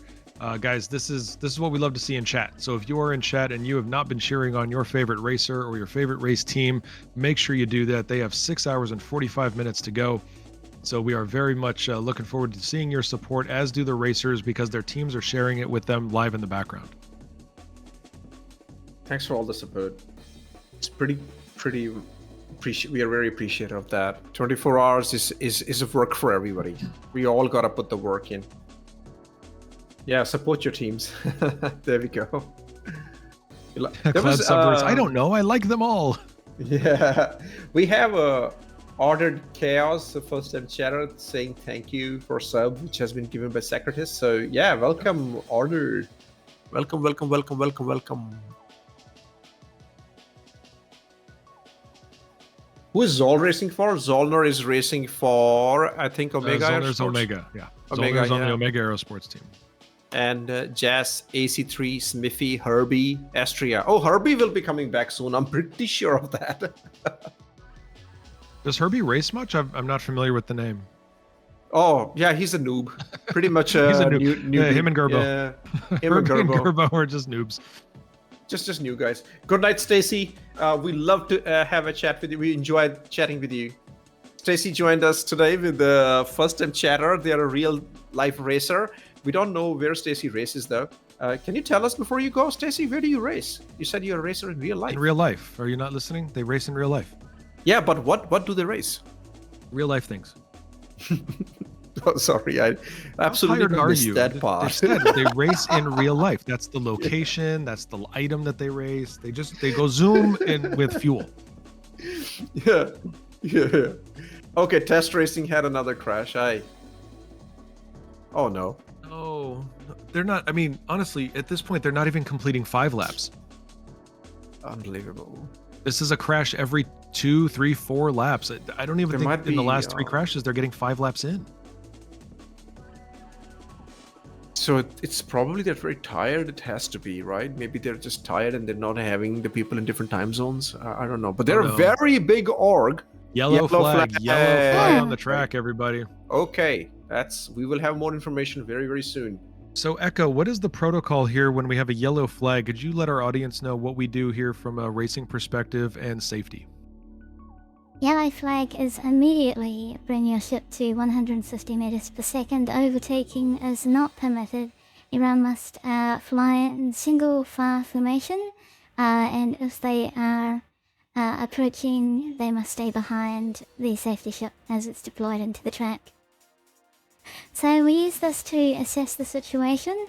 That can be maybe our race timers need just a little bit more time to process some incoming races, or maybe there's some danger on the track.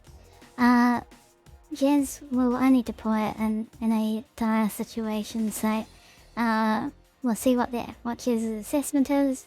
We'll get a call from Resurrection soon on what they're investigating, and if all is okay, like if there's no wreckage blocking the track, they'll put the green flag up again once the investigation is complete, or if race timers have time to swap seats or do any processing they need to do, green flag can come back and then it'll be reinstated. That's it.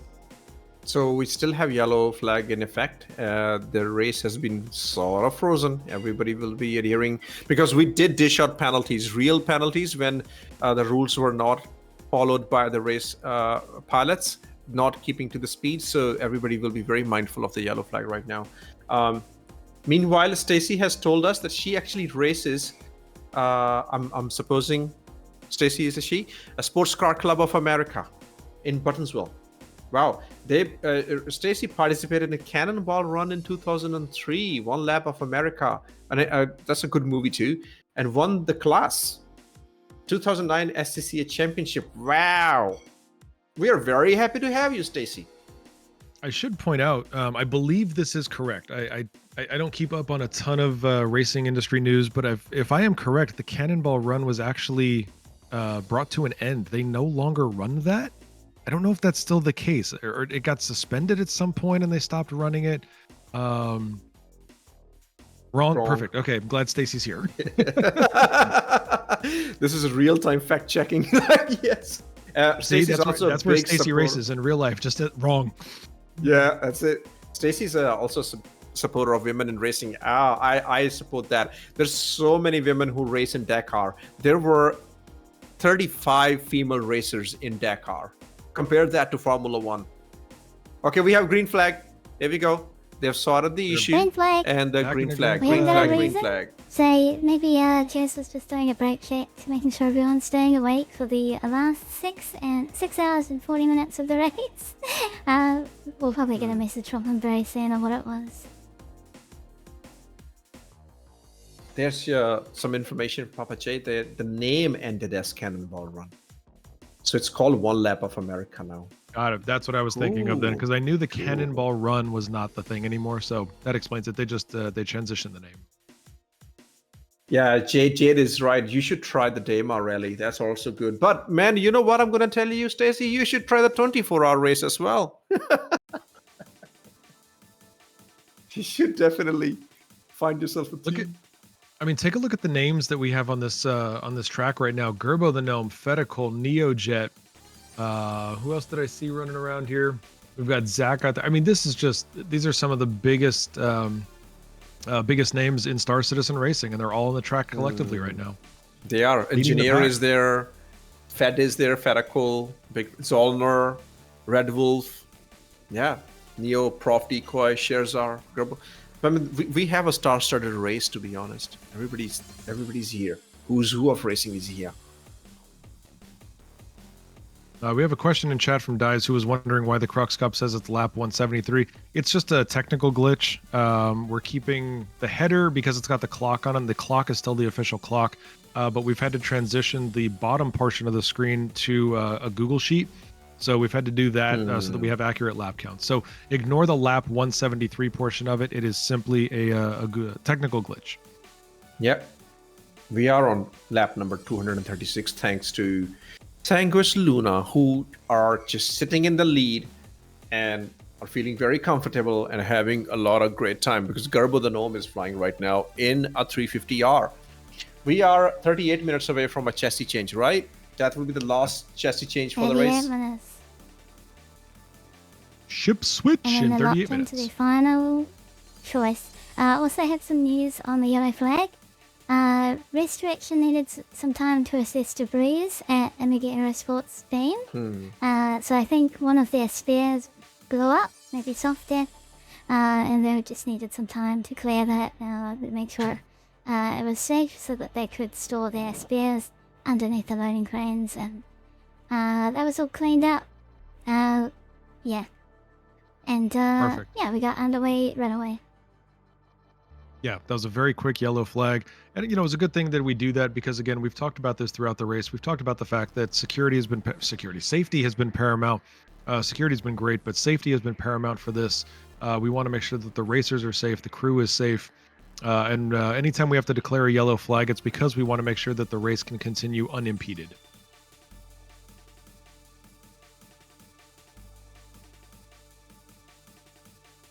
Gerbo way out in front here. Quite amazing. It is still about, as we take a look at the positioning here, folks, Sanguis Luna is still about 3.5-ish laps ahead of Frontier Consolidated. Consolidated currently represented on the track by Prof Decoy, followed by Black Star Racing with Sherzar, and then number 4 is SCIRE Racing with Neojet. We can see, where are they at? Gerbo on the left side of your screen there on the Gentleman Mile. Long straightaway on the left side of this track here on your screen. Gerbo's followed by Fetical, Neojet. Everybody else is pretty distant behind them there. So Gerbo's about to enter the platform. And again, Gerbo representing Sanguis Luna, 236 laps completed. About, again, 3.5 laps ahead. Could be approaching 4, though. Gerbo's got some good times, I assume.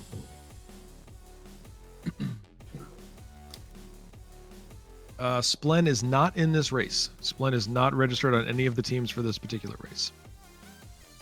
For those of you who don't know, especially if you're new to the racing community, Splen is a legendary leader of the racing community, extremely talented racer, but not participating in this race. Yeah, he's looking after his health, and actually I talked to him about that. I said, we have extra minute. He's provided medical advice for the Crux Cup and the 24-hour race. What do you think? And he was really impressed. He forwarded it on to his teammate Dollar Store Easy, and they really loved it. So they're really happy to see health and ergonomics and human care put into such a crazy event like this 24-hour race. That's fantastic. As everybody just saw on screen, we have a crash from Amarok's Fang. They just had a collision on the course. Interestingly about Amarok's is they're in a unique position, and I think Omega is partially in the same thing. I think Consolidated is a similar situation, Consolidated Russian.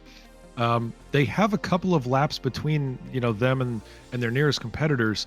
So one crash, probably not a huge setback for them. They certainly don't want to repeat the mistake. But one crash probably isn't going to change the position here on the leaderboard.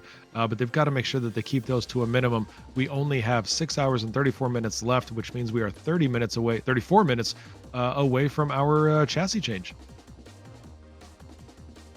That's where XGR ship crash. Oh my goodness. This happens in waves. I'm telling you, man. This happens in waves. Like one it's ship nighttime goes racing, down. man. It's nighttime racing. They're tired. It's dark. There's antenna popping up. Ship might desync out of position. You never know. It's just so hard to do this. As soon as we get back to daytime racing, I will bet you the count of collisions goes down.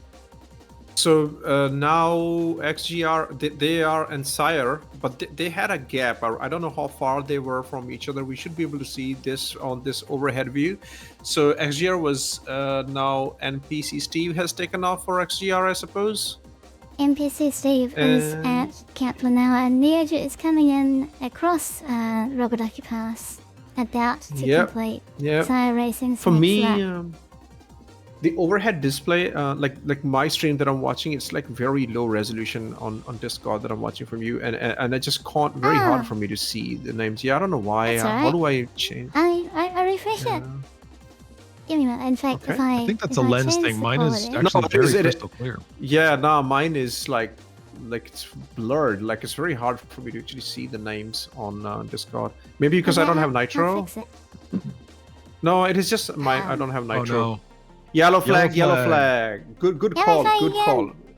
That's a good call. Yep, better to be safe, aye. Yeah, and Stacy has left some really interesting information for Cannonball. We will get to that once we have some time from commentary, talking about the race. Yellow flag call to clear the debris. Good call. Very good. And That's make it why it back happens in waves. Yeah. Yeah, because debris stays and okay. everybody starts crashing. It did. Now, I saw Eurotrucker go off to the spaceport. I wonder if they needed to Whoa. get some sort of tractor ship or a bigger ship. Where did to help engineer move just it. go? Yeah. Oh, now, Cool. yeah. Okay. Star Wow, Citizen. Gas Star giant gravity does Citizen. amazing things. Orison is getting tired of us racers. Holy cow, that was quite a disappearance. Oh, well, Tenor update.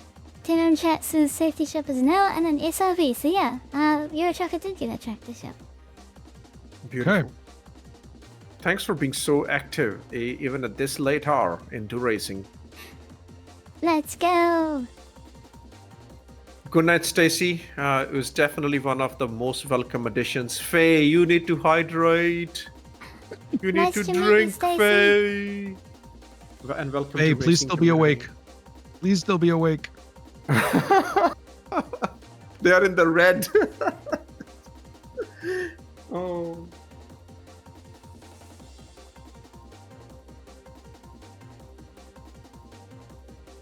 So I hope everybody can notice this. As we take a look at this overhead view, you are seeing our racers moving at incredibly slow speeds compared to normal, where they would normally be around 300 or 400 meters per second. They are now capped as part of a yellow flag.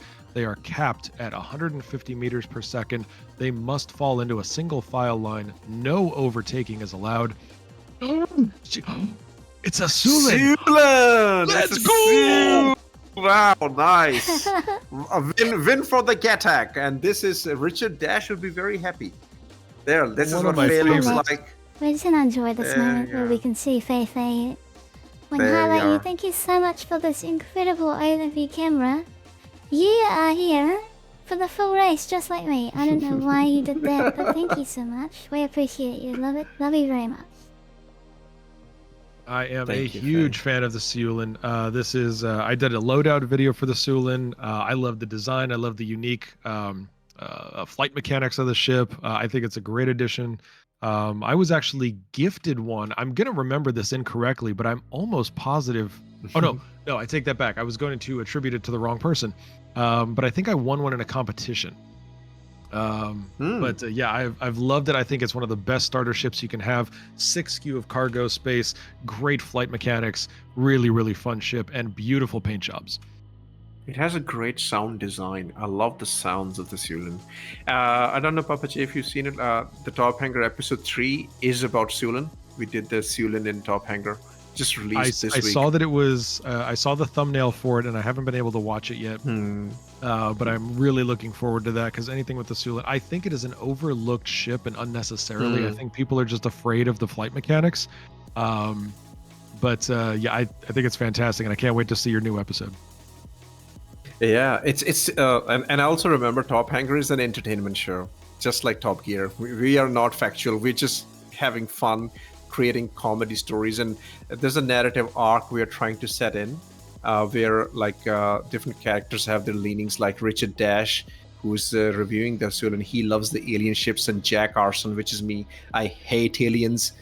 So we're trying to create our own character arcs and our love for different ships. Like James August is a fan of Origin. He's into luxury and decadence and gaudy.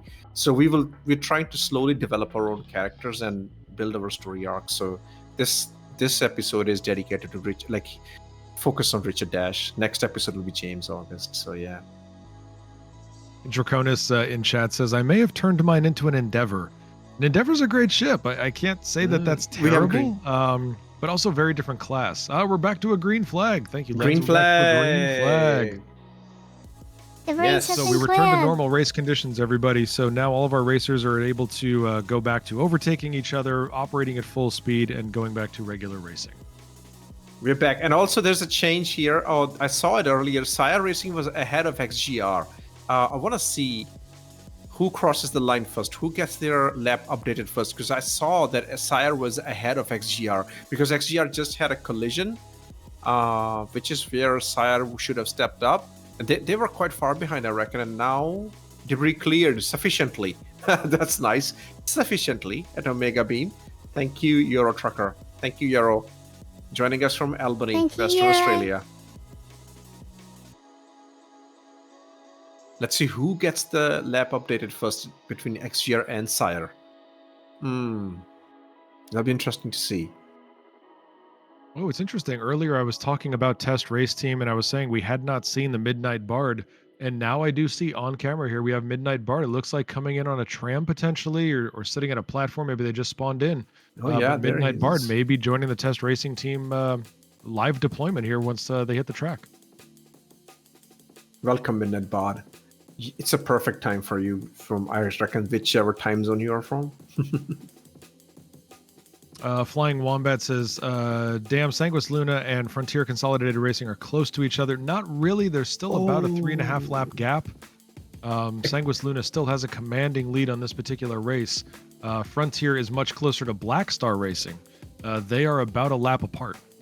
Okay, so SCIRE has updated the lap first. They're on 225 and XGR on 225.4. And very important information from Mad Cat. XGR crashed at the start-finish line. We thought we made it over, because if they did that, if they had crossed the finish line, the switch would have been very easy. The lap would have been counted. However, 2 race officials saw it before which is amazing that the officials are on it. They saw that it happened before the start-finish line, so that lap got discounted. So very bad luck for XGR. So they are down half a lap on them now. XGR was ahead of SCIRE, but because of the location where that accident happened for XGR, they're half a lap down from SCIRE now. Things can change. However, hang in there. We don't know what's going to happen. We still have 6.5 hours to go. Something can happen. Something can happen, and this can still change. Not only do we have 6.5 hours to go, but we have 25 minutes before our chassis change, before our ship switch. We will see. We're going to see what happens then, because now we're going to have completely different mechanics running around in terms of comparison between ships. So that's going to be an interesting change. I see Fresh 001 is running the track backwards. I do like commentating on that. But Fresh has returned. Fresh, what am I thinking? Sanguis Luna? Fresh, is that stop right? undoing laps for Sanguis. You go that way, you go the other way. Go the other way. You're running laps backwards. You're going to start negatively counting your team. Holy moly, Kelsar! That's Kelsar how you coming in make with an entrance. 10 gifted subs coming in from Kelsar Prime, ladies and gentlemen. Again, another one of the leaders of the racing community, and now leader here in gifted subs to Anzia Racing right here on Twitch. Okay, so there's a question from Optical Mouse that are we considering a server swap during the chassis change? That is for GentlemanJez to decide. Who's our racing director? We will know shortly. I'm gonna throw out a hypothesis here and say the answer will be no. And the reason I say that is because this particular server has done pretty well. It is still very stable. We're not encountering a lot of desync issues. And I don't think that we would want to risk potentially ending up on a server that does have or will soon develop issues. If it ain't broke, don't fix it. Also, right now, America is asleep, and we are pretty much midday in Australia. So right now is when I think Star Citizen has the lowest number of players. Europe will be waking up in a few hours, and then they will start getting on. And then by the time we have 3 hours left or 2 hours left in the race, that's when the servers will start getting busy. This is our daily struggle for Australian players. Yeah, it is currently 6:30 in the morning, Greenwich Mean Time. If I'm doing my math correctly, it's about 6:30 in the morning Greenwich Mean Time. So Europe is waking up in the mornings. They're getting ready to go, so they're going to see some increased activity here. But the United States is falling asleep. Probably one of the reasons people like Stacy said goodnight. For me, it's 10:30 right now. Wombat says it's midday for them. Yeah, it's 1:30 for me in the day. 1:30. Yep. Oh my god. I joined at 9 a.m. Oh yeah. Do we who will be joining us in the commentary box? Do we know? I don't have the list open. I couldn't get it open. Just plainly, I put the call out. We only had a couple of people reply from the full commentary team. The schedules, it doesn't look like people are following them specifically, so I don't know. I will have to dip out of here because there's no way I can do another 7 hours. Okay then. Okay. Let's see. But we'll see if anybody else can join. Yeah. Okay. Cool. In that case, I will stay. My plan was to dip out as well and come back at 6. But if there's nobody here, I'll stay. And we'll carry on. And then I'll just skip the evening part, I suppose, when the race finishes, which will be impossible because I don't think I'll be able to sleep because mind is racing too fast. I have trouble sleeping, so that's something I share with Splen because we both get migraines, and this is what we talk about most, me and Splen. We suffer from migraines, and I have been completely avoiding eating anything since yesterday because that is just induces migraines for me. So yeah, but this race is too good to do this at least once a year. Happy to be here. Didn't you also have a nightmare about the race? What's that? Did you have a nightmare about the race or about? Yeah. I told you. That's exactly what I was when I was trying to sleep last night. The dream kept coming back to me that my time is there that I need to go and start commentating, and I can't get my browser windows to open. I just kept doing that again and again and again, and that was the nightmare I had all night. That's what I kept seeing.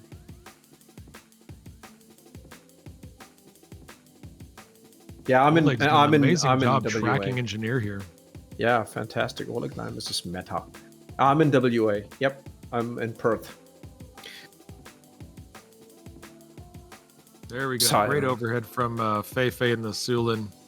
See if you can find SCIRE and XGR. Let's see how far they are, because I can't really see. We need Neo and NPC. I see Neo. NPC I coming see over Neo. here. You see Neo? Oh, yeah, okay, well, Neo's there we on go. top. Neo's on top. Yeah, Neo's on top, and Oh, half NPC a is lap. entering the bottom, so they're about a half a lap apart. Half a lap apart. Yeah, Neo has to stick in there and get some distance going. Good job, and run a safe race. Not strike somebody, hit somebody. Mm-hmm. No flying wrong, but I don't think I will leave until I get somebody else in the commentary. Papa J needs to go, and he's been doing this. You've done more, so Papa J gets to leave and come back for the finishing. And I will stay here as long as I need to. And when somebody jumps into the commentary, then I will take my leave. Won't leave Echo alone. My God, she's been awake for so long. No way. Hello. No way. There you go, awake. Oh no, Jade, I'm in Western Australia. I'm in Perth. Sorry for that communication. I get confused by that because the Americans write WA for Washington. Yeah, no, I am in Western Australia. Frozen has confirmed that Frozen will be here according to the volunteer schedule that he submitted, so he will be here in about 2.5 hours. Okay.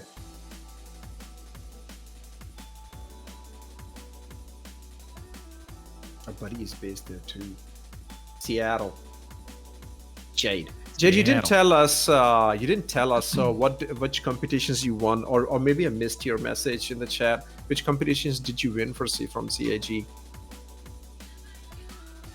What a beautiful, consistent race SCIRE had.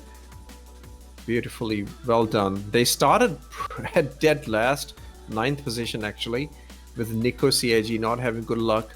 And then Neo and the team have really salvaged the race, brought them to 4th position. So you have to mind that the lap time is correct, not the way they are numbered.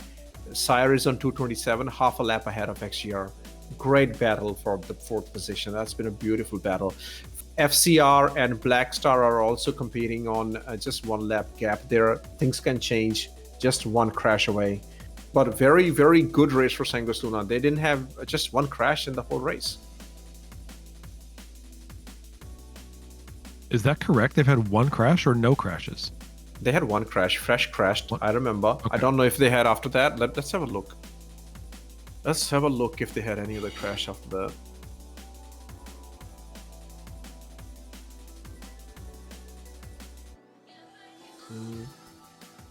It's not reported here because I don't think Sanguis Luna reported that but we saw that Fresh was just sitting there and they were unable to join the server back again. And then Jacko didn't replaced Fresh, if you remember, right at the start. But it's not reported here, so I know at least one crash they had. After that, trying to find it.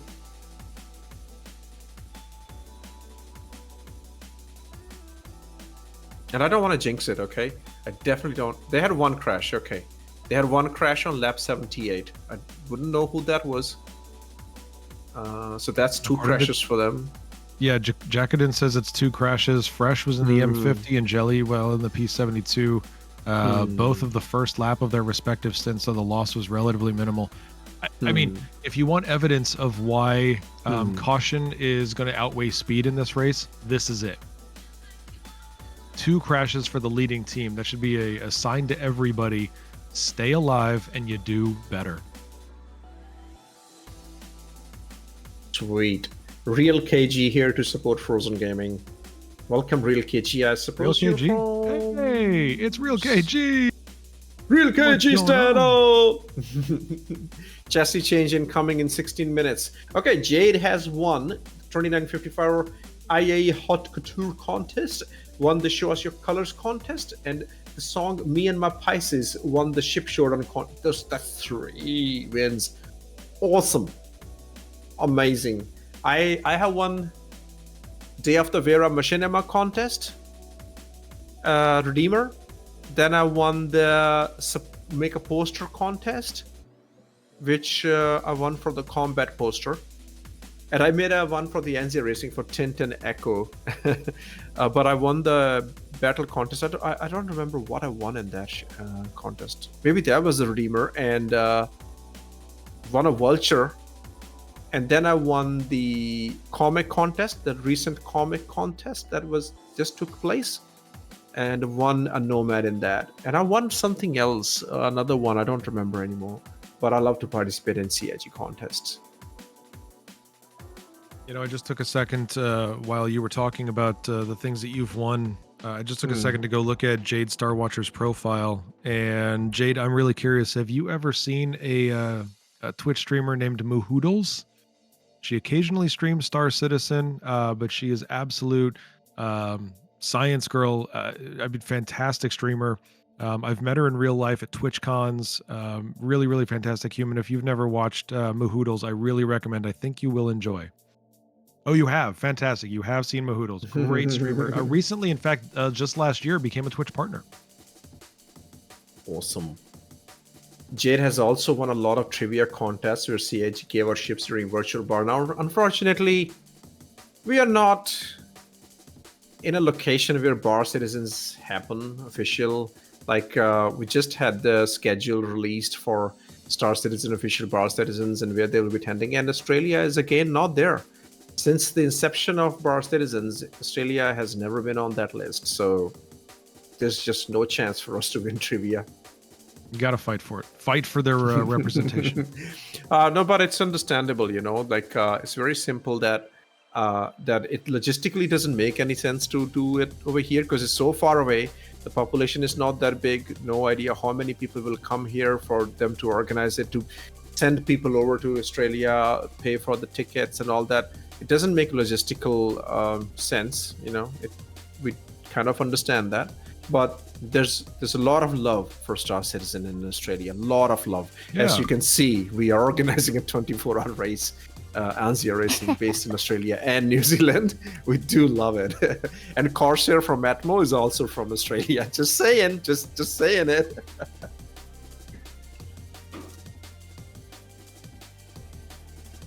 Papa J, you have attended a few official Star Citizen, Bar Citizen, haven't you? Yeah, a couple of official ones, and then there's a fairly active Bar Citizen community here in California in the United States. So I've attended quite a few of those. Not quite a few. I've attended a handful of those that I can make it to. One of the similar to Australia in the fact that in Southern California, anywhere you have to go is a distance. It's a distance, yeah. It's a distance. So no matter where you're located, anytime you're getting people together, you're typically driving minimum of 20 to 30 minutes just to get to the next place. So there's a lot of sprawl out here. But no, I've been to local Bar Citizens. I've been to some CIG events. And like I said, I won 2 Drake cutters. So yeah, I definitely, I was proud that I knew enough Star Citizen trivia to win a ship. I was happy about that one. Hey, you know what? Yes, the virtual Star Citizens. Now that I know Jade and we have so much in common, especially the chai, I am gonna make sure that I show up for the next one. I love the community, and Soul Citizen is very, very one of the most feel-good places that you want to be there. I love listening to your podcasts. Always a silent watcher. That's pretty much me, like with everyone. But I haven't been going to Twitch for a very long time because Papa Juggernaut streams are the ones that I would usually go to, and Yonak. And if I'm not going to Papa J and Yonak, that means I haven't really been visiting Twitch. So yeah. Yeah, I can't be there at Quantum Vegas. That's too far. See, that's the excuse CIG gives. CIG says we can't come to Australia because it's too far. Now you can't come to Vegas because it's too far. See? No, it makes sense, man. I mean, CIG has so much funding. I don't. You know, So I have 11-year-old son, you know, who loves Star Citizen. So we give Star Citizen our love. We give Star Citizen our time. We give Star Citizen our passion. Just like NZ Racing, that's the whole core of it. We love it, and we're thankful to CIG for giving us this platform. to be able to share this with all you wonderful people. So you're happy with that.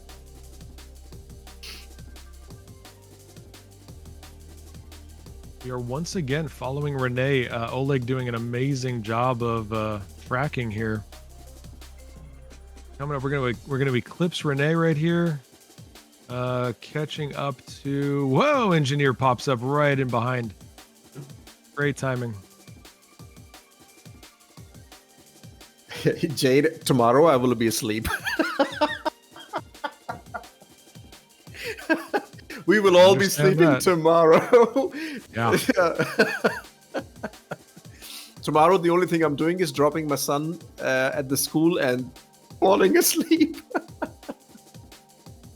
No, chai. No, I have drunk 2 cups so far. In fact, while Papa J, you are here, I'm just quickly going to go fill up my chai cup and I'll be back so that I'm here for the chassis change. Over to you for a bit. No problem. For everybody in chat, I'm taking a look at the Quantum Vegas website here, looking for some event details. Quite a list of guests here. A couple of these people I've actually met. I've met Galactica in real life at a Bar Citizen. I've met Starjump Grim at a Bar Citizen. I believe I'm almost positive. I believe I met Tyler Whitkin at a Bar Citizen. This looks like an amazing event. Some of the sponsors, aka attendees, I don't know, but Cloud Imperium Games, Elgato, Icon City, Monster Tech, Atmo, Beacon Events, a logo I don't recognize, and that makes me sad. Who is that? Oh, EE Studios, got it. Pigeon Spaceport, Astropub, Soul Citizen, I mean, this is, my gosh, how can I go? What is happening? This is great.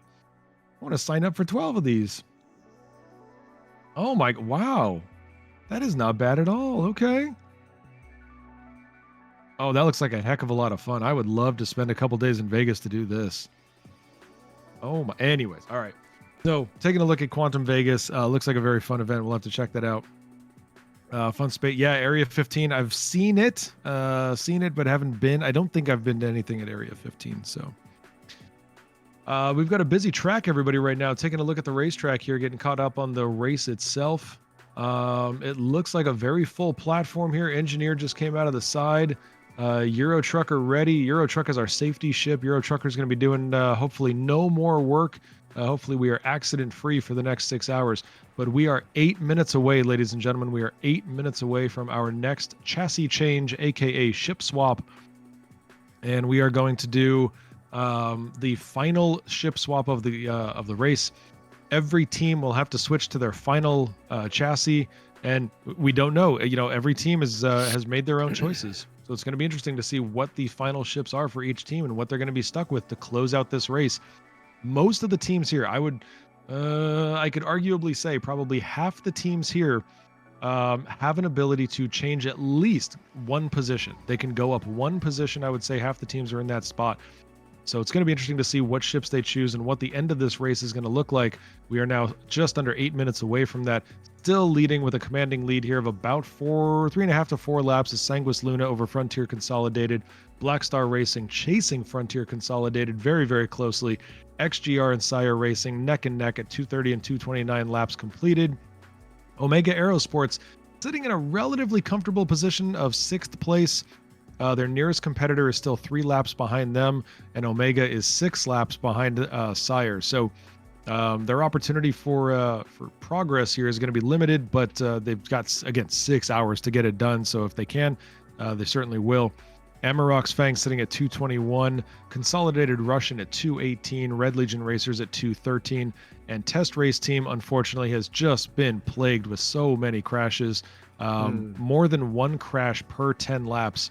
I think they're probably right now averaging 1 crash per 8 laps, if not even less than that. But Test Race Team sitting at 209. And as we've talked about for the last few minutes, every single team has completed more than 200 laps. So 2/3 of the race is done for them. That means every single team here, along with Anzia Racing and all of us bringing this event to you, are part of Star Citizen history. And they will do so at the end of the race. This is the first time a 24-hour race has been completed inside Star Citizen. Very, very exciting stuff. This We are 6 minutes away from chassis change, as you said. That will be the final stint for pretty much everybody. Like, it's a long race, but we are closer to home. We're closer to the finish. Six more hours to go. We can definitely do it. Beautiful racing. SCIRE is this is the battle which is the most exciting for me. Position 4. Is it going to be SCIRE? Is it going to be XGR? Is it going to be somebody else? Is Omega going to make a resurgence? Because I'm really hoping that Herbie comes back.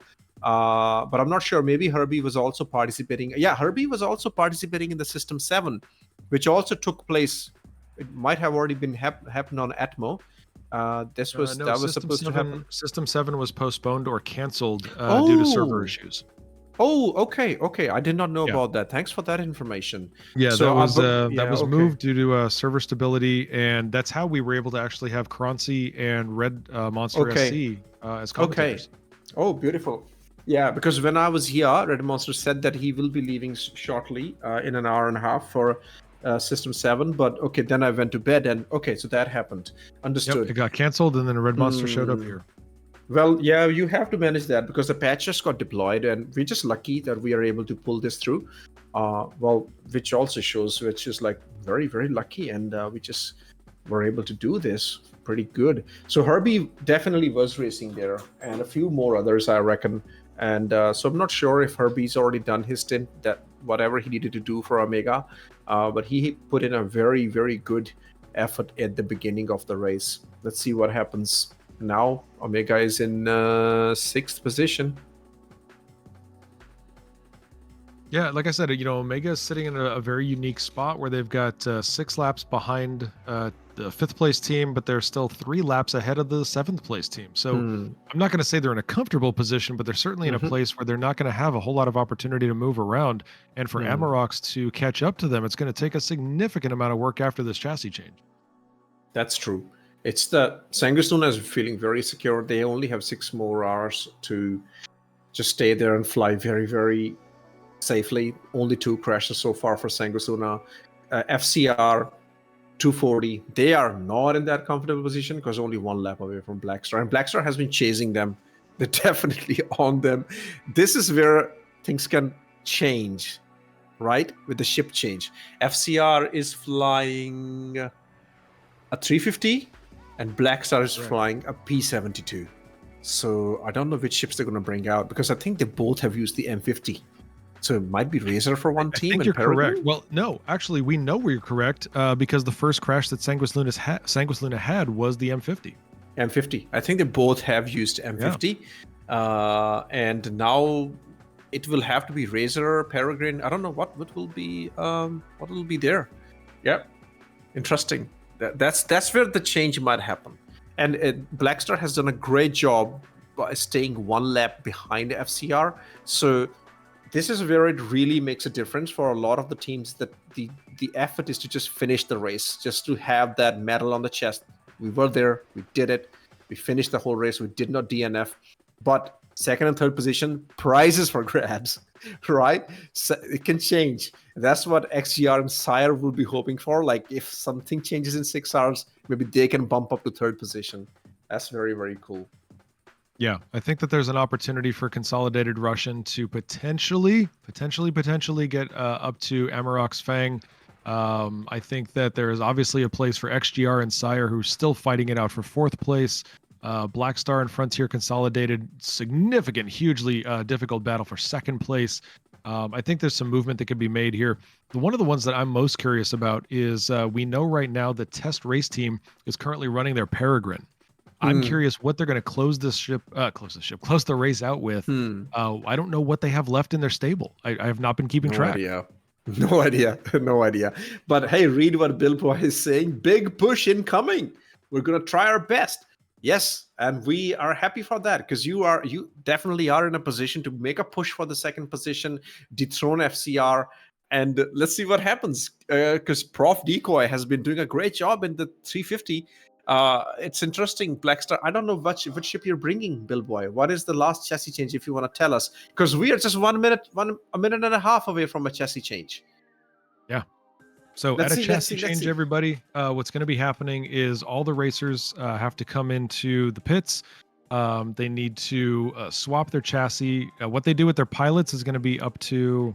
Billboy has just confirmed they will be switching to a Razor. Ooh, that is interesting. Okay. Sanguis Luna will also be in a Razor. Okay. Wow. Okay. Thank you, Dirk, for that info, bro. Well, that's going to be interesting, folks. So we're going to have some Razors out there. But again, test race team right now running with a 12-second delta. A Peregrine. So we're going to see what happens. The new switch is going to be an interesting change. Here they go. It looks like they should be coming in here. Thank you, Oleg. Thank you, mate. Thank you so much. Echo is taking much deserving break just to have some food, and the camera is permanently on Oleg. Yeah, so Oleg is the flag bearer right now for the camera people. We are seeing the chassis change happening right now. Wow, that's an awesome. How did you just zoom in into the precision mode? Do you have zoom capability within the precision mode? Yes. I did not know that. I thought that's the whole point of it. What? No, I know that, but he's changing the magnification within the precision mode. Yes, that's the point of it. It's called precision mode, sir. I just thought that when you click change precision mode, it goes into the zoom position and stays there. Look. Oh wow, I did not know that. Grip is sitting there in chat. Hold the precision button. Oh no. Well, see, one thing I learned from 24-hour racing. Great to know this. This is Star Citizen, guys. Whoa, I'm still learning. What just happened with Data Machine? Where did they go? Oh, they're falling through planet. Whoa. They are definitely falling through planet. It looks That's like XGR. forward momentum. That's XGR. I don't know. It is XGR, but it still looks like they're making forward momentum. It's almost like they spun. Might be yeah, that's desync. forward momentum. Might be desync. Holy moly, what a weird spin out that was. So this is it, ladies and gentlemen. If you are watching live in chat, first of all, if we have not said it to you first, welcome to Anzia Racing's Crux Cup 2955. You are watching the final 6-hour leg of a 24-hour endurance race. This is the first time this has happened in Star Citizen. This is going to be a pinnacle event for all of video game racing. We are currently 6 hours remaining, just under 5 hours, 58 minutes. We're just under 6 hours remaining, and every team now has their final ship. So we are just looking at ship comparisons. We're looking at piloting skill. We want to see how they can close out and what gaps can be closed and what overtaking can be done when it comes to final team position here in the last 6. We've got a little bit of a different selection here. Canadian Maverick is now on the track. Data Machine is now on the track. We're going to have to go to a wider view once Echo comes back. We're going to take a look at more of our racers here. But obviously, Canadian Maverick and Data Machine, I don't know. It's a strange layout here. Canadian Maverick, we thought they were closer, but Data Machine is much closer than Canadian Maverick by the range of about 3 kilometers here. So if Data's trying to catch up to Mav, they've got to do some flying. Data Machine is, however, in XGR, and Canadian Mav is in Red Legion. Yeah. But I'm seeing Engineer flying right now, but of course it's Canadian Mav. I think they need to update that. So what are the new chassis that we are seeing? Sanguis Luna is flying Razor. Black Star is also in Razor, as both of them confirmed in the chat. Now we have Nafty flying for FCR. Welcome, Nafty. Nafty was with us in the chat, updating us, giving us information. So Nafty is flying now in the P-72 Merlin, one of the most beautiful ships. SCIRE Racing has Luigi 509 now with P-72. So we have Razor pairing, and then we have P-72 pairing. FCR and SCIRE in Javelins. XGR is in M50. XGR saved their M50 push. There we go. We might see some change happening there with Data Machine. Omega is coming with Saber Peregrine. Amarok Fangs are also in with Saber Peregrine. A Russian fleet is with M50. They also saved it. And Red Legion with 350R. Test racing team with P72. So we have quite a mix. I truly did not notice that, but my friend AC3 is apparently at least scheduled to be the final racer or second to final racer here, but flying the Peregrine, interesting ship to save to the end. It's got a lot of mass to it, so they're going to have to close some distance with a very heavy ship comparatively to the rest of the field. That's true. That's true. I'm letting you guys know that I will try my best to be here for the close. I will definitely take a break once somebody else joins, once you leave Papa J, but I will try to be back for the close. It's too big of a race. I want to be in the company when we finish it. That would be great. The more people we have, I would love to have everybody possible be here for that history-making event. Everybody be here, 100%. Yep, they as Grip is mentioning to Dice Nox, who's our first-time chatter today, they have to use 4 different types of chassis. That's a rule. Every 6 hours there was supposed to be a ship change, which is a very cool rule. I love the cool rule on that. So, there's AC3 right there flying the Peregrine. For the Omega. So XGR and SCIRE are in. There's 2 lap distance gap now. XGR fallen 2 laps behind SCIRE. Wow. Or SCIRE added a lap and has just done a really good job of staying ahead here. Maybe it's more like a lap and a half. You know, maybe it's not a true 2 lap distance. True. Very true. So it is pretty much P72 for SCIRE and N50 for XGR. I think XGR should be in a benefit with the ship. It's, let's say, Luigi versus Data Machine. That's what's happening right now on the track for SCIRE and XGR. Neo has to be commended for the amazing stint he put in. He definitely put SCIRE in a very strong position for the last 6 hours of racing. Undoubtedly, great performance there. Let's see, we've got Enril. Welcome back. We miss you for the last 6 hours, Echo. You took your time. You slept in. You missed 6 hours of racing. Oh my god. No. Wait, is the end already? No. Yeah. We did it. We did the ship chassis change. Everything's happened. Lens Nation is winning. I don't know where Sanguis Luna is. Papa Juggernaut is 3rd. Wow, look at this. Jade from Soul Citizens, you remember? They are 2nd right now. It's amazing. You know, I was going to be more inclusive. I was going to say that the commentating team won, but you have to make it all about you. Okay. I am representing the commentary team 1. You are commentary team 2, and Echo is a different team. She's the race managing team with GentlemanJez, the second pilot. That's all right. That's right. Flying Wombat is asking why the ship change. Every 6 hours in the race, we're doing a mandatory chassis change, so they have to switch ships. Prior to the race, each team was able to select 4 ships from a range of 7. Between the 7 ships, they could select 4, and those would be the 4 that they had to run during each 6-hour segment. Because it's only fair. We need to see different ships. It'll be boring to just see one ship flying all the time. Keeps things fresh, puts a little bit of mix into a little bit of twist into the race. It's a good. I love this rule. This is a very cool rule.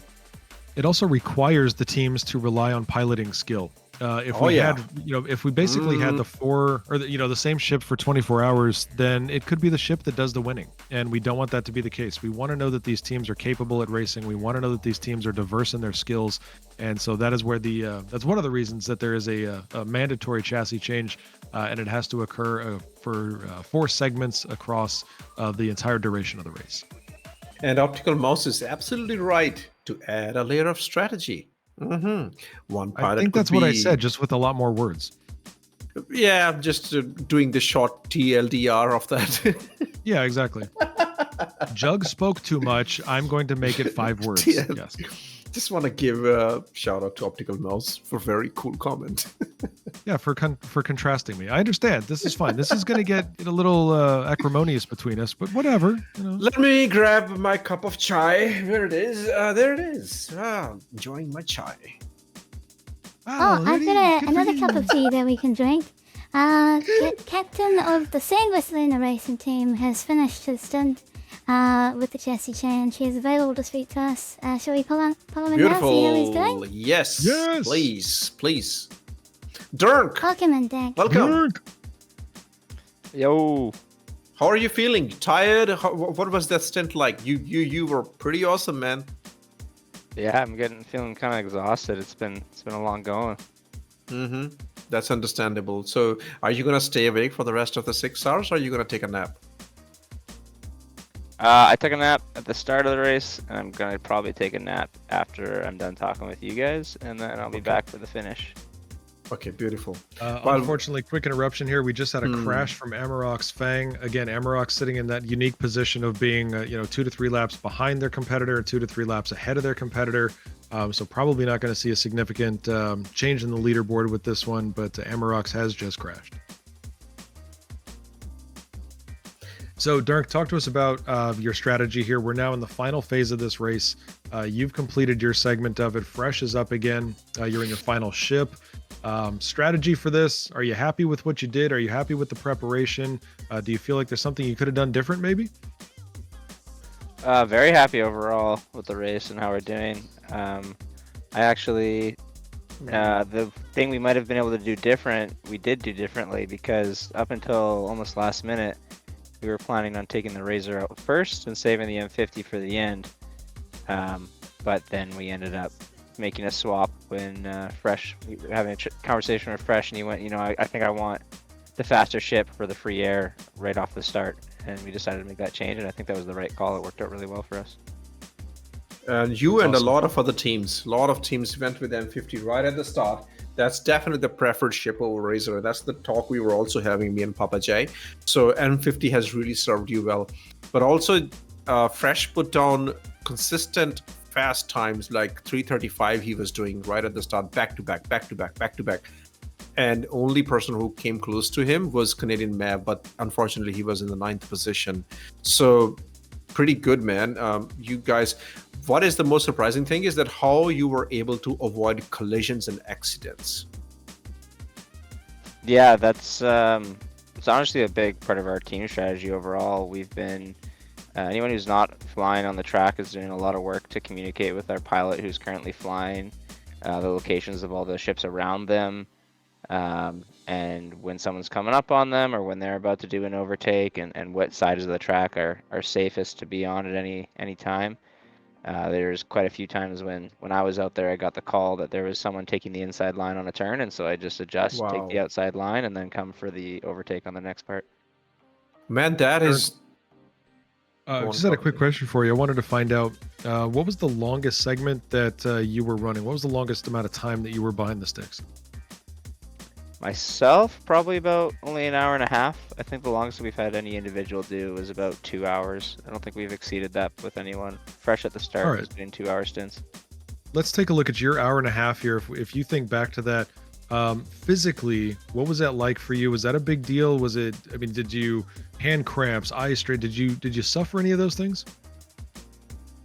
Yeah, I've been here since the start too, with just that, like a 2 hour nap kind of in the middle there. So I've definitely been experiencing some eye strain just from staring at these monitors for so long, and definitely the fatigue set in a little bit on the arms. We've been practicing so much, my arms have been getting a little sore. That combined with my job has not been kind on my shoulders. Yeah, and you said what, Fresh is over 100 hours of practice for this particular race alone, right? Crazy. Yeah, probably. Hard to tell exactly how much it is, but I think for Fresh it's easy 100 hours, if not getting a little more than that. Wow. Unbelievable. You guys also were the first ones to complete, of course, the 200 hours, and now you are approaching 250, man. 250. Yeah, it's pretty exciting. That is crazy. We made some estimates beforehand about how many laps, if things went perfectly, we would like to complete in every ship. And I think the total, if we had a perfect race and there was no service swaps, which took time, was only 380 laps. So that was kind of what we were hoping to get to. I don't think we're going to get anywhere close. I think we're going to be looking at, if I had to make a guess, if things continue as is, the total lap count would be in the 350 range for the final amount. Exactly, because I'll we be a still fair have, guess. yeah, that's 300, 350. That's where we're looking for the lead. 50 laps down. It'll be very cool if the whole grid passes through 300 laps, but let's see how that goes. Probably not going to happen. I think they can do it. Test can definitely do it. That's what? That's They just 85 laps? They just had a terrible, terrible luck. But what you said is very cool for the strategy. If Test is hearing, yeah, just make calls to your pilots. Let them know what's happening on the track. That's very cool. That's a very good strategy. A lot of work, but. Yeah, we. I think we were one of the first teams to start employing race engineers, and I started to bug Echo a lot about that sort of thing and the things I wanted to do with that and have people help out. Hey, Echo. So we've been doing this for a while, making calls, and we've gotten pretty good at it as a team. No, good job. That has served you. All that work is going to come close, Dunk, and you guys are quite a cool position right now. Let's hope that Sanguis Luna, you guys really take your fearsome logo to the next level with the 21st winners of the inaugural 24-hour Crux Cup. Awesome. It's not guaranteed yet. There's a lot of time. Yeah. But within I'm your hopeful graph. and I'm excited. I think we can do well. Time it up. Yeah. Yeah.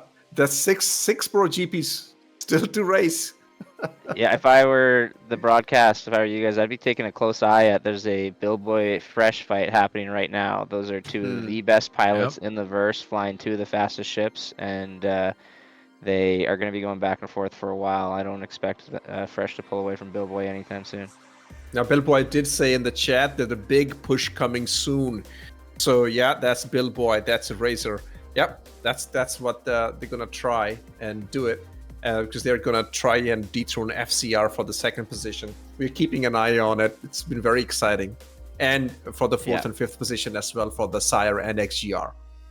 If I had to make a prediction, I think Black Star will get into that second position. They're in a much faster ship in the Razor compared to Frontier's P72. My dark horse maybe making the podium would be XGR. They're in an M50. It's possible. It's got the best pace. It's a tall order, and a lot of things have to go right for them. But that's my dark horse for making the podium. That's not there already. XGR suffered a crash, which put them half lap down. The crash happened at a very unfortunate position just before the finish line. That's put them half a lap down. And yeah, exactly as you said, things can change. But man, thanks for sharing your thoughts with us. No problem. Happy to be here. Thanks for having me, guys. Appreciate it. If you hang out here just a little bit longer, you're going to still be in the commentary booth at the time that your team hits 250 laps completed. Yeah, stay here. Lens, I just want to point out, I don't know if you saw the announcement earlier, but XGR had a lap restored to their official times. It was a timing issue, so they are right there neck and neck with SCIRE Racing. 235, not as far behind as we thought. Yep. Wow. Okay. Once we get the overhead view, we will be able to see how much is the distance, how much is the gap. Let's see what happens over there. Yeah, but Billboy and Fresh, you can see them right there. Look at, so close. They're a tenth of a kilometer apart from each other. Yeah, but many laps between them. Yeah, Fresh pulling ahead here. This is looking. Oh, look! Oh, I love this. Okay. Billboy playing it smart, riding the draft of Fresh. Absolutely clever idea. Yeah, that's how he's going to overtake Fresh. Very cool. Very cool. Very close. I know we have different boost strategies to Black Star, so you're going to see some good back and forth, I think. Yeah, because the boost strategy comes into play.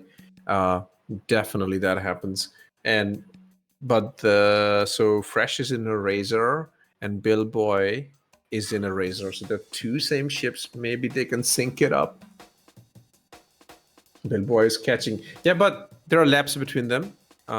So Sanguis Luna with Fresh is on 249 and Billboy in Black Star is on lap 244. So there's a gap. They are together on the track, but there are laps between them.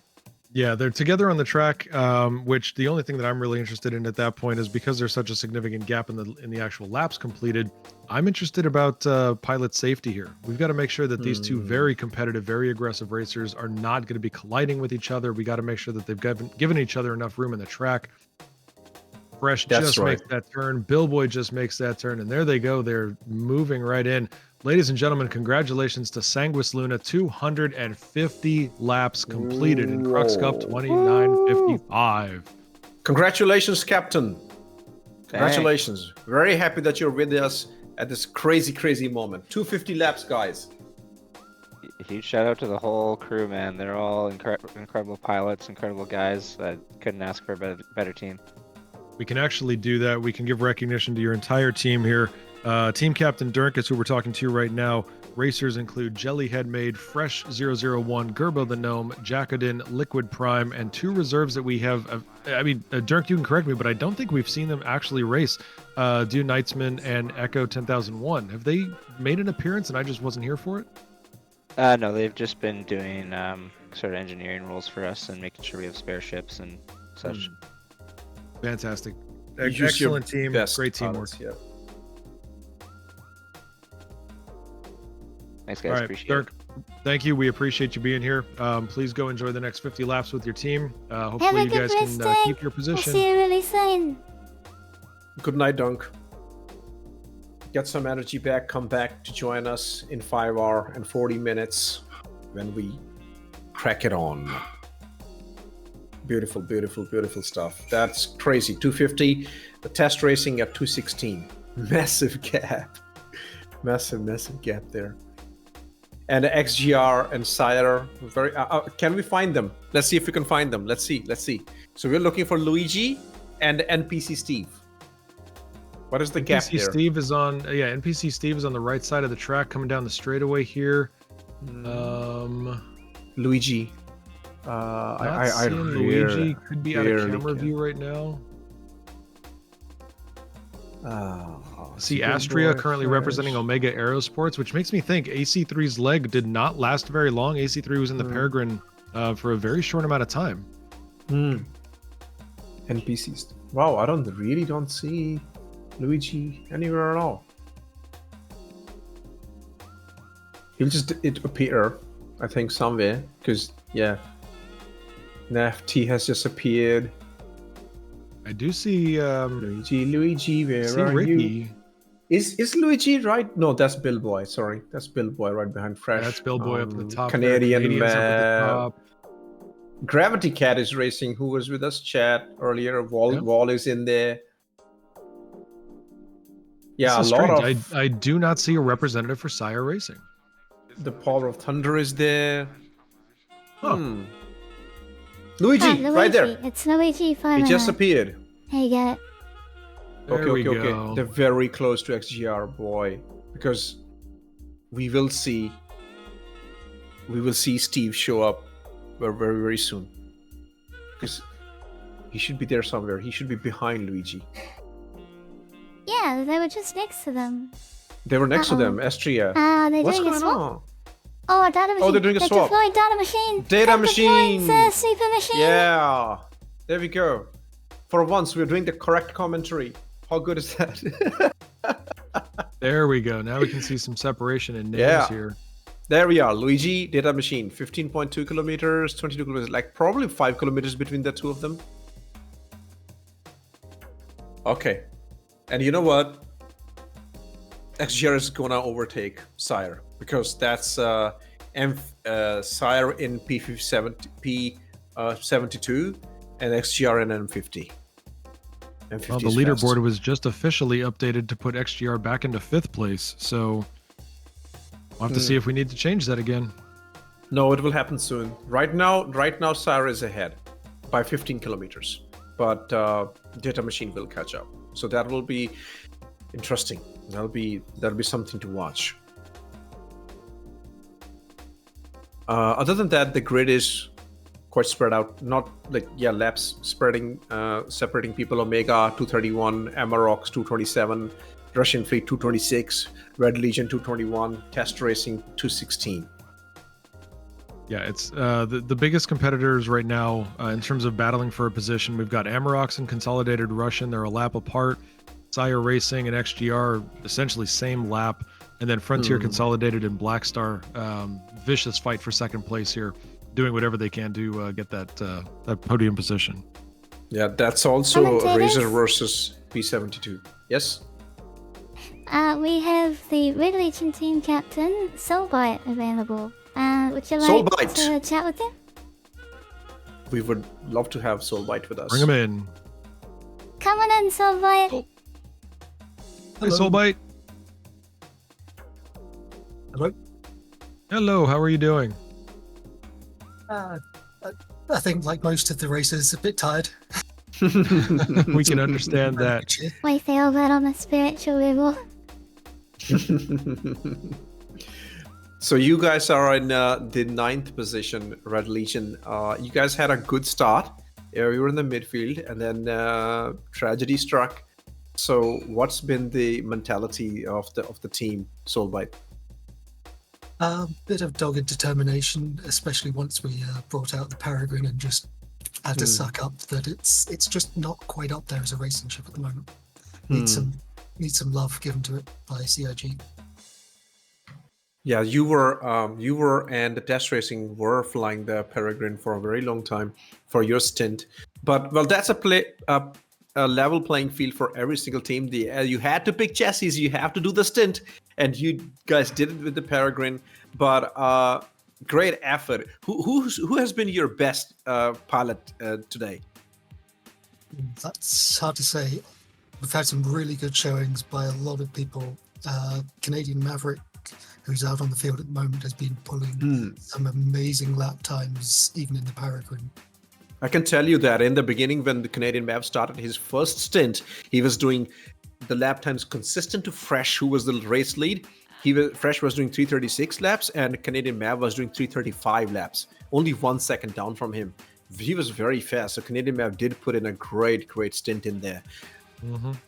I've got to give my hat off to Engineer as well. He's pulled out some amazing times with various ships, but P72, he was pulling I think we were doing some personal timing, and I think he hit about 353, which on this course is a bit beyond average.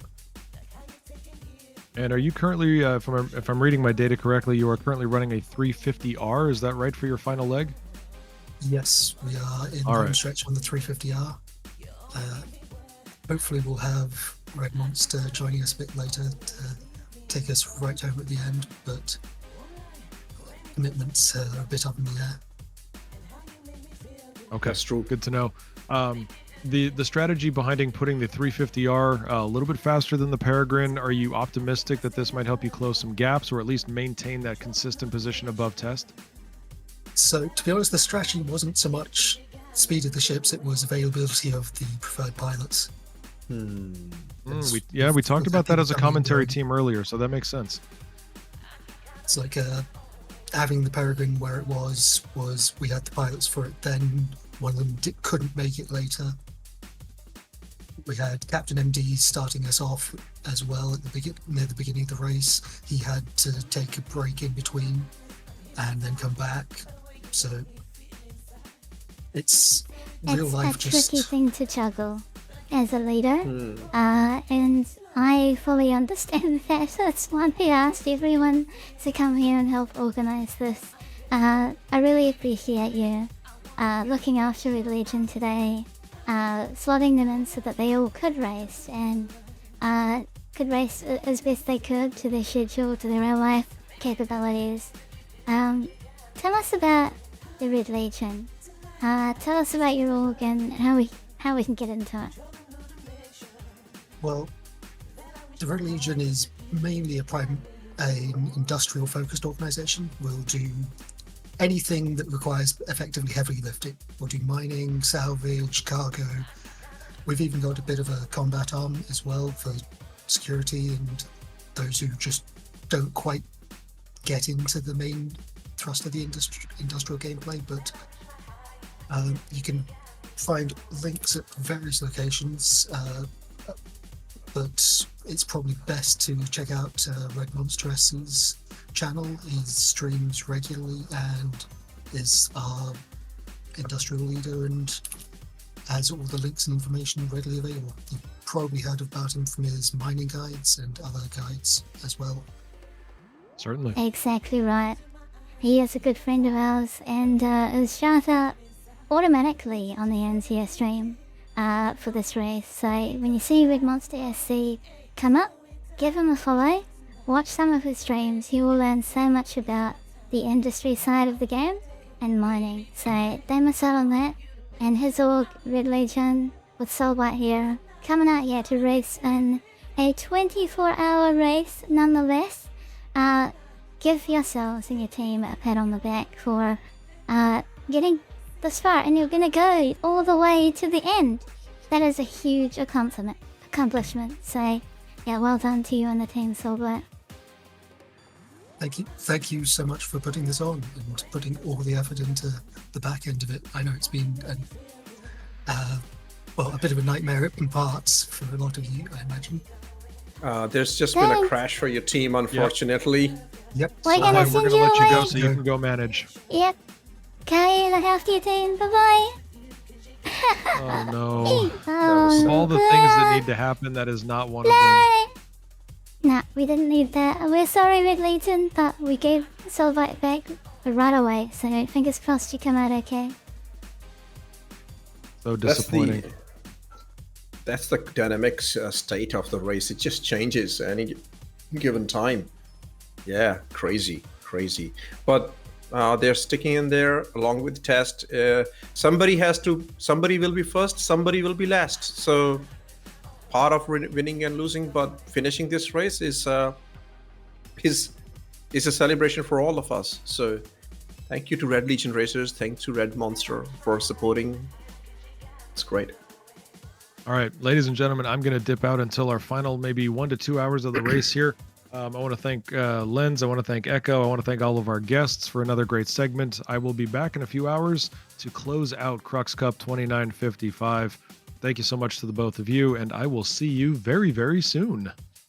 Thank you, Papa J. We'll see you so soon. PJ, it's amazing with you. We can't wait to see you for the end of the 24-hour. Have a good rest. Thank you. See ya, PJ. Love doing the commentary with you. Big and love. In your honor, I'm gonna fill up another chai cup. I'm gonna celebrate that and enjoy the glory I'm with spam Jade dancing and bees Echo. in chat because they are yellow and black. They are PJ's favorite colors. Those are the PJ colors. See ya, PJ. See ya. All right. This is me, Echo, and the chat. Let's have some fun. Hello. Meanwhile, hello. Still awake? Oh my god, so many hours, right? I'm still here. Wow. Ball Talk is in the I feel chat. so Grip is nice. here. On Optical top Mouse. dancing bees. Let's go. And our Danvers is also here. He just joined, just wanted to check before bed what's going on with the race. Yeah, race is going good, man. We still got 5.5 hours to go. We just had the chassis change. Things are fluid. Crashes are, well, they're slowing down. I think we are having a little bit of a luck over there.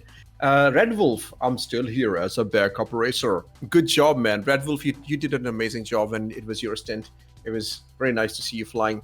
Sheep is our first time chatter. Some brand new people. Hello, dinosaurs. What day is it?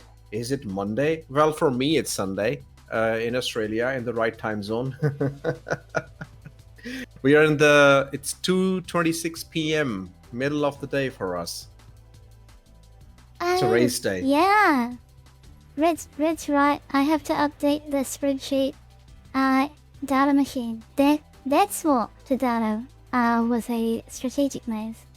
I'm moving them up to 4th. There we go. 240 laps by There we XGR. We called it because XGR our data machine is flying M50. SCIRE is flying P72 Merlin. It was inevitable that M50 was gonna catch up, and they have done it. So here is XGR in 4th position. Since I came to have a look at the commentary at 9 a.m. today, XGR was on 6th position, and they have consistently flying really good race, and they are on 4th position now. And now they're gonna challenge. They have 9 laps to catch up. Sire, come close. Don't let anyone hear this. Just remember, just between you and I, you've got a powerful ally in your team. Bring Nasu back. Get him to pump your engines with cruise, and he'll take you much further. Get Niku back. Get him in here. Get it. Let's go. NeoJet has put an amazing stint in the SCIRE, and he rescued SCIRE from the back markers, brought it to 5th position. Now XGR and SCIRE are settling in 4th and 5th. We need to see what Blackstar can do in their Razor against Frontier. FCR, they're both the teams in this case. Blackstar is in a Razor, and FCR is in again P72. So we need to see if there will be a podium change in the 2nd and 3rd position. We still have 5.5 hours to go into that. Woohoo! Blackstar. Awesome. What's happening in the chat?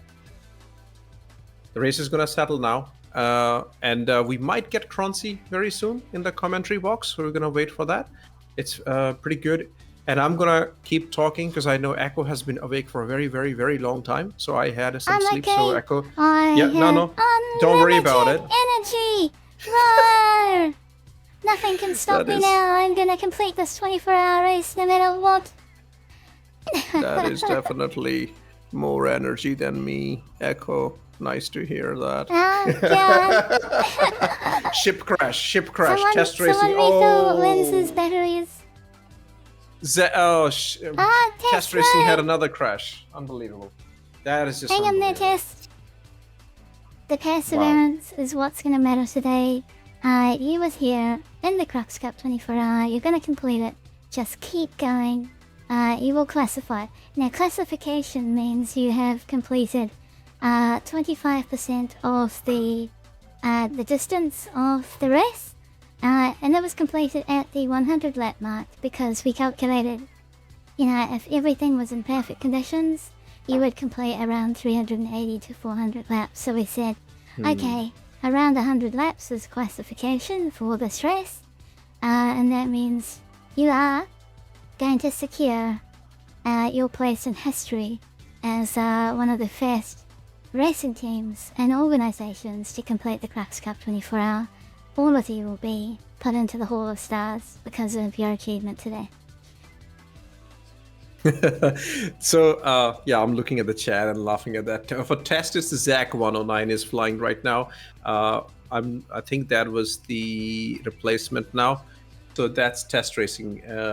Zach 109. They're flying the Merlin P72. Red Legion racers, they have brought Commander Tana in because we had a crash when Soulbite was right here with us. So Commander Tana has come into it. Other than that, Amarok Fangs have brought Enril. I don't think I saw Enril before in the race, but now they are here with the Saber Peregrine. Estria is flying for Omega. Welcome, Enril. Data Machine is flying for XGR, Luigi for SCIRE, Nafty for FCR, Billboy for Blackstar Racing, who promised us in the chat there's a push coming. So they are going to push for it. Fresh flying for Sanguis Luna, who gave them this incredible lead.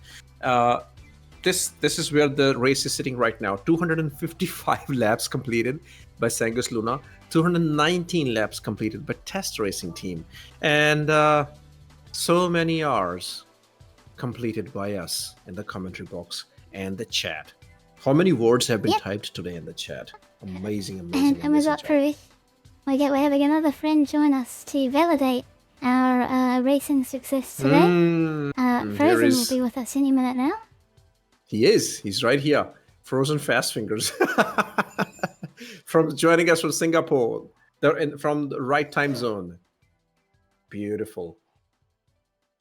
It's nice to have everybody here. Okay. Frozen will be joining us in a little bit of time. All good. Not a problem. Yep. That's okay. We got it. No worries. Oh, sorry. Soul is correct. Archimedes, not Merlin. P72 is Archimedes. I just keep calling it Merlin.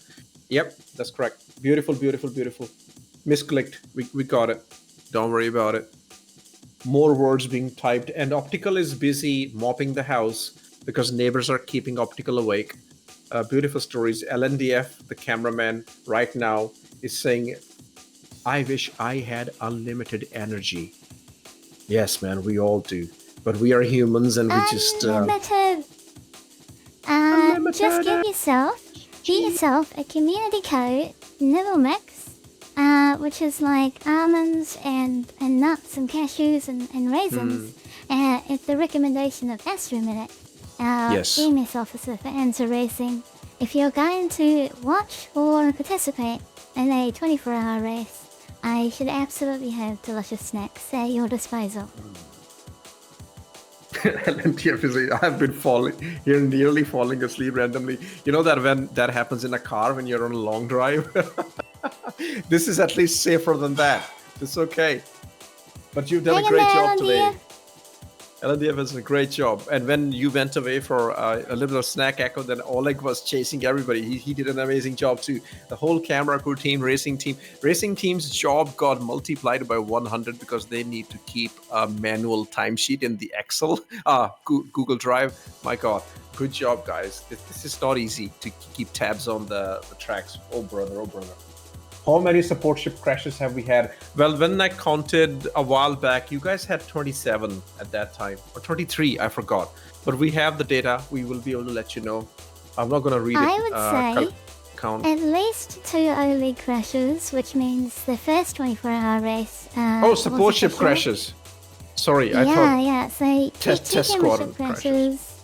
O-League again, a second time, making us open another 24-hour race. So we're theoretically meant to do 48, but yeah, it's only official when O-League crashes, so we had 2 there at least.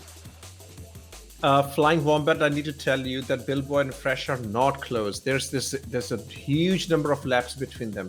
Fresh is flying for Sanguis Luna at 2:55. And Billboy is flying for Black Star Racing, who are in 3rd position. There's a 5-lap gap between them two. Yeah, they're 5 laps apart from one another. Yeah, they are flying on the track together, but they're not battling with one another. They're definitely giving each other the space, because crash for either of them will be really bad at this stage. If anything, Billboy is using Fresh to keep pace. To keep himself motivated to go fast and do well.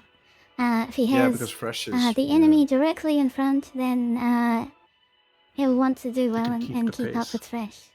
Yep, exactly can right. keep the pace. It's a very, very clever thing. They are 5 laps down. However, if they keep consistent pace with Fresh, and Fresh is very fast, they will eventually raise Black Star's lap time, and because they're 1 lap behind FCR, and they can take the 2nd podium position. Brilliant stuff there. Yes. And meanwhile, of course, not forgetting FCR with the Nefty in the P72. Nefty also needs to do his absolute best to hang on to the 2nd position for FCR. It's really precarious, the position for 2nd and 3rd team for FCR and Black Star. A lot riding on Billboy and Nefty right now. Let's go, Nefty! Billboy made the intentions very clear in the chat. He said big push coming, and they are flying the Razor. FCR are flying P72. This is a do or die moment for them. It's a very long moment. It's 5 hours almost, more than 5 hours of a moment. So things can change. I also want to shout out a bat on the back. We've got Consolidated Russian fleet. The Power of Thunder is now in the seat. The Power of Thunder, a very good racer. Coming up 1 lap behind Amarok, saying really chasing them now for this last 5 hours. Yeah, but Amarok's and the Russian fleet, they both had a few crashes in the last couple of hours, so they're still maintaining the status quo, trying to overtake one another, do one better. And in the middle is sitting Omega Aerosports with 236 laps. Their position is pretty cool, even if they had a few crashes, but because they have a number of laps of a lead, they can manage it. They can easily manage it. So they're doing really good. Astria is doing a great job. Yep. Saber Paragon, I mean, it's easy to say hanging out after so many hours of racing, but great job. It's a safe position. Beautiful. You're doing great, Aerosports. Keep it up. Jade's enthusiasm is not slowing down for Black Star. She's still pushing them. Black Star. Yeah. Omega's got this. Yes. Go Nefty. Beautiful. Jade, just so you know, and remember, so you guys reviewed the Mouth of Madness Machinima on Soul Citizens. I ended up getting an MVP for that from CIG eventually that week. So that was pretty good. It felt great to get that validation from CIG. Complete tangent. Machinima talk conversation right now. Anybody in the chat into Machinima? Let's do some self-promotion. Really shameless plug time. Tell us about your cool Machinima lens. What stuff do you make? I love Machinima. Machinimas are so cool because we get into the game and we tell our stories. It takes us a long time to make a Machinima, to tell a story. Sometimes it's gag, sometimes it's serious, sometimes it's an ongoing series. We were talking about the Quantum Vegas, which is happening. We're having EE Studio coming over there. Nat is showing up. Ava, the voice of Ava, Nat's wife, is showing up there on the panel. They are one of the leading Machinima makers in Star Citizen. So, of course, Star Citizen is game in development. So informational content is more sought after. Everybody loves Space Tomato. Everybody likes Salty Mike, SMR, Firester, who create content, Loud Guns, who create informational patch content. We Machinima makers, we tell our stories. We tell videos, our own fictional characters, Star Citizen from the perspective of Ninetales, which was a comedy Machinima I did. So that's what we try to do. EE Studio tells their own story. They have like long, 1 hour long stories that they've made. There's Cozy Boy, there's Fatbird, there's Kalani. There's a lot of us over there. And just we would love some support. I would ask it for the whole Machinima community because we put in, you have no idea how much time we put in. The Top Hanger episode 2 that I made took me 65 plus hours to make. So consider that as compared to informational content. It's a lot of effort that we put in. So a little bit of love for Machinima community will go a long way. Not gonna say just support me. Just whenever you have time, once in a week, just watch some Star Citizen Machinima. Support everybody. That's what I will say. A really good place to see that. Just search Lens Nation on YouTube. You can also jump into the Enzia Discord, and we do post Machinima there, particularly Top Hanger. That's one of our favorites. We love seeing the ships. We love seeing the crazy races and scenes you put on. It's so entertaining. So yeah, definitely come check that out. Really amazing stuff our content creators produce for this community. There's a lot of good stories there that you can watch. Some great. Vicalander is an amazing. I'm also keeping an eye on the race. Don't you worry, guys. Something happens, we'll let you know. There was also Zabudi is asking who's racing for Black Star. That is Bill Boy in a Razor. That's what's happening. That's a Bill Boy racing for Black Star. Oliver Zock. Yes, Oliver is great. I'm in Hubnet, and we have actually put up a new Hubnet website, hubnet.space. That's the link. You can go and actually watch a lot of Machinima there. Yep, that's definitely there. Yeah, so Jade, I think I heard that you were participating in the Huxley group. Yes, that's really one good thing that EE Studio does. They bring in a lot of collaborations. Yeah, but things in the Machinima world move very slowly. Like, it takes us a month at least to put out a video. It's not that easy. It's not that we can't just release a video whenever we want. I'm gonna post my YouTube link if anybody wants to, and I'll also post Hubnet space link if I can find it. I think it is hubnet.space. If you wanna, yeah, there is. That is correct. So that is the website Oliver Zark has put out. I know Echo, you like Oliver. Oliver is a wonderful person. I know them. They actually provided the original made by the community thing that we used at Enzia for many years until he came along and were like, look at my fancy shiny one, and I'm like, can I please have it? It's so cool. And then you gave it to me, and I was happy. I totally forgot to put it out. I need to put it on Twitter and just say that, hey, anybody wants to use it, it's available freely. Yeah. I totally forgot about that. And everyone will enjoy it, so yeah, definitely do that. Yep. Because I enjoyed Oliver's one for many years. Yeah. Rogue is an evil character, right? I still need to watch the last 3 episodes of Huxley. I got busy with the Crux Cup and totally got sidelined and haven't been doing anything in Machinima. Okay, Frozen, are you? Okay, come on in. Just hello. Frozen is here. Put some candies How's out to everyone announce. doing? You need to put down some candies to announce your arrival. There we go. We have Sugar Rush. Oh yeah. I'm running on cola right now, and I might just top it up, finish the rest of my coffee flavored soy milk in about 30 minutes. Let's see. How's the weather in Singapore? Is it humid or is it like rainy? It is bleeping humid right now. It rained. You know how the feeling goes when it rains for like just 5 minutes? I mean, after really hot weather, it then rains for just 5 minutes and it just cuts out. Yeah, that's And a terrible thing. Yeah. Not the kind of sauna you want to get yourself into. No. Then Oh it becomes my humid. goodness. Then it becomes humid as hell. Yeah. Oh, sorry. I do Yeah, not enjoy Rogue is the Prosperity Citizens leader or something. Who's the evil one who killed your whole clan? I'm not aware of the names. I forget the names. There was an evil guy who's bald, I think, who just killed everybody, and had Rogue, something like that. Frozen!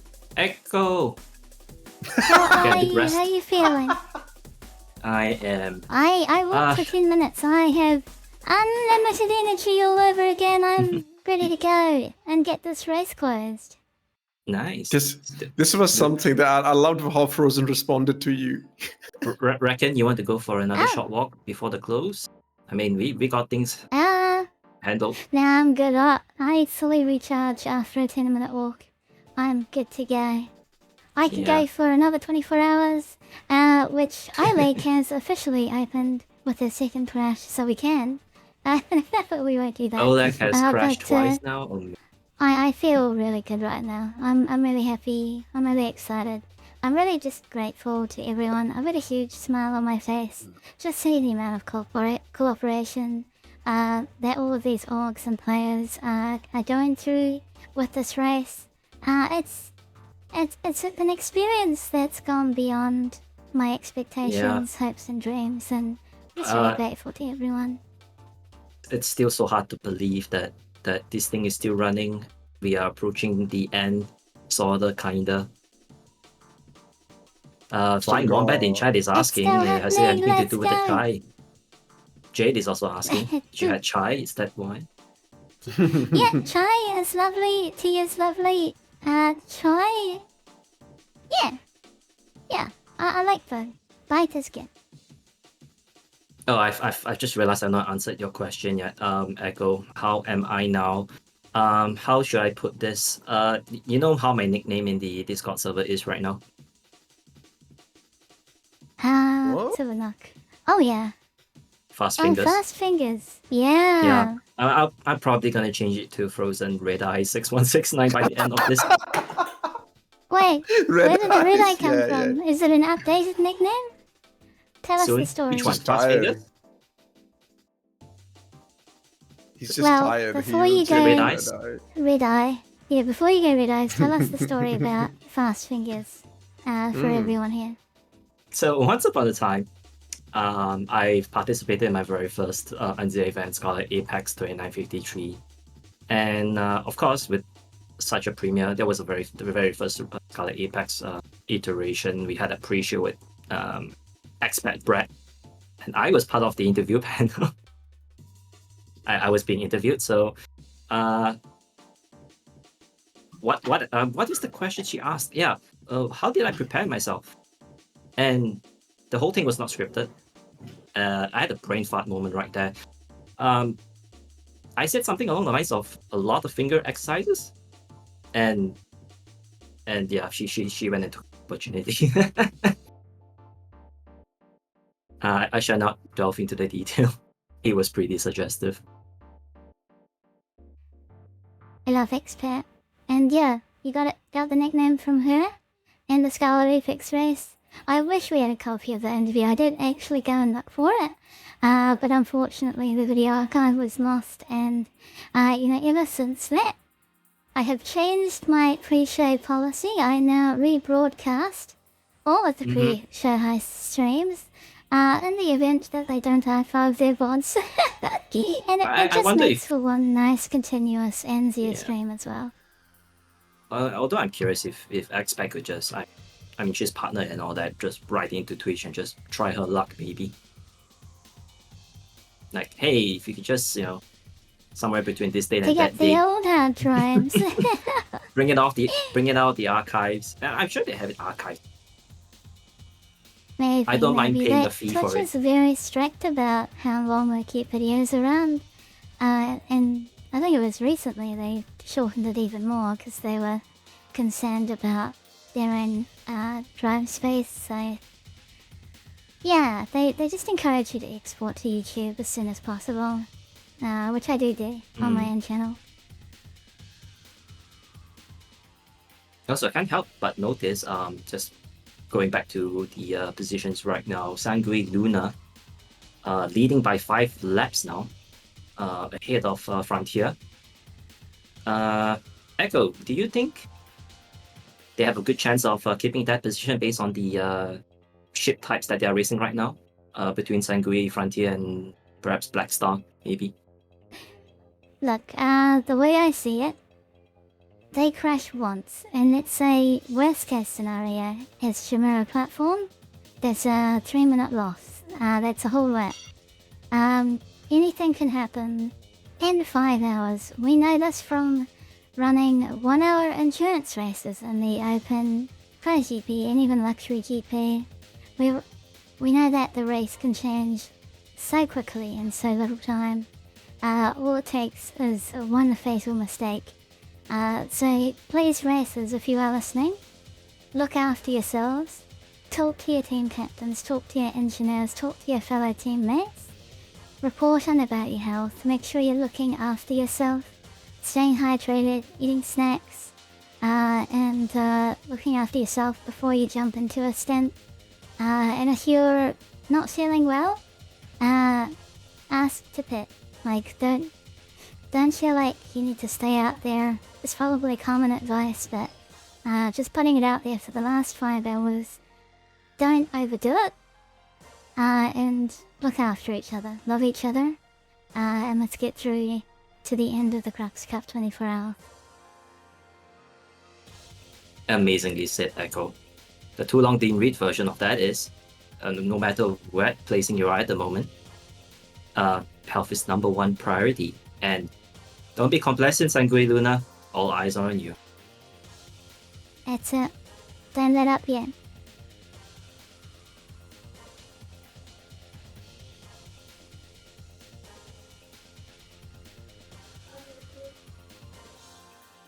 Awkward silence. Lance, how are you feeling? Lens, might be just taking a stretch for a moment, say, we'll cover form. Do you want to go over the teams and the laps, Frozen? Yeah, that's right. Teams and the come again, sorry? Yeah. Give a readout of all of the teams and their current laps, for anyone that's just listening in at the moment. The count of the laps? Alright, cool. As you can see on the stream there, Sanguis Luna has successfully completed 261 laps. Frontier Consolidated currently at 2nd place. Behind by 5 laps, yeah, 256. Black Star Racing, pretty close, just 1 lap behind at 255.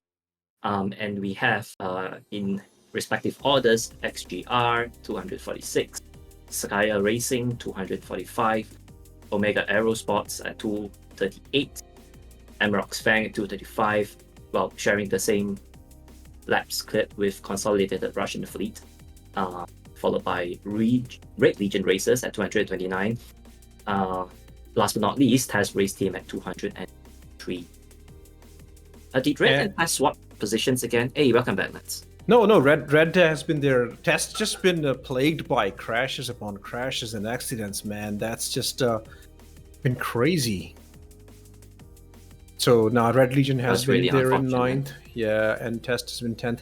And our top 3 race teams have crossed 250 laps. Wow. And now XGR will be completing the 250. Oh my god, there's a huge gap between XGR and SCIRE. Look at that, how much of a difference a ship makes. Because as XGR are flying M50, they're just going away, man. For a very long time, since 9 a.m., XGR and SCIRE, they were neck and neck, same laps, and now XGR has pulled 2 laps on them. 1 lap now, but they're pulling away with their M50. Incredible performance. And Black Star is still trying to catch up to FCR. That is very, very cool.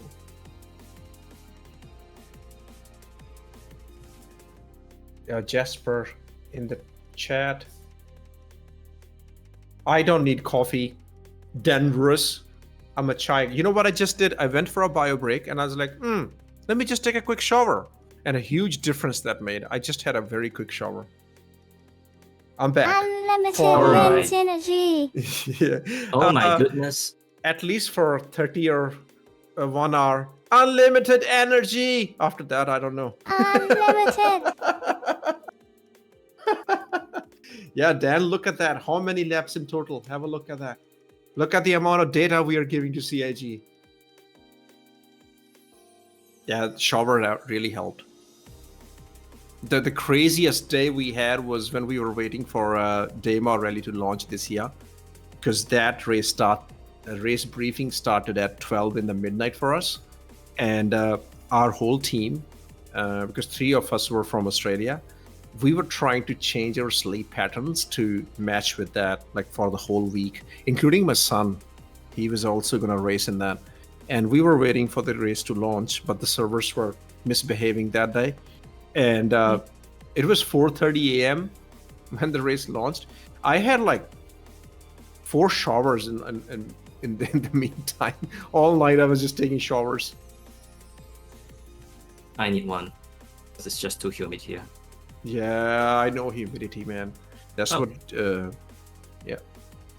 Sorry, I'm just gonna go on the slight tangent right here. I was just strolling through ETF testing chat once again, and someone just posted an image of a really inflated size helmet here. Oh, I see it. Apparently that player's I've seen anti that armor type. core. Yeah, for those in the Yeah. Eurocard, open that chat in Spectrum. It's like the 4th latest message posted. Oh my god, the bug is back. My most favorite bug. You're the bug man. The bug will get back. I have a.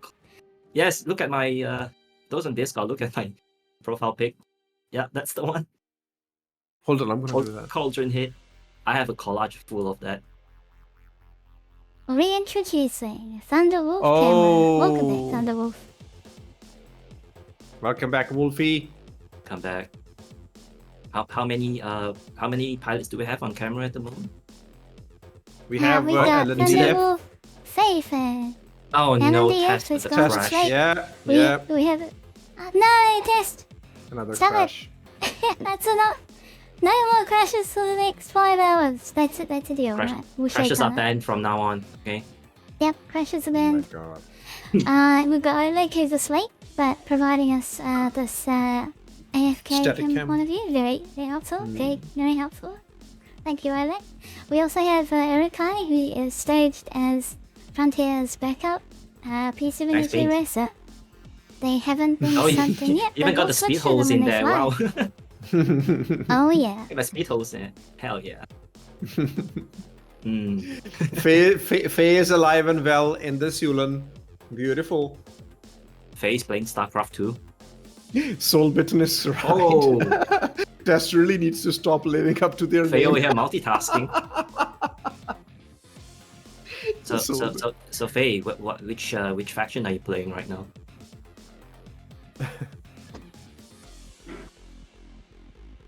Is Zerg rushing a base? StarCraft. I have never played StarCraft. Oh, you should. What? It's classic. Okay. What other games do you guys play? Apart from Star Citizen, which game have you spent most of your time in? Frozen, you go first. I would go for No Man's Sky. Although I have been missing a lot on the last few major patches, it has grown leaps and bounds. Yeah. Sean Murray, top G right there. You're the legend. Still pushing out heaven. major updates for free. No Hello Games. price DLCs. I built a crazy base in No Man's Sky, a crazy base. And I got featured on their, they have the featured servers where you can go visit other people's bases. So I was featured there. And once that happened, I stopped playing. Like that was it for me. I still remember that base. It was so cool. Mentioned with the underground layers and many, many hidden rooms. Like rooms hiding in plain sight. I really enjoyed just building that base. But yeah, so okay. Echo, is it just the Star Citizen you play, or is there any other game you play? I don't know anything other. I don't know anything other than Star Citizen. I knew that answer was coming because I have asked There you are this other before. Nah. Yeah. This is the only one I need to play. Your life has been given to the Star Citizen. You are the I permanent was citizen. born with a space seat Star Kitten driver seat strapped to my body. And what about chat, guys? What is the other most played game for you other than Star Citizen? Yeah, I'm being asked why haven't I played StarCraft? I don't know. I just haven't. Crash, Russian fleet. No, That's not they're gonna. making the ground on Amaroks. Yeah, so this is for the 7th and 8th position. So depending on where they crashed, the Power of Thunder that must be who has crashed now. And Critical is replacing them. Ferracol is coming in. Slugs, there's nothing to be embarrassed about. Old school RuneScape, old school Pascal. I also grew up with RuneScape. Oh, I have. That's another game I haven't played. Gnarly says error question does not compute. Beam NG is a lot of fun. Yeah, Civilization and Total War for Hell yeah, Red Wolf. ETS too. Astro, Rimworld, and Factorio. Smithy, Motortown is crazy good. Oh, that game is crazy. Still in alpha. Play a lot of Fallout 4. Early access. Fallout 4, yeah. For me, it will probably be Witcher 3. I played a lot of that. Witcher 3. What else have I played? I played a lot of games. Euro Truck Simulator, American Truck Simulator, SnowRunner. I played a lot of SnowRunner. 100% did a lot of maps in that. Made a lot of truck skins, truck sounds. Farming Sim. I like Farming Sim. Worked on a few mods. Second Life by Jake Star Watcher. Another No Man's Sky enjoyer. Customizable. Yeah, What, sorry? I like open world games. Open world games, Yeah, Super open Mario, world games. No Yeah. Man's Sky, another open world game. Yeah, we love open world. Light No Fire. Waiting for that. Oh man, yeah. Waiting for that. That'll be cool when that comes out, right? Second game with That'll be most very cool. OZ gnarly one. Most hours is DCS, but it's not even installed. You mean you've uninstalled it recently? Way too complicated. DCS. Yeah, Way DCS is complicated. too real. Ashes of Creation. Where have I heard that? I've heard that. Let me look it up. Yeah, isn't it I out? send you MMO. Blitzcall Oh. was playing it, one of our race timers. He's really into it. Early access MMO. Okay, Okay. here we go. So waiting for Ashes full of release there Creation. then. It's Yeah, in and- alpha, just like Star Citizen. I wanted to play Yeah. Monster Hunter Wilds. Like, that's the new one that come out, right? But man, it's bloody expensive, and so much of it is missing. And they have immediately released so many different DLCs for that. So expensive. Like, nah, I'm gonna wait for 5 years. Let it calm down. Sounds a lot like that other game. Yeah. I wonder which game you're talking about. Yeah. Something Citizen?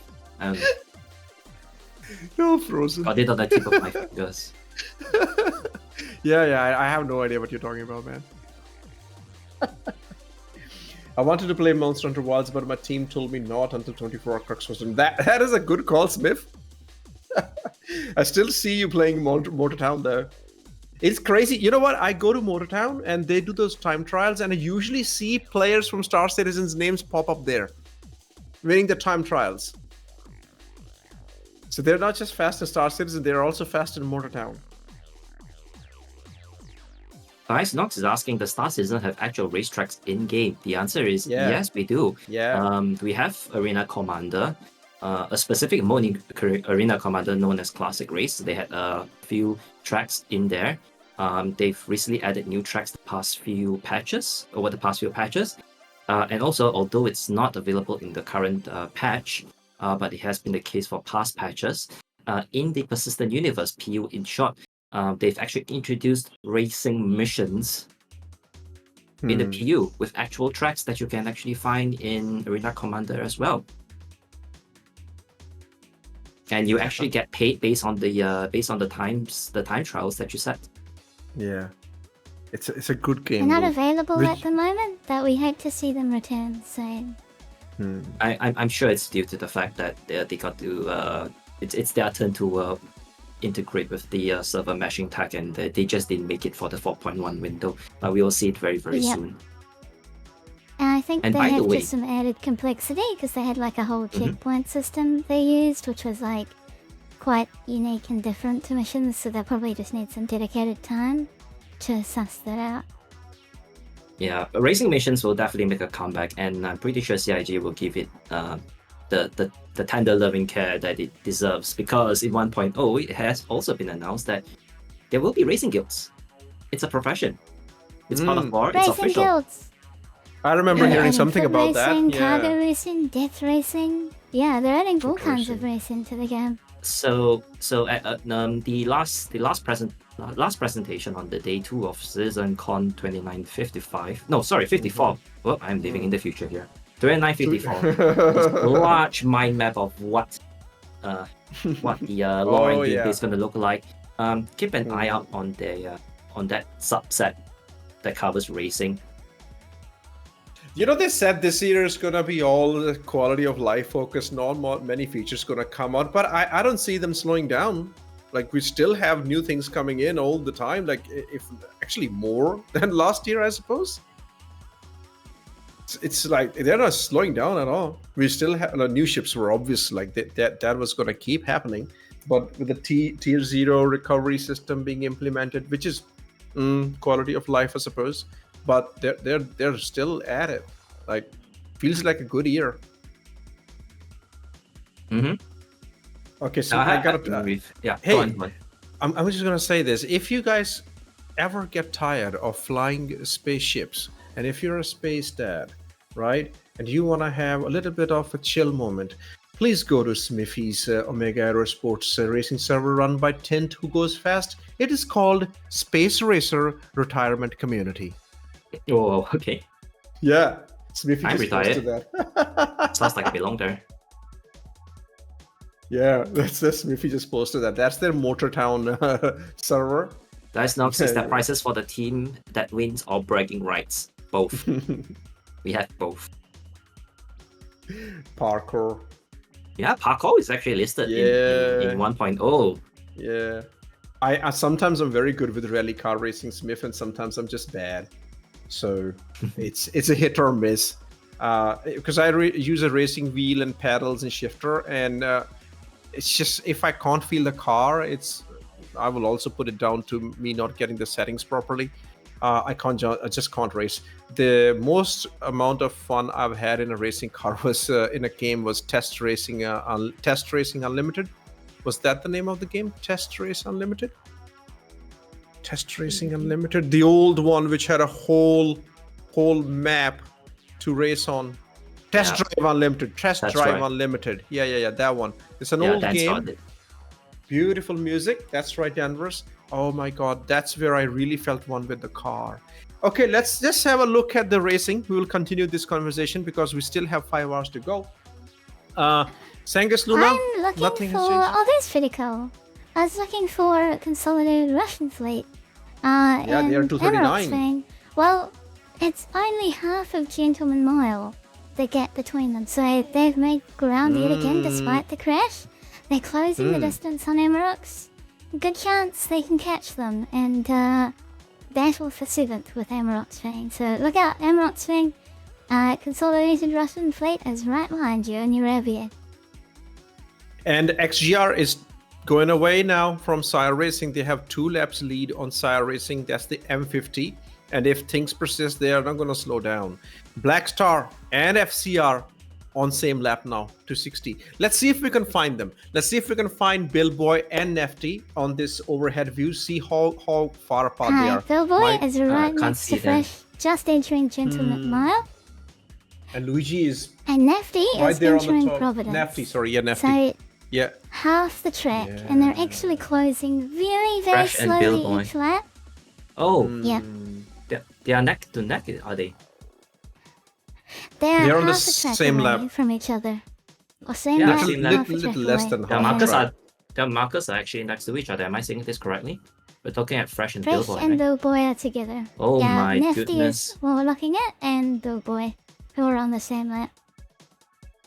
But Fresh and Billboy had a lot of laps between them. Fresh is in at 266, and Billboy is on 266, 6 laps gap. And Billboy is just tailing the Fresh and just staying very fast. Yeah, just drafting Fresh, and I think using Fresh as a motivator to stay fast. And if he can match Fresh's pace, he's making ground on Nefty, which seems to be the case. Just very slowly inching towards Frontier Consolidated Racing. Don't let up, Nefty.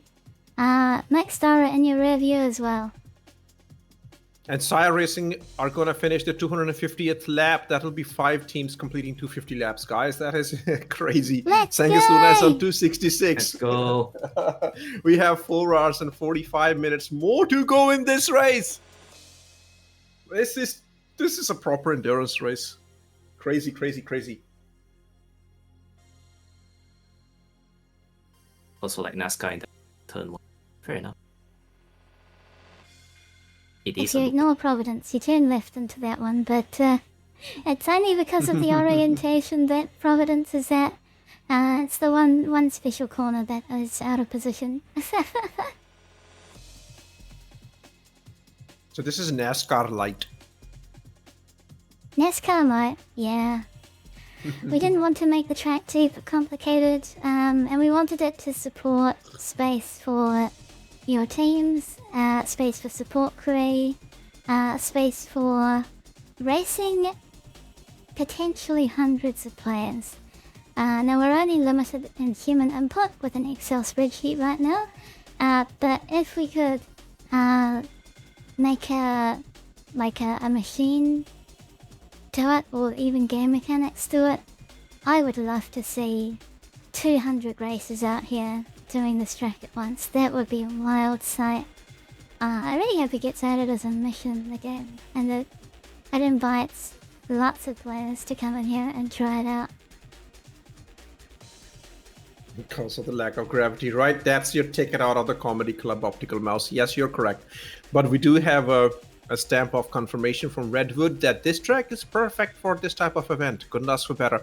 And when I was in the PU looking at it, even for the support crew, this track is godsend, because you can literally park yourself in the middle of the track, away from the whole crowd, and just keep an eye on everything. Just turn, yaw, and have a look wherever you want to look, wherever you want to go. Very easily accessible, nothing complicated. I mean, you cannot do this on Laurel Gold Dust track. Impossible to do it over there. Too complicated. But this track is perfect for that. Nice Nox. Yes, we do. Azir does host several combat races. Historically, the Scarlet Apex series is the first that was introduced. We also have a couple of ground-based combat races. One being the very first one being Mountains of Mayhem. We also had All of which are returning this year. Yep, we'll be doing all of them, and probably at the new Arena Commander map, Crossroads of Crime. That is a new open battlefield kind of map, and with you, Luna, we're feeling it as a good place to do that sort of stuff, so I look forward to that. Oh, Scarlet Apex Carrier as well. Yeah, and just to that was crazy. Reflect back on the recent one. was so Introduce glad a he did surprise that. mode. The wildest race ever was the anti-grav race, which broke all records for crashes until 24-hour racing was introduced into the verse, which broke That's true. more records. AGRL. It also broke.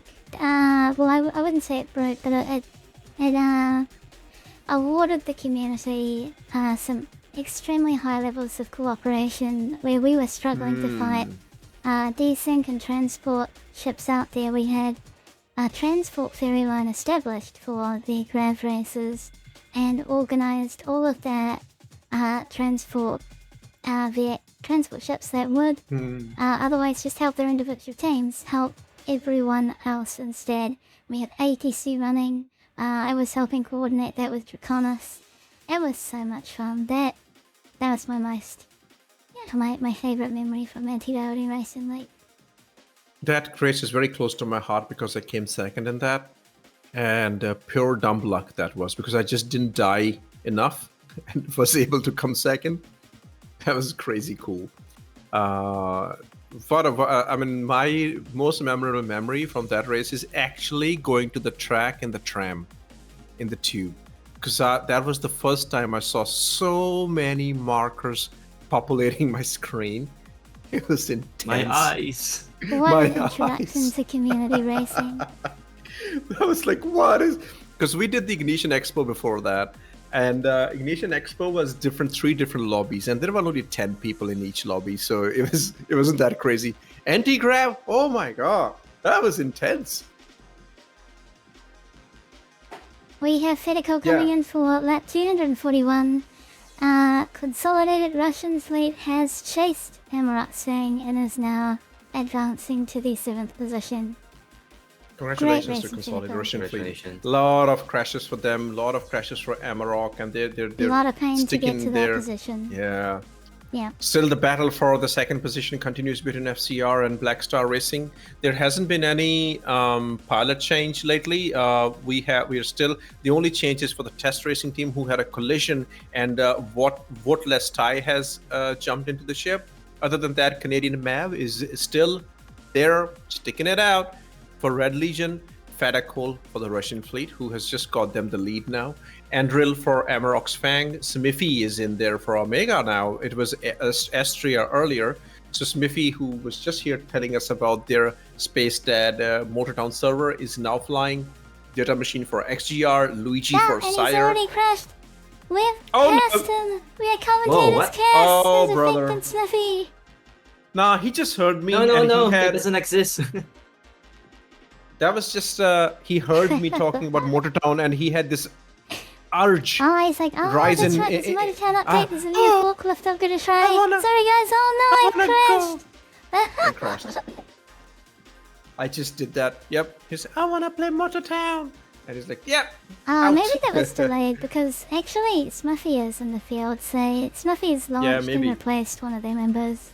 I think that's, Maybe. yeah, that was a delayed incident. That's true. So report. that's why Smithy has just jumped into it. Yep. So Data Machine, so Nefty is for FCR, Billboy for Black Star, and Fresh, staying fresh for Sanguis Luna. Don't worry, Smithy, there's no new forklift in Motortown. You don't have to crash and go and enjoy it. Yeah. Stay here in the Crux Cup 24 hour. Get this so done e- for your team. Echo's been keeping tabs on Motortown, I see. It is something I want to try later on, but just haven't had the time. Maybe I probably We'll won't check. have the time. We'll check by the Maybe next 900 years. anti-gravity racing league. Yeah, It's crazy. exactly. Another 900 It's years. crazy. You know, when the forklift April Fools that CIG did, and everybody was just like, yes, give us the fork, the cleaner, the street cleaner. The cleaner, that's right, the raptor. Everyone goes, oh, give us this menial job. We want to No, we enjoy want it. Take us our money. And then Motortown just launched a forklift in the game, and everybody's going crazy. Even more crazy than when they introduced the 18-wheeler and the semis. Nope, we don't want that. Give us the forklift. Yes. We want How the forklift crazy race. is this? It's just crazy. And there are like surgeons of games like this, right? There's the Power Wash Simulator. right? There is the lawnmower simulator. There's a job simulator. There's the grocery shop simulator. Supermarket simulator. Supermarket simulator. Like, what is with us humans? We will never do this in real life. We PC won't building want to. simulator. Yeah, but we want to play these games and just sit on the computer. Well, car mechanic simulator sort of started it. Then we have the plane simulator. My God, it's just amazing. It's amazing.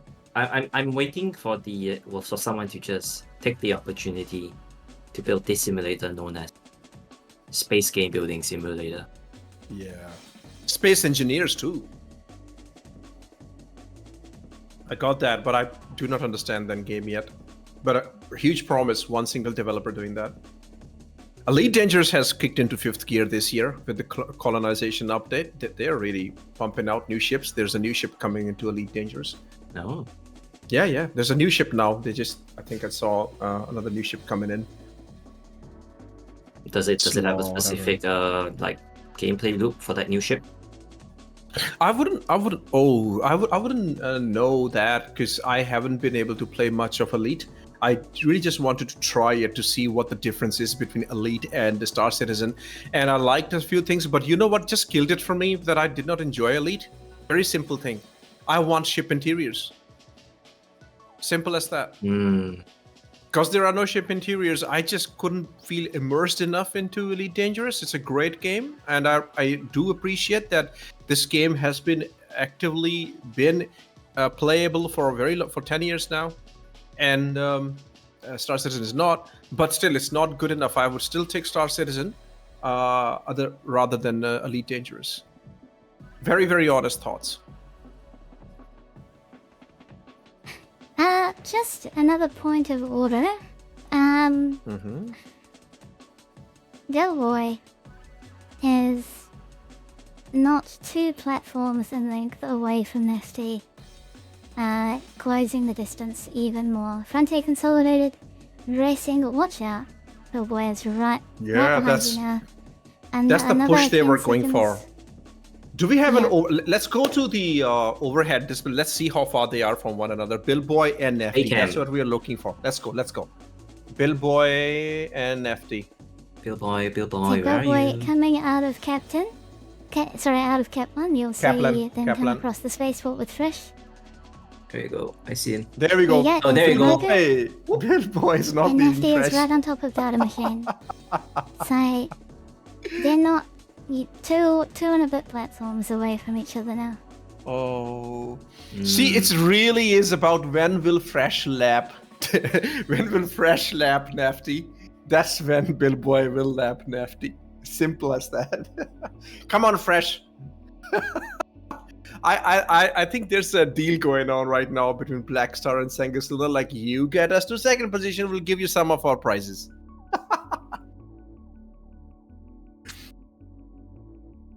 That's cool. Billboy has not left Fresh some alone. camaraderie there, I think, between them. It does look like. Well, Fresh.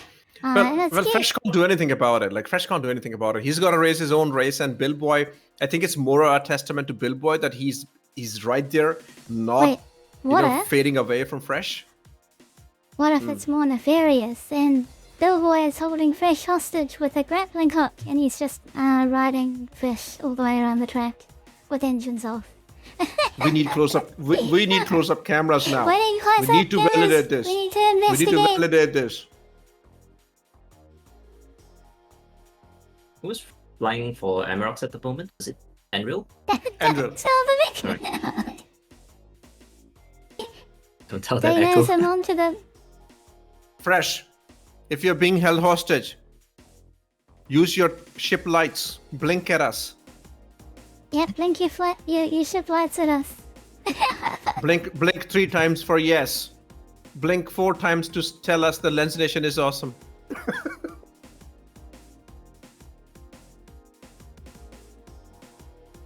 Yeah, Enril is doing great job with the Peregrine. That's right, Kenna. We're close to 4.5 hours remaining. 4.5 hours? 4.5 hours left, yeah. Close 4.5 hours left. What a day it has been. Astria has a question for you, Echo. What has Ecobit been smoking? What has Ecobit been smoking? Mostly Cruise. Communico, Neville Quantanium. Mix. For snacking. So yeah, it's got cashew nuts in it, it's got almonds, it's got other kinds of nuts and raisins and really yummy bits, and Astra gave it to me. So it's Astra's fault. Thank you, Astra. Anti-gravity cat with that catchy phrase right there. Go, go, Unreal. Keep going so I don't have to fly that thing again. Guys, this is a very good view. Nefty is just entering the platform, and we will see Billboy coming to the same view. We can actually see how far they are from each other now. You don't like the Peregrine gravity?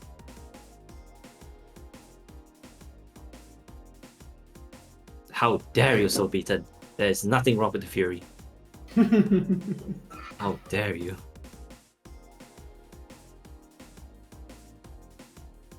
Wow. Man, so much racing. Omega are 245 right now. They're 5 laps away from 250 marker. I'm pretty sure test racing will, of course, cross 250.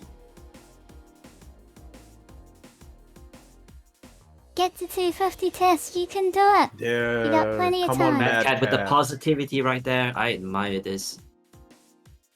Podium Good to hear isn't that. possible yet. Go, go, Matt, go. Matt, you have 4.5 hours to do it, mate. Come on. We are supporting every single racing team here. Of course, somebody has to be the winner, somebody has to be the loser, but we're supporting everybody. Everybody's awesome. Everyone is awesome. Oh boy. This is the Everyone is fifth cool time for of being saying. part of a team. You get what you get, and Wondering you how don't get psycho. upset. And it's exactly that. Everyone here are friends, they're orgs, they're teams that have come together to cooperate and to support each other through this incredibly difficult endurance race. 24 hours nonetheless. You're almost there, everyone. 4 hours and 30 minutes on the clock. Not much longer now, and you are through this event. You're just about to achieve the end, so don't give up. Keep going. Place as many laps as you can. Do your best. You all got this. And it looks like how many we had 2 server swaps or 3 server swaps so far? 3, I think. 3. 3 of them, That's- 4 servers, so that's this good. is our 4th server. This is our 4th server. And this one is feeling good so far. Astromatic with the fastest. 5 community sub gifts. Oh, brother. Fastest The doctor's man in in. the best. Thank you so much. Astro checks on us every now and then and is like, oh, they're still at it. Here, take some subs. That's why Hype I got my train snack just mix. started. We are now at level 2. By the Lord way, guns. earlier in the stream, we managed to break our hype train record of level 12. Yeah. Ooh. Yeah, man. It's intense. On my Twitch, I haven't been able to. I don't know. I don't think I've ever even had a hype train. What is your personal best, Frozen? I don't remember. You used to be very active, and then life. Yeah, we should do a chat about that on stream. I've been meaning to inspired by another streamer who's recently also taken a huge break. Not say break, but yeah, she's okay. It's considered a break at that point.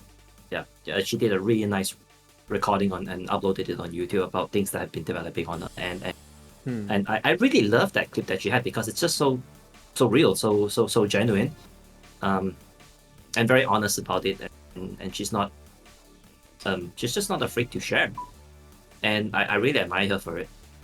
Do share it with us, man. That will be. I would love to watch it. Yeah, I'll DM you. I DM. mean, I might as well just share who that person is anyway, because it's out there in public. You know Kelly Drex. Who? Kelly Drex. Kelly. Kelly. Yeah, I think I do. You do? But she works at CIG. Oh, okay. Okay, Yeah, no. she Oh, works at QA. oh, okay. Now I Yeah, get there it. you Yes, go. yes. She's a Q&A at CIG, correct? Yeah, exactly. Yes. That's the one. Yes. I have seen that clip. Yeah. So the thing is that for me, it is more so about that I just ship something just destroyed happened. Red Red Legion Legion. racers. So that would be Commander Tenna. Just a crash at lap number 237. That is sad. Let's see who replaces Let's them. see if they get to keep their position still despite that crash. I mean, it is a 5-lap difference. Yeah, that will not make any difference. I think they're lap 9. For them, it is really 4.5 hours of more racing and just surviving the onslaught of sleep at this stage. Yeah, for me in Twitch, it's more like I try to just it's a huge time investment on Twitch. Like you really, because the only way to grow is to be consistent, and it's a huge time effort because 1 hour streaming just doesn't mean anything at all on Twitch. So it's a huge time investment that you need to do as a streamer. And I think on the side that, well, I can get my machinima made. I can do my editing done in that time. So that's how I think about it. So that, okay, either I do that or I do that. And I love chatting. So once I start, even if I'm editing or drawing on stream, I see somebody in the chat, they start talking and I just start chatting with them and I forget what I was doing. So that's why I kind of strayed away from Twitch. But yeah, it's whoever who does it, they do it really well. And kudos to them, like Papa J does it. You used to do it. Abdi still does one stream every Thursday. So the people who do it, 07 to them. Yeah, I've been trying to assess into getting back to at least once a week stream, but even that it sometimes feels pretty difficult. I was very close to streaming on the Friday evening, like 2 days ago, but wow, my Stream Deck plugins for OBS just had break. Yeah, you for have some to reason. You have to stay on top of your plugins here because things changed a lot. The updates, yeah. So and right before that, I had an issue with my Spotify plugin, and I really needed that plugin to work. Thankfully, just the whole Stream Deck OS update settled it. But the one on Friday, it was pretty bad. I thought I had to update my OBS because it wasn't keeping up with Stream Deck's plugins version. But in the end, I just actually had to move a couple of DLL files around. But what happened when it always happens to, I mean, just first world streamer problems. Every OBS major upgrade, something's just gonna go wrong. And we have a hype train completed at level 2. Good job. Bro, awesome. Thank you so much for continuously supporting. Thank you. Dies Nox, yeah, let me tell you about the squad, the orgs. He says that he knows Test Squadron. They are an org. But what are the other teams? Well, let me tell you. The Sanguis Luna, who are in the top, they are absolutely focused on racing. They are completely geared towards racing. They compete in every single racing event across the verse. And it's a collection of very, very fast racers. That is Sanguis Luna. Black Star are the same, but they are an org. And they also do a lot of other gameplays, but they are also somebody that you need to watch out for when it comes to racing. And yes, you can see from Bill Boy playing Fox, they are very well known in the racing circuits. FCR is Loud Guns org. Loud Guns, if you know, he's on YouTube, does mining, salvage tutorials, really good videos about different patch updates. And so FCR is that's a proper org with a proper structure. They do everything that needs to be done. They provide support for racing events. And Tint is their captain who wanted to start a racing side for FCR. And Loudgun was like, yeah, go ahead and do it. And now they are actively participating. SCIRE Racing is Spanish community. They are representing the people from Spain. And NeoJet is the team captain. And they are heavily involved in racing as well. But SCIRE does pretty much all the game loops over there. XGR, they organize events just like Anzia. They have very high skill level, very, very extremely competitive racing that that happens on XGR's Discord. They are absolutely dedicated to racing. Omega, same story like XGR. Omega are thinking of coming up with even more events very soon, but they are again very, very much geared towards racing. I do not know much about Amarok's Fang. Maybe Echo can fill in for those. Do you know Echo? Amarok's Fang, I met them through Anti-Gravity Racing League and Mountains of Mayhem. They started as ground racers. They appeared a lot on the Demo Rally, and they noticed that we were starting to spool up ground races too, and they just wanted more. And they came over and competed with us and have since become friends. And now they're getting into ship racing. And what a race to get into. The Crux Cup 24-hour evening races. Wow, you guys are amazing. Thank you for bringing so many friends along for this journey. So that's Amarok's Fang. Then you have Consolidated Russian Fleet, which is majorly Turbor Corp, which is a multinational, international org, which is united by the language Russian. And they have a huge fleet, some of the biggest ships, some of the biggest fleets, and Farakol is team captain. But here they are a consolidation of a number of different orgs. They come together to form the Consolidated Russian Fleet. Red Legion Races is run by Red Monsters. Red Monster is your YouTuber, your Twitch streamer, who put out really good videos, consistently Lens, streams. if I can interrupt, the boy is about to pass an FD. Whoa! Oh, Right now, that is a big what's one. happening? Fake cam now, Do fake that. cam. Yeah, we are all done with that. So that is Red Legion Racers, and you already know Test Racing Team, so we did that. It was a nice way to give a shout out to all the racing teams. Here we go. This is happening. This is happening. We're gonna see it. Here comes Bill Boy. Nafty. Done.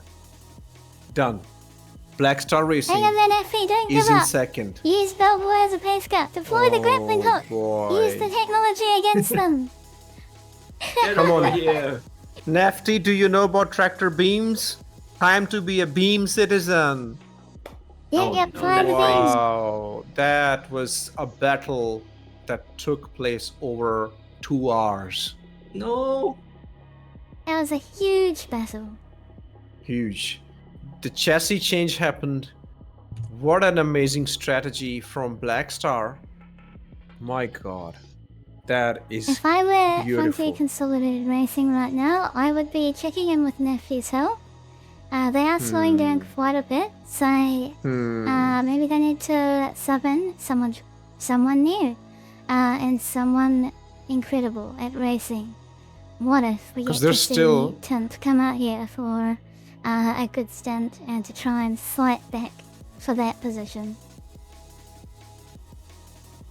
Man, this is amazing. And Mad Cat is telling us they have been trading positions because of the boost strategy, but still looks like because we saw Billboy catching up. He's consistently been catching up. He's gonna go away now. So there's still 4 hours and 18 minutes to recover the position. Yeah, as Echo said, if Nafty needs to swap with somebody, do it. Did we just lose Billboy's marker?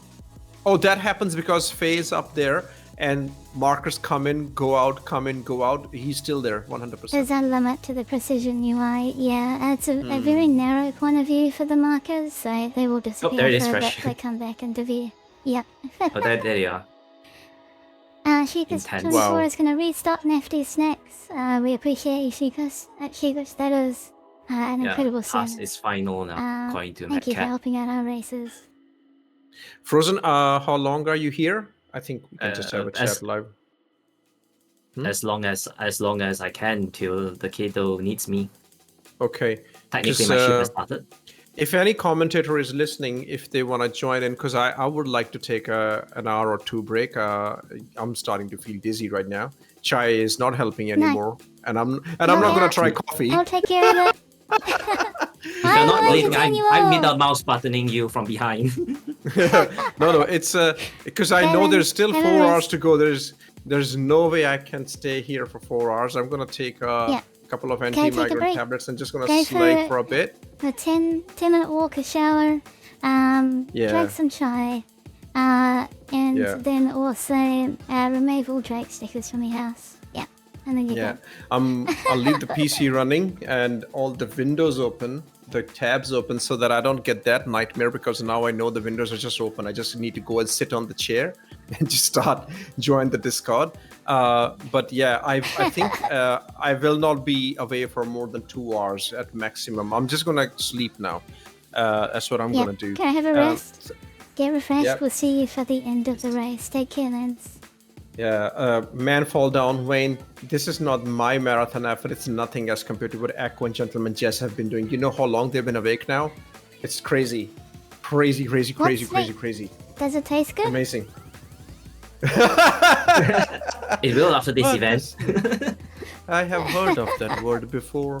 Yeah, I'm just gonna take a little bit of a break. I joined at 9 a.m. It's 3:37 now. I'll be back in a couple of hours. Pleasure to have hung out with you guys, Papa J, Echo, Frozen for the time being, and everybody in the chat. Jade is still there. Jade is still cheering on Black Star. Well, that has made a difference. I'll see everybody in the chat later. Good luck to everybody. It will be very interesting to see what happens in the race while I'm gone. Okay, I'll going see away you now. really soon, Lens. Take care. We love you very much. Bye now. Bye-bye. I'll be back. Bye-bye. Bye-bye. Friends of Antia Racing, let's give an I'm 07 just in hanging chat out. for Lance. Good morning. Hi, 7. Oh, hello, Dancing Abby. bees in chat for Lens. Bouncing bees Dancing bees. or any emote of your choice.